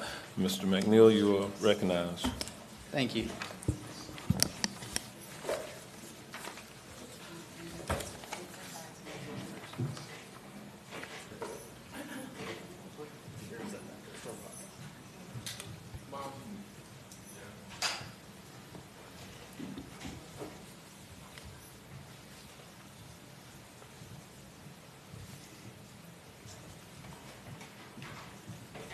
All right, this is variance case 2410-095. The applicant is Caitlin O'Neill. The appellant to the case is the Orange Tree Estate Home Section 1 Maintenance Association. The property is located in a planned development, specifically the Orange Tree Country Club planned development. The property is a lakefront lot adjacent to Lake Marcia, has a future land use designation of low density residential, is about 0.45 acres, of which 0.35 is an upland. The property is located in District 1, and Commissioner Wilson has been briefed on the case. The variances requested by the applicant were to allow a pool deck and spa 25 and 34 feet respectively from the normal high water line in lieu of 50 feet. The variances are a result of a code compliance case, as the subject improvements were constructed without a permit. Here you can see the location of the property. This is the zoning map. The other properties surrounding the subject property are also included in the Orange Tree Country Club plan development. Aerial shows the majority of the homes surrounding the property are also single-family residents, and then Lake Marcia to the west. This is an image of the site plan submitted by the applicant showing that expanded pool deck and spa with the 25 and 30-foot setback from the normal high water elevation. As I mentioned earlier, the improvements subject to the requests were constructed without permits. These aerials show the difference between the permitted pool deck and the subject expansion. These are the photos from our site visit. This is the front of the property facing west. Here you can see the subject pool deck facing north, as well as that same pool deck facing south. This is the rear yard facing east, looking up toward the home. And this is an additional view of the rear yard facing south. The home is a 3,253 square foot home that was constructed in 1989. The original pool deck was installed in 1994 with a permit meeting the minimum required 50-foot setback from the normal high water elevation. In November of 2023, the property owner was issued a notice of violation of the work without a permit. Since the time, the gazebo, pavers, and driveway expansion have received permits. As presented to the Board of Zoning Adjustment in September, staff recommended denial based on an analysis of 6 criteria, finding that the application could only meet one of those criteria. This is a slide that was presented to the Board of Zoning Adjustment in September showing the notices issued to the properties within a 500-foot radius to the property and the comments that we had received against and in opposition to the request. However, following the Board of Zoning Adjustment meeting, staff was notified that an additional 11 comments in opposition to the application had been submitted 2 days prior and were not presented to the Board of Zoning Adjustment. This updated slide reflects those additional comments and are mapped accordingly.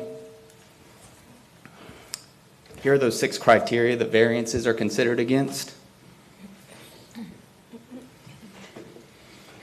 At their meeting on September 5th, the Board of Zoning Adjustment recommended both variances for approval, finding that the expanded deck and spa would be similar and compatible with surrounding area, subject to 4 conditions of approval. 3 of those 4 conditions are our standard conditions of approval that we include with all of our variances. The 4th condition being that the applicant is required to record an indemnification and hold harmless agreement. That is also a pretty standard condition for variances subject to a normal high water setback.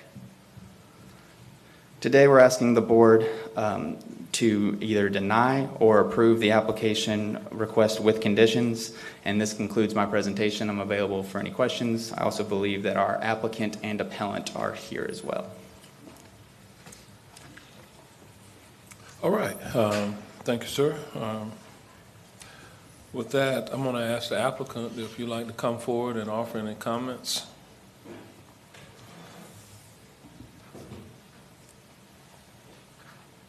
Hello, I am Caitlin O'Neill. I'm at 900 Westlake Holden Point. I am the applicant and authorized agent for Kelly and Samantha Klatt, the homeowners at 6042 Shoreline Drive. I was advised at BZA that the amount of information that I'm about to share requires a Reader's Digest version, so I have prepared a presentation to assist. There we go. So to start, how did we get here? In 2004, when 3 hurricanes hit Central Florida within months of each other, the Klatt property was severely damaged to the point of being unlivable. Permits were filed in 2005 for renovation of the interior of the home, and the screen enclosure around the pool was removed due to heavy damage.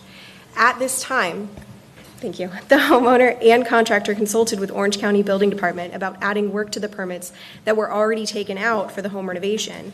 They were advised that a permit would not be needed for the work because the lower pool deck did not support a wall greater than 48 inches, and the aluminum fence was lower than 5 feet. HOA approval was also requested and granted for these outdoor projects. Inspections for the renovation took place after the fence and lower deck were completed, and all inspections passed. Due to the response from the county, the contractor only added the electrical work to the permits and did not adjust the site plan. In 2021, the neighboring property at 6048 was purchased by the Oldenkamps. The existing home was demolished, and a new residence is currently being constructed, subject to new building codes.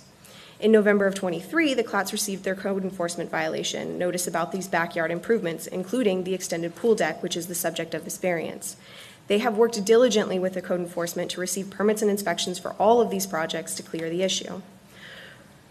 Regarding the 6 criteria, the normal high water elevation setback requirement was not added to the PD code until Ordinance 2023-46 was adopted on December 12, 2023.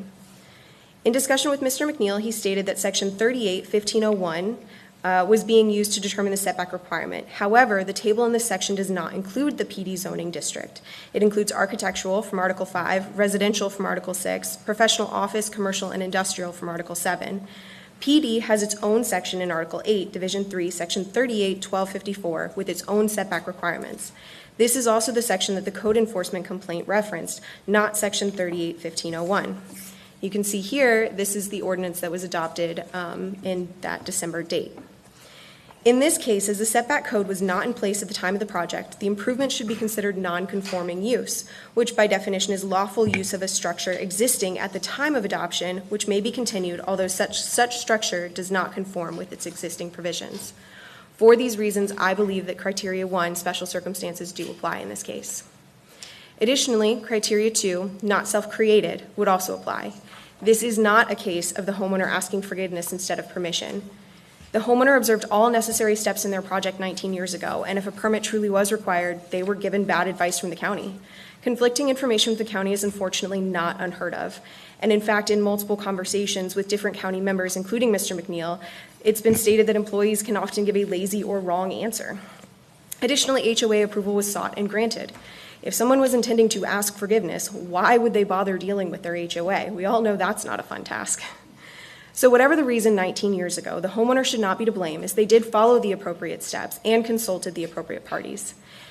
In fact, here on slide 7 is the final approval letter from the HOA dated February 11th, where the only concerns were listed around a drainage easement, not the normal high water elevation, and concluded with, "You need do nothing else," and commenting on the beautiful improvements that were made to the home.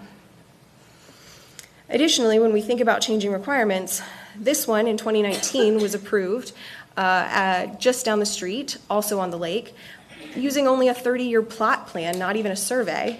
It doesn't show the normal high, doesn't even show the lake, but these improvements were approved without requiring any additional variance or setback.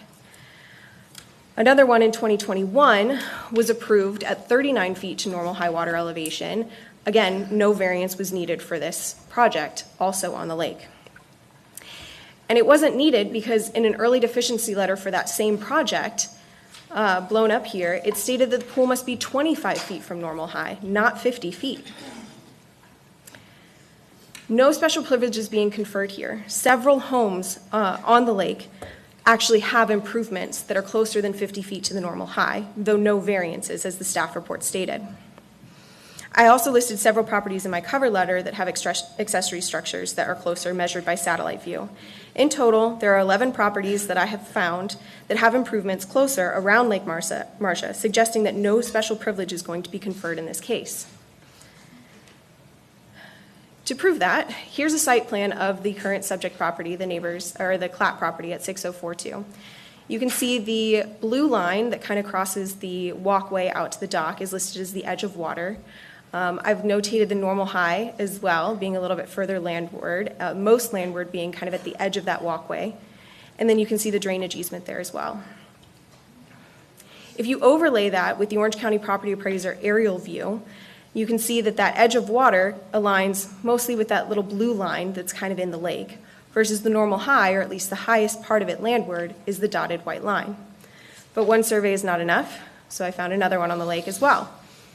This one's at 7414 Sparkling Lake Road. You can see the edge of water, again, is halfway down the walkway, and the normal high is this zigzagged line that occurs across the property and a drainage easement. Overlay that across the same aerial view from the Orange County Property Appraiser website, and the zigzag line aligns with the white dotted line. So from that standpoint, if you take the white dotted line to be the normal high water on all other properties around the lake, we have the following. Here's 4 properties on Sparkling Lake Road, 7414 at 31 feet, 7408 at 34 feet, 7402 at 27, and 7390 at 15 feet to their pool deck. 3 more properties here on Crystal View Drive at 48, 38, and 42 feet to the normal high. None of these had variances. 2 more properties here, both 6030 Shoreline and the subject property 6042. And lastly, 2 more properties, including the neighborhood clubhouse, who has tennis courts and pickleball courts that are 15 to 23 feet from the normal high. So from the other variance criteria, a pool deck is a common accessory use that is permitted within the PD zoning district. This deck has been in place for 19 years, causing no harm to the neighborhood nor the environment. If the code changed tomorrow and putting your home out of compliance with the code, would you not consider it a deprivation of your rights to be required to modify your property that's been in place for 19 years to comply with some new code? This is the minimum possible variance that can be requested. The structure is already in place and is fully enclosed within a now permitted fence. There is no additional space on the property in which the spot could be placed that would meet a 50-foot step back. Lastly, it is in harmony with the purpose and intent of the code. Pool decks are permitted uses under Section 3879. HOA did approve the project, and as you can see, 16 neighbors had signed letters of no objection to the variance request.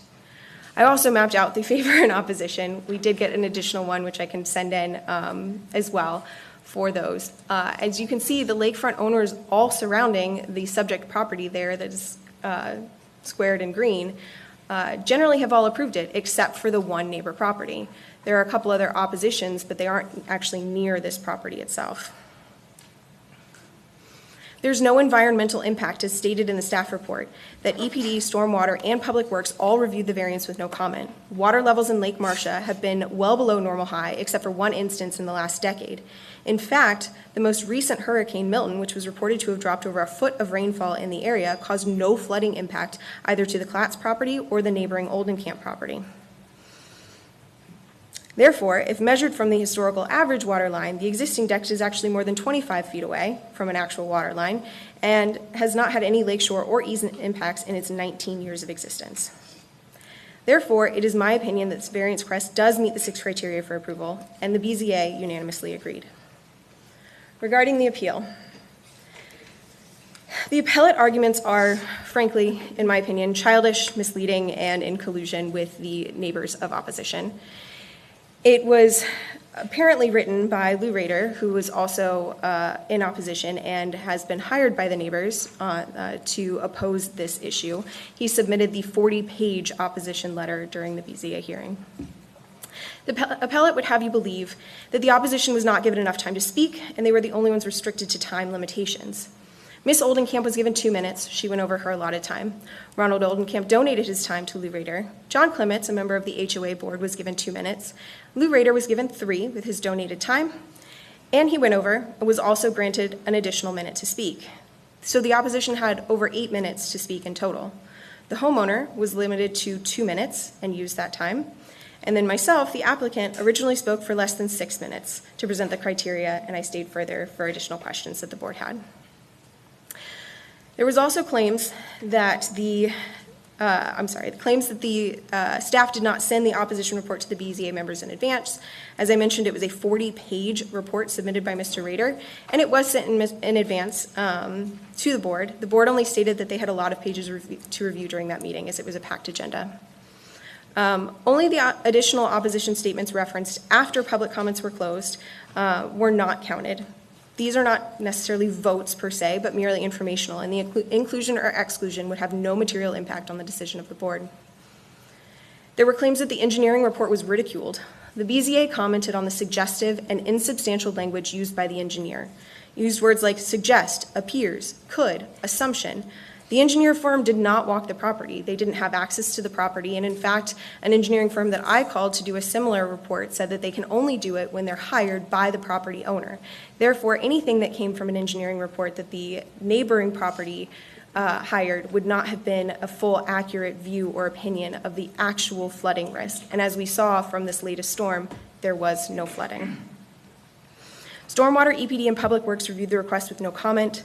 The Klatz swales were actually recently inspected by the county. The inspector commented that only the Klatz property in the area had maintained any swale, and neighboring property swales had been flattened out over time by erosion. The Oldenkamp swales were removed for construction and have not yet been replaced. Any flood risk to the Oldenkamp property is self-created. In fact, they were seen removing cypress trees and root systems that could have helped with any potential flood risk that they might see to their property, and as of yet in the construction have not reconstructed any swales. They also claimed false testimony. All proof of what I stated at the BZA meeting and here today has been showing satellite pictures and my method for getting those numbers, measurements, and all of those pieces. Anything that is opinion, I have stated as opinion. There has been nothing false that I have put in front. Ultimately, the question is, how could the HOA board appeal a decision that they approved 19 years ago? This seems more like harassment and a neighbor dispute with grievances against restrictions that the new construction is being subjected to. Instead of just applying for a variance of their own, they've lashed out against their neighbors. If you can't have it, then, or if I can't have it, then neither can you. So there's been several instances where, as part of this neighbor dispute, there's been some unsanitary things that have occurred, but essentially that's what this feels like it comes down to. County position relative to HOAs, as stated during the BZA meeting, is that the BZA was bound by the code, not HOA provisions. And so from that standpoint, we feel that this variance meets the code requirements. Any questions? If you can stand by for a moment. Sure. All right, I'm going to go to the appellant in this case. If you'd like to come forward, remember to give us your name, address. Good afternoon, everyone. My name is Lance Klaus, and I'm the attorney for the association, the appellant in this case. Give me a moment to get set up here, if you could.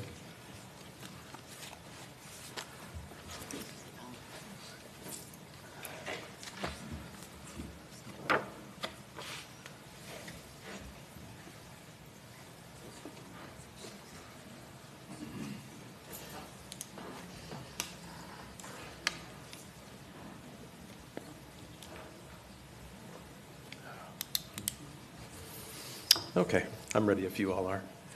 Yes, sir. All right, excellent. Well, thank you again for this opportunity to speak to you all. Just as a preliminary matter, there were several opposition documents that were submitted before the BZA meeting, or hearing rather, from Leland Management, Orange Tree Estates Homes Section 1, Maine Association, my client, letters of opposition from concerned homeowners, and an extensive 40-page document, which I know was referenced by the applicant, that was filed by a homeowner and fellow attorney, Lou Reeder, who's also here to speak today, in opposition to the variance application. But we understand that they were either not originally provided or given on short notice to the BZA for the hearing. With that being said, in fact, I understand that the BZA chair, Deborah Moskowitz, said in the BZA hearing that they received, quote, 349 pages of information and would like to get that as far in advance as possible, unquote, seeming to imply that they did not have adequate time to review the voluminous documentation provided them only shortly before the hearing itself. However, we understood from speaking with the Assistant Zoning Manager, Ms. Striggers, that the opposition documentation, particularly Mr. Reeder's detailed package, would be forwarded to the commissioners for review before the hearing. Did you all receive them and have an opportunity to review? You did? Great. That's good. So generally, our clients, Orange Tree Estates Homes, Section 1, Maintenance Association, Inc., respectfully requests that the county not accept the BZA's recommendation to grant the variances in this application, but instead deny the variances as was recommended by the BZA staff. There are several reasons why we feel that the BZA's recommended approval for the variances was not appropriate, but given the time constraints, we'll highlight a few as follows, as well as responding to some extent to applicants' comments. Number one, according to the Orange County Code of Ordinances, an applicant must satisfy all of the variance criteria in order to be entitled to a variance. The BZA staff report articulates very well that the applicant fails to satisfy at least 5 out of the 6 criteria. However, the BZA disregarded the BZA staff's findings without truly articulating how the BZA staff objectively got analysis of 5 out of the 6 criteria wrong. Secondly, the BZA disregarded or otherwise downplayed the historical significance of the 50-foot setback requirements as provided in the preliminary subdivision and development plan submitted to the county on April 3rd of 1987. The setback has been a matter of public record since 1987, not the end of 2023 as cited in the application and repeated by the applicant today. The BZA staff pointed out in the hearing that the 50-foot setback preceded the adoption of 38-1254 in 2023, but this point was apparently disregarded by the BZA.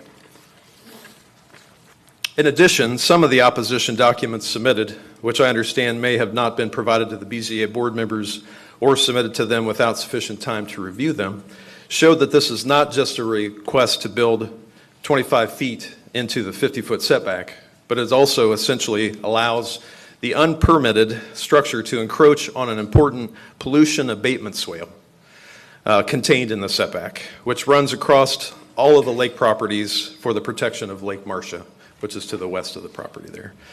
Third, the BZA discounted or otherwise downplayed the professional engineer's report provided in opposition to the applicant for variance, which highlighted the major consequences that the unpermitted pool deck extension extending into the 50-foot setback area created. Namely, a significant amount of untreated runoff is draining directly into Lake Marcia.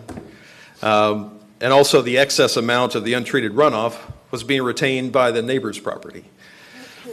We do not believe that the BZA consulted with the county's knowledgeable staff as to whether there was any credence to the opposition engineer's findings.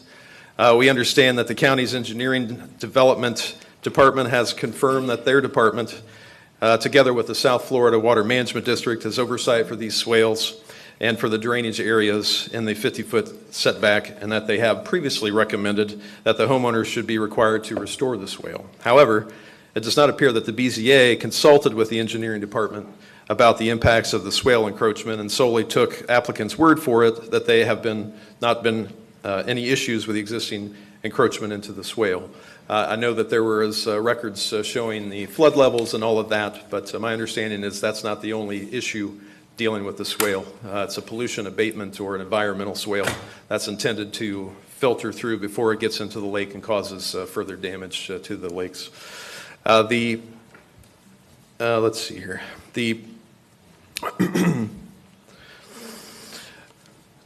Number 4, the BZA appeared in part to make their decision to grant the variance despite BZA staff's recommendation to deny it, based on inaccurate or incomplete assumptions and information. The applicant attempted to show, and the BZA seemed to give great weight to, the proposition that there were several other encroaching properties along the lake as justification for granting the variance in this instance. But the examples provided were misleading or at least distinguishable.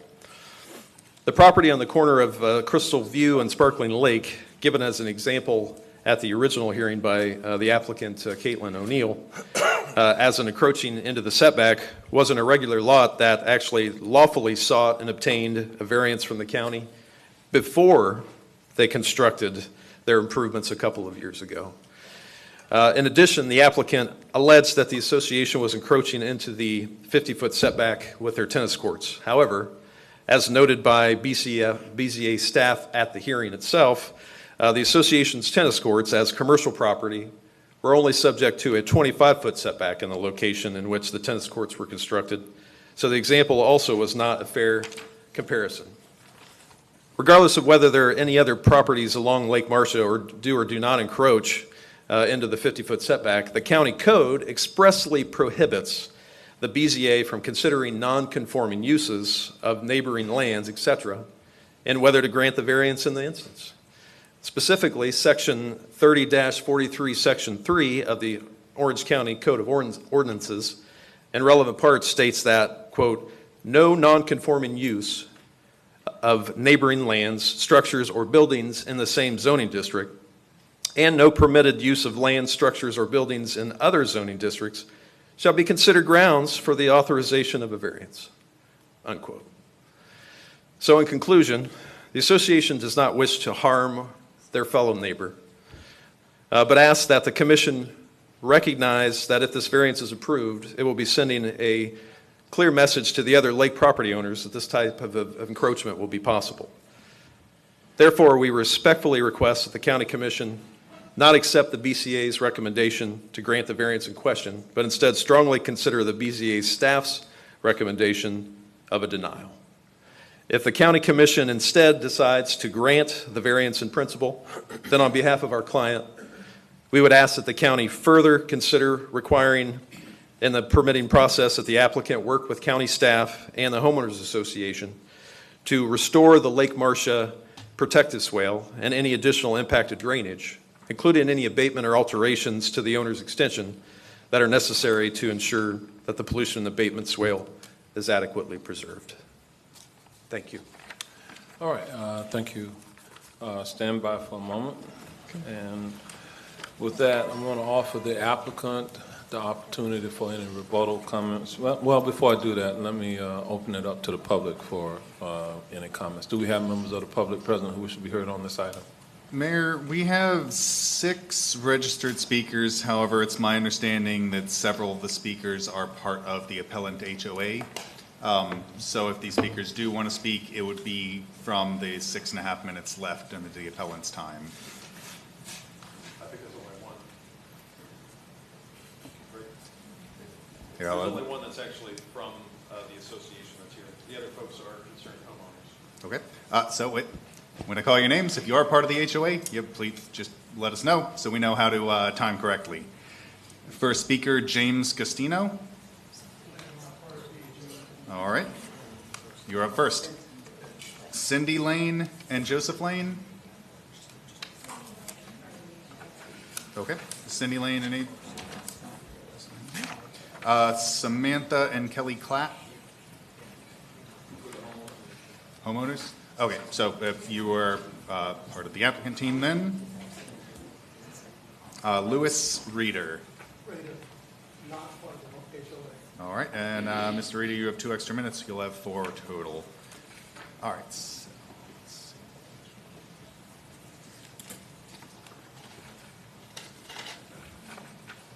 see. And sir, yep, if you can just start with your name and address for the record. Sure. My name is James Gastino.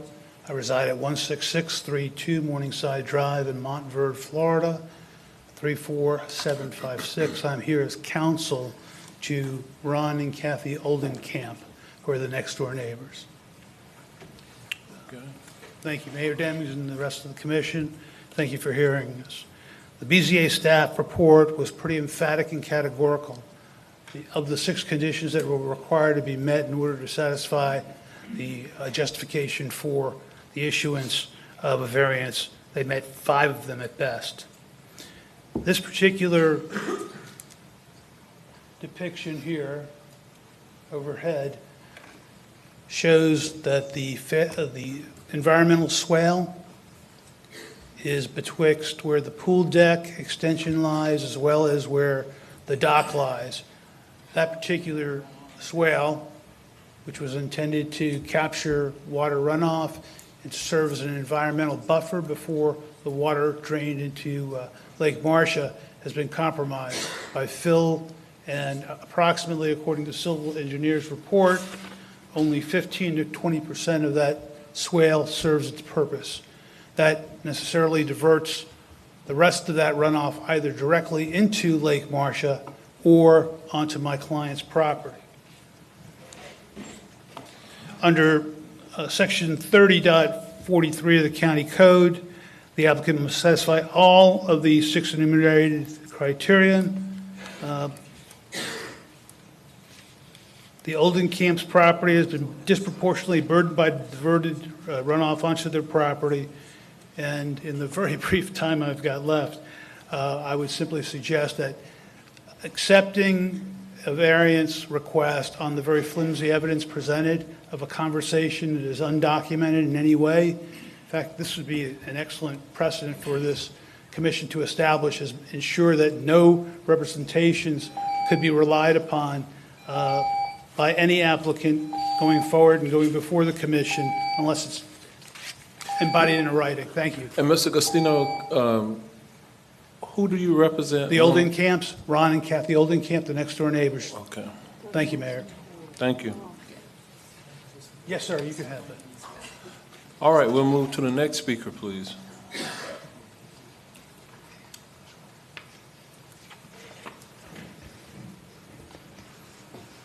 Good afternoon, Commissioners, Mayor Demings. Just to set the record straight from the front, I don't work for the HOA. I'm not part of the HOA. Used to years ago, which is why I'm here. And also well, let me just get started onto this. It's, well, the Oldenkamps have their own representation. The reason I am here is because I was the president of the HOA. Excuse me? Did you give us your name and address? Yes, I thought he did when he called me up. Lou Rader. Okay. Lou Semi-retired attorney, Lou Rader. Rader. I live at Orange Tree. In fact, I'm one of the lakefront owners just a few doors down from where the Clatts and the Oldenkamps live. And I've basically been drug into this because the history's been uncovered, or basically the dust has been blown off, and I've been asked to come in and sort of straighten a few things out. But just to set the record straight, too, it's one of the diagrams you saw here today, which is one of the first points I want to get across, was actually my lot. That's the reason they brought it up. Everything you saw here is new. All the new exhibits, everything's new. That wasn't given at the BZA, and we were not aware that this was all going to be re-argued with new evidence. If so, we could have come with our own, too. But what they deliberately brought up at the BZA was, which I had not put in their application, was my lot. And they tried to say, look, here, because you have a normal high water line, we assume that's the normal high water line, that Mr. Rader violates the 50-foot. What their consultant fully knows is that the line that is shown on that map is not the normal high water. That's the old normal high water, 128.5. It is now 127.48.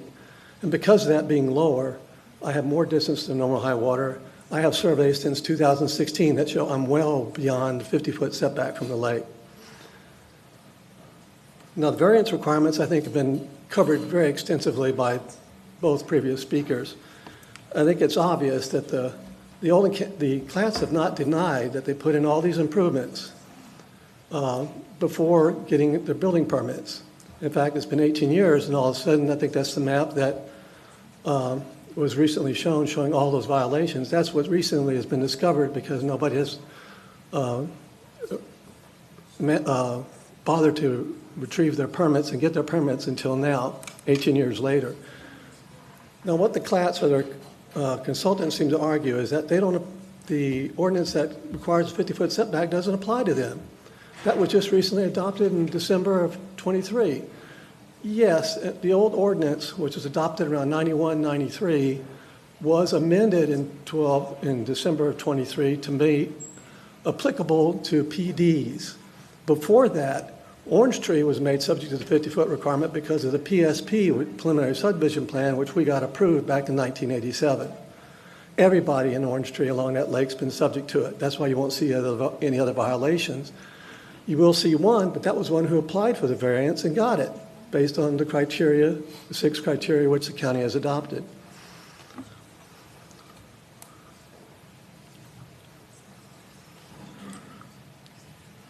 Since most of this material has, I think, been very adequately addressed by the consultants for the Olden camps and for the HOA, I just want to make clear that you really have to consider what you're doing here. If you allow the Clatts to get a variance and to put improvements in this 50-foot setback, which infringes upon the pollution abatement swell and doesn't allow the swells to work properly, it's one big swell around the whole lake for all the homeowners who live in Orange Tree. That's how it operates. That's how it works. You let one person fill it up or not allow the total swell to work, then that hurts the water quality. That's why the county put the condition on us back in 1987 to put it in, and we happily oblige. In fact, there's even a cross-section of what the swell should look back, which was put into our preliminary subdivision plans back in 1987. But if you allow this to go, there are the homes that they actually showed you on their map, which was just recently produced today. There are other homeowners in Orange Tree who are just waiting for you to allow this variance because they're going to come ask for it too. If they do, the rest of Orange County will. Thank you. All right. Thank you, Mr. Rader. We'll move to the next speaker, please.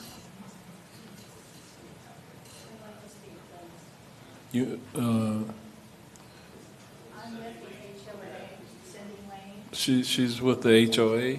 So I would be applied to the whatever time is left from Mr. Klaus. Okay. Do we have? Do we have speakers other than the HOA? I do not believe we have any other speakers, Mayor. Okay. So the HOA has 6.5 minutes. 6.5 minutes left, and so if she speaks, she will be taking up a portion of that 6.5 minutes left, right? Correct. All right. That's my understanding. Okay. That's her understanding. I can be very brief. Okay. Thank you for hearing us today. This came to our attention earlier this year. Oh, let me state my name, excuse me. I'm Cindy Sayers Lane. I am with the HOA. I've been with the HOA for the last 5 years, president currently. Have served on the master board as well, where I serve with Mr. Klatt. This is not a very comfortable position to be in, but it's something we felt like we should address, and I think that there's a win-win at the end of it for all of us. But briefly, this came to our attention earlier this year. We thought that it was probably a non-issue. We called the county, actually prepared, if it was applicable, to change our rules to allow for anyone to build like this. And I was educated by the Development Engineering Department very well. They're very good at what they do, and they have the ability to translate technical items to lay people like me. And basically what they said was, we would call on you to protect the drainage areas and the pollution abatement swale, that it ran across all of our lots that surround Lake Marcia, excuse me, and they protect the lake for the purposes of protection of Lake Marcia. That got my interest because, of course, that's an asset to the neighborhood. The lakefront properties are the most valuable properties in the neighborhood. If Lake Marcia long-term were impacted, the property values get impacted. And of course, that means the community is not as valuable and as sought after a community as it might be otherwise. So we're very much in favor of agreeing with development engineering, excuse me, the Development Engineering Department, that we should, and as Mr. Klaus already stated, we don't wish to do our neighbor, fellow homeowner any harm. We think there's a win-win solution if they can mitigate the impact of that extra building that they have, which is 25 feet into a 50-foot setback. They get to keep their lovely extension. You have addressed whatever issues they've created with the drainage and particularly the pollution abatement swale. And I think that that would resolve everything. So if the commissioners and mayor are inclined to give an approval, what we ask is that that would be conditional upon the mitigation of the damage done in that area, which we think could possibly be very easily done, and work together with Development Engineering Division and the HOA to do so. Thank you. Any questions? And are you an attorney also? No. Okay. everybody Retired else seem like Lockheed we're Martin. All attorneys. No, retired Lockheed Martin after 28 years, systems engineer, not an attorney. Okay. All right, stand by for a moment. Thank you. Do we have others who are part of the HOA that need to speak? I do not believe so, Mayor. All right. With that, I'm going to go back to the applicant at this point to address any rebuttal comments.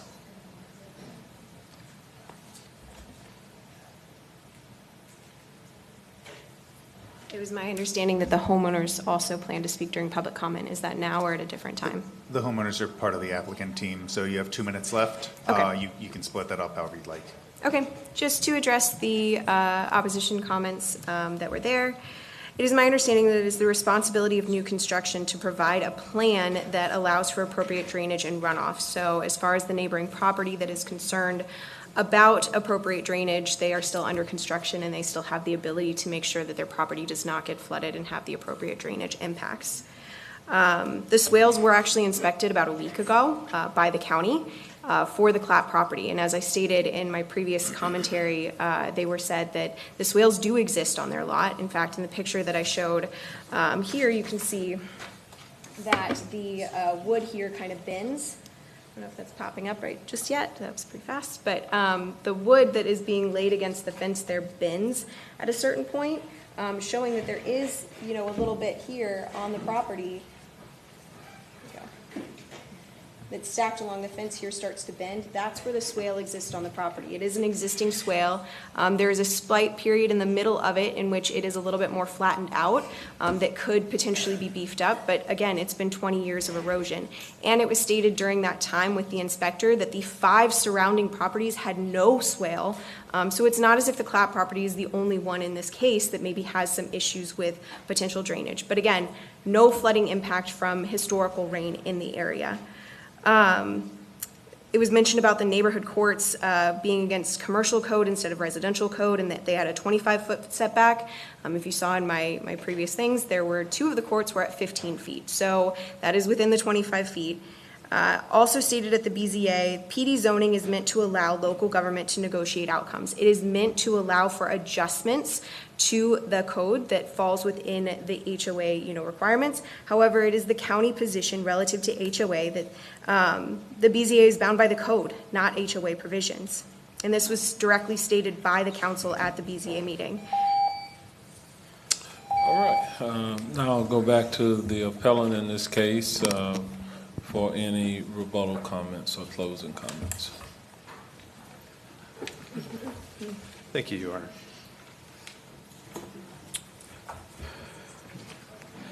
So as you've heard from Cindy Lane, the president of the association, who's very articulate, and I was glad that she was able to speak with you all today.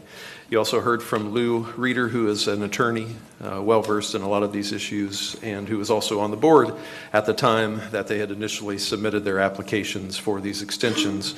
And despite applicants' assertions that it was approved, there's a lot of documentation and back and forth as to exactly what was approved or what was not.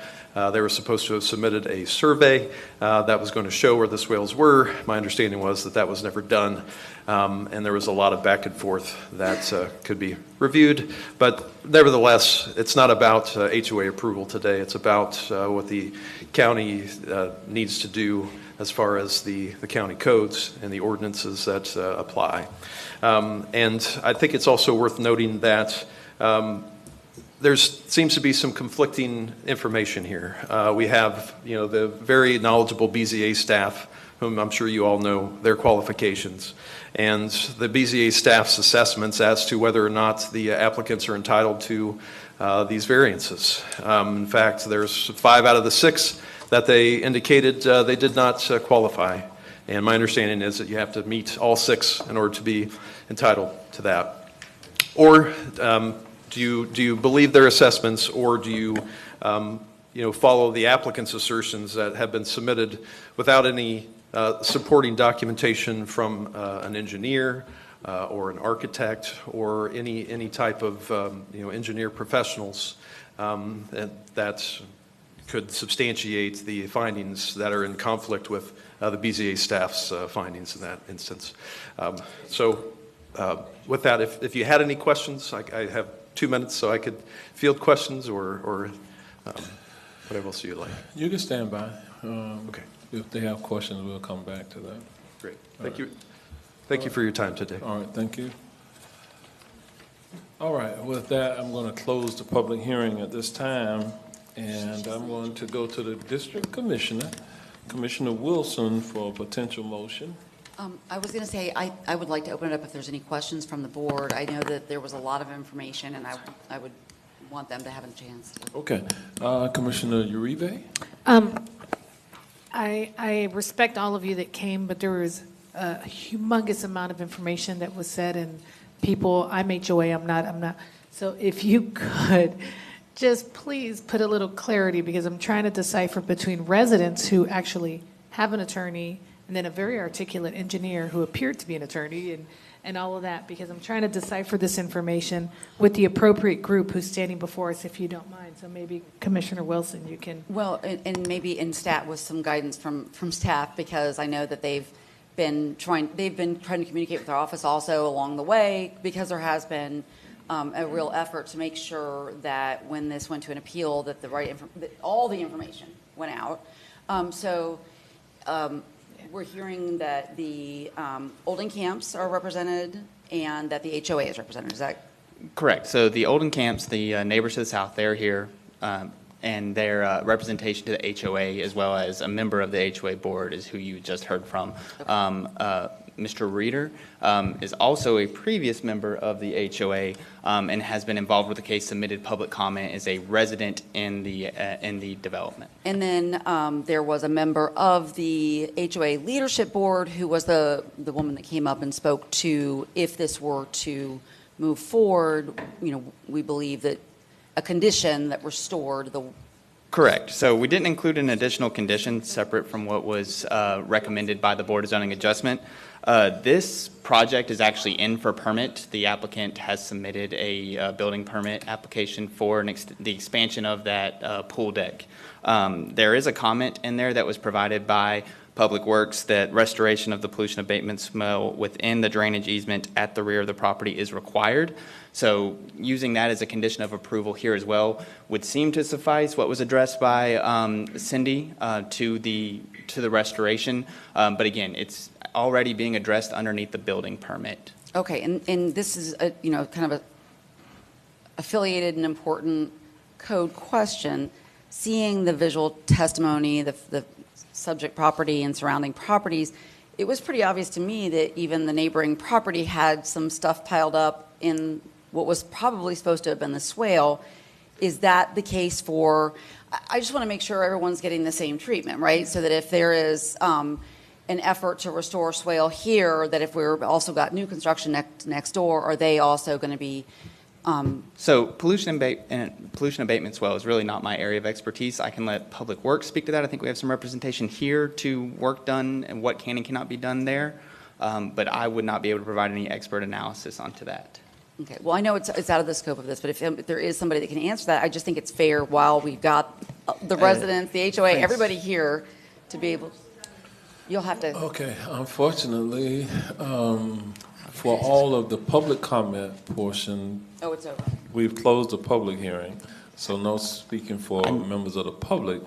We would have to rely on. Yeah, I do know that Senior Engineer Francisco Villar is here, and he could probably speak to more expertise on that for us. Okay, there we go. Thank you.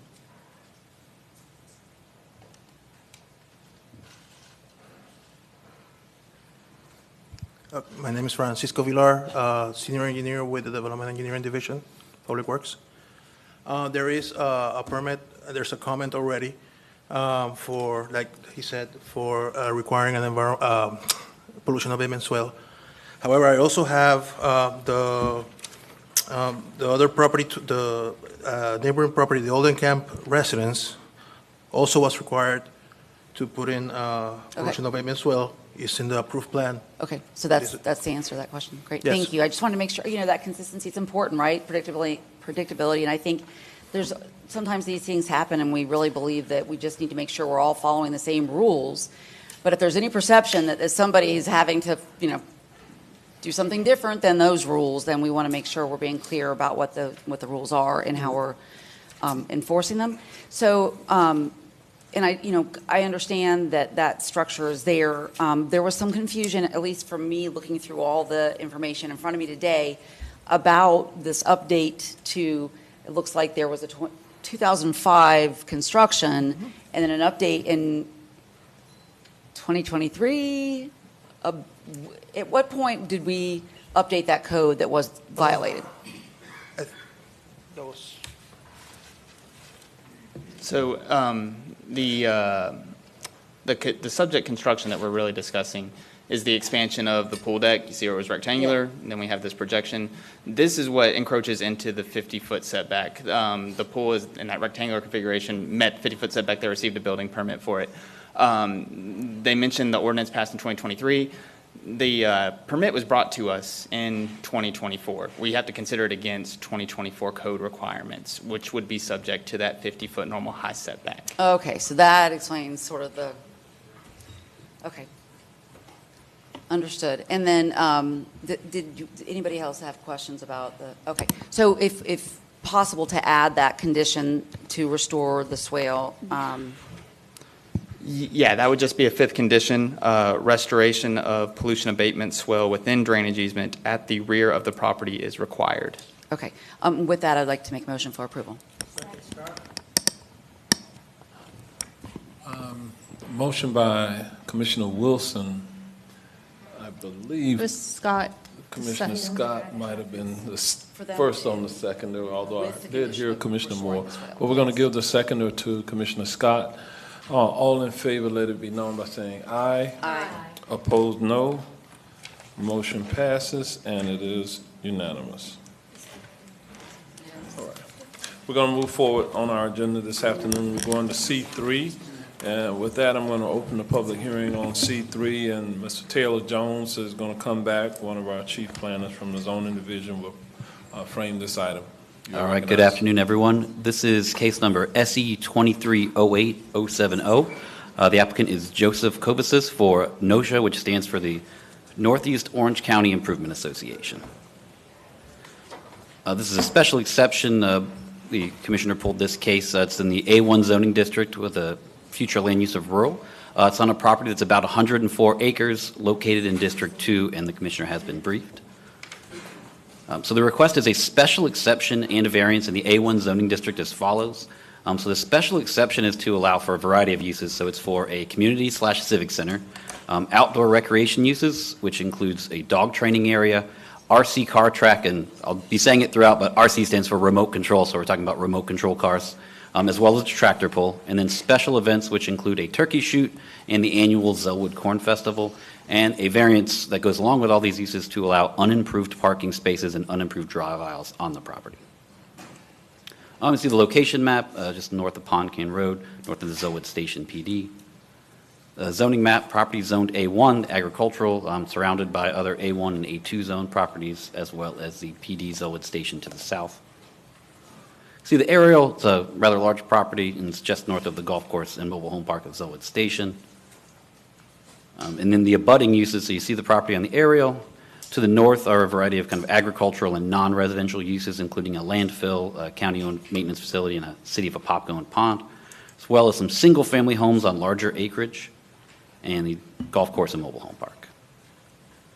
This is a site plan, a little different than the last site plan you probably saw. So the site is rather large, and each area of the site contains a different use, and I'll go into the uses one by one here. But a little bit of history, so it dates back to the 60s. NOSHA, they acquired the property, and they hosted the Zellwood Corn Festival from the 60s all the way up until 2004. In 1975, there's a community center building that's built. That's part of this request at the time. No special exception was required. In 1979, some tennis courts and a baseball field were erected. Same thing, no special exception was required at that time. Fast forward to 2003, there was a special exception on the property denied for a quarter midget racetrack. The quarter midget race cars are more like a go-kart, different than the remote control cars that are subject to this. That was denied. 2008, the tractor pull area that's part of this request was erected. No approvals were obtained. In 2009, another special exception was denied for a quarter midget racetrack, this time on a separate portion of the property, different location, but denied all the same. 2019, the dog training business starts using the baseball fields. Again, no approvals. The RC racetrack was erected in 2021, no approvals. 2024, code compliance cited all the operations for operating without the approvals, so the applicant's trying to bring the site into compliance, and that requires special exception for majority of these uses. So this is kind of the site plan. If you look on your right, you'll see the overall map, and then it's kind of an inset. So what you're seeing on the site plan is they are generally trying to use the site exactly as it exists. So you see parking spaces on there. Those parking spaces would just be the grass. They're just delineating that there are enough dimensions for cars to park and cars to maneuver around. There's no improvements proposed. It'll just be cars parking in grass. That's just to show they have enough parking spaces and that they can maneuver around the site. But this is the Civic Center area. It's just north of Pond Can Road there, and the Civic Center building you can see exists. And these are just pictures. This is looking east, and that's Pond Can Road on your right, and that's the community center, so Civic Center building, and that would be the parking area facing north. This is the RC racetrack, so you can see it there in blue, some parking area. So this accesses off Pond Can Road and goes down a road, and then it kind of comes up, and there's some vegetation that's on the southern border between the use and the houses. This is the RC car track looking north. And this is the RC car track looking south, and you can see all those trees. That's what separates this site from the abutting residences. And this is the road that comes in from Pond Can, so this is looking south. All that vegetation separates the road from the abutting residences. This is the dog training area. It's using the existing baseball fields. You can see the parking in the area there. And there's a picture. It's the baseball field with some dog training obstacle course kind of stuff. This is the tractor pull area. So this is a larger part of the site. People that would attend the tractor pull as spectators, they're going to enter off Pond Can Road, and they're going to park there in the yellow. And then people who are competing in the tractor pull area, they'll come in off Golden Gym Road. And this is the tractor pull area, kind of that dirt area facing south. And this is the road, so this would be coming in off Pond Can Road looking north, and you can see the tractor pull area up there. It's kind of the dirt on the right-hand side. And this is facing south. This is where the tractor pull area kind of abuts the residence. So there's some trees there, but they're proposing to add additional trees, which I will get into. This is the turkey shoot, and the turkey shoot is not actually shooting turkeys. Just to clarify, that is a target shooting thing. No turkeys are harmed.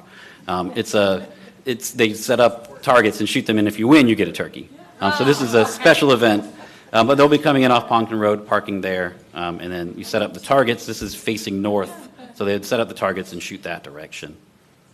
And this is just the Zelwood Corn Festival, which is using the vast majority of the site, mostly for parking, and they'd have kind of a midway area and then another event area, and there's an existing stage/maintenance building that's there. And this is just a picture of it. You can see that's the stage/maintenance building. And this is just the general landscape plan. For the most part, they're using existing landscaping as it exists between the site and the abutting residences to satisfy the requirements. So the applicant's requesting the existing uses to remain. So as I mentioned, they had been conducting these uses without the proper approvals, got code enforcement, so they're in to try to recognize these. The uses fall into two categories. They're either falling into outdoor recreation, which is the RC racetrack, dog training, and the tractor pull, or they fall into special events, which is the turkey shoot and the Zelwood Corn Festival. The special events only occur very infrequently throughout the year, and our code requires those to get special exceptions in the zoning district. They're not proposing any paved improvements, as I mentioned, just using the site as it exists.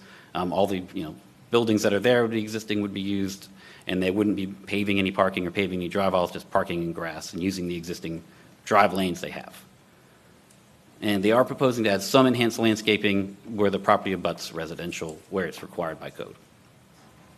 So I'm just going to kind of go into each use by the days of operation and the number of people. This was also reflected in the conditions of approval. A few of these, as presented to you on the screen, is how it was presented to us and the BZA. And then the BZA did amend a few of the conditions, which I'll get into use by use. So the first use is the civic/community center. It's that area in green. Again, it's existed since 1975. It was proposed for use on Saturdays and Sundays by reservation. Could potentially have 300 people if you're using the indoor and outdoor area.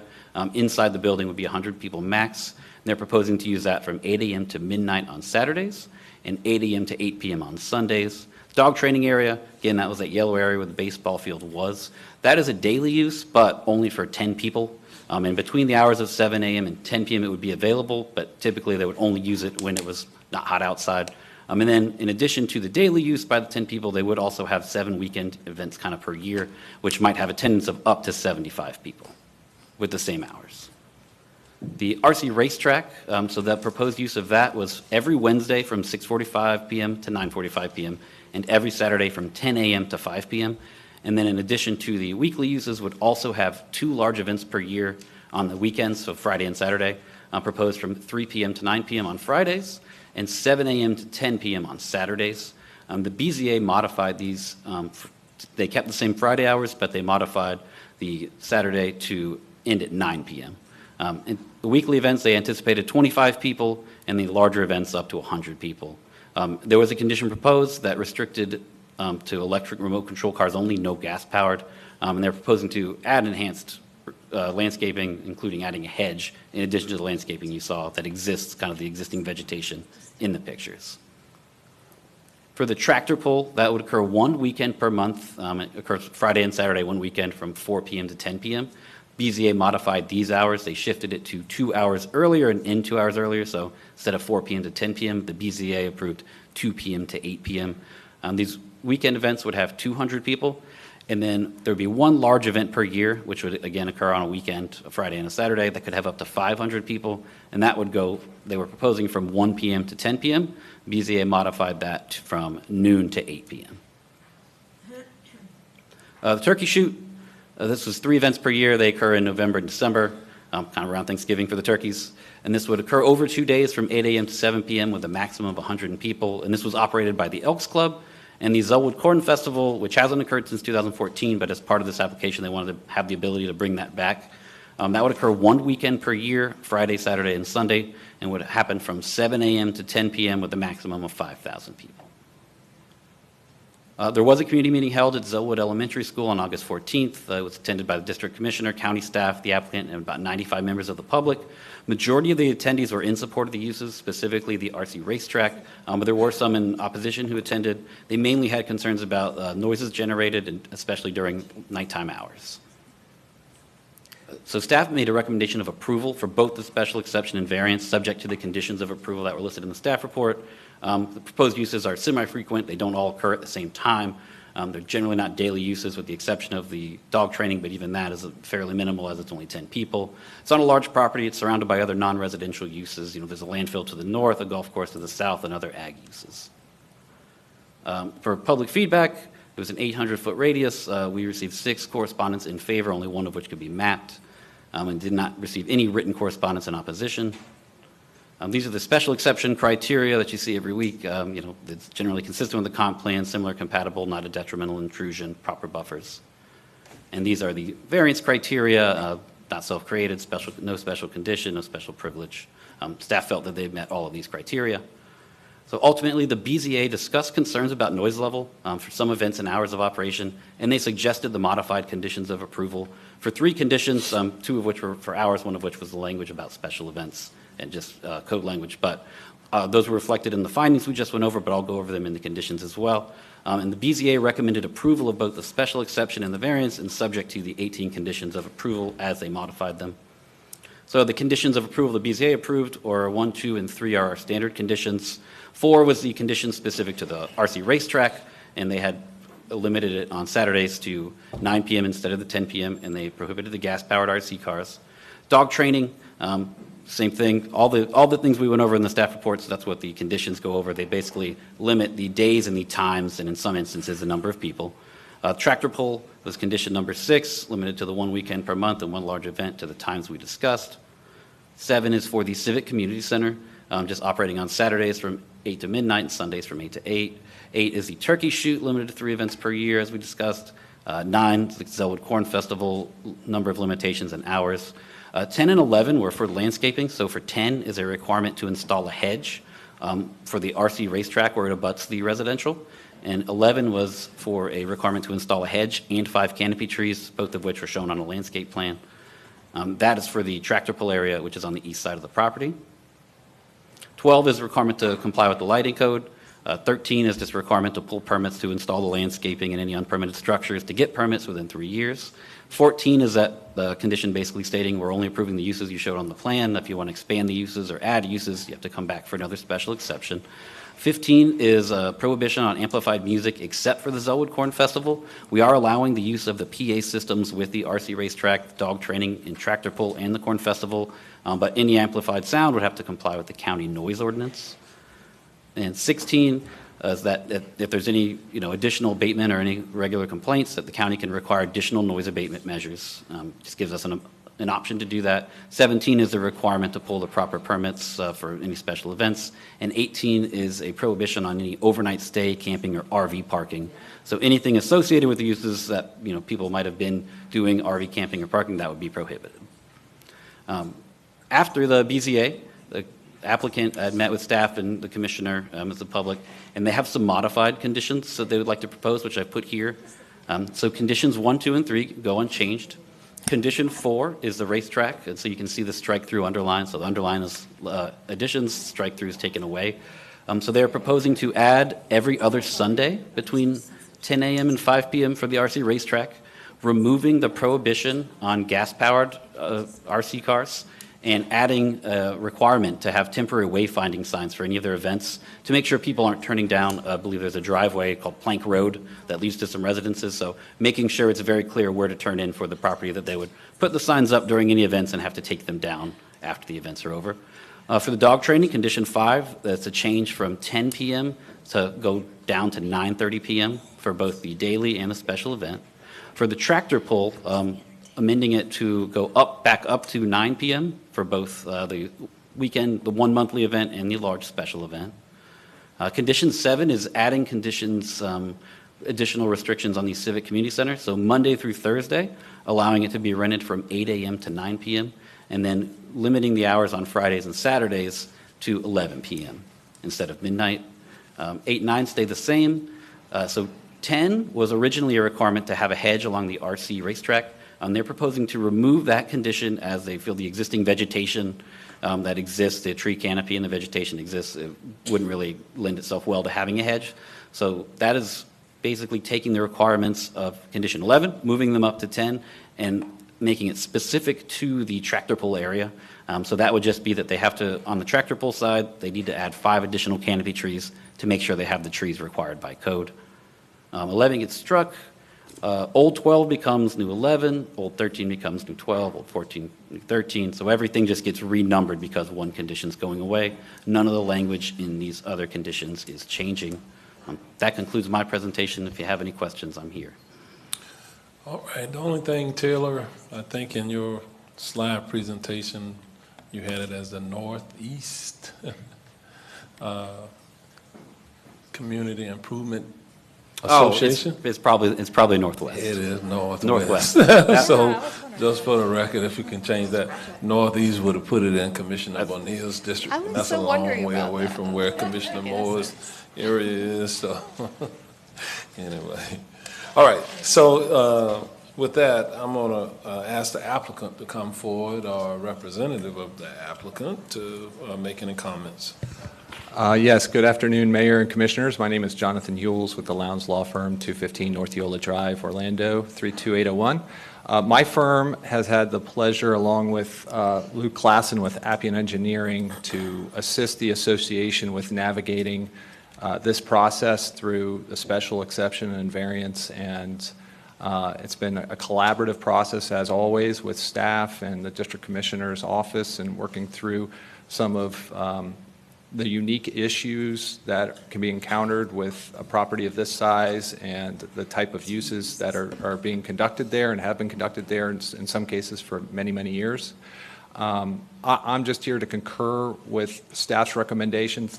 Taylor, as usual, has done a fantastic job of presenting the case, and I don't have anything to add to it. We just ask the opportunity to address any comments that may be made by the public. I know there are a couple speaker cards here, and there's some folks that would like to speak on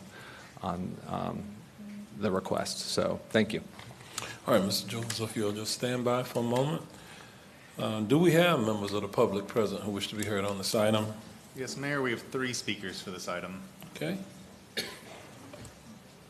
And I did want to clarify, the requested action is up on the screen. We got it. All right, folks, I'm going to call your name. When I do, please line up in the back wall.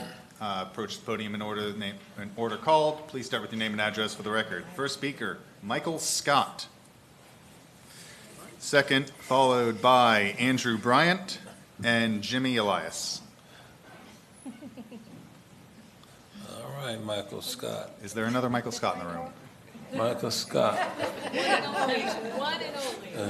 Oh, it's going to get better, too. It's not just that tie.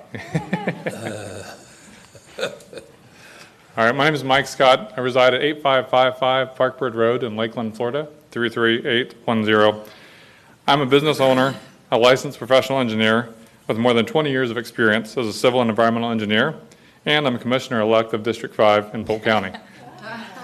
Having a facility where families can participate in radio-controlled car racing, enjoy playing with their dogs, take in the excitement of tractor pulls, and create lifelong memories in the banquet hall is certainly a gem to have within the county. As Commissioner-elect of Polk County District 5, I would love to have a facility like this for our residents. In January 2021, my son Braxton and I attended a race at All Out RC in the subject property. He won his first race and was hooked on the hobby. And I can tell you, since that time, our love for the hobby has expanded, but so has our father and son relationship immensely. This facility has brought attention to restaurants and local businesses surrounding it, and certainly provides positive social and economic impact.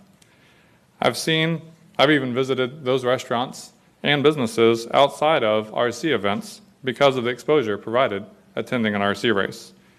Based on personal observations of this facility with its open spaces in the areas directly adjacent and surrounding it over the past 3 years, I can certainly say that this seems to be a compatible use of this beautiful area. And as a civil and stormwater engineer, the open space with green grass to absorb the stormwater certainly is a better benefit than having asphalt and pavement to produce more runoff. I would add that the Commission consider approving every Sunday for RC racing, specifically because a lot of us do work on Saturdays, and every other Sunday may not just be enough for our field. I appreciate your time today, and thank you for your consideration on this approval. All right, so we have two Commissioner Michael Scotts in here. What year were you born in? 82 as well. 82 as well. Okay. Now I know who got the vote Mike Scott domain. It was him. So well, y'all can blame it on each other now. We'll see you at the Florida Association of Counties meetings. All right. What's the chances of that happening? Okay. All right. Next speaker, please. My name is Andrew Bryan. I reside at 2050 St. George Avenue in Winter Park, Florida, 32789. All right. Forgive my ignorance to the impact to the decision associated with the RC track, but the reason that I'm here, I'm blessed to be in a position where the last 2 years I've been working on a large commercial project of over $12 million with a major change of use, totally different industries, medical building over to an automotive shop. And I haven't experienced the near level of scrutiny that essentially a pile of clay is getting in the middle of this field. Second to that, through a significant amount of therapy and as a very driven business owner, I was advised to find something that I enjoyed and take a break from work. Otherwise, I was going to die. And through that recommendation, as a kid, I did this. I enjoyed it. I said, well, I'll give it a shot. I found this place. And just to speak to the credibility not only of the owner, for instance, the photos that were presented today do not represent what that track looks like today. When this whole thing started, the community that surrounds this RC environment, right? They've all gotten together, and those times haven't changed, except they're not racing on Wednesdays and Sundays. I'm watching this unit of very eclectic group of all different professions and children and all coming together and trimming trees, digging holes, right? Making adequate parking, improving the overall property itself. And to watch that unity, I think, I watched every second of this last hearing. I believe the last one was not fault to you guys. I don't envy your position at all. It was rushed.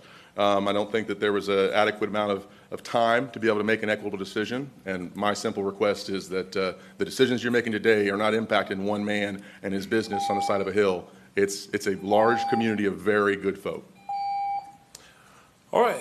Thank you for your comments. Next speaker.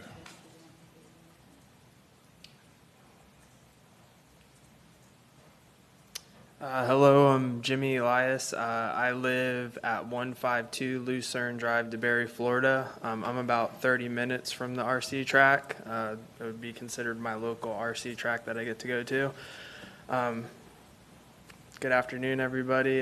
Didn't know that I'd be speaking with the mayor today. That's kind of neat to me. Anyway, I wanted to share, last time I kind of shared the things that I saw, how it was helping the community, but I wanted to share today kind of how it helped me showing up at the RC track, kind of similar to Drew. I was in a really rough spot. I had back surgery. I used to ride BMX bikes, and kind of, once you get back surgery, you don't get to do that anymore. I tried getting into cars, and I couldn't push in a clutch anymore.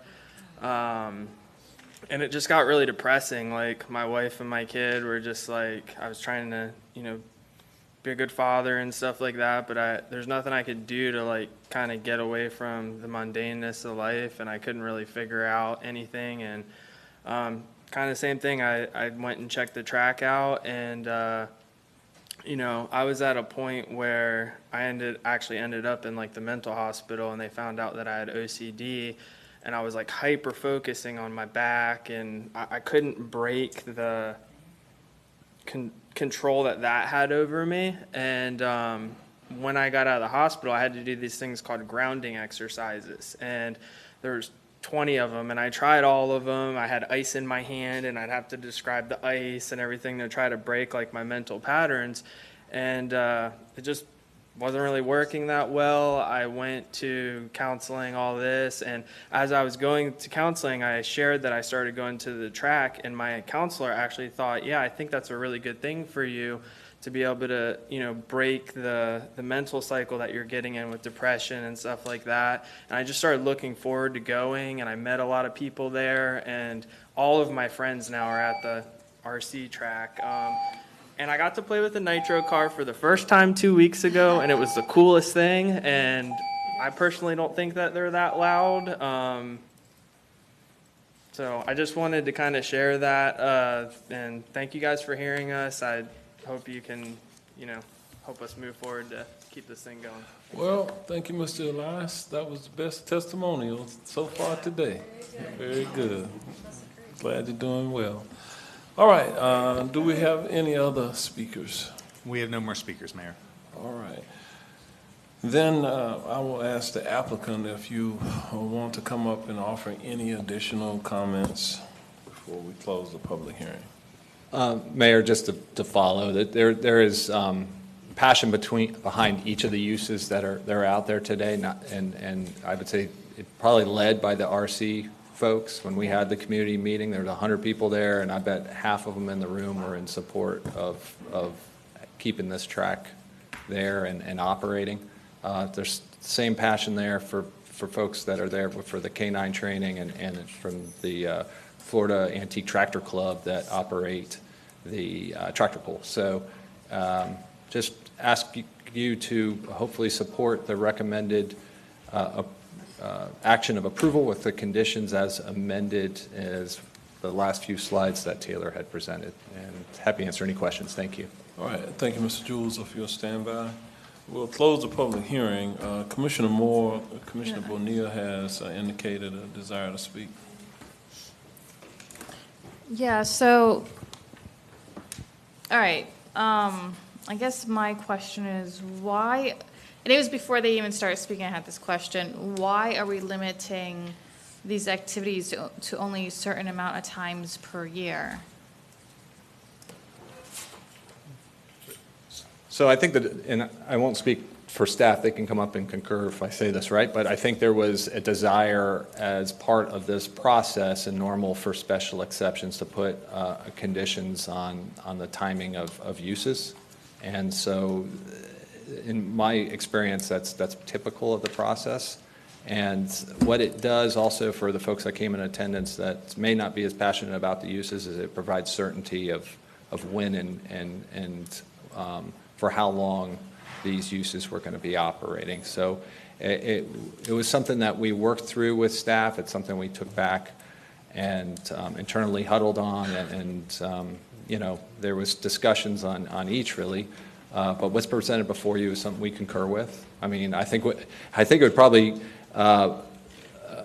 each of these would probably say we don't want any of those conditions, but I don't know if we'd have staff recommendation for approval without them. So it's kind of part of the process. So we are in concurrence with what's being presented here before you today, Commissioner. Yeah, so, and my question is more general. I mean, we have people who are trying to make a living off of their property and stuff, but they can't do anything on it unless they get like a special exception or something. And then these special exceptions, we're limiting them to only doing a certain amount of times per year. I mean, if this is their only way to make a living on their property, there's no way they're going to be able to make a living on their property, only limiting it to 2 times a year or something like that. And if it's not bothering anyone or any neighbors or anything, okay. So, okay, but if it wasn't, then I would say, why are we limiting it? And there are multiple things. I don't know if you've ever been out there to it. There are a lot of different activities that go on the property. And this is just one portion of it. They kind of described all of those activities. It can be a beehive of activity going on out there. Oh, I thought you meant actually beehives for a second. No. It is a farm. Yeah. So the Zellwood Farm Festival, if you've never, Corn Festival, Zellwood Corn Festival, there's some great corn there. Yeah, I went there years ago. Supposedly the sweetest corn anywhere. What do you say about that, Commissioner Moore? That's your area. No. Well, yes, when we were still growing corn and having the festival, hopefully it'll come back. Yeah, my children, for years, part of the Popka band would go out and shuck corn, to make money for their activities. But no, the reason, this all started from code enforcement, and right south of there is a large retirement community, and they were the ones that were having problems with some of the lake Sorry, what sound. type of retirement community? Like independent living, like They're nursing in home? they're in modulars, and it's large. I mean, they have a golf course, 55 and up? activities, 55 and up. And so just on the other side, and then there was some issues with the RC cars, but we worked through that as well with some of the residents. But I think you fixed that. That was a Google map problem that, people would be looking to get to the track, and it was taking it down a street. So that's what precipitated the angst. And then I went out and met with the folks at Zellwood Station, and I started to tell Commissioner Wilson I thought I was just going to meet with the 20 of the residents who backed up to Poncan Road, and there were 300 of them that came. I was the entertainment before bingo. So, but nevertheless, it was mainly the noise, the sound. But it was really a great conversation, because one woman stood up and said, we don't want to hurt them. We want them to operate, because we don't want a subdivision over there. We like this rural use, because just to the north of this is the Kelly Park crossing from the Wekiva Parkway that the city of Apopka is extremely dense. I mean, it's going to be like a Lake Nona just north of here. So everyone kind of came together and said, how do we make this work for everyone? Keep it rural, make sure my folks in the retirement community could get to sleep at night. And so this is the result of all those people working on it. Okay, so the number of times per year, what would affect that, or the times of the day? That was Jonathan and the team that worked on the number of times. I didn't have anything to do with any of that. The only piece that I came in was so that the folks could get to sleep at night, because they were saying it was so loud and it was so late they couldn't get to sleep. Okay, I guess so. I have the question: what time were they operating at night? I think the main concern was sometimes in the building that the PA system, till midnight. So then Jonathan can correct me if I'm wrong, you have a condition that no outdoor music, and of course now we'll have our new noise ordinance that they'll have to follow as well. And then they actually started out more restrictive on the cars, so I went out and they gave me a wonderful demonstration, and we realized the powered cars were no problem, so we added that back in. And then the hedge, we were like, there was no reason to make them have this hedge. It was already so rural, it would have just died anyway. There's no irrigation. So we took the hedge out, because the citizens also were very cognizant that we wanted NOSHA to survive and thrive and be able to keep this property, because it's very special. Okay, so would everyone be open to doing it? Could they the citizens were asking for it every Sunday instead of every other Sunday? I mean, is there a problem with that? What did we say, Jonathan? Was it every other Sunday? Yeah, it's condition number 4, and we had it at every other Sunday, 10 a.m. to 5 p.m. Yeah, I think we need to stay there, just because that's to be good neighbors. But, we can readjust this later depending on how things go. They were both very passionate, both sides, the ones who needed some peace and quiet, and then you hear the passion with the RC cars. It's a great sport, providing a lot of benefit to people. Okay. All right, is there a motion? So moved. Second, Scott. Motion by Commissioner Moore, second by Commissioner Scott. And I'm sorry, Mayor, just to confirm, those are with the conditions as amended. Yes. With the condition, yes. All right, all in favor, let it be known by saying aye. Aye. Opposed, no. A motion passes, and it is unanimous. All right, thank you all for your presence. We'll move to the next item, D4. We'll open the public hearing on this item, and Mr. Thalmuller, it's my understanding you're going to be framing this item as well. Thank you, Mayor. Item presentation loading.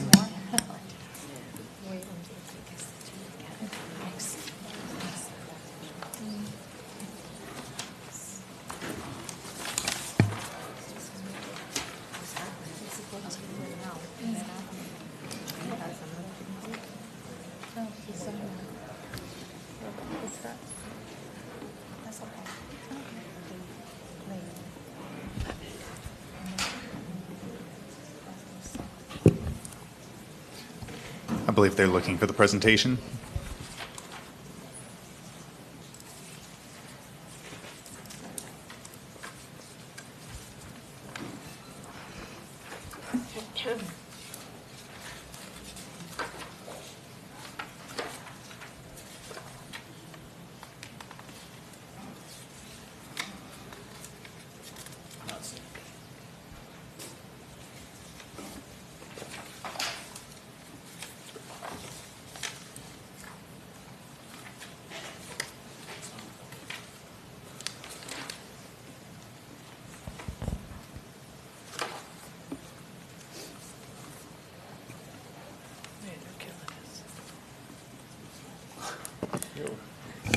Yes, almost 5. We have about 6 hours left. We're getting there, Mayor. Yeah.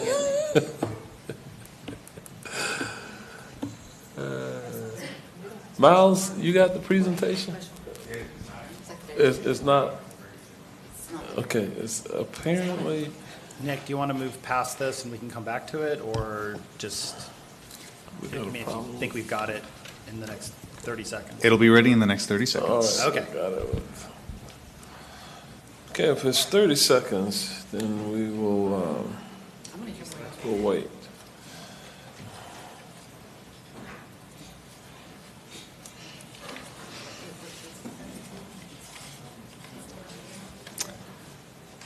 It's in there now, Miles.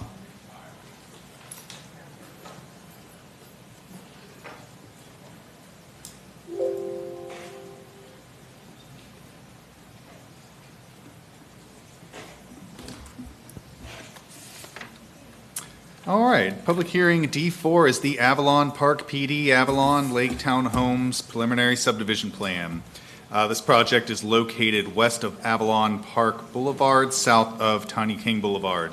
Request to subdivide 5.62 acres to construct 90 single-family townhome units. There's also one waiver associated with this request from Chapter 34 Subdivision Regulations to allow subdivision lots and tracts to be accessed from a non-public paved street in lieu of each lot and tract interior to the subdivision having access to a dedicated public paved street except in a gated community. This property is designated in the future land use map as traditional neighborhood and is zoned PD along with all of the surrounding development as part of the Avalon Park PD. Aerial shows the surrounding area developed with a dense mix of commercial, multifamily, and single-family homes. Here we have the subdivision plan for the 90 townhomes showing the proposed lots, tracts, and private infrastructure. And the recommended action is to make a finding of consistency with the comprehensive plan and approve the Avalon Townhomes Preliminary Subdivision Plan subject to the conditions listed under the DRC recommendation in the staff report. Mayor and commissioners have been briefed on this request. This is in District 4, and staff is available for questions. All right, thank you, Mr. Theo Mueller. Is the applicant on this item present? If so, please take the mic. Good afternoon, Mayor and Commissioners. Thank you. We have no comments at this time. We agree with staff, and we're here to answer any questions. Oh, sorry. Thank you. Brian Ashby, Kimley Horn, 200 South Orange Avenue. All right, stand by. Do we have members of the public present who wish to be heard on this item? We have no speaker cards for this case, Mayor. Then we'll close the public hearing. We'll go to the district commissioner, Commissioner Gomez-Cordero, for a potential motion. Motion for approval. Second, Uribe. We have a motion and a second. All in favor, let it be known by saying aye. Aye. Opposed, no. Motion passes and it is unanimous. All right, we'll move to the next item on our agenda. This is item E5. We'll open the public hearing on this item, and it's my understanding Mr. Jason Sorensen, one of our chief planners, will be coming forward to frame this item. With that, Mr. Sorensen, you're recognized. All right, thank you, Mayor, and good afternoon, Commissioners. This next item is a board called rezoning. It's item E5 on today's agenda. This is RZ 2407045, Old Cheney Self-Storage RV and Boat Parking. The subject property is located at 16870 Old Cheney Highway. Subject property measures 8.20 gross acres in District 5. The proposal is to add to the self-storage facility that is existing RV and boat parking. The subject property is located in District 5. This is an aerial of the subject property showing it just south of Old Cheney Highway, south of East Colonial Drive, and west of East River Falcons Way. The current future land use is commercial. Current zoning is C1.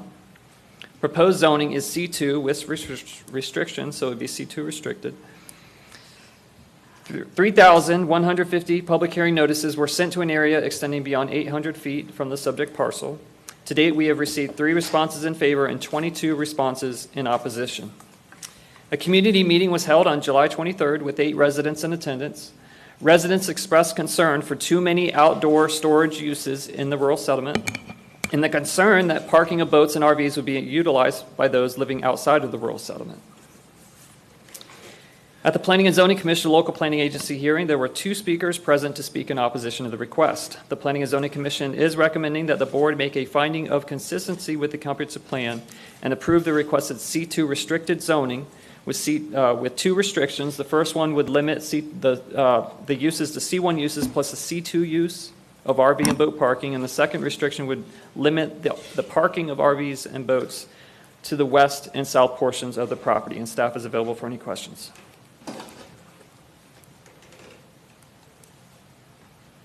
All right, thank you, Mr. Sorensen.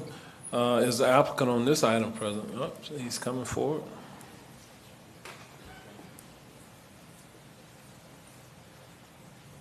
Thank you, Mayor. I do have a brief slideshow. I am Joseph Kovashesh, Lowndes Law Firm, 215 North Yola Drive.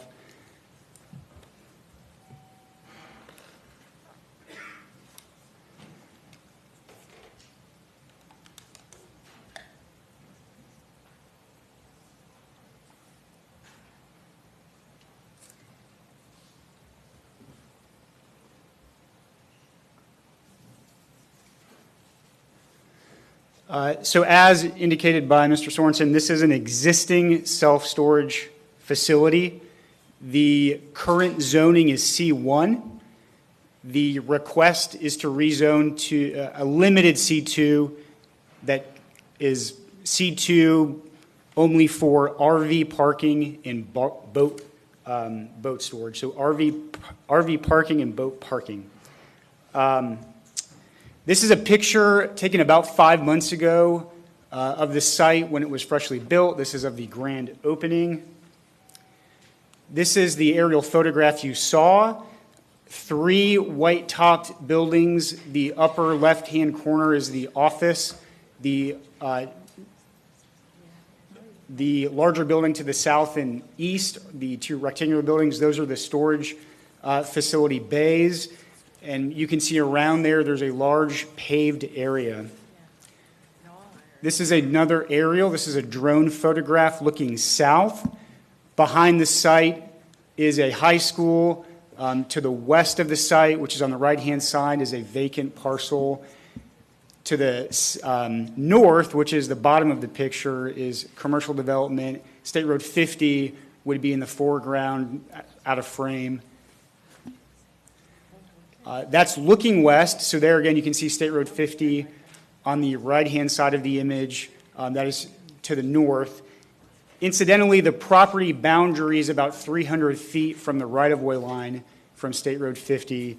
It's about 400 feet from the driving lane to the property boundary, and about 500 feet from the driving lane to the nearest proposed parking space for boats or RVs. So there's quite a bit of distance separation from State Road 50. This is an image from the south looking north. Again, aerial image of the property. And this is the revised parking plan. The initial parking plan, there was proposed parking around the facility based on comments from the community and based on discussions with staff and comments from the P&Z board. We have revised what is a concept plan at this point to limit parking to the south and to the west of the site around the perimeter. Again, this is a concept plan. Approving this rezoning request does not approve this concept plan. This is at this point illustrative, but it shows approximately 52 spaces for RVs and boats of varying sizes. I believe these are all about 14 feet wide. The lengths vary from 50 feet down to 20 feet. In the middle of the picture, I know you see parking spaces on site plans. These may not look as big as they really are, but you can see standard size parking spaces towards the upper middle of this site plan for some comparison. There was talk about concern about maneuverability, about being able to park in there. The distance between a building and the closest end of a lane is still 29.5 feet, which is a significant distance. And this is a mock-up of an emergency plan, so emergency vehicles. There is a gate in the southeastern end of the facility. It's not the main gate, but there's a gate down there showing how a hypothetical emergency vehicle could get in, could navigate the area in which we intend to store these vehicles. This is the gate. This is that gate on the southeast side of the property. These are photographs of the site showing the very large area that's currently paved and available for parking. There's a vehicle for comparison about how much room is currently there. That's looking to the south across a retention pond. There's a high school property down there. Again, this is some of the area in the southern portion proposed for parking. There was some question before about access to units if vehicles park along the perimeter. There are storage bays that are accessed from the exterior, and there are entrance doors to the facility that run, I don't know, every 50 feet or so, although I have no idea what the actual math is on that, but there are entrances that are spaced around the building. So no matter where you park in the facility, there is a way to access the interior of the building. And if you have exterior units, obviously you can just access the exterior units. More site photographs. And this is that same gate, the southeastern gate from the inside. These are more site photographs looping around the front. The neighbor to the north are several commercial properties. That's a Walgreens. Some of the other neighbors, there is a bank to the north. There is a Taco Bell, a Burger King, a McDonald's. To the east, still on the same side of State Road 50, there's an O'Reilly's, there's an AutoZone. That's East River High School to the south. At that facility, there's also a bus depot to park 80 school buses with additional standard parking spaces. The property to the west is a vacant FDOT property. And across 50, the other side of the street, there's a significant amount of commercial development within the rural settlement that includes outdoor storage of vehicles, but it's not the same retail commercial opportunity for residents in the area to store RVs and to store boats. This is an aerial of the area within the rural settlement in which this property is located. It's the Bithlow Rural Settlement. Our property is on the left-hand side of the screen, outlined in green. I've overlaid the rural settlements that are directly adjacent to the property. The southern, or the large portion of that is the Bithlow Rural Settlement. To the north is the Corner Lakes Rural Settlement. And the red overlay here is the commercial property. So these are properties that are zoned commercial, either C1, C2, or C3. There is a commercial PD directly across 50 that's included in there as well. And this overlay shows the property zone C2 or C3 already in relation to our property in green. That's significant because parking of RVs and boats outdoors is already permitted in C2 and C3 zoning. And all of these yellow properties are within the Bithlow Rural Settlement currently. So this is not any kind of new or unusual use. But although they can do it, again, this would be the only opportunity in this area that I know of for the private retail parking of RVs and boats. Again, aerial view of the site for some context. You can see to the north there, all those commercial properties that I just indicated. These are just more photographs. This is the same side of State Road 50 to the east, the O'Reilly's and AutoZone. That's across the street. There was talk of other outdoor parking of vehicles. Again, not the same uses. This is a trucking facility to park trucks. There is what appears to be some sort of auto shop junkyard nearby, but not the same secured parking of RVs and boats. Any rezoning application obviously has to be tested against the county's comprehensive plan. As far as rural settlements goes, there are requirements on development and zoning within the rural settlement. FLU 6.2.11 says only those commercial and office uses that will support existing residential uses shall be permitted in rural settlements. FLU 6.2.12 adds some criteria that requires any commercial development must serve residents of the rural area, not necessarily the rural settlement itself, but the rural area, and that the proposed commercial uses must serve the immediate population, so it must serve people nearby. And we're doing that here already. This is an existing facility, relatively new, but this is a customer map showing customer locations in August of this year. The rural settlements are outlined in green. And as of August, majority of the storage facility customers were from the rural settlement, certainly from the rural area of Orange County. But even if you move forward to this month, this is an updated map, there's been growth in the number of customers, and that growth has predominantly been in the rural settlements in the rural area around Wedgefield, around Bifflo, around Christmas. So use of the facility is within the rural area of the county. It's for residents of these rural settlements. There was some concern about people staying in their RVs overnight or sleeping at the facility. That is not allowed. The current rental facility agreement precludes anyone staying there overnight. The facility has normal business hours. If any of the facility's customers refuse to leave, law enforcement's called, they are escorted off site. I did not post pictures of the security cameras, but there are many security cameras over the site. It's monitored 24/7, more than the standard number of security cameras, I would say. It's gated, there's an entry code, and when the office closes, anyone still there is made to leave. That's both in the rental agreement and the terms and conditions for the cube access. If parking is allowed, similar requirements would be posed on people using the spaces to park vehicles.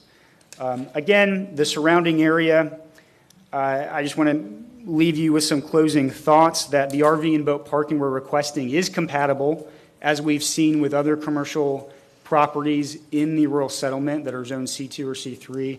This is a limited rezoning request, so it's the C1 zoning currently.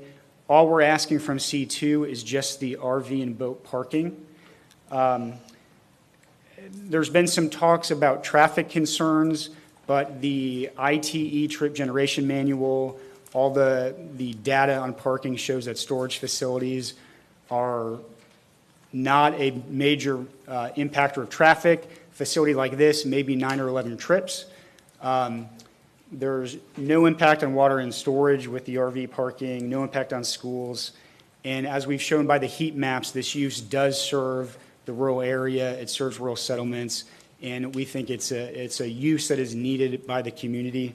With that, I'd ask to reserve some time to respond to comments, and I'm available for questions. Thank you all. All right, stand by. Do we have members of the public present which will be heard on this item? We do, Mayor. We have 3 speakers for this item. First speaker will be Bobby Beagles, followed by Micah Bass and Pamela Seibel. And Pamela, looks like you have an extra minute here.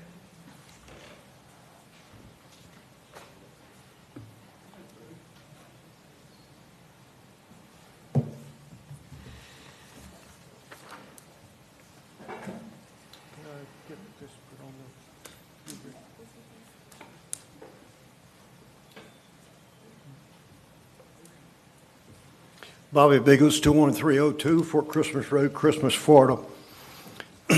That curve there, Old Cheney Highway, I go to church every Sunday morning, every Wednesday night, and that is one of the dangerous roads still in East Orange County. It is a cut through for all the students going to East River High School. This is not needed. And somebody, when you say there's no RV parking, if they would just drive a little further east on Highway 50, they will find about 5 acres of RVs parked right off of Highway 50. Now, if you look at Old Cheney Highway, you can see where the entrance is there is very dangerous for the kids. Not only do they walk that route, and I will say the county is putting sidewalks in there, and that someday they will be in. But just where the 2 little dots is where the new, no, excuse me, where the double line is where the new entrance to the bus parking will come when Highway 50 is 6-laned. It is on the docket for the school system to put that in, to get into, instead of them coming into Falcon Way and having to come back on the other side of the 3. It is not needed out there, and I would urge you not to support it for safety issues for the, we all was kids, and we always have to spin our wheels. And Jerry, you was a kid too. So I would urge you not to support this. It's not needed. If you look at it just down the road, you will see plenty of places for RVs storage. Thank you. All right, thank you, sir. Next speaker, please.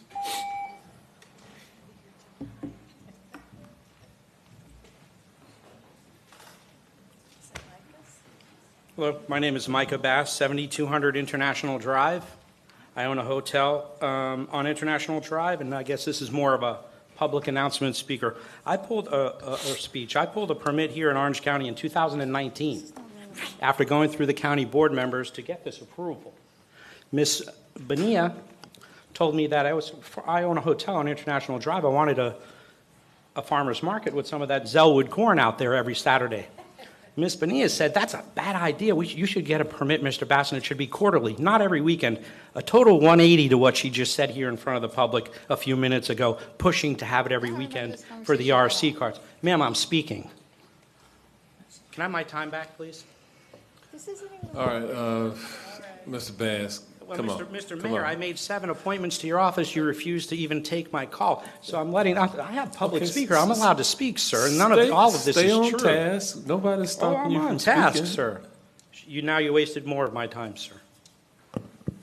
And you laughed at me the last time I told the public this, and you said you weren't here 6 years. okay, It was do 5 you years. wanna- I made a do mistake. you I've wanna been coming speak to or the mayor not? for 5 years, and he still won't see me, so here I am in public, trying to get a permit for a food market on International Drive.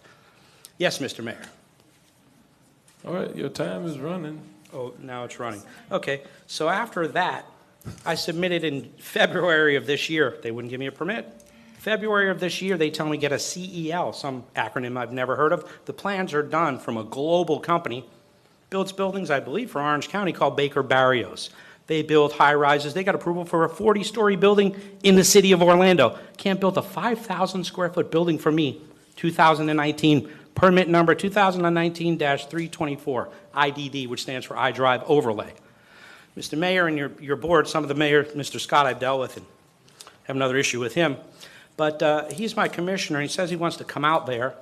Said he would meet me, but he never called and made an appointment with my guy. It's always another excuse. And down there, where's Mr. Vargas over there who did this to me for 3 years? Alberto Vargas, if you're Mr. dealing with Bass. him, you're in trouble. Yes, sir. Thank you. Do you have a question, sir? No, you're out of time. Thank you, sir. All right, do we have any members of the public who want to be heard on this item? All right, thank you. Greetings all, my name is Pamela Seibel, 16011 Old Cheney Highway, 32833 in a rural settlement west of the application that for some reason was not on that map. I appreciate Mr. Beagle's bringing up some key points about transportation, safety. Orange County, FDOT, Orange County School Boards are meeting on November 4th to discuss the major issues we have with Old Cheney Highway and East River Falcons Way. The entrance that they want for the addition of RVs and boats to get more business, because the last time we were here, he said it was at 25%. I actually recommended that he join the Chamber of Commerce and do a grand opening. Unfortunately, we were not at that grand opening. Nobody knew about that grand opening. But anyway, moving forward, follow my speech. There's a backstory. All these C1, C2, there's a reason why. A lot of them, including 18 acres, including this parcel, used to be A2. But then back in 1981, they approved it from A2 to C1, restricting to restaurants and lounges. Then, surprise, surprise, they changed it again to make it all C1 uses, moving up the density. But in the meantime, in 1991, they allowed the rural settlements, so there was supposed to be extra protection for the 3 rural settlements in that area. Unfortunately, that did not happen. So when we look at rural settlements, he did mention about serving the needs of the rural settlement. It should be that rural settlement, not the ones out in Wedgefield, not the ones in Christmas. So we look at, is it meeting the criteria? Is it consistent? The original staff report recommended denial due to the inconsistency in the type of business. I agree with the original staff report that before the planning and zoning. We look at the trend of increasing density needs to stop. It's a snowball effect. This is a rural settlement area, and yes, it looks commercial because of all the changes keep happening. And so as we go, this does not match Vision 2050. It does not match even the current comp plan. The big decision is, okay, wait a minute. This is RVs in an open storage area. We have a homeless camp on the left. We have a homeless camp on the right. We have the high schools behind them. We also we're very, very susceptible to flooding, and we already have issues with contaminated water, and Orange County is already putting out a lot of dollars for water with the neighboring community just east of this property. When you look at the lot, the land is not, when application was spent, they spoke about it last time, they mentioned that it stayed on the fluids, the overflow, stayed on the property. It does not. It flows off onto the roads, into the neighbors, as well as it's going to affect them. So please vote denial. Thank you. All right, thank you, Ms. Seibel. We'll move to the next speaker. There are no more speakers, Mayor. All right. To the applicant, if you have any rebuttal comments, this would be the time, and it looks like you have 2 minutes and 46 seconds. Thank you, Mayor. I first let the record reflect Mr. Bass is not associated with the applicant or the owner here who did speak today. We could figure that part out. I thought so, Mayor. I want to address a few comments quickly. First, that this is not needed. I'll say we emphatically believe it is needed. In fact, some of the current storage facility customers have asked for this. There was a request during the hurricanes to store vehicles on site, which is currently not allowed. There's also been requests to store boats and RVs. There were prior comments that, well, why don't people just store these vehicles at their homes? Well, some people may have smaller lots or be subject to HOA restrictions. Some people may just not want an RV on their home, at their home somewhere. We don't know. We don't ask. But there is a need. There have been requests to park vehicles on the site. And again, this is a secure facility. It's not just a parking lot on the side of State Road 50 that you can park an RV or a boat. Some of these vehicles are very expensive. Some of them are significant investments. And to be able to park them in a secured, fenced-in, surveilled facility is a real benefit to the community. As far as the traffic, transportation issues, this facility is already approved, it's already built, the access connections are already there. We're asking to park maybe 50 vehicles there, maybe however many parking spaces are approved. But again, if people don't want them, they won't rent them. If people want them, they will rent them. We believe we've provided competent, substantial evidence that our request meets the comprehensive plan as far as this type of change within the rural settlement to serve the rural area, to serve the needs of the immediate residents. There has not been any competent and substantial evidence presented on any traffic issues or any transportation issues. So we do respectfully request the commission to approve our application, to approve our rezoning request, because ultimately the owner here is a small company. It's not some giant CubeSmart company. That's the name on the building. But this is a company that owns this property. It has this area that's paved already, and it's trying to make productive use of that space in a way that serves the community. I thank you for your time. All right, thank you. With that, we'll close the public hearing on this item, and we'll go to the district commissioner. Commissioner Bonilla, would you like to offer a potential motion? Yeah, first I would like to say that, staff and the applicant kept saying that this is an already existing storage. This wasn't a storage unit that was here for years or decades. This was recently built. This is a new storage unit that did not come before this board. I did not know about it until it was being built, so I wasn't asked about it. And this is in a rural settlement where any uses that are being built is supposed to serve that rural settlement. This storage unit does not serve a rural settlement. And you can even see from some of the dots, it was Wedgefield, but we don't even know what these dots mean. Like how many, is it one user, is it two users, or any of that? So, and the other comment that was made was that there was no, that it was a truck parking that was north of 50 there, and they don't have RVs. They do have RVs. You could drive by and you can see the RVs over the fence. And it is locked, fenced as well, secure. We have a problem with junkyards in Bithlow. And so and these aren't coming before me again. So these junkyards are being turned into these truck, RV, outdoor vehicle storage units. So there are a lot of them already, and all these junkyards are turning into that. And then we have this storage unit that's new that should not have been built there, that does not serve the rural settlement, that now wants to do more of that too. So, this is wrong on so many accounts. Staff did recommend denial. From what I heard, and I don't know, confirm I was being told that the board wasn't even told that this was in a rural settlement. So I don't know what happened there, but I'm going to go with the original staff recommendation of denial on this. Second, Wilson. All right, we have a motion and a second. All in favor, let it, Commissioner Uribe was the second. All in favor, let it be known by saying aye. Aye. Opposed, no. Motion passes and it is unanimous. All right, yes, sir. Can I ask a question, please?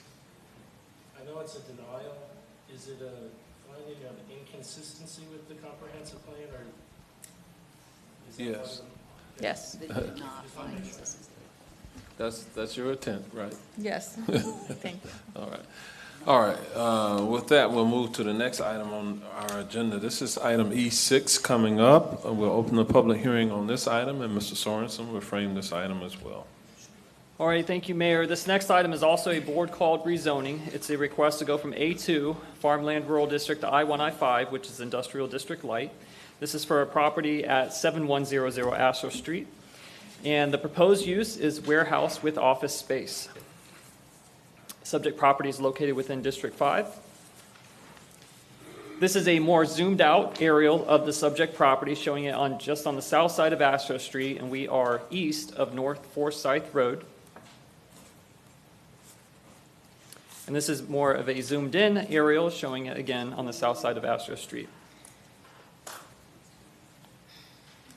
The future land use is currently industrial, and it has been since 1991. The current zoning is A2, and the proposed zoning is restricted I-1, I-5. Again, aerial of the subject property. And we had 362 public hearing notices mailed out beyond 800 feet from the subject parcel. To date, we have received 0 responses in favor and 2 responses in opposition. A community meeting was held on July 22nd with 13 residents in attendance. Residents expressed concern for flooding, property values, traffic, and a concern of inconsistent zoning and future land use designations. At the Planning and Zoning Commission, there was 1 speaker present to speak in opposition to the request. The Planning and Zoning Commission is recommending that the board make a finding of consistency with the comprehensive plan and approve the requested I-1, I-5 restricted zoning subject to 1 restriction. Staff is available for any questions.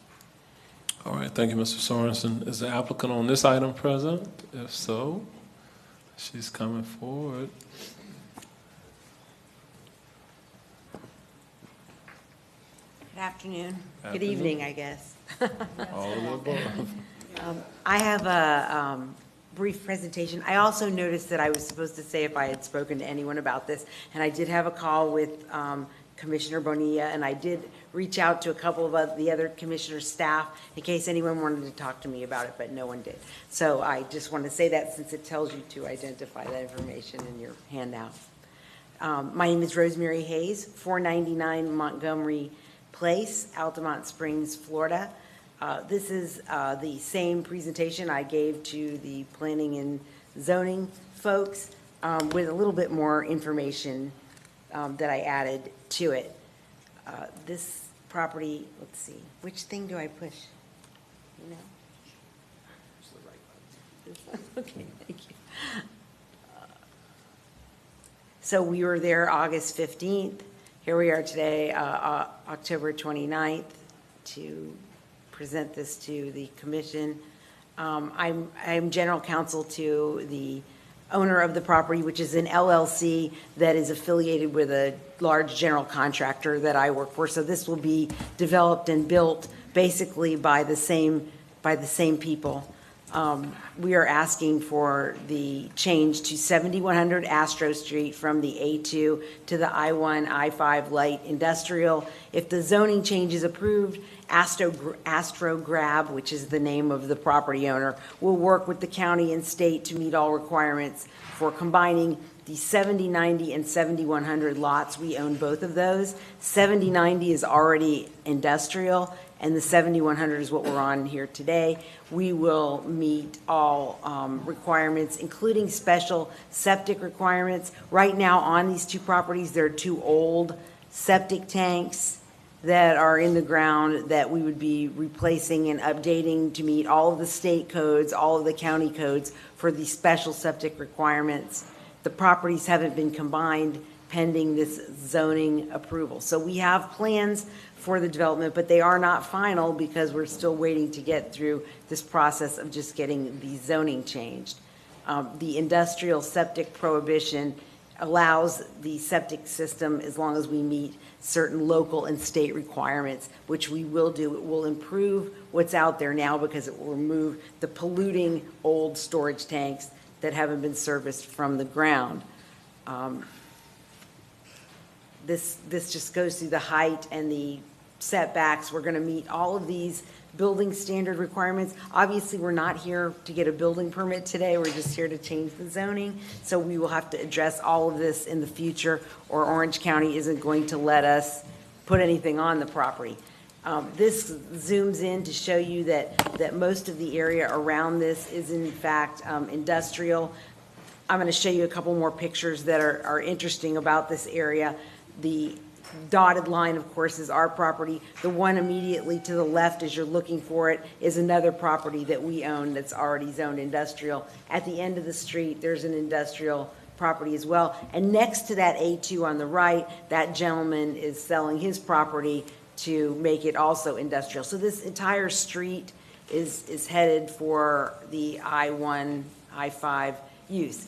This is a picture of the property, and there's lots of outside storage. You really don't get the full flavor of it by this picture, but around the side, there's ladders and all kinds of stuff outside. Lots of outside storage on this street. We have agreed, of course, to the restriction on outside storage. We won't be having outside storage once we develop it. This is the neighboring property that's already zoned I-1, I-5. Let's see, I need to figure this out. How do I click on the link to open the video? It's on the zip drive. Can we play it from the zip drive? It's linked to the zip drive, so it should open. What? There's a zip drive. Where did you get the PowerPoint from? My zip drive, right? Okay, well, there was a video on here that was on the zip drive, but I guess the zip drive is gone. So I'm sorry for that, because I was going to give you an aerial view of the whole street. See right there, right up one where it says Instagram.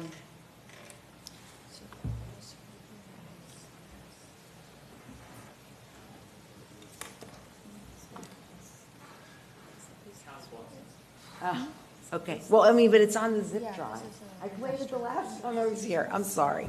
Okay, I played it the last time I was here. But anyway, this is the parcel again in the purple, and the one next to it in the green, 122, is already, I'm sorry, the one in the purple is already zoned I-1, I-5, 00122 is the one we're here talking about. 00064 is for sale to be zoned industrial. On the corner of Forsyth and Astro is the 059 property.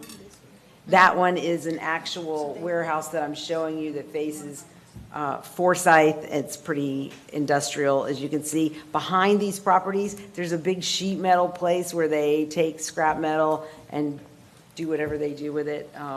Pretty industrial. This is more pictures of the same thing.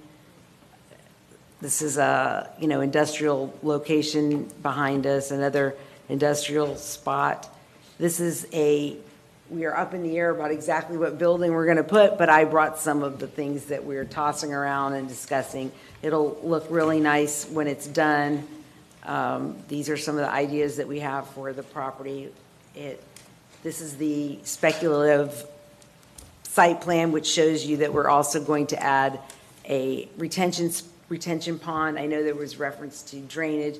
Up at the front of the property, there's a large area that we will use for the new septic system. You can see that red stripe would be the drive in, and then the lighter blue is the building. That's all I have, since I can't show you the video. I'm sorry for that. I did bring it. So this was, in 1992, there was a letter written that said that this was going to be rezoned industrial. The seller of the property that sold it to us had that letter from Orange County and gave it to us, but and it was on my presentation. This has got to be the old presentation. That is the conclusion I'm going to draw from that. So it has been slated for a long time. It is consistent with the surrounding area. There's 2 mobile homes on these 2 parcels that we're going to put together, and we're going to follow all of the codes and rules and laws in doing that. So I would ask you to approve our request for a rezone. All right, Ms. Hayes, if you want to stand by. Do we have members of the public who want to speak on this item? Mayor, we have no speaker cards for this item. All right, then we'll close the public hearing at this time. We'll go to the district commissioner. Commissioner Bonilla, would you like to offer a potential motion? Yeah, I have a question, though. The board, did they have conditions added for approval? It was just the one restriction regarding no pole signs. Okay, was there a condition of advanced septic tank? That's that's a permit requirement. It's not a condition of approval because of where this property is located or its designation. It's technically not in a BMAP, but I think the term was that it's in a crane strand drain bacteria pollution reduction plan area, or PRP, that the state would otherwise require an advanced treatment system for their septic permits. Okay, because from what I understood, that, I guess the approval from the board was with an advanced septic tank condition? No? No, there was no restriction regarding advanced septic. It was just Okay. the no billboards and pole signs. All right, but because they're industrial, they'll be required to do that for any, The state may require them to attempt to connect to a public wastewater system, should that be available, sewer, but they may be able to receive an exemption, again, if it's sort of normal commercial or domestic waste. But the requirement from the health department would be for an advanced treatment system because of the designation as a PRP area. okay, so we don't need a condition for that? Don't believe so. Okay, so what about the retention pond? Is that going to be required by county? They would have to meet code. I don't know if, yeah, Susan. Yeah, it's required. Okay. All right, so those were my only questions, so I would like to go ahead and move for approval. Second, Uribe. All right, the motion, second is Commissioner Uribe. All in favor, let it be known by saying aye. Aye. Opposed, no. Motion passes, and it is unanimous. All right, thank you, Ms. Hayes. We're going to move to the next item. This is item F7. We'll open the public hearing on this item, and Mr. Sorensen, you're recognized. All right, thank you, Mayor. This next item, F7, is a repeal and replace of the zoning in progress ordinance. Again, this is a temporary suspension of certain processes while Orange Code and Vision 2050 are finalized. So just a short overview, the current suspension, which was approved by the board on May 21st, will end at the end of November. The current proposal is to repeal that ordinance and replace it with the current ordinance to allow for application submittals until December 11th. Regular scale future land use map amendments would still be suspended. Those require 4 public hearings, and the anticipated schedule, timeline for Vision 2050 would just not allow us time to process regular scale future land use map amendments. So the suspension, when it goes back into place after December 11th, if today's ordinance is approved, would still apply to comprehensive plan text and map amendments, rezonings, and special exceptions. The benefits to this suspension ordinance is it provides staff time to review and prepare amendments to the Orange County Code, Land Development Code, and Comprehensive Plan, Orange Code and Vision 2050. And it prevents application submittals that we just can't process before Vision 2050 and Orange Code are adopted. The effect of the ordinance, it has no effect on applications submitted prior to the suspension. Also, there are certain areas of the county that would not be included in the suspension. Those would be Horizon West, Lake Pickett, Avalon Park, Innovation Way, and iDrive District. Plan development change determinations would also be unaffected. And just a reminder, this is a suspension, not a development moratorium, so it is temporary in nature. It does not affect applications that were received by the county prior to the effective date of the ordinance. Development processes not described in the ordinance will be able to continue. Those include building permits, along with development in the exception areas. And regarding the timeline, this was recommended for approval by the Planning and Zoning Commission on October 17th. If approved, this ordinance would become effective immediately. We'd be able to take applications in starting tomorrow. The new suspension would then take place after December 11th. So staff is recommending a repeal and replace of the ordinance, and we are available for any questions. All right, thank you, Mr. Sorensen. This was an administrative item, so it's not an applicant, but I will open it up for public comment. Do we have any persons from the public who wish to be heard on this item? We have no speaker cards for this item, Mayor. All right, then we'll close the public hearing. Is there a motion for approval? Well, I have. Oh, Commissioner Bonilla. Yeah, so I'd like to, the Lake Pickett was not exempted. We had taken that out, remember? We had a whole conversation on it when we voted on this, and because there was no need for it to be exempted. So it wasn't exempted. So Jason, in terms of... So I think that was a mistake. If this mirrors the language from the original one that the board previously approved?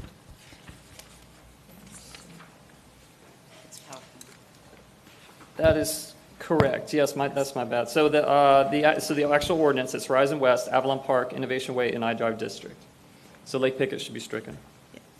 It's it's not in the draft. All Okay. right, good catch, Commissioner Bonilla, okay. But we all pay attention to our districts, I'm sure.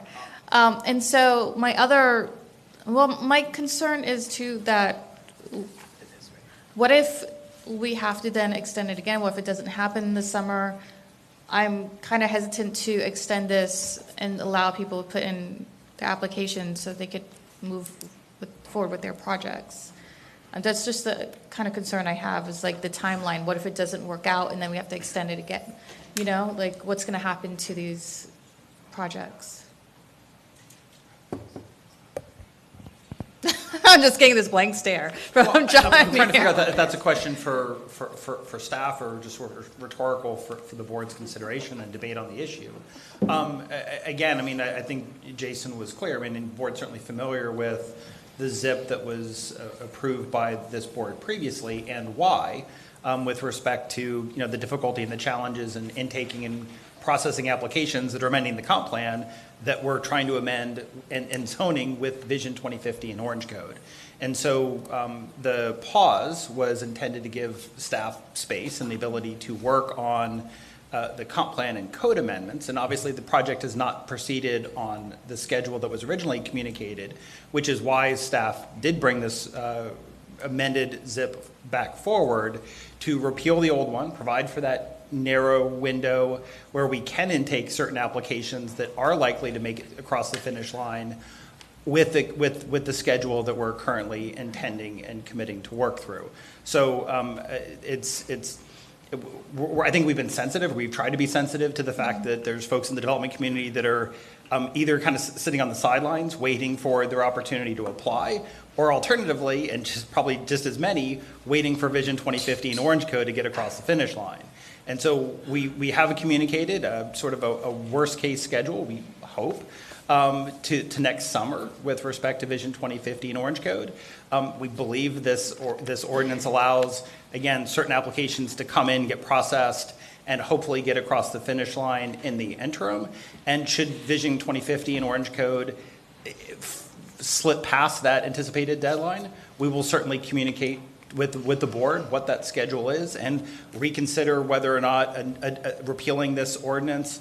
And there is an outside date in the current draft of the ordinance anyway, but whether or not we need to come back, provide another window, and or extend the ZIP. So, I mean, we're already kind of doing, and providing that opportunity that I think you're somewhat asking for in terms of like what happens if the schedule slips. Well, we're kind of there.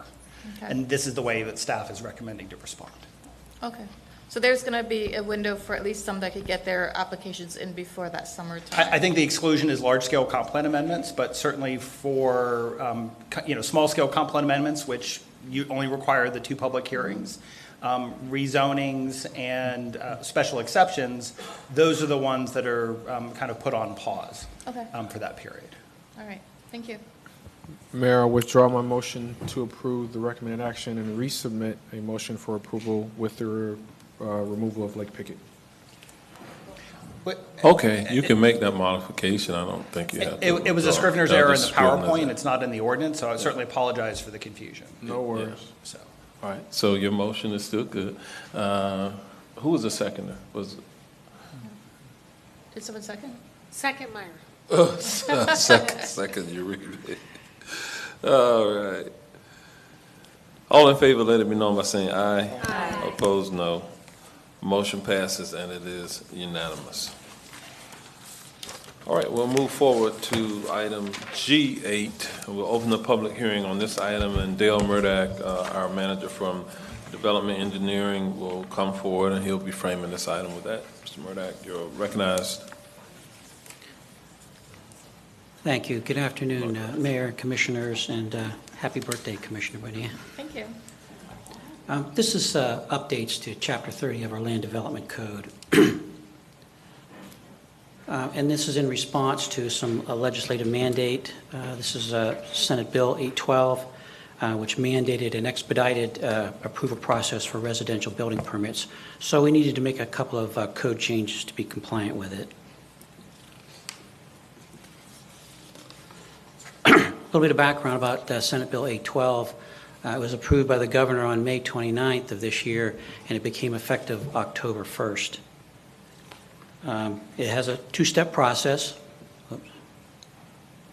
Step one is where it outlines the requirement to be able to pull 75% of the residential lots to pull vertical building permits prior to platting. And step two of it provides for a master permitting process.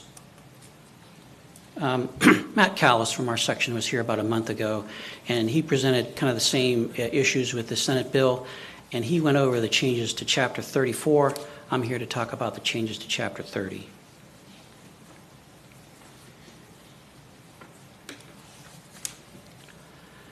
And in the past, developers came in, they bought property, they got all of their site permits approved, they built the roads, the retention ponds, water, sewer, and then they typically sold off to 3 or 4 different home builders who then built homes and sold off to residential or homeowners. What this Senate bill really did was it tried to consolidate some of that permitting process and expedite it.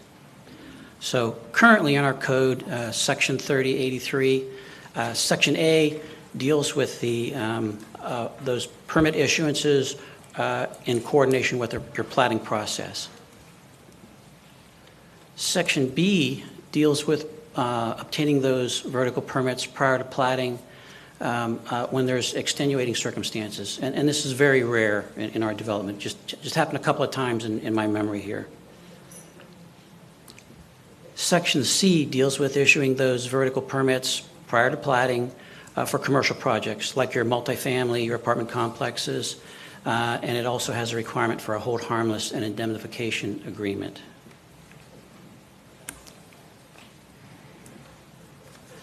Section D of the code is our model homes, and this is where we allow up to 20% of the lots, up to a maximum of 5, for them to pull those vertical permits prior to platting. If it was a townhome, we allow up to 1 unit that has up to, 1 building that has up to 6 units.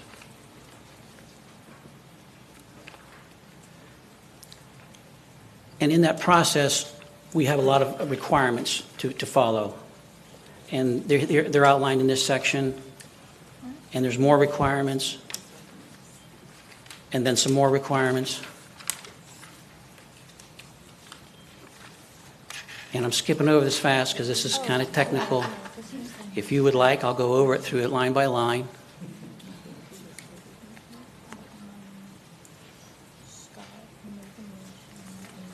I'm going to get to a point here. In all those processes, though, you still can't obtain a final certificate of occupancy for any house until after you receive a certificate of completion for your infrastructure. This makes sure that all of your roadways are done, all your retention ponds, your water, your sewer, all of that's been completed, and a final plat is recorded. Then you can get your final certificate of occupancy and move in.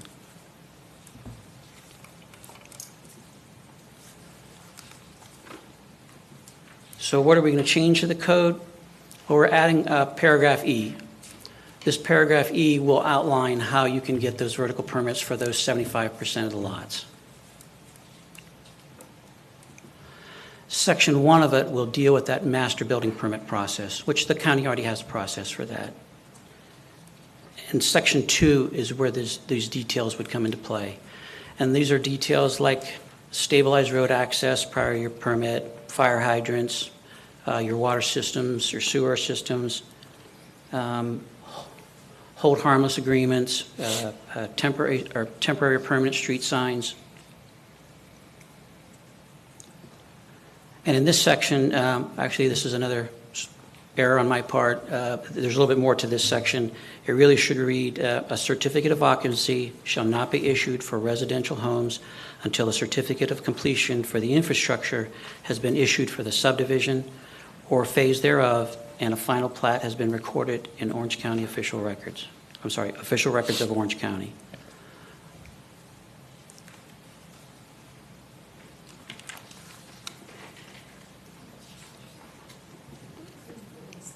So we really have this new expedited process that I just kind of went over real quick. We have a current process for the model homes, And then we have a number of projects that are kind of somewhere in between that we're going to call kind of a hybrid process that we'll be working with our developers to make sure these projects can continue to move forward.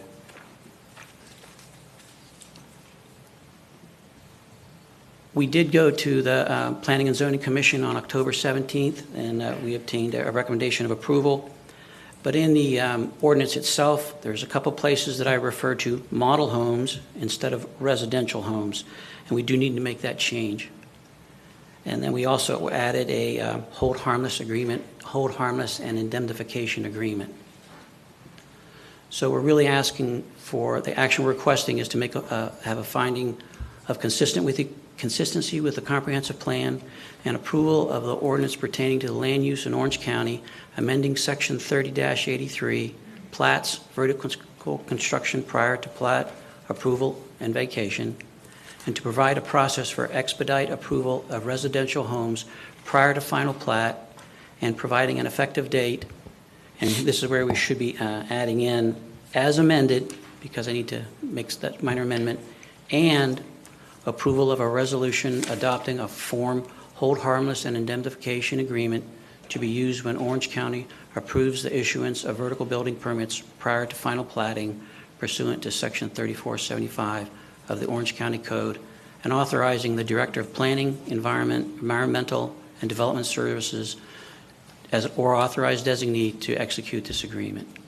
And I know there's a lot of technical part that I went through real quick, and I met with a couple of y'all to kind of go over those details. I appreciate your time, but I'm here to answer any questions that you might have about it.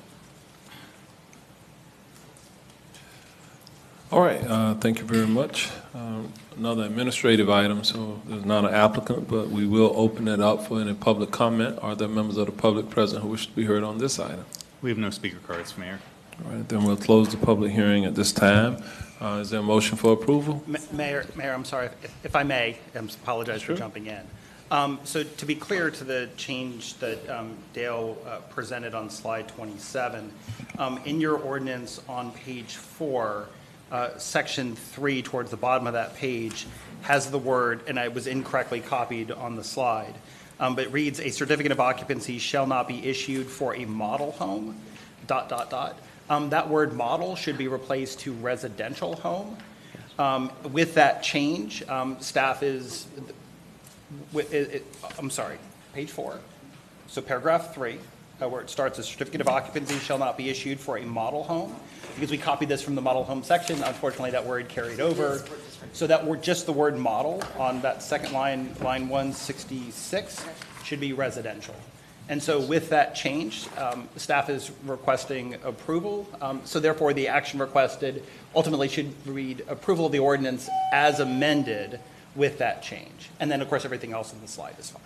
So moved, Scott. Second, Moore. All right, we'll have a motion and a second. All in favor, let it be known by saying aye. Aye. Opposed, no. Motion passes, and it is unanimous. Thank you. All right, we'll move forward to item H9, and we'll open the public hearing on this item. Mr. Sorensen, I understand you're going to frame this item as well. Yes, thank you, Mayor. This next item is a item that is returning or was continued from the September 24th board hearing.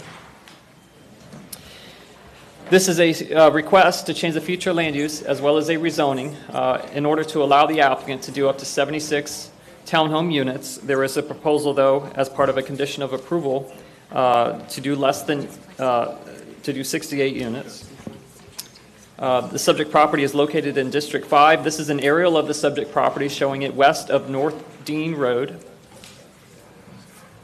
This is a zoomed out aerial just showing within a half-mile radius the other types of uses that are within the area. And it includes multifamily as well as duplexes, otherwise single-family homes. The current future land use is low-density residential, allows consideration up to 4 units an acre. And proposed is low-medium density residential, which allows consideration up to 10 units an acre. The current zoning is R1A, which is the single-family dwelling district, and the proposed zoning is planned development. This is the land use plan associated with the plan development rezoning. The land use plan shows the outline of the subject parcel, and it shows the entry and exit points from the parcel. It also shows a 20-foot additional right-of-way dedication on the north side.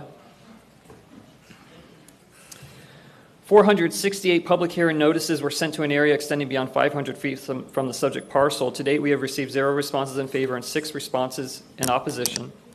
A community meeting was held on April 8th with 46 residents in attendance. Concerns expressed were for incompatibility as well as flooding.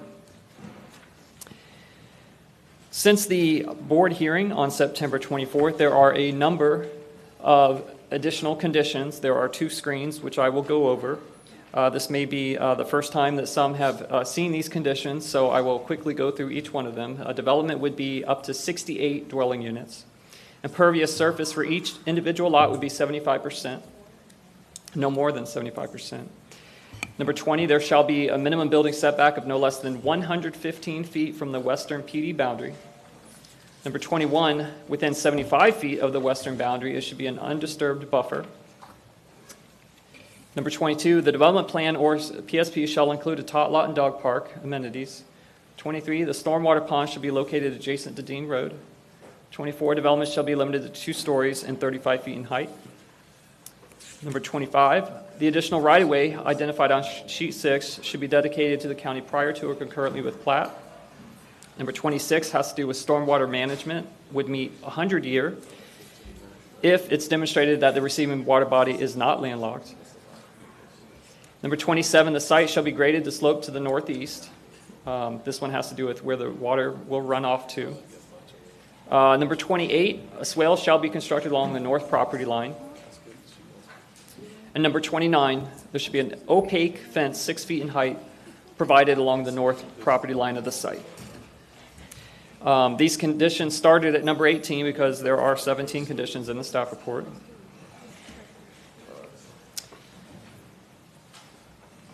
The Planning and Zoning Commission is recommending a denial of the request. And alternatively, if the board were to go toward approval, there is an alternative action here, which would include the conditions as presented. And staff is available for any questions. All right. Thank you, Mr. Sorensen. Is the applicant on this item present? All right. Yes, Mayor. Rebecca Wilson, 215 North Eola Drive, here on behalf of the applicant. Maybe to be brief, since we had a long hearing on this about a month ago, I just wanted to point out that I really appreciate staff's time working through these conditions, dealing with what we heard at the hearing, which had to do with compatibility, so we reduced the number of units. Also, to deal with compatibility, we increased the size of the buffers. There were concerns about stormwater, for which we've added conditions to that. We've actually done a lot more stormwater research than we would usually do at the time when we're just coming in for entitlements. So with that, Mayor, we agree with staff's recommendation on and all of the new additional conditions, and I would just like to reserve any additional time to address any concerns we may hear from the residents. All right, Ms. Wilson, if you'll stand by. Do we have persons in the audience who are present who wish to be heard on this item? We do, Mayor. We have 11 speakers. Many of them have time donated to them. Okay. So, all right. How many will be speaking now? 11 individual speakers. 11. And okay. So, all right. All right. Well, let's go to it. All right. First speaker is going to be Victoria Goitz, followed by Tim Johnson. And Mr. Johnson, you have an extra 2 minutes, it appears. Followed by Dean Lester. And Dean, you have the maximum 8 dedicated to you. And that'll be followed by June Shea, who has 1 minute donated.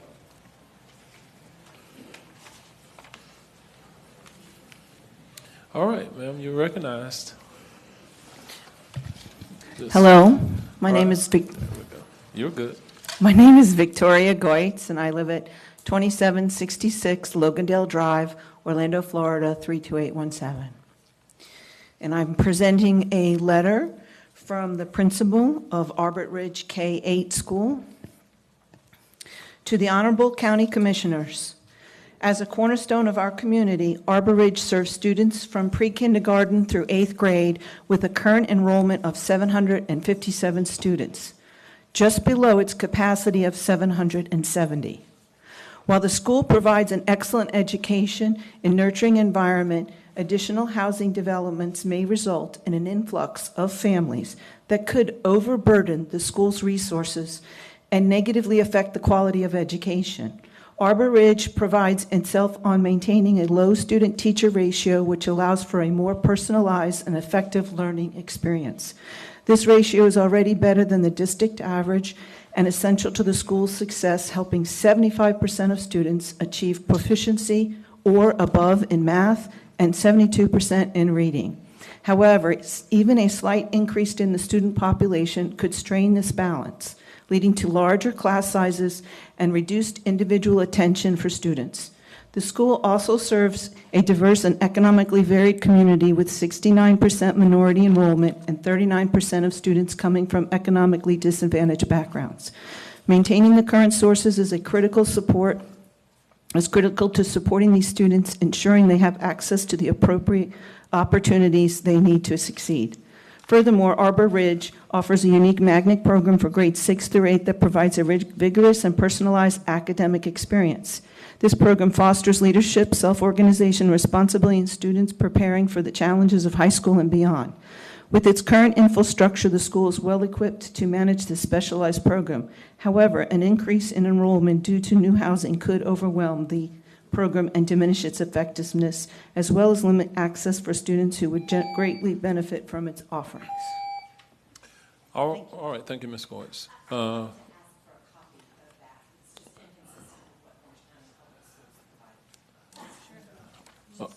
Okay. She gave you the copy. All right, we'll move to the next speaker.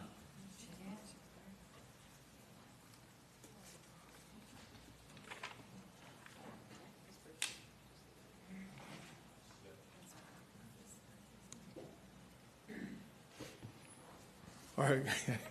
Good evening. I can't believe we're here this late. But anyway, Tim Johnson, 2757 Bolton Bend. My home.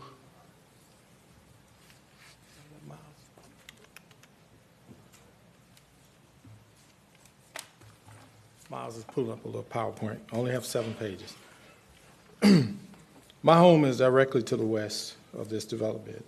For the history, 47 people showed up at Arbor Ridge on April 8th. I can't believe we've been dealing with this since April, but we have been. We're asking for primarily to be consistent with the surrounding development, which is primarily single-family residence. 4 dwelling units per acre is the density that we're asking for. Another high point I want to point out here is I think we have a closed basin here based on the way the water flows and the way it ponds on the properties. My water from my property comes to me from the north and from the south. My neighbors to the north and south on my street, their water drains into my yard, and then it leaves my yard, goes onto this property. This is why I am asking for the 75-foot buffer. And in this diagram, I'm showing you 2 significant points. That first round point right there is the low point that's right outside. It's on the other side of the fence from my home.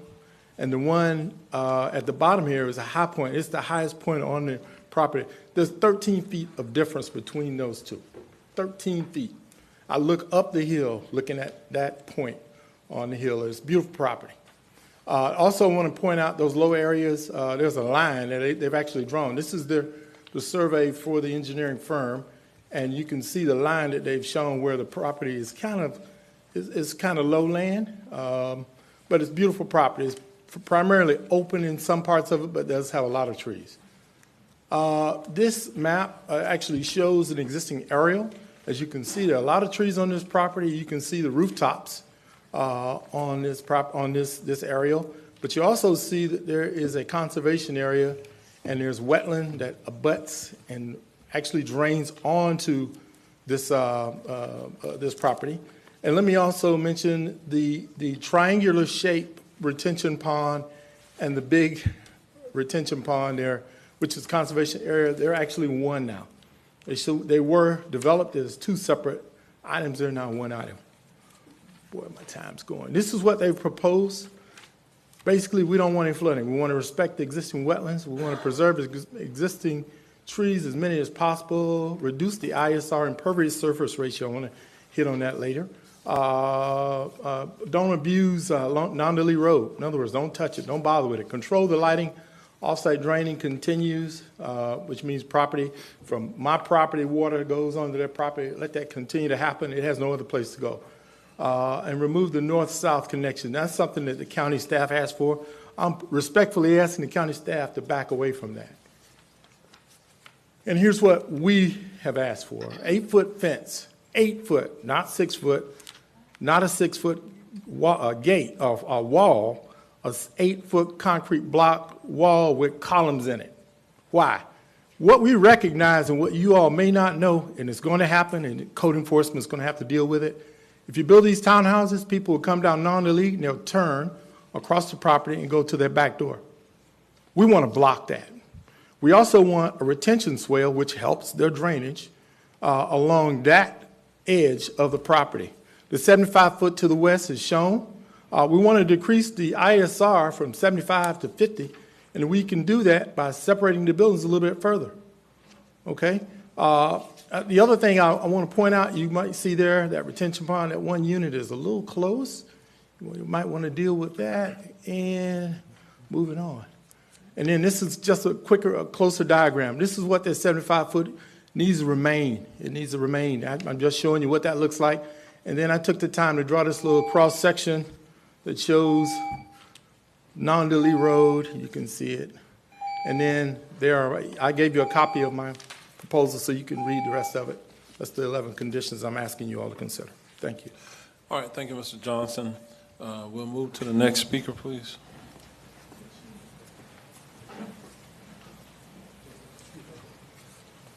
My slides are on a USB stick that's,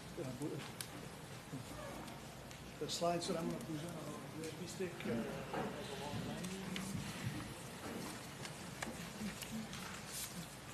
If I can get those pulled up. So I'll state my name, but I'd like to wait for my slides. So thank you very much. Dean Lester. I am a member of the Dean's Reserve Homeowners Association Board. And respectfully, I recognize we've all had a long day here today. I appreciate your stewardship of this very vital, important topic to our community. And I'd also like to show respect to the folks that donated their time to me today. I've been humbled by how many members of our community have come forward to talk about this in opposition of this proposed project. We already talked about the Arbor Ridge letter from the principal, so I'll skip through that real quick. Just noting that the developer has indicated that the school has adequate capacity, but that adequate capacity is very, very tight, reaching their maximum capacity that probably will be outstripped by this proposed development. So I'd like to call out, this is an aerial view. I stole it from Google Maps. The subject property is outlined in red. Dean's Reserve is our community of approximately 94 homes just to the immediate north. A couple other features on this map is a triangular-shaped retention pond that is currently overfilled.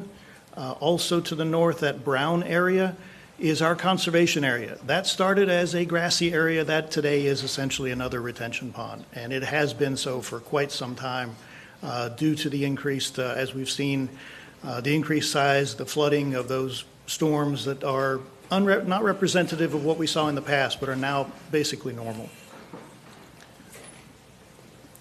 Here's a copy of what I think is the latest proposal by the developer. Also notice to the immediate north, that's the southern portion of Dean's Reserve. Those homes that are very close to the edge of that subject property.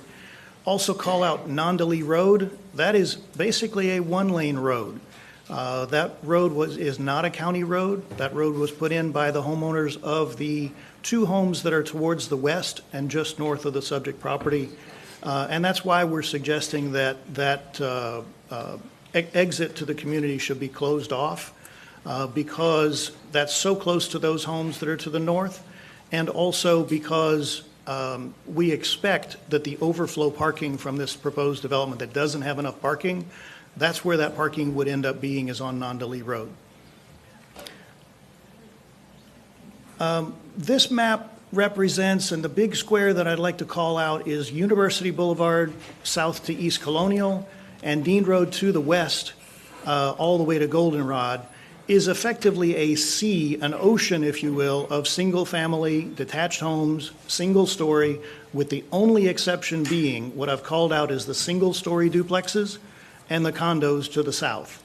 That more than a square mile, all the way, there are some apartments on Goldenrod near the edge, but effectively that entire area of more than a square mile is single-family homes. That's why the Planning and Zoning Commission determined that this project was inconsistent and incompatible and voted it down because that's why it's inconsistent and incompatible. Thank you.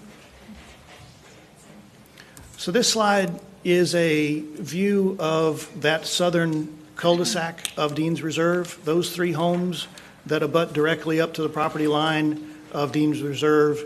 That white fence I'd like to call out is effectively the property line, and immediately on the other side of that white fence is Nondalee.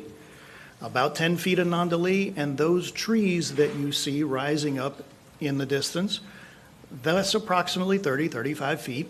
That would be what it would look like when those are replaced with townhomes. So what we're thinking that this is going to look like is two-story townhomes with a second-story balcony looking down into someone's back bedroom. And that's another reason why this is inconsistent, incompatible. So my next slide, I want to take a view of the exact same cul-de-sac. This is the flooding that we saw after Hurricane, I may be corrected, that may have been Hurricane Ian and Hurricane Milton just recently. Those were classified as 100-year storms that were 2 years apart. This flooding that you see here, our drainage goes directly to our retention ponds, and our retention ponds flow out to the Econ-Lockhatchee. The Econ-Lockhatchee is full. The Econ-Lockhatchee can't take any more water, and so it backs up our retention pond and it backs up into our cul-de-sac. It took more than 2 weeks for that flooding to go down.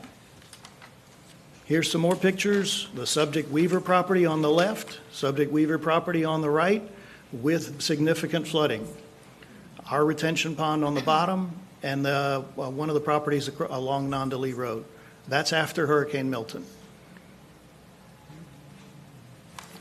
This is a view of the water gauge, the closest water gauge that we have for the Econ-Lockhatchee.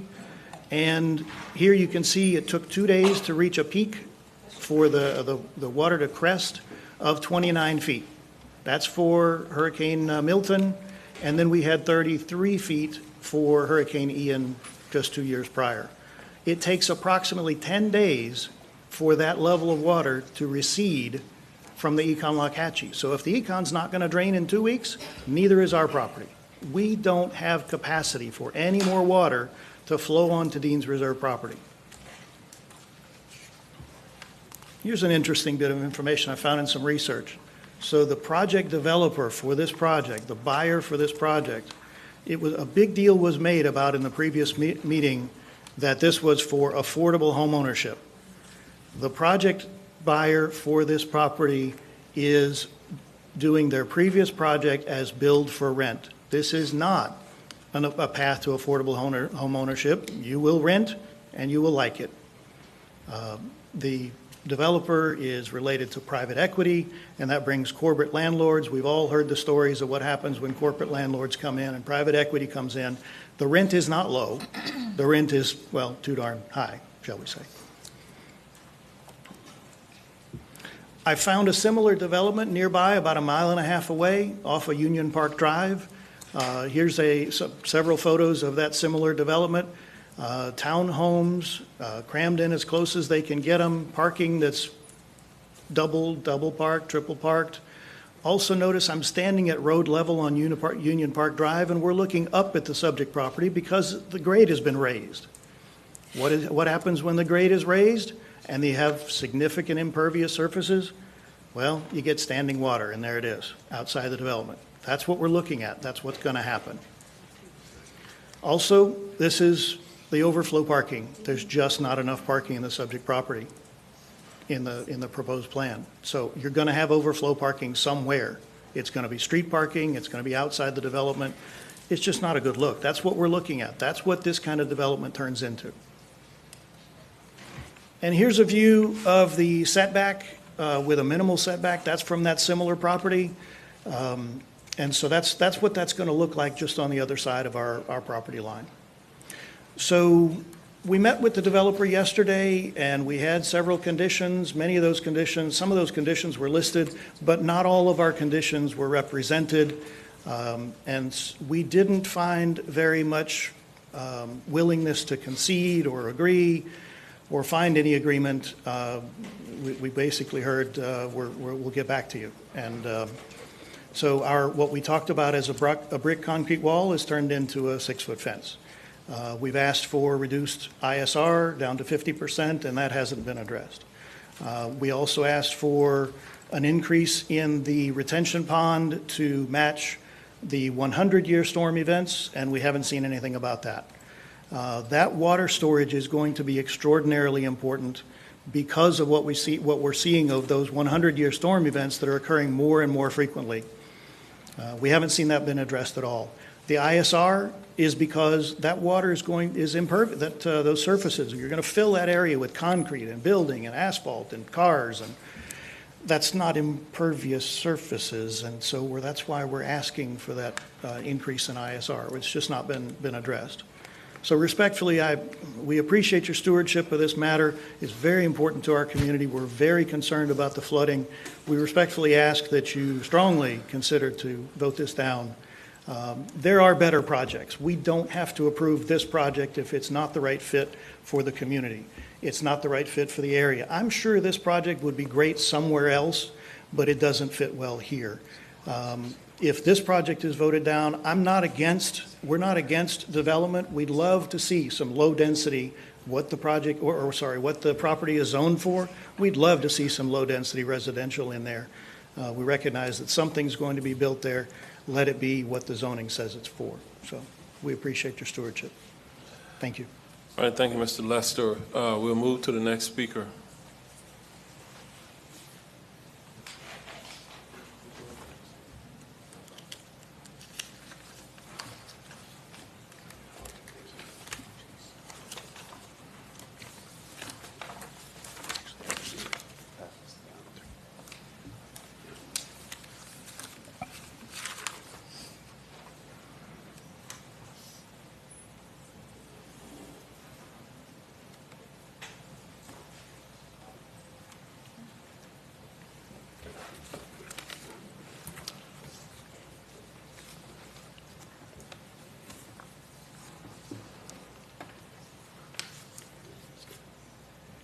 That's good.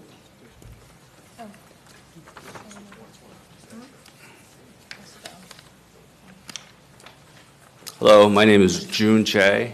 I live at 2806 Sonina Cove Street, Orlando, Florida 32817. That's Dean's Reserve.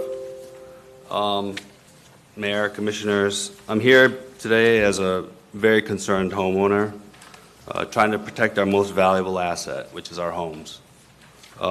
My house is my backyard is facing their project. This project touched the nerves of a lot of neighbors. We had 47 people show up at the first meeting because, it's in the evening. A lot of our residents are working class, and they're more accessible at night. And not a single one was in favor of the project. Even the sellers, when they were speaking about their property last meeting, they said they're going to get away from this area. They don't want to live near a development like this. The zoning commission turned this down due to compatibility and flood concerns. Some issues with the project. Number one is parking. The plan calls for 1 to 2 cars per townhouse. Okay, this is very unrealistic. This would only work in a place like the Villages or 60 plus age communities where they only have like 1 or 2 cars. We live real close to UCF. We're about less than 10 minutes away, and even in our neighborhoods, we have 4 to 6 cars parked 2 in the garage, 4 in the driveway. So having a townhouse with only 2 parking spaces, that's, again, ridiculous. But the main problem is flooding. As you see, half the property right here is lowlands to flood zones. So what they want to do is they want to build that area up. They want to raise it about 5 feet to make it similar to the other elevation. So what's going to happen with that when that property is 5 feet higher? All the water is going to drain towards our neighborhood. That 9 acres of land, when a hurricane or a tropical storm hits, you get about typically 8 inches to the max is say 18 inches, right? 8 inches of water is the size of a football field, but 20 feet deep. Where's all that water going to go once you don't have any more grass? Everything is concrete. They're going to start flowing some of it to the stormwater drain, but the problem with that is everyone else is doing that too, and it's at maximum capacity right now. So. Thank you, Mr. Che. The next speaker.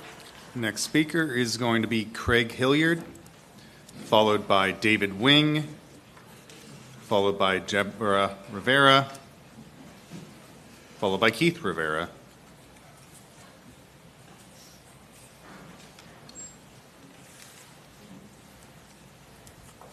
Good evening. My name is Craig Hilliard. I live at 4918 Livingston Lane, Oviedo, Florida. I've owned a house in Dean's Reserve for the last 18 years. I lived there for 18 years. I live in that cul-de-sac that they just showed where all the rain water had backed up. The history of our area over the last 15 years states that we've had about 10 storms where an inch of rain has fallen within a 24-hour period. Now, the area that they want to cover is approximately 9.7 acres, of which they said they're going to have an ISR of 75%. So you're going to be looking at, with a 1-inch storm, 160,000 gallons of water. That's what you're looking at. That's going to hit concrete. It's not going to be absorbed. And you're going to have to figure out somewhere where to put that. And as my colleague said earlier, these are the things that you have to look at to protect those of us who already own a home and have lived there for a long time. The way that our houses are built, and mine is very close to the northern side of this, is that our backyards are sloped downwards towards the front, just ever so slightly, so that the water flows. So when you have a townhouse that's built like this, and it's built higher, it's designed to shed water. That's just normal construction terminology, and that's how they do it. Our area down by the cul-de-sac is like a bowl. So it's going to come in from the backside, it's going to flow through our yards so it can get to a sewer that's going to be backed up because there's so much water and so much rain that's falling. There's no place for it to go. That's all I've got to say. All right, thank you, Mr. Hilliard. Next speaker.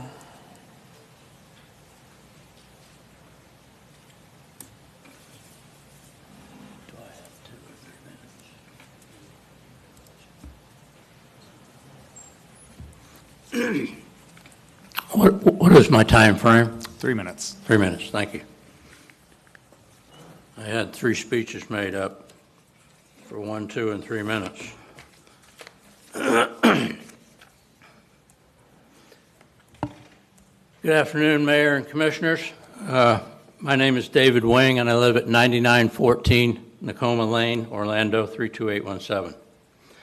If I were here today to ask you to rezone my property, which has a 99-foot frontal measurement, to a 3-unit townhouse property, you would rightfully deny my request because my neighborhood is zoned for single-family housing. So why would you even consider taking the property next door to my neighborhood that is surrounded by single-family homes and change that to a higher density townhome street? It makes no sense. At the last meeting, we discussed this. Commissioner Bonilla had motioned to deny this request based on the density issue, which is your Planning and Zoning Board also voted 5-3 to deny twice at the same meeting. This was a good motion that was not second because you've probably all been lobbied by a well-paid developer to see it their way. Sure, there'll be more property tax collection. Sure, there'll be beautiful townhomes to put on the market where housing needs are great. Sure, it's compatible with schools in the area, we think. Sure, they will control other issues that the neighbors have all expressed. But what about the quality of life issues? Do we continue to infill properties in Orange County to benefit the developers and their deep pocket interests? It's incredibly difficult for the average neighborhood to fight this kind of infill development. Some of the people that live on my street don't know how to present their objections to you. Some of them can't travel. They can't drive down here to even speak with you. They depend on you to thoughtfully allow development in an organized, logical manner. The neighborhood meetings, the planning and zoning meetings, the BCC meetings to review this process, while necessary, wear down the ordinary citizen who do not have the funding and backing to fight aggressive infill propositions such as these. They depend on you to make sound recommendations. Commissioner Bonilla has recognized this discrepancy. She has put the trust in the Planning and Zoning Board, who also see the discrepancy of this request. In the interest of sound development policies, you should follow your Planning and Zoning Board's recommendations and that of your colleague to put this issue at rest and recommend the existing single-family home development is correct for this area. By the way, just to show you what single-family home neighborhoods are like in Nakoma Lane, Mrs. Weaver, one of the property owners in question, and I have joined forces to help a neighbor who recently has been put in hospice care to maintain his yard until the family can get through this tough life decision. That's what single-family neighborhoods do. They care and look out for one another. Please care and look out for our neighborhood and vote no for this zoning request change. Thank you. All right, thank you for your comments. We'll move to the next speaker.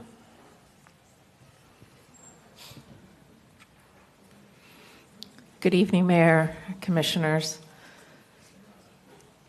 My name is Debbie Rivera. I live at 2813 Sedina Cove Street.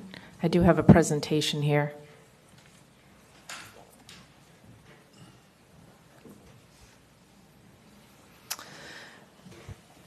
So I wanted to revisit some very valid points that Commissioner Bonilla made at the last BCC meeting. We already know the proposed project is not compatible. It was voted not compatible at the P&Z meeting. We already know that flooding is a major concern. Infrastructure is over capacity. This is not affordable housing. Townhomes are now more expensive and have high HOA fees. This is not the missing middle, which generally means rent-controlled housing. We have plenty of inventory, not affordable inventory. More housing does not create more affordability. Commissioner Bonilla made a motion to agree with the P&Z recommendation and to deny the Flum Amendment and rezoning. It's that simple. These proposed townhomes are large 3 and 4 bedrooms. Dean's Reserves are mostly three-bedroom starter homes.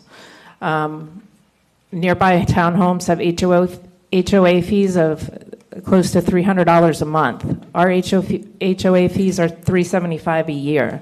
Houses like Dean's Reserve are just simply more affordable. If you go to the current infill master plan, there's a definition of infill and some site criteria. One is that the site is within a quarter mile of a Lynx bus route. This portion of Dean Road is not within the Lynx bus route, and the nearest bus stop is 3/4 of a mile to the north and 1.2 miles to the south. So thus, this project just does not even meet the definition of infill. So our current comp plan compatibility will continue to be the fundamental consideration in all land use and zoning decisions. So please support the comp plan, this community's requests, and deny the proposed FLUM amendment and rezoning of this property. Since I still have 1 minute left, we all know that flooding is critical here. There's the subject property. It's only 1/3 of a mile to the Little Econ. Little Econ is closer than the nearest bus stop. This whole area flooded during Ian. Blanchard Park, the Little Econ crested over. We lost our local YMCA 2 years ago, has not been rebuilt. Riverdale Elementary School got flooded. They needed to go to the local high school for a year. An assisted living facility got evacuated during Hurricane Ian. I mean, there were people that had to get sent to South Florida, their elderly parents. This whole area is just low, and it just is over capacity, and we cannot move forward without fixing the problem that we have right now. And so let's not make this mistake and shut this down while we can. Thank you guys so much. I appreciate it. All right, thank you, Ms. Rivera. Next speaker.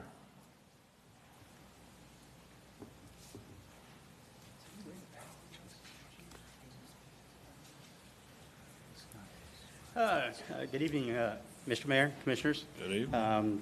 My name is Keith Rivera. This is my daughter. We couldn't get a babysitter in time, so she's going to join me up here.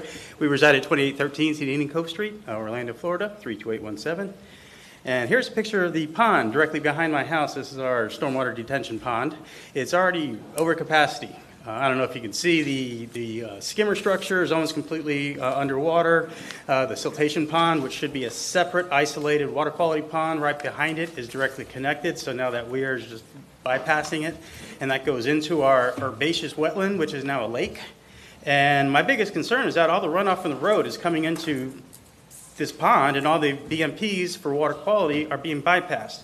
We're talking oil, grease, any type of hydraulic fluid, radiator fluid, fertilizers, pesticides, herbicides, insecticides. All of these are going into stormwater, and it's supposed to be cleaned up in these stormwater ponds, and it's going straight off-site down to the Little Econ.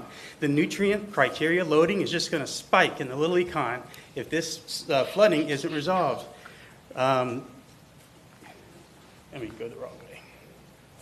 Okay, here's our front yard with a typical rain event. The storm grate is already filled up with water right to the street. And this is just a light rain event. And then after a significant rain event, it goes all the way up to my garage door. And this is taken 2 days after the hurricane, so the water has receded. Here's known to lead. Here's the road just north of the project site. The project site is directly behind me on the picture on the left. And known to lead services 2 households there. And this is one of their houses. Their whole front yard flooded. As you can see, known to Lee flooded. And the picture on the right is another picture of known to Lee underwater. Here's the Weaver's property. If you notice, this has taken about 3 or 4 days after the last hurricanes, Milton. You can see I took the pictures on the end of the road right there on the left picture. The water's receded off to Nondalee, but it's still on the Weaver property, so the property is flooding. So when they go to propose 5+ feet of fill, water from Nondalee goes onto the Weaver property, so if you elevate that up, it's going to displace it back to the people on the north side. And that's one of our major concerns. Another thing here, looking at the FEMA firm map, flood insurance rate map, for those that don't know, they're impacting, it's the red outline subject sites outlined in red, so they're actually affecting a flood zone. Now, it's not just a tiny little flood zone. The flood zone connects directly to our conservation area, our wetland pond, even our retention pond to the north, and even across Dean Road as part of a larger floodplain. And one of the concerns we have is that the design standards for stormwater right now are not meeting the needs of the residents. There needs to be an update to how we design stormwater ponds. And since the existing floodplain on the site, which is Zone A, is connected to the Dean's Reserve Conservation Wetland Area, which is a larger floodplain to the north, my interpretation of the stormwater is that they have to design to the 100-year storm event. And they also need to separate their compensating storage pond needs to be separate from the attenuation pond. And hopefully there's someone, maybe staff can correct me on this, but after reading the stormwater regulations, I don't know how they can not design to the 100-year storm event. We've repeatedly asked them to. Secondly, known to lead doesn't have any stormwater conveyance system at all. So as soon as you lift up the site to the south of it, the road's going to flood, those houses are going to flood, Dean's Reserve is going to flood. And we're just asking the commissioners, the drainage staff, to address our stormwater concerns before you accept the Flum Amendment. I think a little more due diligence as to why this area keeps flooding so much. And when we flood, it floods so high that it covers up the sanitary sewage manholes, and that raw sewage comes up into our street. And I've actually had to pressure wash our entire cul-de-sac because there is sewage all over it during the last hurricane event. And Craig was probably out there watching me. I don't know if he's still here or not. But and all we're asking is just to oppose this Flum Amendment so the applicant can address these flooding concerns and safety concerns. Our houses are getting water all the way up to it. Our cars can't back out of our own driveways after a hard storm event. Now, we proposed these conditions to the applicant's council yesterday. We asked them to reduce the ISR to 50%. They wouldn't budge. We asked the stormwater detention pond to be designed to the 100-year storm event. They wouldn't budge. We asked to maintain a natural 25-foot setback on the northern boundary and provide a 8-foot concrete block wall or solid structure to block off parking, because parking is going to be a major issue. And the other two are actually already covered in the code to be built. But we also asked them to reduce the density just a few more units to 55 units, and they didn't budge an inch. And the fact that they're unwilling to compromise on anything is a red flag for us. We just feel that if they're knowingly designing a system that they know is going to flood because the code allows them to design that way, it just seems like a professional ethics issue. All right, thank you, Mr. Rivera. Thank you. All right, if your daughter wanted to speak, I'd let her speak. You want to say anything, Sierra? All right. Our street floods when it rains. All right. First political speech. All right. All right. Next speaker, please. Last three speakers are going to be Roxana Brisky, followed by Barbara Weaver and Jesse Weaver.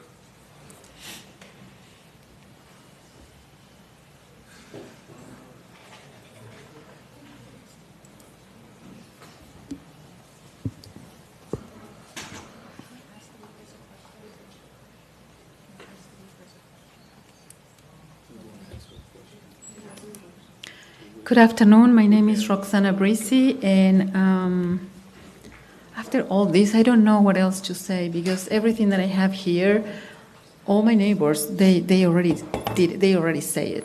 I don't want to say anything else. You have a very long day, and I just want to ask you to respectfully urge the county commissioner to consider the potential strain on Arbor Ridge, which is one of the things that concerns me the most, because that is a magnet school, it's an A+ school.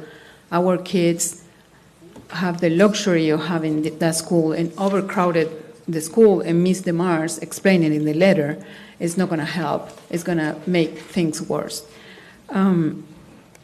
So please reject the change in zone on this request.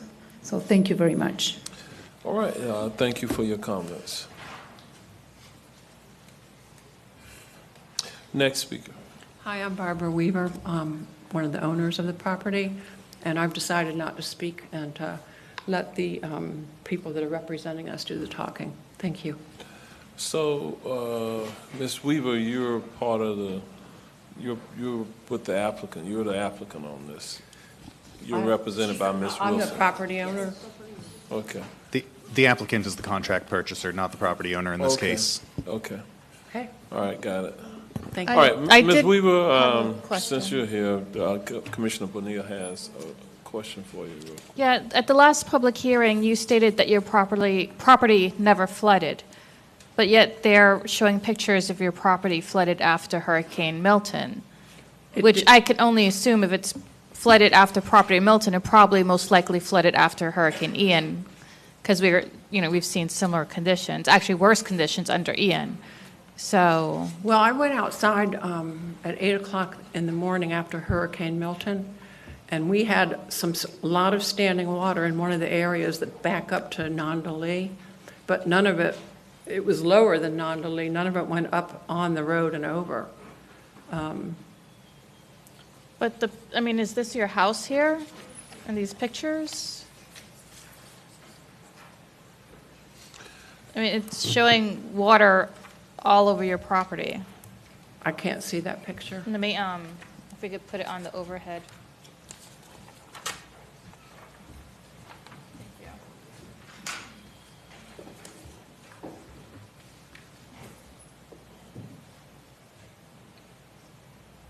That's not my house. On the two ends? Not the one in the middle? Okay, yeah, the one on the right-hand side, the tree house, that is my house, yes. Okay. Yes, and there was water in the field that day, that's what we call it, but it stayed in our field. It did not go anywhere else. But you had stated in the other public hearing that your property never experienced flooding. It had not. This is the first time with Hurricane Milton. Okay. Sorry, just understand that it's a little, I'll just say unbelievable, because I know Hurricane Ian was even more flooding than Hurricane Milton, so we should have seen the same type of flooding from both hurricanes, at least in this area, because of the Econlakachi River. But, but that's your statement, so thank you. What year was Hurricane Ian? 2022. 2 years ago. Yeah. Oh, no, we did not have that water in the field like we did on this hurricane. On this hurricane, we had quite a lot of water in the field. Okay, thank you. Thank you, Thank Ms. you. Weaver. All right, we're going to move to the next speaker, please. There are no more speakers, Mayor. Okay. All right, Ms. Wilson, if you would like to make any rebuttal comments? Sure, and just to follow up from the Mrs. Weaver, and I can put on the overhead. Sorry, I know he has the presentation for me, but if we can just flip the overhead on. This is the picture that she took and sent me that day. And so what you're looking at, the fence line, that's Nondalee on the other side of you. And as we showed at the last hearing, there is a portion of the floodplain that comes onto her 9 acres of land. So you would expect when there's a big event that there would be water in the place that is the floodplain, so that it's working itself. And while I have it up, there was a statement that the developer said there was school capacity. Well, you guys don't listen to me when it comes to school capacity. We actually listen to Orange County Public Schools, and what Orange County Public Schools says that there are 91 seats available at Arbor Ridge, and that our project creates 7.43 students. And this was when we were asking for, I believe, 80 students, and this is in your package and is part of the staff's package. Just quickly, and I can go back to the presentation I was going to try to skim through. Infill development is always difficult, and we did hear at P&Z their concerns. We heard the concerns a month ago here, and we have tried relentlessly to address those concerns. We emailed a revised site plan, which is this site plan, to the neighbors along with conditions we offered. We also then met with the neighbors, and while they don't think that maybe we've given a lot, we certainly do. We reduced the number from 80 to 68 units. And just want to remind everyone that this is a piece of property that is within the urban service area. We have no wetlands on the property. We have school capacity. We have capacity available on Dean Road in this location.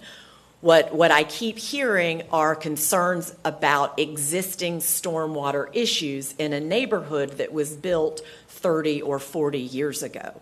And that's terrible. They should not have to deal with that in every storm event. But what we have agreed to do is included in conditions related to stormwater that we worked with your staff to add to the conditions of approval on top of what is required by the county and the Water Management District. As mentioned at the last hearing and now, there is a portion of a floodplain that is on the piece of property. And in order for us to touch that floodplain at all, we have to get a FEMA Clomar and Lomar. Susan is nodding her head. So in order to touch any of that, we have to go through a process that includes FEMA. But what I want to show you that we have worked really hard to create compatibility. When you look at this property from the north to the south, on the north there's Nanda Lee Road. As the gentleman stated, that road services 2 homes. Then you have the rear of 3 homes, and then you have a conservation area. So that is a 30-foot right-of-way that we're not going to touch. After that 30 feet, we are dedicating 20 feet to this county. Now, unless you guys have the money or any reason to expand Nanda Lee, that's going to be a 20-foot buffer with the trees just the way the gentleman showed it in those pictures. After that, what we have offered to do in that additional 25-foot buffer, based on the meeting we had with the neighbors, their concern is that someone is going to try to drive a truck from Nanda Lee into these backyards. We don't think that's going to happen, but in order to address that concern, we would agree to a 6-foot opaque fence. So remember, that fence is going to be 20 feet south of an undisturbed right-of-way that's being dedicated. Then in that green space, they wanted there to be a deep swale that would help with stormwater, getting it to our pond and out to Dean Road. Also, so that people couldn't connect to Nanda Lee. That is also one of the conditions of approval. So we believe that to be a pretty significant buffer. Remember, if we were building single-family residential, we would be required to dedicate for Nanda Lee, and we'd be required to improve that road, and you would have a row of houses facing off of Nanda Lee, which could be 2 stories. We've agreed to limit the height to 2 stories, but single-family residential could be 2 stories now anyway. And then to the west, we've agreed to a 115-foot building setback buffer, along with 75 feet of that being undisturbed. Mr. Johnson's never going to know these residents are back there. He's going to be 115 feet away from a home with a significant amount of that being undisturbed. And the only thing, a couple of things that we were not able to accommodate, and I really leave to you all, is the neighbors have asked that there not be a north-south connection. So this is just a concept plan. We would not build the asphalt all the way to Nanda Lee or all the way to the south. The county is not requiring that we connect to Nanda Lee. The county does ask on all of our projects, really, that there be an ability for connectivity in the future. That is not something that matters to my client. It is not our intention to use Nanda Lee. It's not our intention to connect to the south. The property to the south, that owner does own all the way down to a right-of-way. So if that's something else you want to consider for the neighbors, we support that. And then one last thing on the ISR. Whether we have ISR of 10% or 80%, what matters is how you collect and design the stormwater. So there's not a magic number in an ISR that prevents flooding, right? The neighbors above us just showed us they're having flooding. What we did try to do, again, in the spirit of compromise, is townhomes, each lot is allowed by your code 80% ISR. We moved that down to 75% ISR. That's just on the areas that you see in orange, because those are the lots. On all the stuff that's in green, that is additional open space. So in the overall PD, you will have much less than a 75% ISR. With that, Mayor and Commissioners, I just really appreciate your time on this, and I'm happy to answer any questions that you all may have. All right. We're going to go ahead and close the public hearing portion of this hearing at this time. And before we go to the District Commissioner, Commissioner Scott, I note that you have a question or comment. Yeah, just a quick question. Ms. Wilson, can you come up back? You made a statement. You said the letter, this letter that was provided was not consistent with what OCPS provided? Correct. And you showed that graph, but don't they actually give a letter as well? They did, and I just had clipped that from a previous presentation, but in your packet, here I'm looking for it, is an actual letter from Orange County Public Schools that gives their capacity analysis. Sorry, I'm looking for the full letter. I don't know if staff has it. I'll need the full letter. It's okay. I do have a question, though.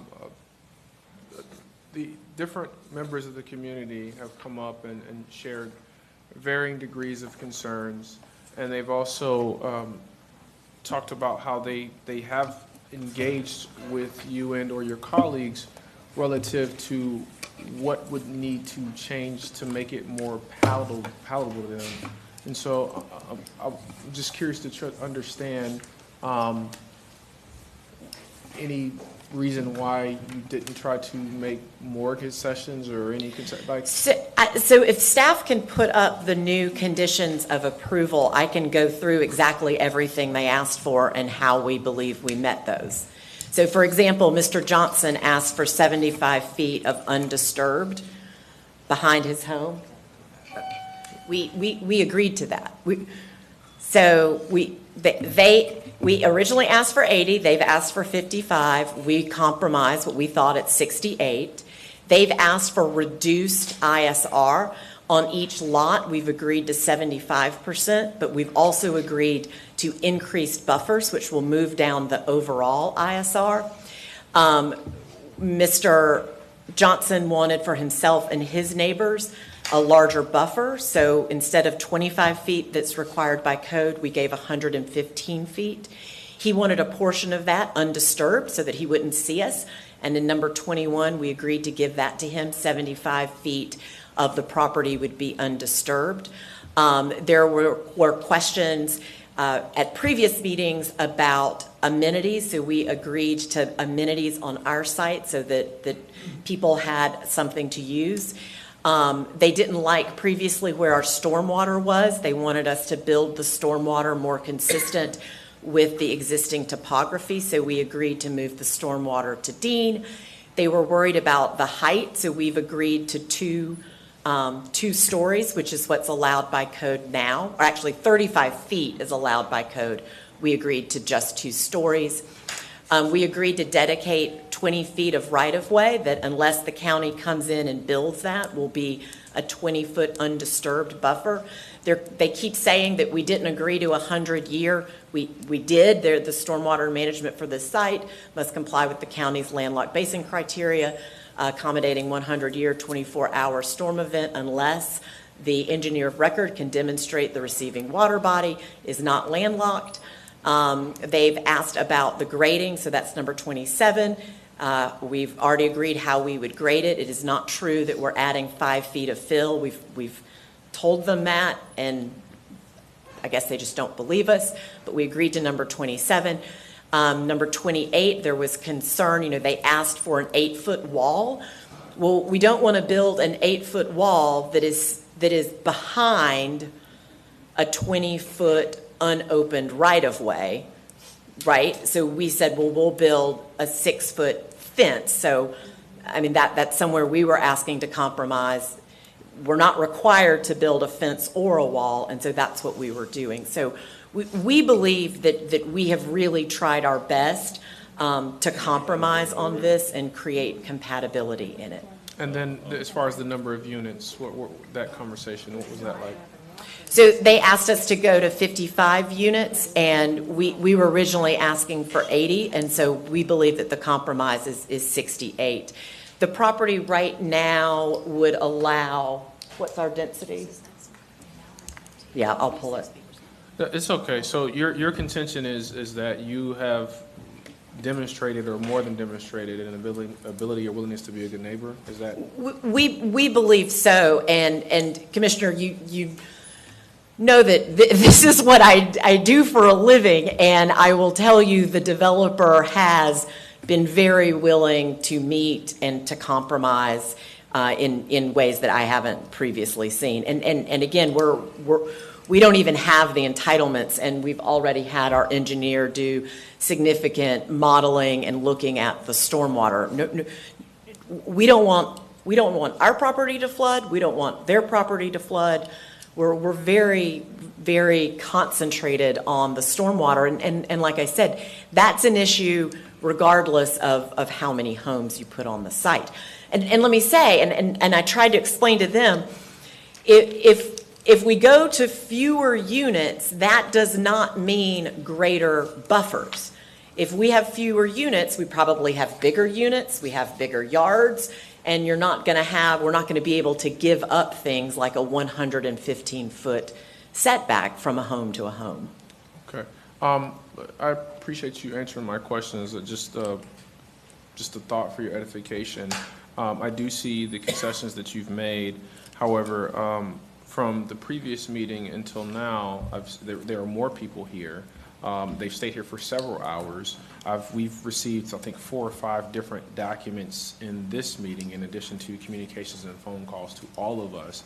And so, regardless of how this vote goes, I would just look at your approach, because to me, if you are making concessions, while there will be some points where you just don't see eye to eye, I think in terms of the community and their concerns, it seems like those concessions weren't enough, or the communications or efforts at communication weren't enough, just based on what I'm seeing, because there are more people here. I didn't eat lunch yesterday because I was meeting with the neighbors. I can assure you I have communicated and met when they were available. And again, I can't meet with every single neighbor, right? We're meeting with people that reach out to us. And I'll tell you the other thing, Commissioner. A lot of my clients will not agree to these things unless the neighbors agree to not show up here and complain. And so I am in an unusual position where I believe we have compromised and compromised and compromised, yet we haven't asked anybody, hey, Mr. Johnson, if I give you your 115 feet, you better not show up, right? He stood up here and had his time to say his concerns, and we are still willing to do the things for he and his neighbors that we told him he would. We have not tried to create a compromise or give concessions and then say, but we're not going to give it to you if you oppose us. Okay. I just want to understand your efforts relative to the concerns that were shared. Obviously, it's not my district, but I just want to make sure from a engagement standpoint, because for me, it's always how people are trying to be good neighbors. And if these folks have lived here for a significant amount of time and they're sharing concerns, I think that their concerns take precedent over anything new because they live there. They've invested money and resources with or without flooding. And so just making sure that there is an intentional effort to engage them in a way that they feel is meaningful, and that doesn't appear to be the case from what I've seen today comparative to our previous meeting. But I am good with my comments. Thank you so much. Thank you, Commissioner. Thank you, Mayor.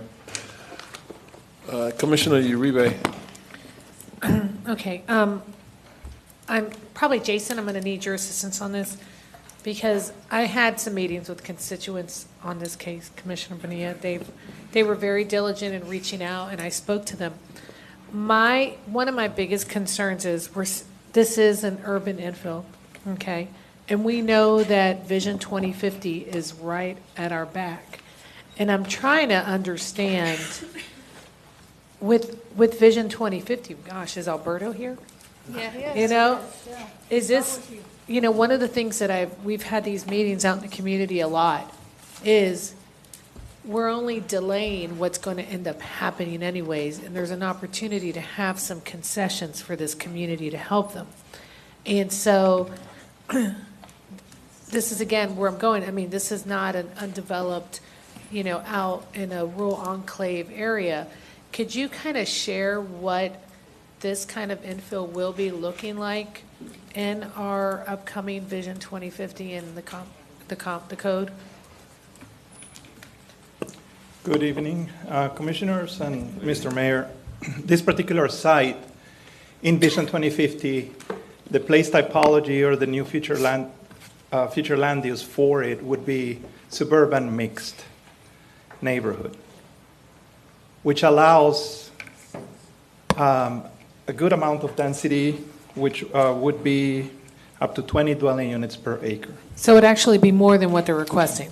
It is more than what the current future land use, or what the requested future land use is, which is up to 10, what is the request, what they're saying.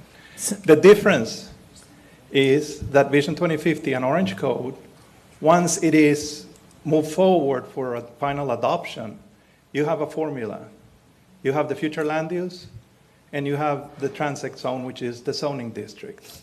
The zoning district that is correlated to the future land use of this particular site is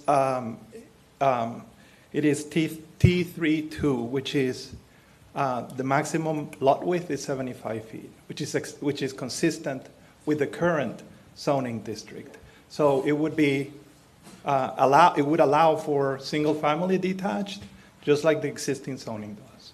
So if they were to come after Vision 2050 is adopted and they wanted to present to you the same development program, the applicant would have to come in front of you with a request to rezone in order to increase the density. Because in what is now correlating in terms of the zoning district does not allow for duplexes or townhomes. It does not allow for it. It does not. Okay. So they would have to go through the same process. Okay.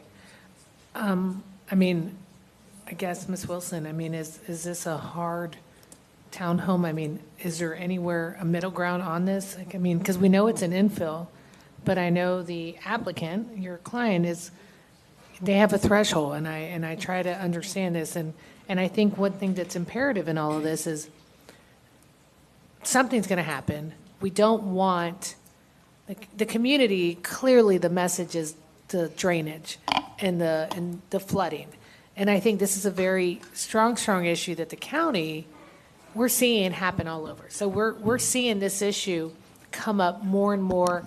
You guys weren't here earlier. Commissioner Wilson has this issue. Commissioner Moore has this issue. I have this issue in Rio Pinar, Curry Ford. We are seeing excessive flooding. Heck, even in Azalea Park, I'm seeing this. And these are established communities. So these aren't communities that just got built. But at the same time, I'm trying to find some sort of balance in this, because we know with Vision 2050, we're seeing that increase for density, and we're seeing this move forward. And I don't know where we get to a point, and I understand you guys have conceded, you know, on lots and things like that. I'm just trying to see if there's a flow of conversation here at all. No, I appreciate that, and I think what we need to, just to be quite candid here, there is not a correlation between density and flooding. Okay, I know people may not like hearing that, but there's not a correlation between density and flooding. And there is a correlation between ISR and the size of the stormwater that you need to build. And what we're doing with townhomes is we are able to cluster them closer together, further away from our neighbors, and leaving more open space. So we believe we've tried to compromise in both of those things. We've reduced the units by 16 units, and we have also increased the buffer area so that there is more open space. And that's the way we're trying to handle it. If there is something about stormwater that at this stage you all want us to show or depict or design, we're happy to keep those conversations going, and that's why we've already begun talking with Susan and her department on this, is because regardless of the number of units, we have to make sure we get our stormwater right. And our stormwater is not flowing north. So we also, all of us need to hear that these existing neighborhoods are having issues, so that going forward, we make sure as we're building neighborhoods, they don't have these issues, whether it's issues of maintenance, if it's, things are not getting cleaned, if the HOA doesn't have that expertise. Moving forward, we need to make sure that in 30 years, we're not seeing new neighborhoods flood.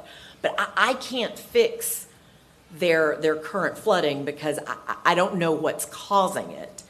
But what we can do is ensure, and we believe we have with a number of additional conditions, to make sure that we don't make their problem worse. Okay. I do have a question for staff, and John, you may help me on this because I don't see Joe here. Is Joe here? Joe's gone. Joe Conkle. No, go ahead, ask your question.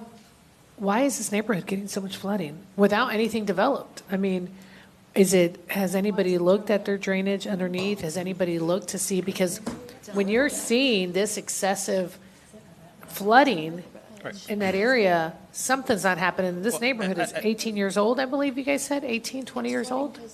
Yeah, I'll look to Susan, but as one of the maps showed, a substantial portion of the property in the surrounding areas are either wetlands or floodplains. And of course, that's where the water goes during significant storm events. So, Susan, I don't know, I think you've had a chance to look a little bit further. And Susan, into if these. possible, have we looked at their drainage underneath to see if anything's clogged or so forth?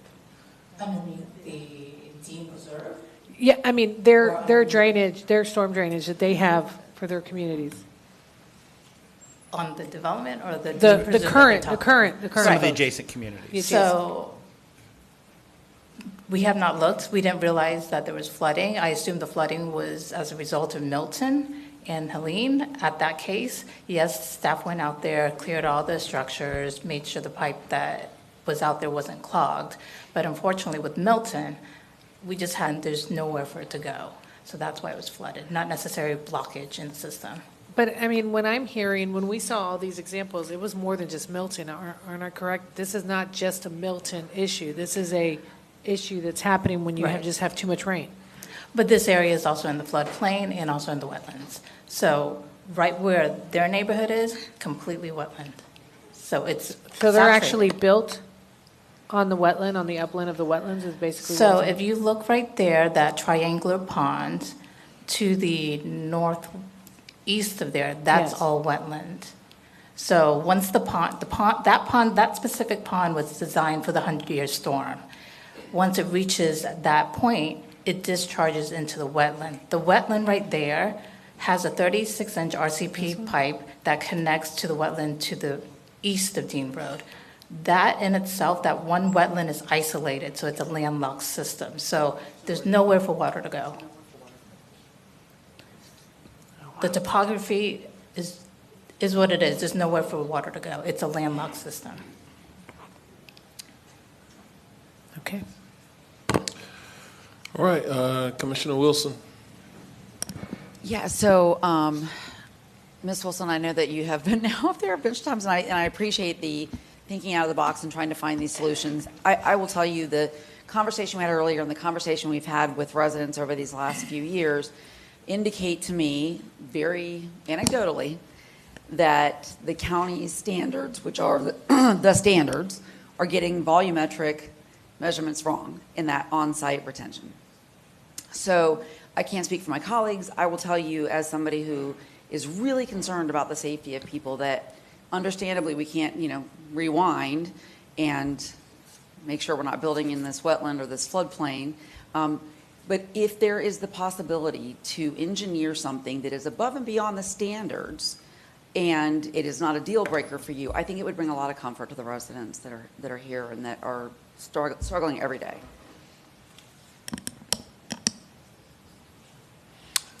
Yeah. I mean, it's not really a question, it's more of a statement, but if it's an opportunity, I would love for you to, potentially think about that or offer that. All right, I'm going to go back to the district commissioner, Commissioner Bonilla. Yes, Do you have a potential motion? I have some questions. Well, I already asked this one about the Weavers, saying they never flooded, and then obviously it does. So I want to ask, what was staff's recommendation to the PZC? The Development Review Committee reviewed the land use plan as well as submitted a recommendation for the small-scale future land use map amendment, and the recommendation was for approval. Okay, for approval. And that was based on Vision 2050, or was that based on our current codes?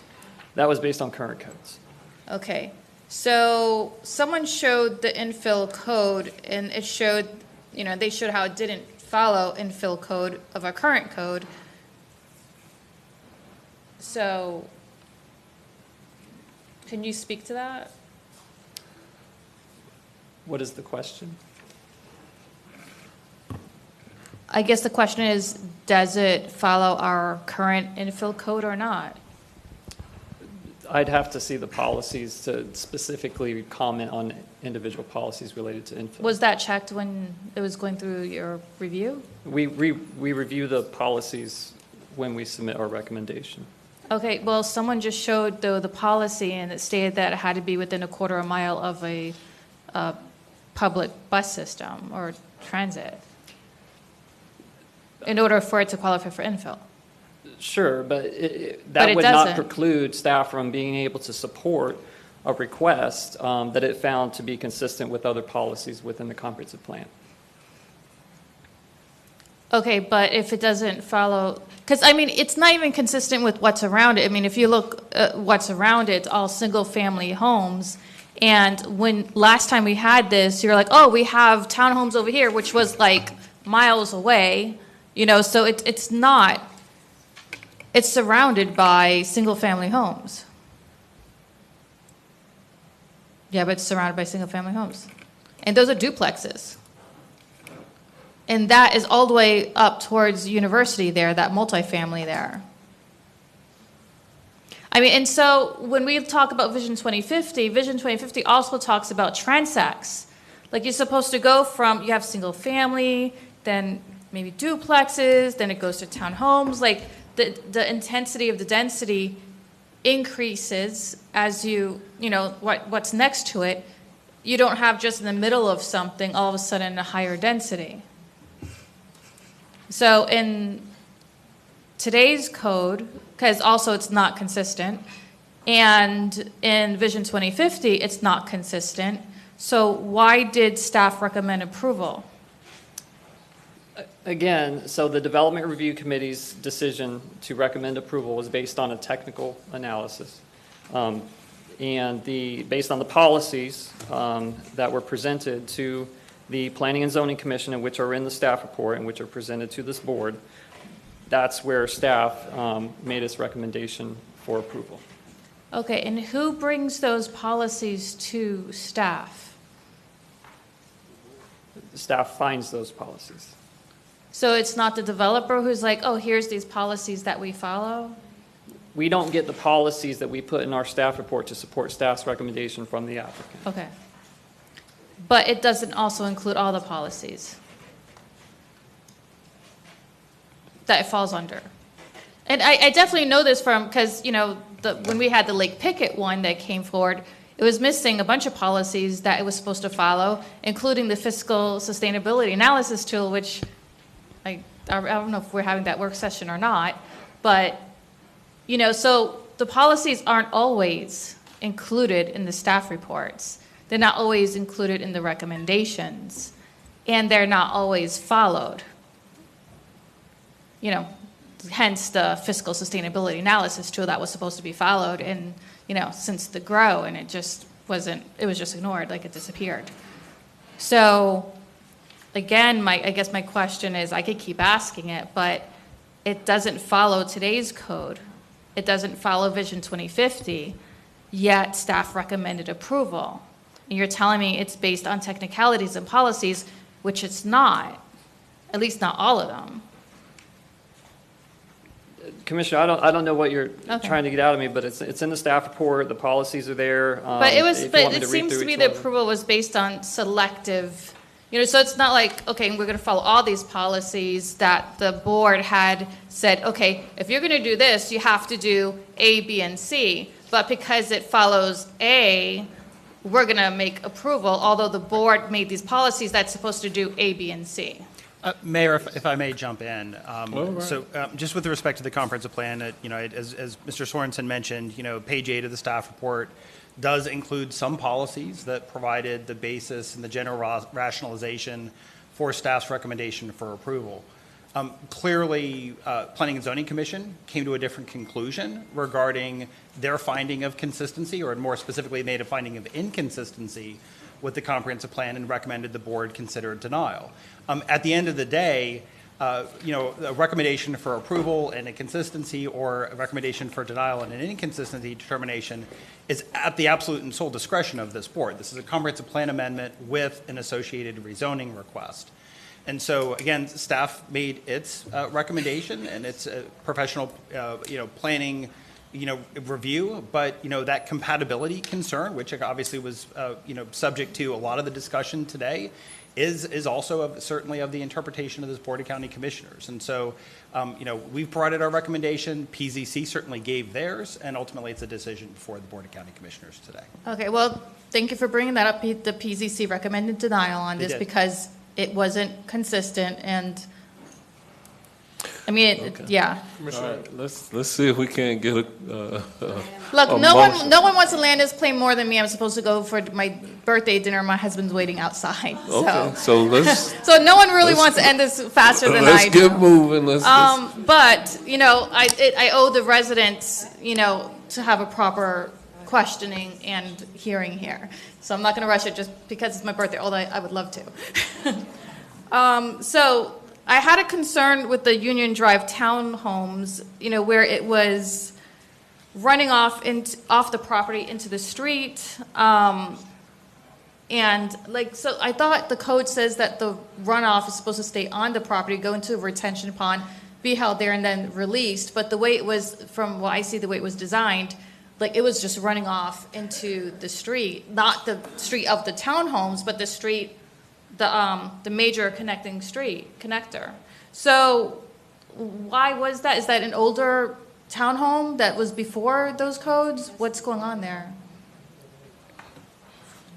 And the reason why I'm asking is because I want to make sure that if this one gets approved, I want to make sure this one's done right. And if it's not done the way we say with the codes and everything, where's the enforcement? Because I've had other, properties kind of had problems with their neighbors flooding into them, and what they're kind of told is well, you have to sue your neighbor or something. They get into kind of these issues, and it's if there is an issue, who's going to enforce it? Or do they have to get an attorney, file a lawsuit?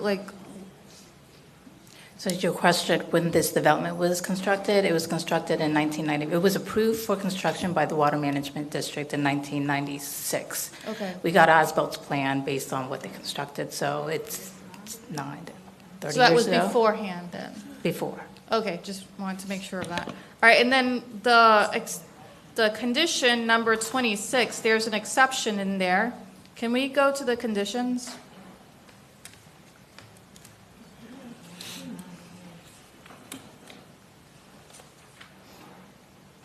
So stormwater management for this site must comply with the county's landlocked basic criteria, accommodating the 100-year, 24-hour storm event, unless the Engineer of record.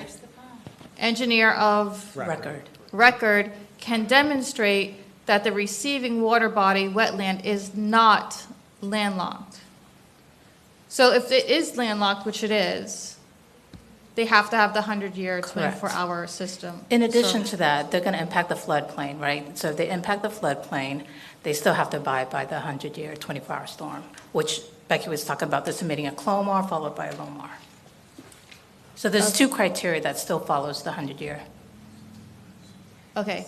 And, you know, like Commissioner Wilson brought up, I mean, our current calculations aren't really working. I think I mentioned this at some other time too recently. But I will mention that, like, when I was first elected 8 years ago, there was staff who was telling me that that needed to be updated. It's been mentioned over the years, and, you know, we're still trying to figure out how to get that updated. But and we keep approving developments, and they're not holding water the way they should, or at the volume and at the rate that they should. And we continue to have these flooding issues, which are just getting worse and worse. So, Commissioner, to the development-related stormwater question, staff's been before the board following Hurricane Ian, some extensive work sessions on stormwater and flooding. More recently, in June of this year, we were also back before the board talking about our work program specifically related to one of those tasks that we committed to, and we provided a status update, is the rainfall intensity study. And so that's something that we are underway with. We should be concluding that in the first part of next year, and then ultimately trying to connect those dots between the rainfall intensity and how, you know, the volume of water that ultimately we have to plan for in our infrastructure design, and then what should those, how should that rainfall intensity study and results and conclusions translate into a review of our regulatory requirements for pond sizing. And so that's something that certainly we heard the board, that study is underway, and we plan on bringing that forward really in the first half of next year. Okay, so I am ready for a motion. This is not consistent with today's county code with infill, and it's not consistent with Vision 2050's codes of infill, so I'm going to go ahead and make a motion for denial. Second, Scott. All right, we have a motion and a second. All in favor say aye. Aye. Opposed, no. No. All right. Was the no Commissioner Wilson for denial? Okay. All right, so motion passes 6-1. All right, with that, thank you all. I know you spent a lot of time here today. I'm a little bit closer to my birthday dinner.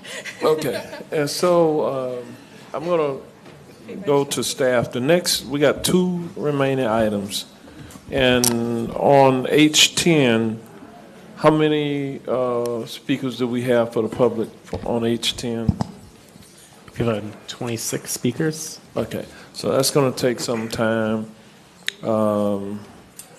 We really did not. We had a 15-minute break in the 10 and a half hours that we've been here. So I will ask the board, we either press through and know that we'll go probably at least, I'm good, but we either continue to press through for the next couple of hours or so, or we take a break. I mean, everyone's been waiting here so long, like, we might as well press through, unless someone has Okay. to. It's the pleasure of the board. If y'all want to press through, that's what I'm asking you. Either you take a break or not. Y'all want to press through.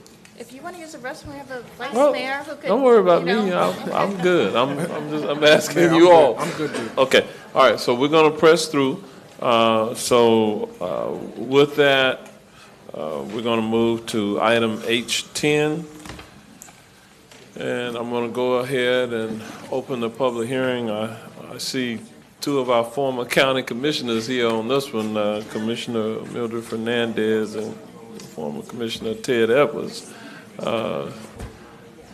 So we'll see how this one turns out. Huh? All right. Welcome back. You know, y'all remember the days of being here sometimes for hours? Here we go. All right. So I'm going to go ahead and open the public hearing on this item And Mr. Sorensen, you've been there at the podium for a moment. You got a drink of water over there or anything? You good? Yeah, I'm thinking, I'm good. All right, so he's good. So I'm going to go ahead and open the public hearing at this time and call on Mr. Sorensen to frame this item. All right, thank you, Mayor. This next item is H10 on today's agenda. It is a request to change the future land use from rural settlement 1 to 5, which stands for 1 unit per 5 acres, to institutional, as well as a rezoning from A1 Citrus Rural District to PD Planned Development District. The subject property is 18.36 acres in size. The proposed use is the Special Hearts Farm. This is a training and learning campus for challenged individuals, including the following development program: 8,000 square foot residential care, which would consist of 30 residents, 3,500 square foot event barn, 1,712 square foot caretaker residence, 12,000 square foot of barns, and 15,000 square foot training facility. The subject property is located in District 1. This is an aerial of the subject property. It is located within the Lake Avalon Rural Settlement on the east side of Avalon Road. This is a more zoomed out aerial of the subject property and the surrounding uses. This indicates, this displays all of the non-residential type uses that are in the general vicinity. The future land use, again, is currently RS 1 to 5, Rural Settlement 1 to 5. The proposed future land use is institutional. Current zoning is A1, and the proposed zoning is PD Plan Development. This is the land use plan that is associated with the plan development rezoning. This land use plan shows the boundaries of the property. It shows a 25-foot setback along the and 30-foot setback on the north side, south side, west side, and also as well as the entrance to the property. There is one waiver from Orange County Code that is requested. It would allow for 50 parking spaces to be unimproved in lieu of improved. And this would be for overflow parking related to special events. Again, this is the aerial of the subject property. 2 community meetings were held for this request on May 30th and September 18th with 55 and 56 residents in attendance. Concerns expressed were of incompatibility with the rural settlement, precedent setting for more non-residential uses and traffic. These are additional conditions of approval which were drafted with the applicant at a meeting on October 23rd, which was last week with the district commissioner and the applicant. These were not reviewed by the Planning and Zoning Commission or the Development Review Committee. Again, we start at number 20 here because there's 19 conditions in the staff report. I'll just leave it up for another second so people can read through it. And I do believe the applicant does have some concern with some of these restrictions or conditions, and I'll let them go through those concerns during their presentation. And this is the remaining 3 conditions of approval.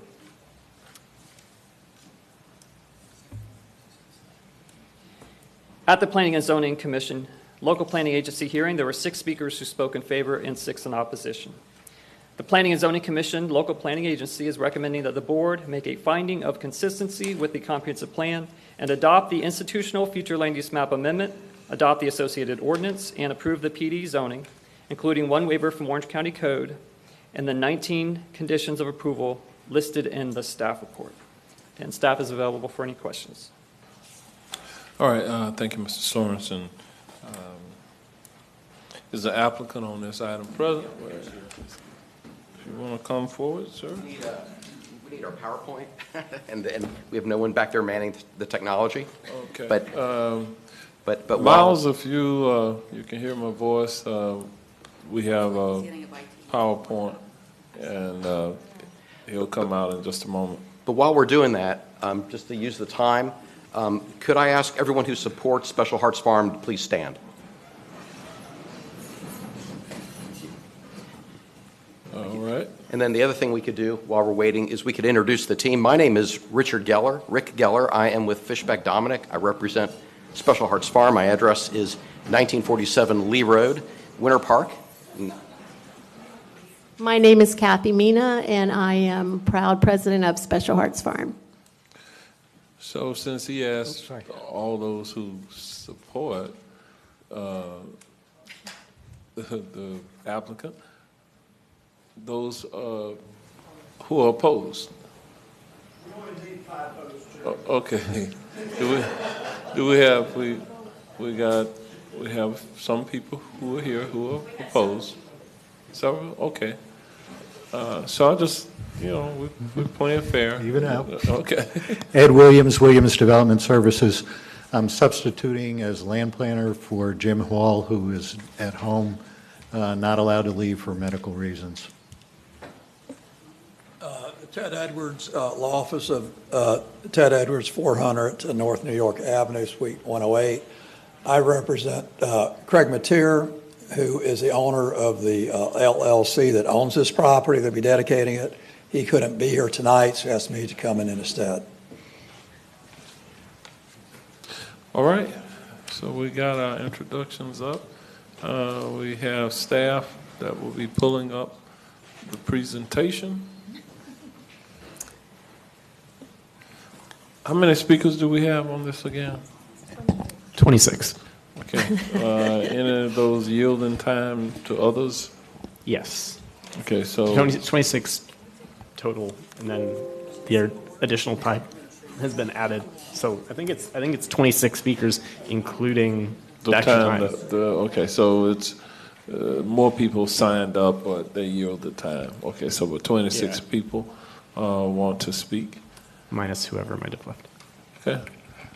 It's up to them, but, we get the point. All 26 of you don't have to stand up to the mic and say we support. We get the point. Just saying. But everybody sometimes wants to have their time at the microphone, but it's not necessary is all I'm saying to you. Okay, we got the PowerPoint up. Okay, let's go. I'm Kathy Mina. My address is 10557 Oakview Point Terrace, Gotha, Florida. Hello, Mayor Demings and County Commissioners. I have the honor of serving as president of Special Hearts Farm, and I would like to share with you what makes the Special Hearts Farm so special. But I think some of our special farmers will say it best when you hear from them shortly. We are a 501c3 nonprofit that serves beautiful individuals with special needs. We are proud to provide both training and employment opportunities in farming and gardening. The Special Hearts Farm has gone above and beyond by making multiple compromises with the Avalon community and are pleased to have received full staff recommendation and unanimous approval by the PZC. I would like to remind everyone that helping individuals with disabilities should never be political. And Special Hearts Farm continues to make a positive impact throughout our community. I am asking for your support of our project because it will serve as a bright star for Orange County and the state of Florida and serves our most vulnerable population. The statistics say it all. 80% of individuals with disabilities are unemployed, and 25% of individuals experiencing homelessness have a disability. Please vote yes and help us be the change.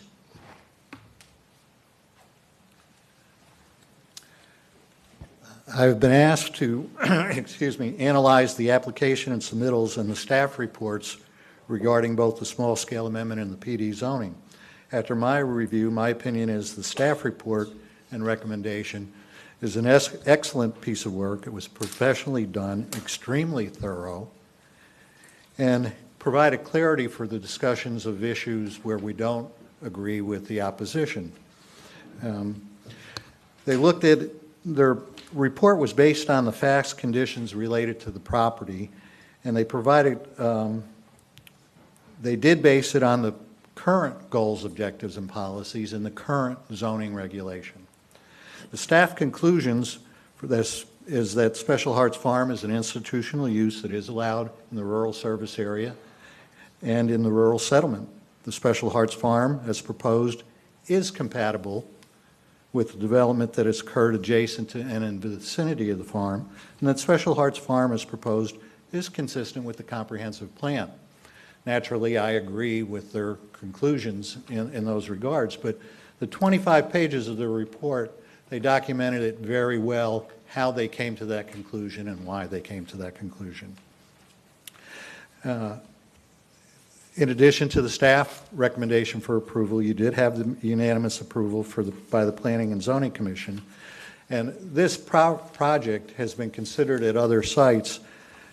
We now have 7 unanimous votes by the P&Z and the Board of County Commissioners on the project. We would like to get that 8th tonight. Let's discuss issues very quickly. The first issue was that those that did not support the property had 2 primary reasons.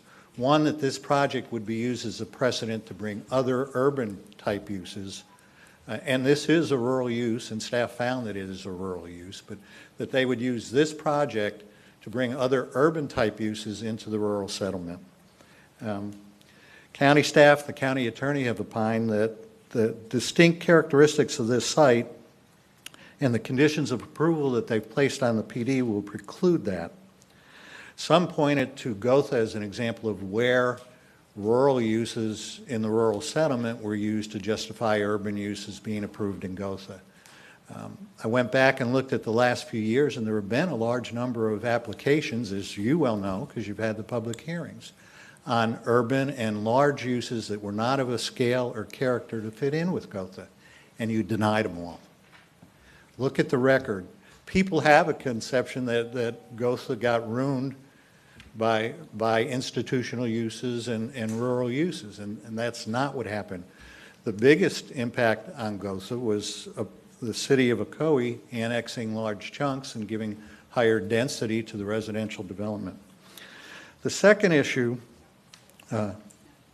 Special Hearts at the last meeting did make the commitment that the Avalon Rural Settlement, that if any urban type development sought approvals based on this project, that they would, to justify their project, everyone that is a part of Special Hearts Farm would stand with the community and fight those applications.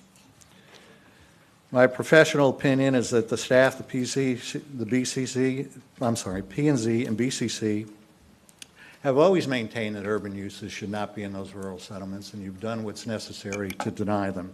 The second concern is that after being approved, some felt that the applicant might flip the property or sell the property because of the approvals, and that there might be some increase in the value of the property by flipping it.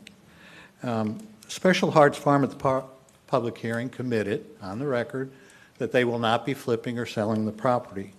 The approval of this project makes the property possibly valuable from a monetary standpoint, but the approvals to Special Hearts Farm is priceless. There is no money value that could make them sell this property. The value to the clients and the families is to have a place where they can learn, where they can train, where they can be educated, and where they can live. There is no price that could take the property away from them. And that is earned.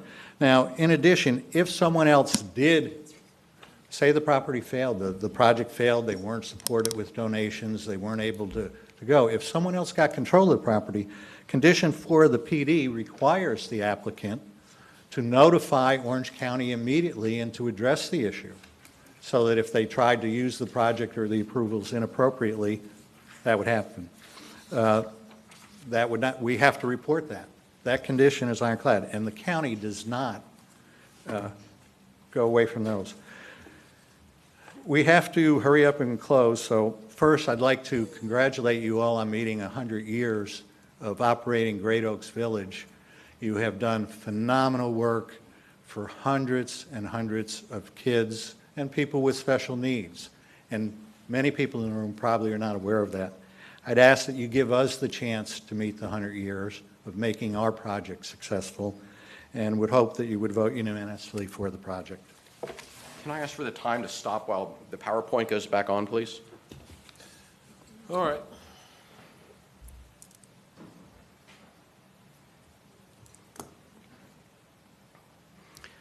My section is that Special Hearts Farm is consistent with the comprehensive plan. It's compatible with the area.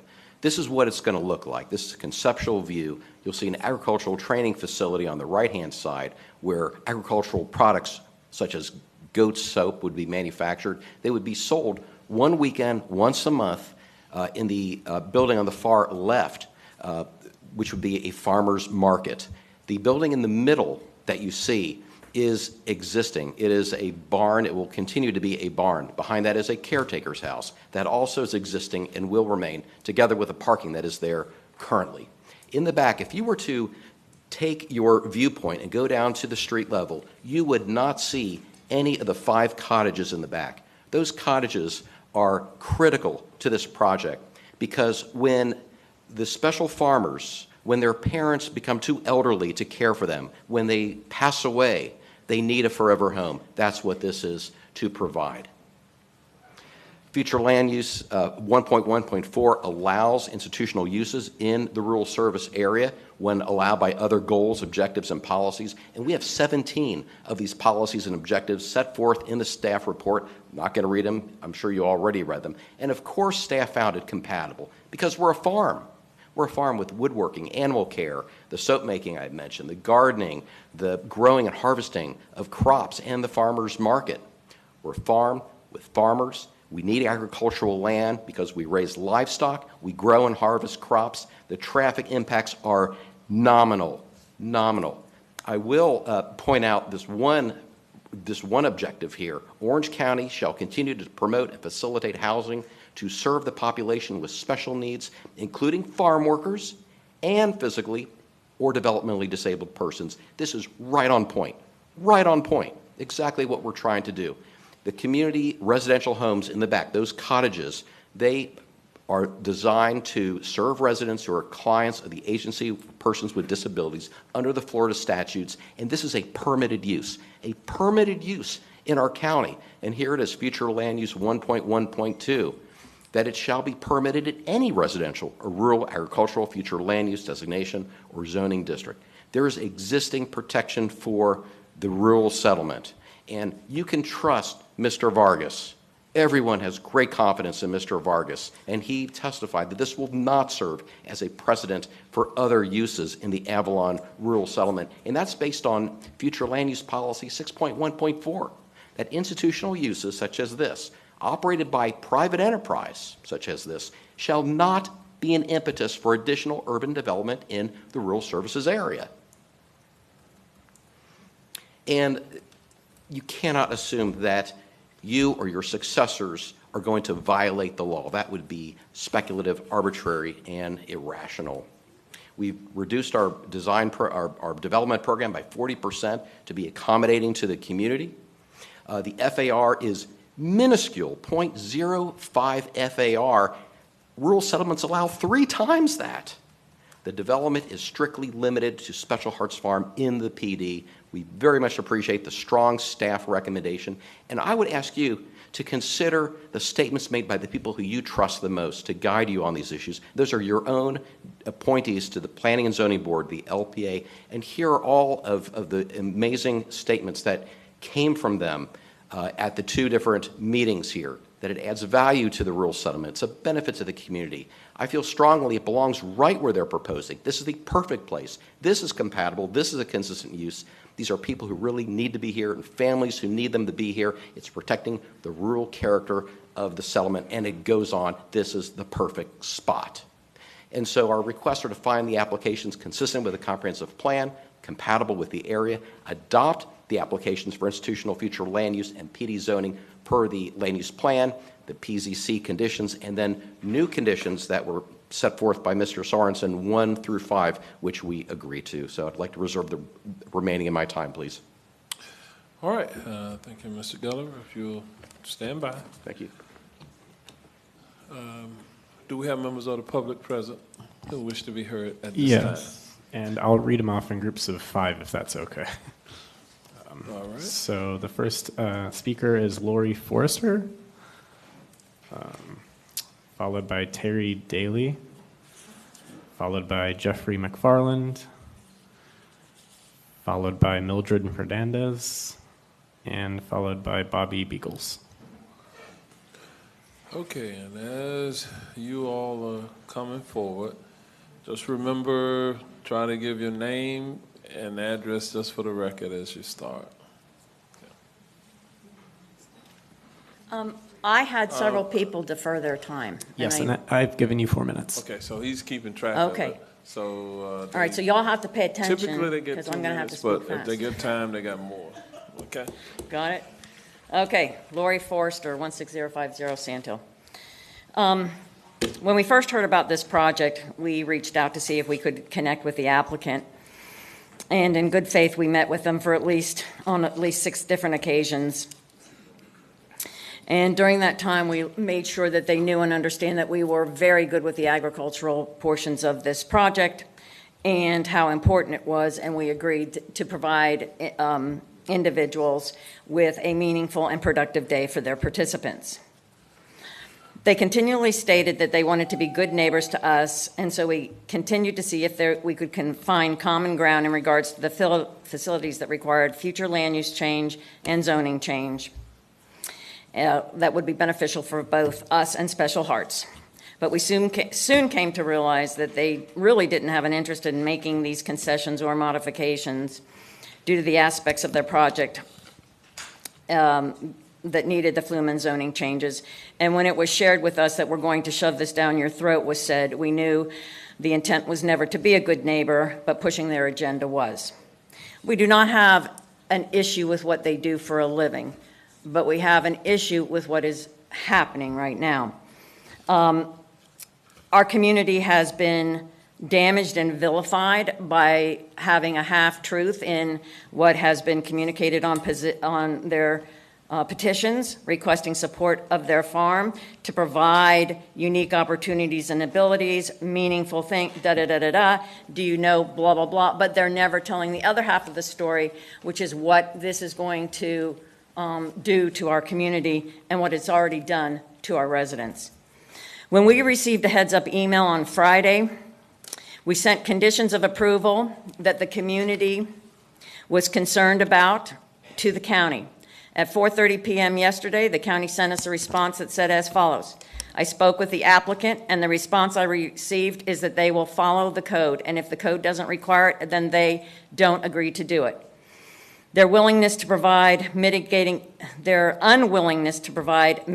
measures, their lack of concern about the community should give pause, and the conditions of approval should be reevaluated, especially because in the P&Z public hearing, it was noted that the P&Z recommended to staff to include additional protection measures in the comp plan for protection of the rural character of our rural settlement and all the other rural settlements in Orange County. But after reading the 19 conditions in the staff report, I don't see these protections have been added. If the ultimate decision from the board today is to approve this application, we are respectfully asking that prior to your approval, you include conditions from the community that would mitigate the impact of this project. We also ask that every condition is detailed in writing so that there's no misinterpretation and to ensure additional protections are granted to help protect the integrity of our rural settlement.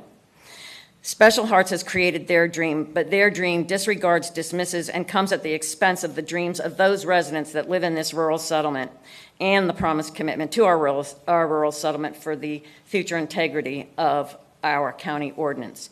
Please ensure appropriate conditions are added to the conditions of approval should you feel inclined to vote in favor of this. They currently are not. Thank you. The conditions? Well, it's kind of scribbled on, so we'll get to it. So you have the revised list? I have a list that we sat down and did with the applicant. Copy. It was on a slide, too. We'll have them pull up the slide. I think we have to call the next person. Oh, I'm so sorry. Next I speaker. forgot that I was vice mayor. Yes, please, next speaker. Hi, Terry Daly, 7195 Lake Carlisle Boulevard, 32829. I'm here in my capacity as the director of the UCF Center for Autism and Related Disabilities. We're the state agency that provides consultative support for the over 10,000 residents of Orange County that have autism, 5,000 of which who are registered with us are already over the age of 18. The need for adult employment, living, and engagement options in our county is dire, and it's going to continue to grow. These families want what all of us want for our children as they grow into adults: a job, friends, love, community, and a place to live. However, for these families, it's not a given because their child needs supports. Programs like Special Hearts Farm are filling a need and a responsibility we have as a county and a community to build those options. There are hardly any affordable housing options for adults with intellectual and developmental disabilities in Orange County, and there are very few options for employment at a rate and a number of hours that would allow someone to be able to afford to live even in a shared apartment. If your hearts are not moved by the needs of these adults and their families, consider the economic impact. Programs like Special Hearts Farm will allow for adults to have meaningful lives while also allowing their parents to work and continue to contribute to the Central Florida economy. Without options, a parent will often have to leave workforce when their child graduates in order to support and supervise the need that's there.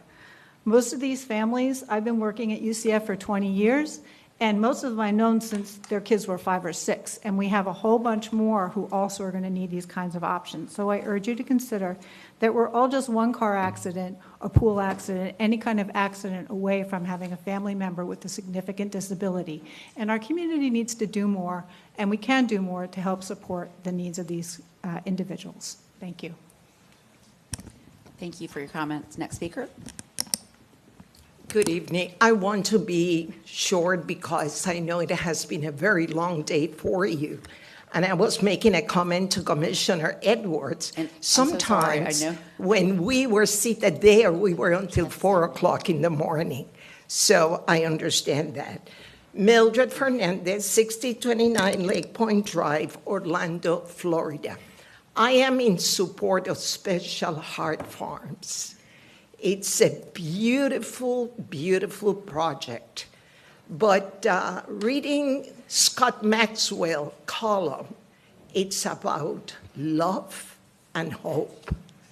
When you make that decision, just make sure you understand and think about love and hope. To me, I am very passionate because my brother Mickey was a special child. And my mother, as a single mother, always was concerned what was going to happen to Mickey if she passed away before. So I understand very clearly the mission of Mrs. Mina. And I wish we could have 20 Mrs. Mina in the state of Florida. So the funding, it's already approved from the state. There is training going on so that the residents, they can have a place and where they can train and be self-sufficient. What else can we ask for? So I look forward for that yes vote and look forward for a wonderful evening. Thank you so much.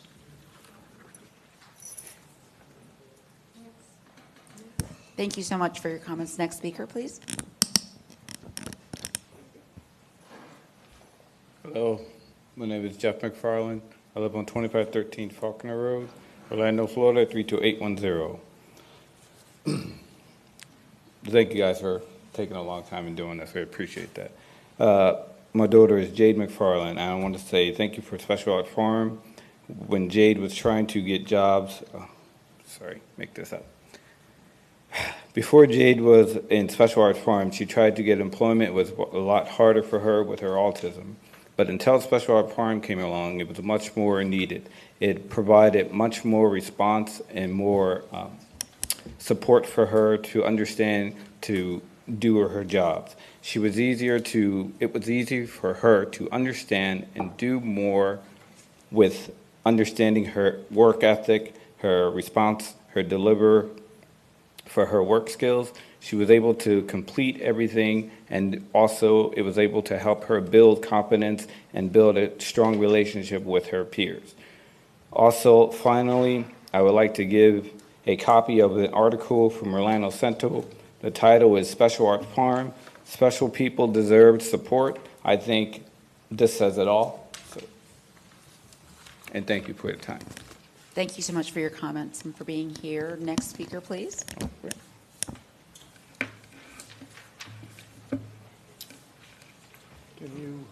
turn this thing on?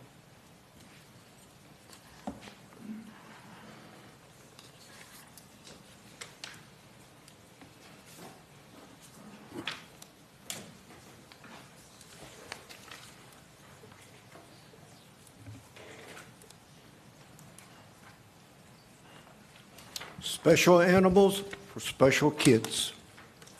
That's at the East River High School, where we built a barn for the special kids. My name is Bobby Beagles. I serve on the board of Special Heart Farms and have been with them for 7 years.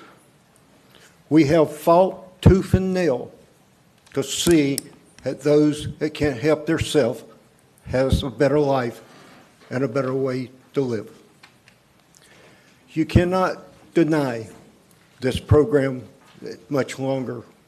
These kids and their adults need the support of each one of you. It is very dedicated that we make a place that they are welcome.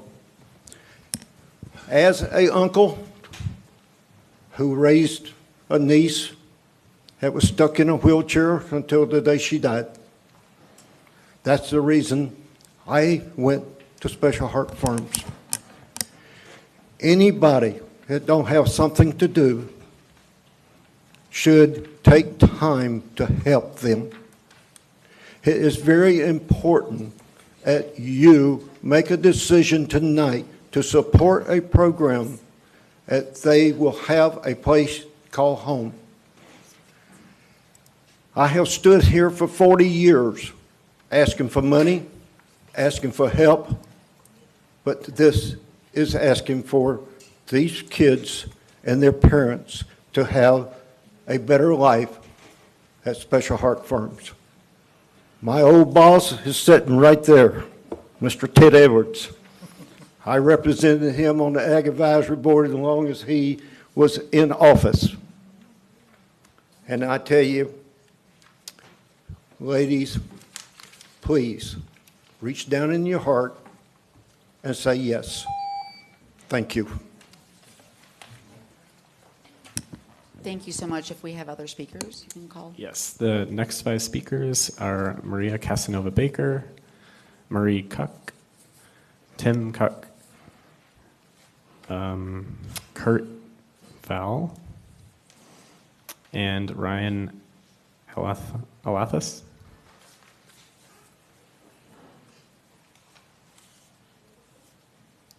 And just say whoever the first name again. Oh, yes, Maria Casanova Baker.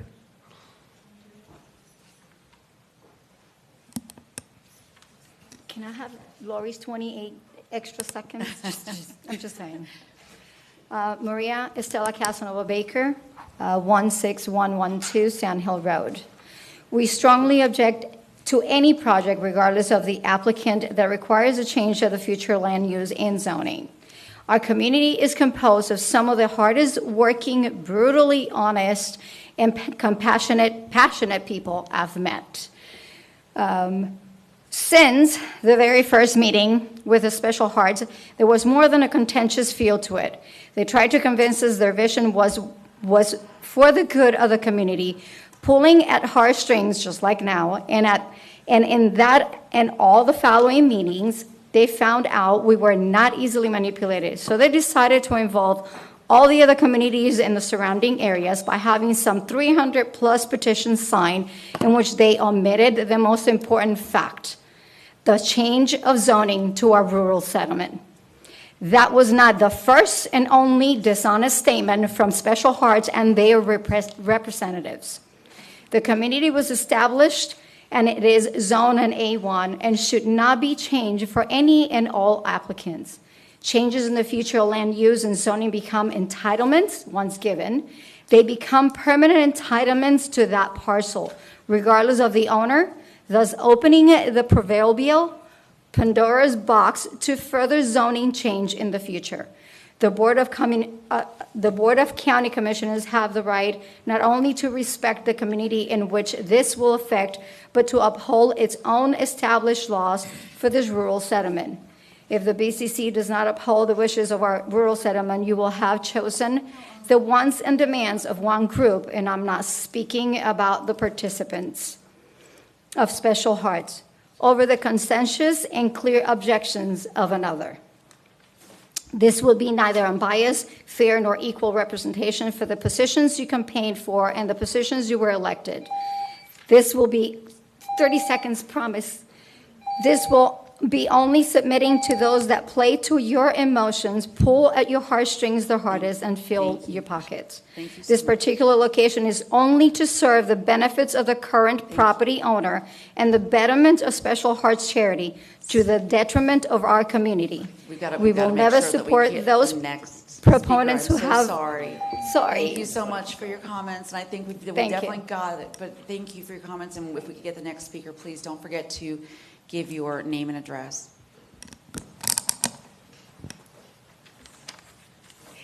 I will be twice as fast. We're Tim and Marie Cook, 6723 Matchett Road, and we're here.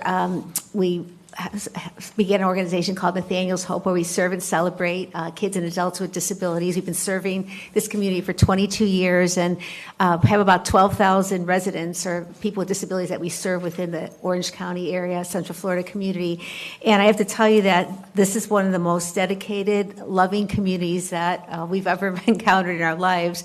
But more importantly with that is also the parents that come behind them. They are heroes, and they will do everything to turn heaven and earth to make things possible for their kids. But as we've worked with this community, we've seen the needs that are there, and we're all aware that this is a very underserved community, and we're grateful for what Special Hearts is doing to serve this community, to meet some of those needs.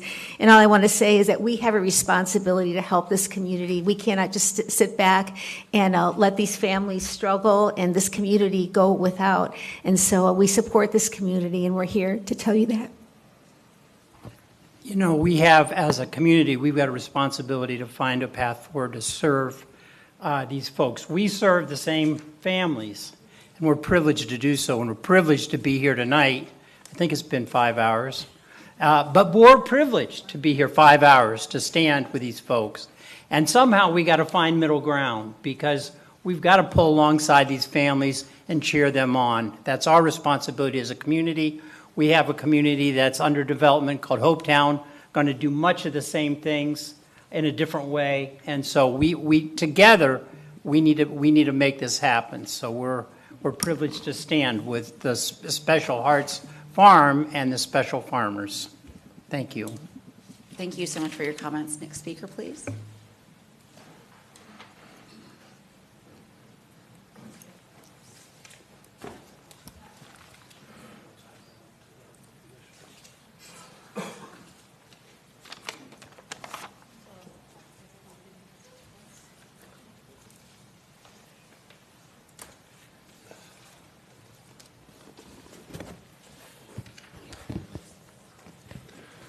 Good evening, Commissioners and Mayor.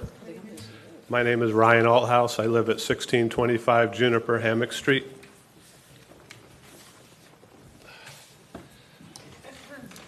In this box is over 2,000 of those signed petitions, and I passed one out to all of you. I'm going to read what the petition says. We are requesting your support of the Special Hearts Farm Forever Home project. Our project will provide our farmers with special needs and unique abilities with opportunities for a meaningful day, supported employment, and housing. Did you know that nearly 1/4 of individuals experiencing homelessness have a disability, and that 80% of all individuals with disabilities are unemployed? Please sign this petition so we can convey to Orange County Planning and Zoning, along with the Board of County Commissioners, how crucial the Special Hearts Farm mission is to the special needs communities. This will only help our community. Thank you for your time, and happy birthday, Commissioner Bonilla.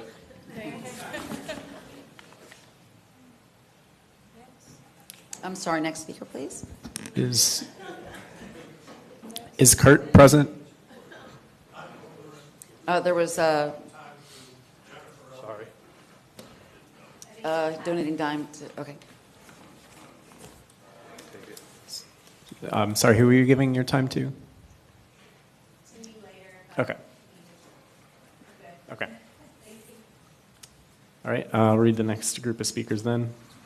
We have Kathy Mina, Megan Morris, Juan Pablo Rodriguez, and Emily Davis, and Jaden Carmichael.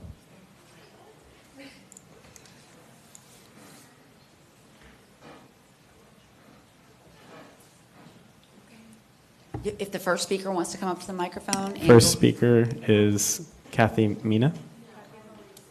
She already spoke. She's with the applicant team, so whoever the second. Okay. Then Megan Morris.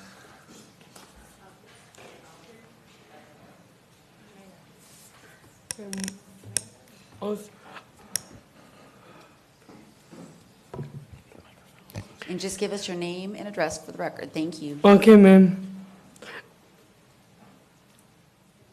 I am JP. I am 14428 Salamanca Drive. Please really say yes for the special house farm. Please, guys, please. Thank you. Thank you so much for your comments. If we could have the next speaker, please. Good evening. My name is Emily Davis, and I live at 505 Madrigal Court, Orlando, Florida, 32825. I work in community relations at Special Hearts Farm, and today I'm going to be reading a statement from Miss Melissa Bird, an Orange County Public Schools board member who could not be here today but wished for her perspective to be shared. She writes, "Dear community leaders, I'm writing to express my strong support for the Special Hearts Farm Forever Home project and urge your approval at the October 29th, 2024 meeting. This vital project addresses critical needs in our community for individuals with autism and intellectual disabilities. The urgency of this project cannot be overstated. Consider these sobering facts. Approximately 25% of individuals experiencing homelessness have a disability. 80% of individuals with disabilities are unemployed. Special Hearts Farm has already demonstrated success by hiring 6 Orange County Public School graduates as paid farmhands. About 95% of Special Hearts Farm Adult Day training participants are Orange County Public School graduates or aged-out students. The Special Hearts Farm Adult Day Training Program provides an essential bridge for individuals with special needs after they age out of the public school system. This program not only offers crucial job training and paid work opportunities, but also enables family members to remain in the workforce, preventing the difficult choice between career and caregiving. Every individual, regardless of their abilities, deserves the opportunity to live a meaningful and purposeful life. I strongly urge you to vote in favor of the Special Hearts Farm Forever Home project. Your support will make a lasting difference in the lives of individuals with special needs and their families. Thank you for your consideration on this important matter. Sincerely, Melissa Bird." Ms. Melissa Bird has also sent this same letter of support to each of you via email. Thank you so much. Thank you so much for your comments. If we could have the next speaker, please.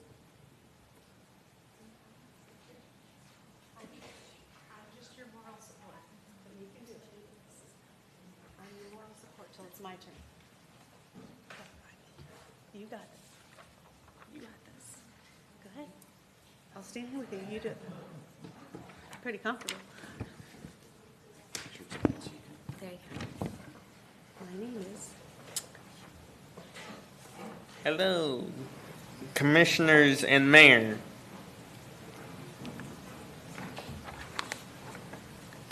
I'll hold. My name is Jaden Carmichael, and my address is 663 East Plant Street, Winter Garden, Florida, 34787. I would like to speak with you today about the Special Hearts Farm and the Forever Home. I am You're all right. You did great.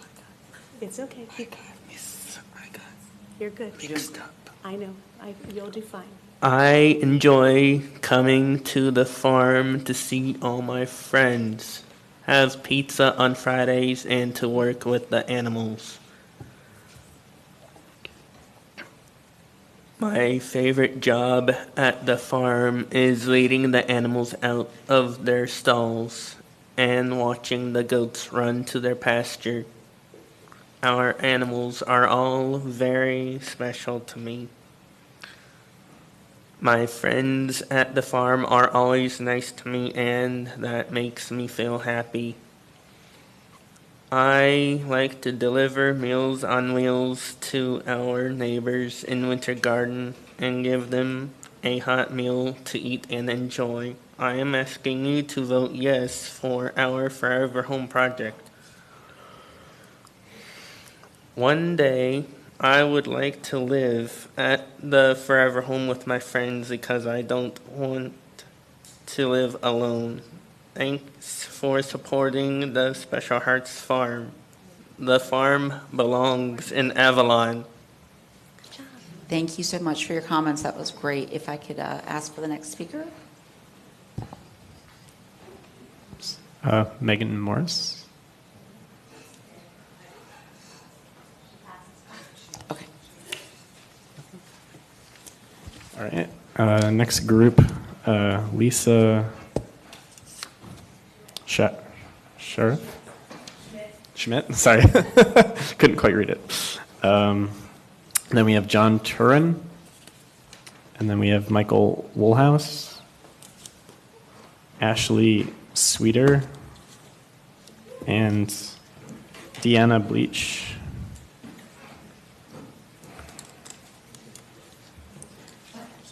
All right, thank you so much. You're on deck. If you'll just give us your name and address for the record. My name is Lisa Schmidt, and my address is 1915 Watermere Lane, Windermere, Florida, 34786.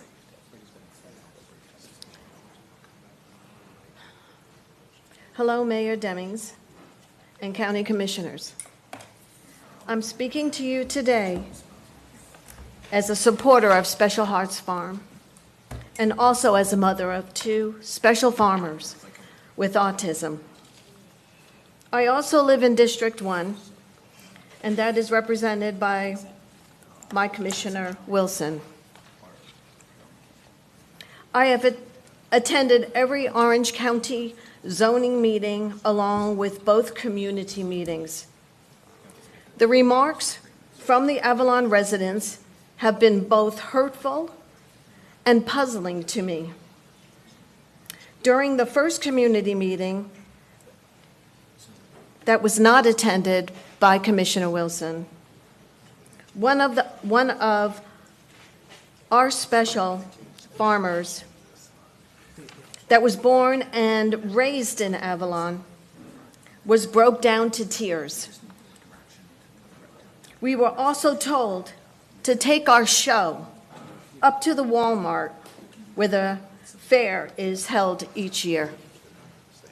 During the second community meeting, we were told by Avalon residents that the perfect place for us was the green swamps. So many of the Avalon residents will tell you that they have family members with special needs and have no problem with our program at all. But there's a consensus there, not in our neighborhood. During all of these meetings, not once have I held many. Oh, man. Thank you so much for your comments. Thank you for your yes vote. I appreciate your comments. If we could have the next speaker, please. Thank you. Thank you.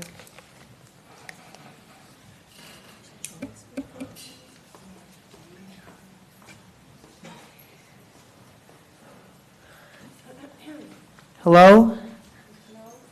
My name is Michael Woolhouse. And my address is 2330 Avalon Boulevard, Orlando, Florida, 32833.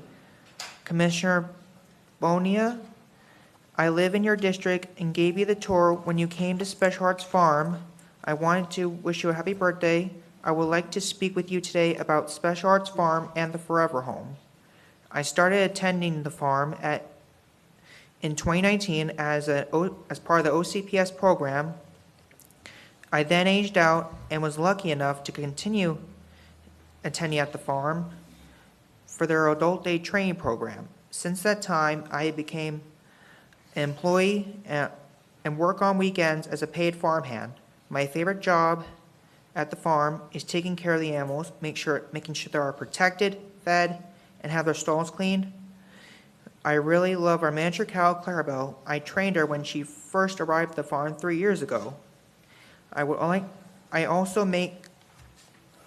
like making the farm products that we sell in our store, like our goat milk soap and wood crafts. When we deliver Meals on Wheels every Friday, it makes me feel like I'm doing a good deed and helping others in our community. I'm asking you to vote in our favor for the Forever Home project, as one day I would need a forever home. The farm means everything to me, and the Forever Home will provide me a safe place for me to live and work. Thank you for listening to my story. Commissioner Bonia, I would like to give you a photo for your birthday, a picture, sorry. Here. Thank you. You're welcome. Thank you so much for your comments. If we could have our next speaker, please.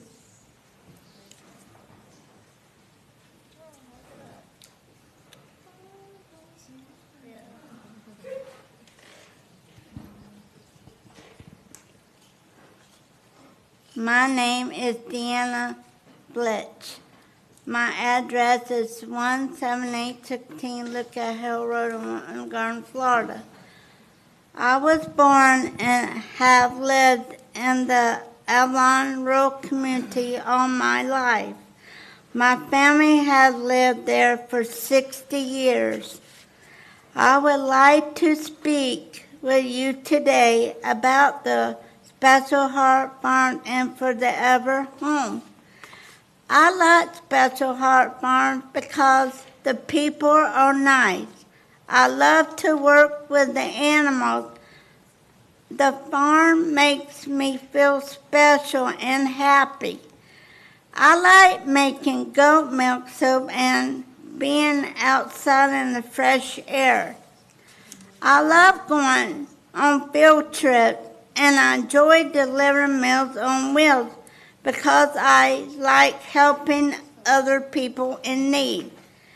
I'm asking you today, vote yes for our Forever Home. My mom and dad are getting older, and I will need a place to live. I would love to stay living in my community of Avalon, where I was born and raised. Thank you for your time and listening to my story. The farm belongs in Avalon. Thank you so much for your comments. Next speaker, please.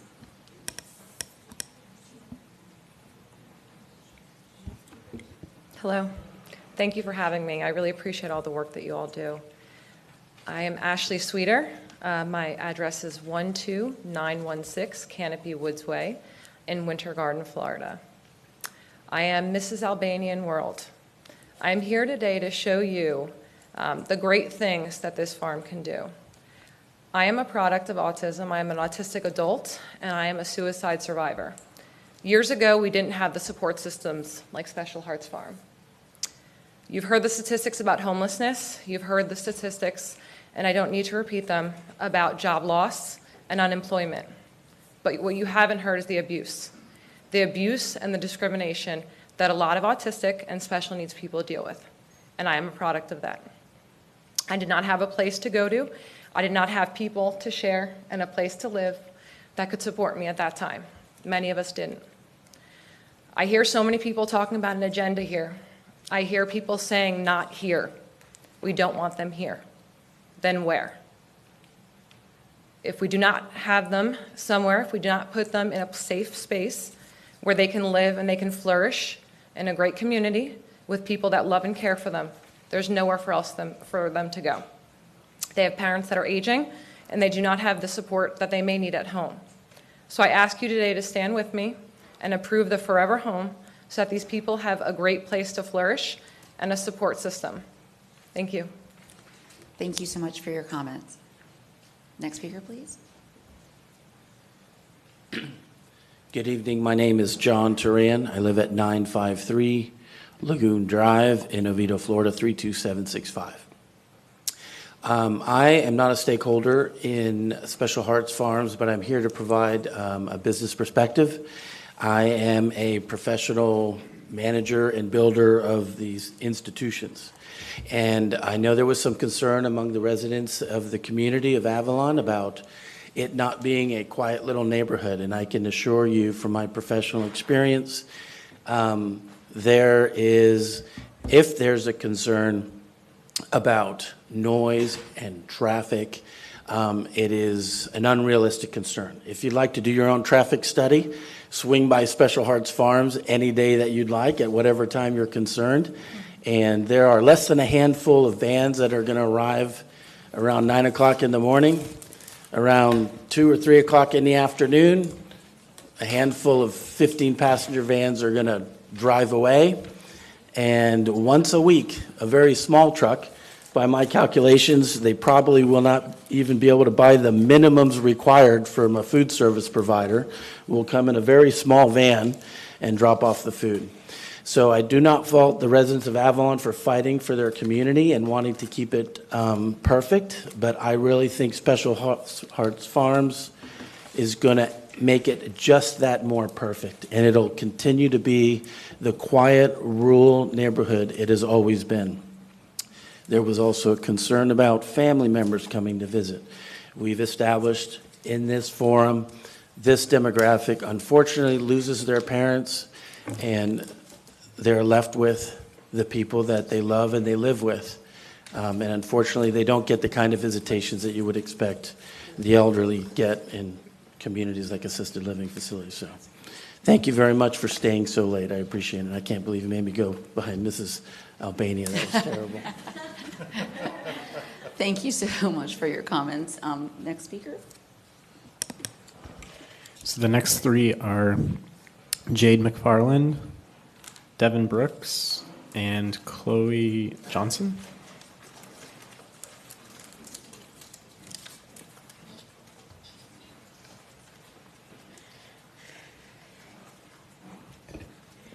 Hi, my name is Jade McFarland, and my address is 2513 Faulkner Road, Orlando, Florida, 32810.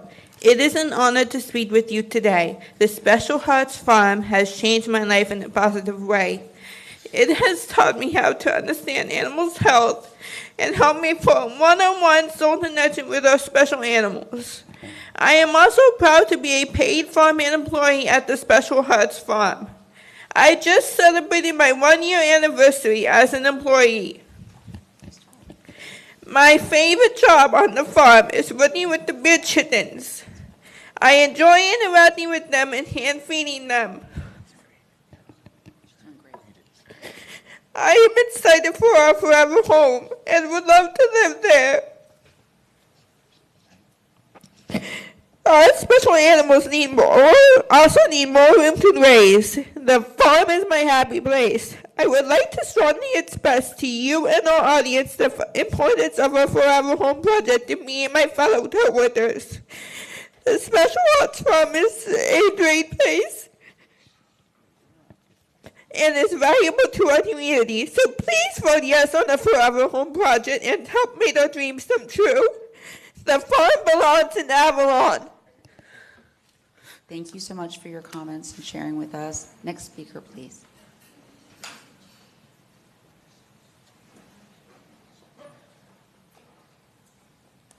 Good evening. Good evening. My name is Devin Brooks, and I live at 1619 Walkerton Court in Winter Garden. I have been going to the Special Hearts Farm for 5 years. At the farm, my peers and I learned to measure the right amount of food for all the different animals. We learn to clean the stalls and pens. We collect the chicken, duck, and turkey eggs. Then we wash them to sell in the Special Hearts Farm store. We make goat's milk soap and blankets that we also sell in the store. During the week, we practice social skills and learn to cook. We use the vegetables we grow in the garden.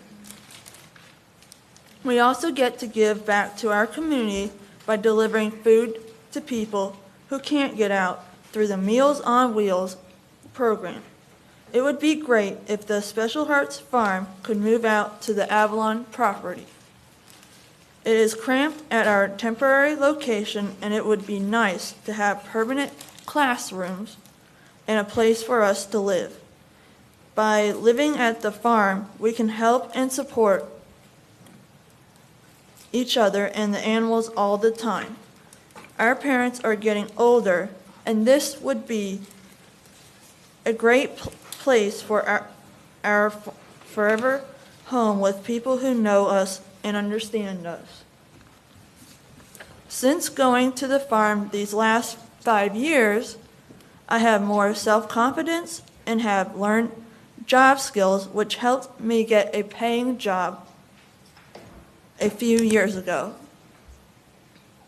The farm now has a few paying jobs for my peers. I help teach my peers how to take care of the animals.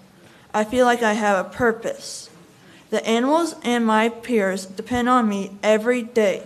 Some of the animals help calm me down when I'm frustrated, especially Ollie the donkey. Thank you for listening to me. Please consider allowing us to build the new Special Hearts Farm Forever home on the Avalon property so my peers and I can grow and thrive. The farm belongs in Avalon. Thank you so much for sharing that comment with us. Next speaker, please. Good evening, Mayor and Commissioners. My name is Chloe Johnson. Address is 641 East Bay Cove.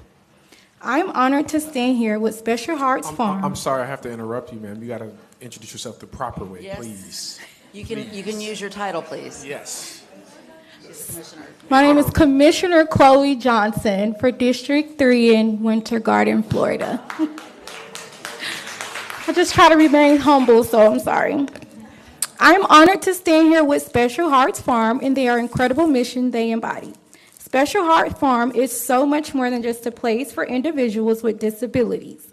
It is a vibrant, inclusive community where every person has the opportunity to learn, grow, and contribute in meaningful ways. This farm provides unique programs that are designed not only to teach important skills, but also to nurture confidence and independence for those who may not have these opportunities elsewhere. By giving individuals with disabilities the chance to care for animals, tend to gardens, and work in outdoor, hands-on environment, Special Hearts Farm has created a therapeutic and empowering setting that encourages personal growth. I truly believe when we support Special Hearts Farm, we're investing in a more inclusive future where everyone is valued and given a chance to thrive. I hope you guys support Special Hearts Farm as I do. Thank you guys, and I appreciate your time for staying late. God bless you. Thank you so much for your comment. Next speaker. Yes, our final three speakers are Victoria Wells, Henry Wright, and Jennifer Elliott.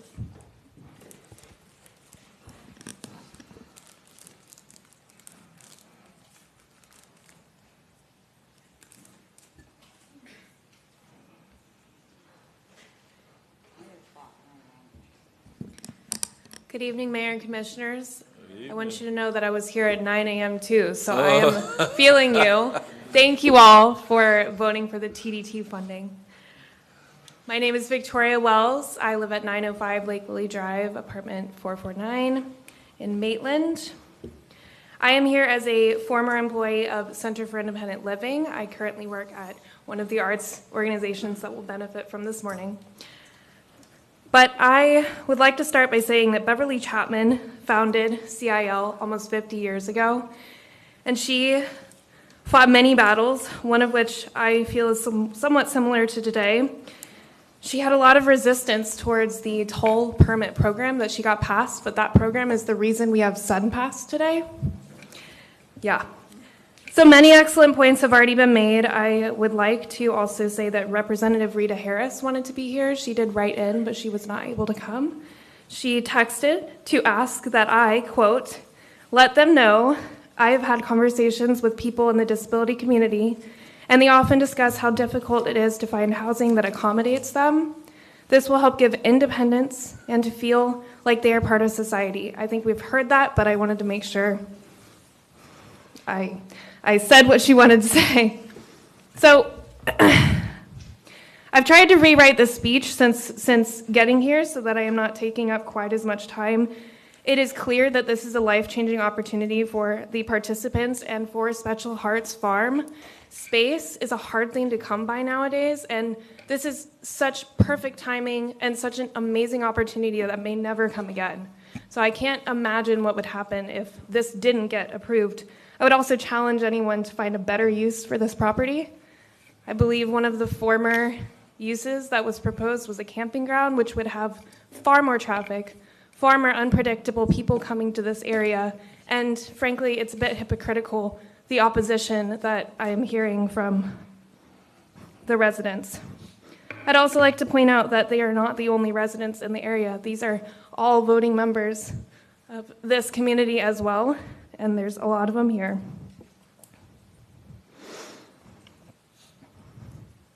Sorry, I'm finding my notes. I urge you to recognize the massive benefit, the history that you are making, the precedent that you are setting for other counties by approving this. It solves so many issues and aligns so clearly, as was previously mentioned, with the counties and really Florida's strategic plan, right, to make sure that there is affordable housing being built, accessible housing, and because this isn't really just that inclusive workplace as well, because agriculture is one of Florida's most major economical contributors. That's it. Thank you. Give it back to Mayor. Good evening. Good evening. Mr. Mayor, Commissioners, I'm Henry Wright, 14264 Creek Bed Circle, Winter Garden. Thank you for being here. I'll keep my comments very short. I'm not representing myself, I'm representing my son tonight. Victor Wright, the most popular young man in Winter Garden. You all know him. That's right, world-class swimmer.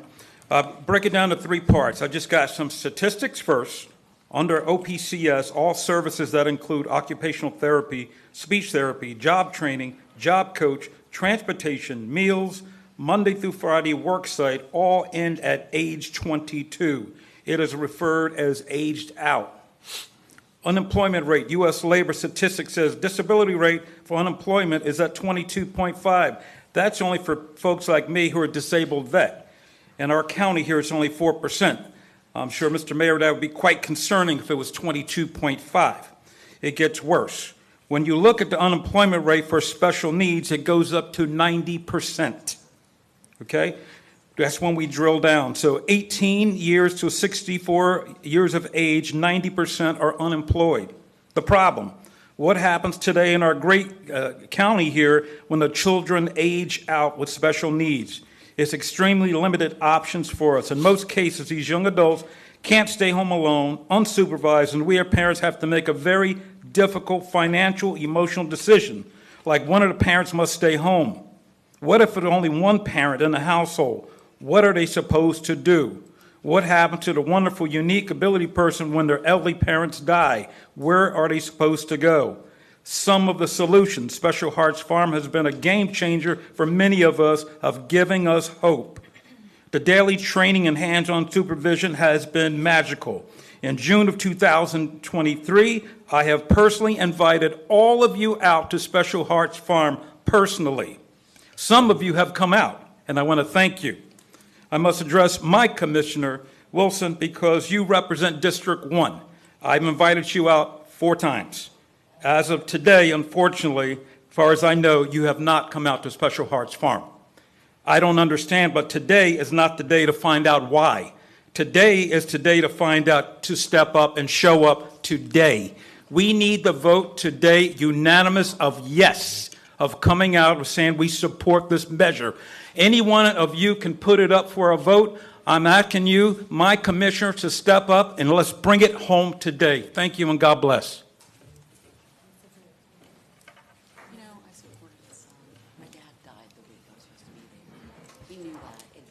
I don't need the whole 8 minutes, so don't. It's okay. Good evening, Mayor and Commissioners. My name is Jennifer Elliott, and I am the Vice President at Special Hearts Farm. My address is 8413 Sunset Drive, Orlando, Florida, 32819, District 1. I'm here to share with you all of the efforts we have made to work with the Avalon community to move this project forward. First and most importantly, we have met with the Avalon community over 10 times and given them the tour of our existing facility. We showed them the animals, we showed them the barn, everything. We have had 2 community meetings and met several times both with and without county staff and made many concessions by doing the following. 1, reducing the size of our overall project by 40%. 2, delaying our project to make a second attempt at getting a special exception from or with county staff. 3, and finally, meeting with the District 1 Commissioner twice to discuss Avalon residents' concerns and wishes for our project. As recently as last Wednesday, we met with Commissioner Wilson to discuss additional conditions requested by Avalon. This was not required of us, as we already have full Orange County staff recommendation for our project. However, on Sunday, less than 72 hours before this meeting, even more conditions have been requested by Avalon. They have had since March to bring forward these conditions, but waited until the last minute, and it seems never to be enough. So when Ms. Forrester says we haven't worked with them, that can't be farther from the truth. It is so hurtful to hear comments about our character as we have gone above and beyond to work with the Avalon residents. I think you can see from today and our farmers the character we truly have. We agree to conditions that abide by Orange County codes, but cannot agree to conditions that could possibly harm our nonprofit, hurt our special farmers and our animals, and cause legal ramifications. Again, as a reminder, we received full county staff recommendation and a unanimous vote from the PZC. We will follow Orange County Code the same as every other farm in Avalon is required to. Making us adhere to any other additional condition is pure discrimination. And we at the Special Hearts Farm don't discriminate. Any further conditions are purely a delay tactic, and we have waited long enough on zoning, spending over $250,000 that should have been used for our special need farmers. Let me leave you with the final thought. As I've heard at all of our zoning meetings, rural means rural. Well, I don't know about you, but I'm pretty sure that you don't get much more rural than a farm. The farm belongs in Avalon. Thank you for your time.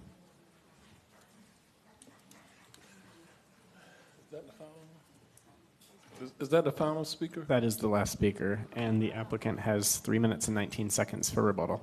Okay, so we're going to go back to the applicant. If you want to come forward with any rebuttal comments, now would be the time.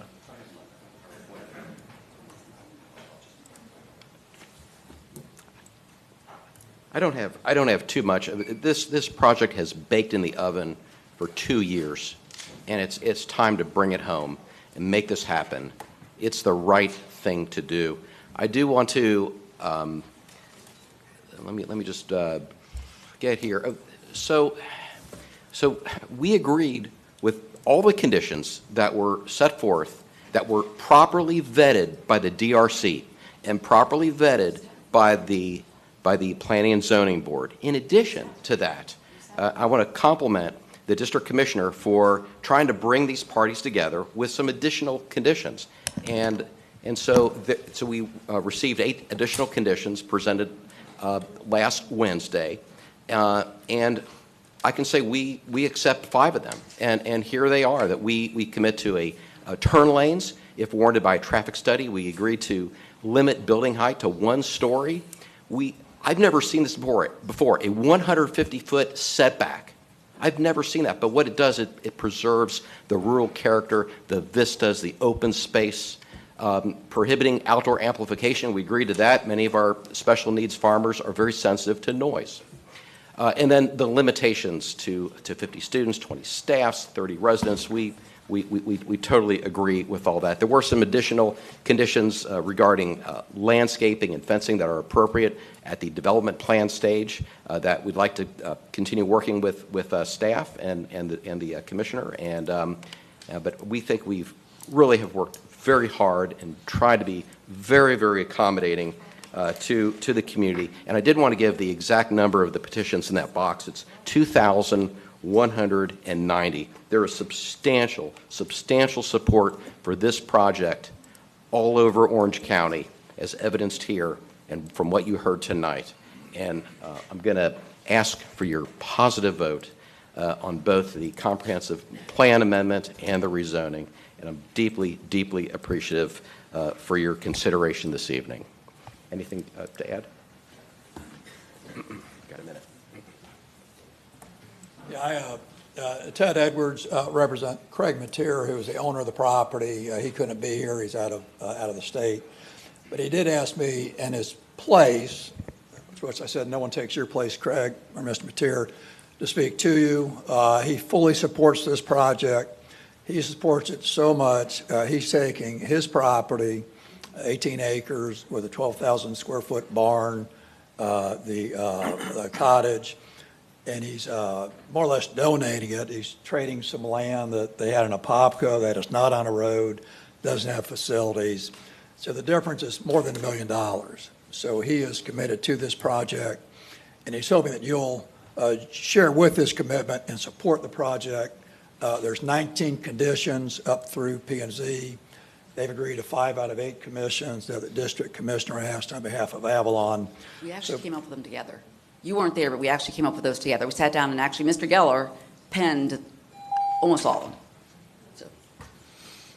I was not there, but I understand the district commissioner did ask for additional conditions. They agreed to the majority of those. We worked on them together. Thank you for coming tonight. Oh, thank you so much. All right. If there are no further comments by the applicant, then we're going to close the public hearing portion of this conversation at this time. And we do have some questions or comments by members of the board. And so we'll start with Commissioner Gomez-Cordero, followed by Commissioner Bonilla, then Commissioner Moore.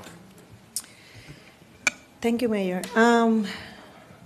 I have several questions, and it could be answered by any of you, including Ms. Mina, anybody. Okay, there are 5 cottages, right? How many residents can be fit in those 5 cottages? We committed to no more than 30.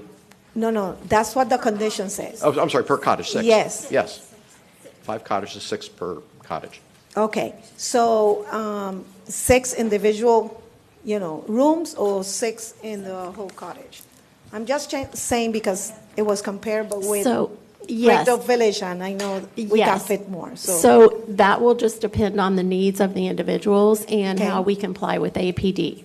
So we are an agency for persons with disabilities provider. So you probably know this already, but there's certain measurements that accommodate for living space, eating space, bathroom space. So that has not been totally finished yet, but we will comply with APD. We're an APD provider and rated one of the top providers in the state. And how many caregivers will you have? Since we're going to have 6 per cottage residents, and how does that work? So are you talking about how many caregivers in the cottages? Yes, based on the ratio, since we have 6 and they are right. autistic. So, well, that depends too on APD. Most of the time, if the individuals are higher functioning, it's 1 staff.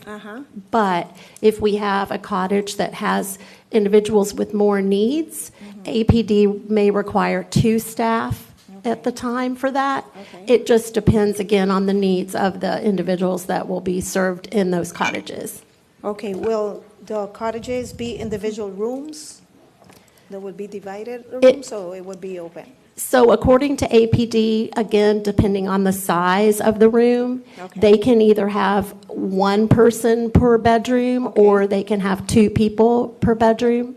So some of our participants now that live in group homes share a room. Some of them have a private room. Again, that depends on the need and the measurements. Okay. Also, there's a cottage for the caregivers. The one in the middle is for them, right? For the caregivers. The house in the middle is for the caregivers? Well, actually, there is a house there now. It's called a caretaker house. It was already permitted and it's already existing there. So that's not going to be a home for the caregivers. That's going to be a home for like a caretaker that's going to oversee the farm because we have a lot of animals. So we have a need for that. We will have a need for that. Okay. So during the night, and so who's going to supervise?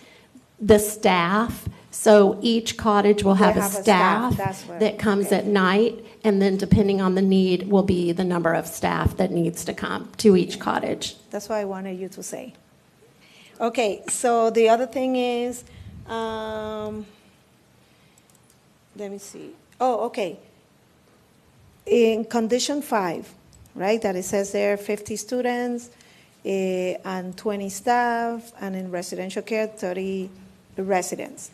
Was that the decided since the beginning, or that condition was put That's by what's staff? in the PD. That is the language that's in the PD, yes. Oh, okay.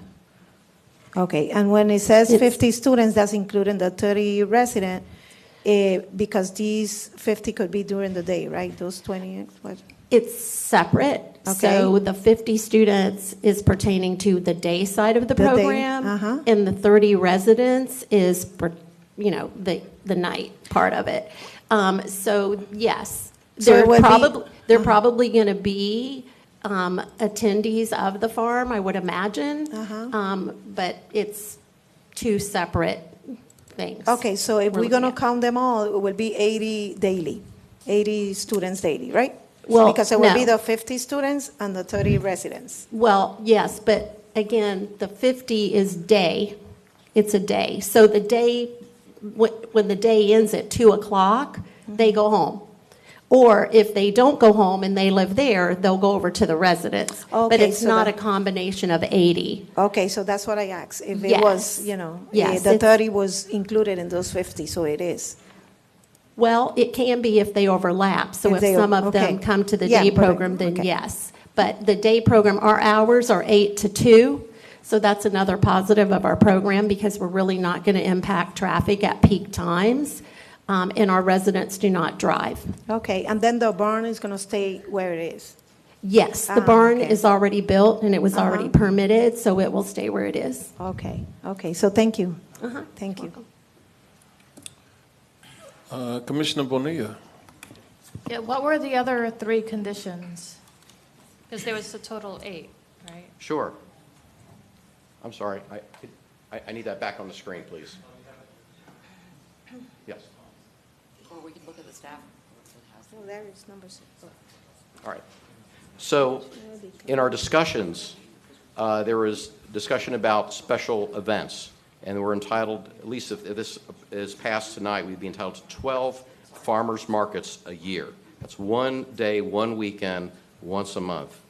And then there was discussion about not allowing Special Hearts Farm to be open to the public except for those special events, the farmers markets. And when that went back to the board members, and also this had to be conveyed to the property owner, Mr. Mateer, who was not involved in the meeting last week, serious concerns were raised about that, and that this could lead to abusive claims of well, okay, so if you can't have visitors, if that's what it's saying, then what about a family member who wants to visit a loved one, or consider enrolling a loved one, or we can't have church or school groups come. What about vendors? I mean, all these visitors. That was the concern. All right, and so and then that was number 6. Number 7 was the requirement for a shade tree to be provided every 50 feet in distance around the entire perimeter of an 18-acre property. When we brought that back, they said that would be detrimental to the operations of the farm, because you can't have shade trees everywhere, because based on the conceptual plans right now, they will eventually block sunlight needed for crops, gardens, orchards, citrus trees, and the grass is needed for livestock grazing. And Mr. Beagles is still here. He could give you more information about that.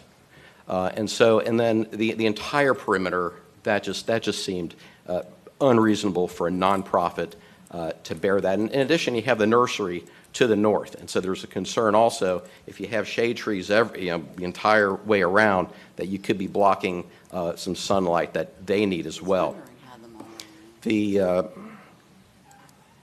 And then the last condition involved a requirement for a picket, a paddock or split rail fence, not only on the front of the property, but around the entire 18-acre of the property. And that just seemed unreasonable to impose that burden on a nonprofit. There will be fencing around, but the most expensive fencing didn't seem necessary, except perhaps along Avalon Road, where it would look very nice.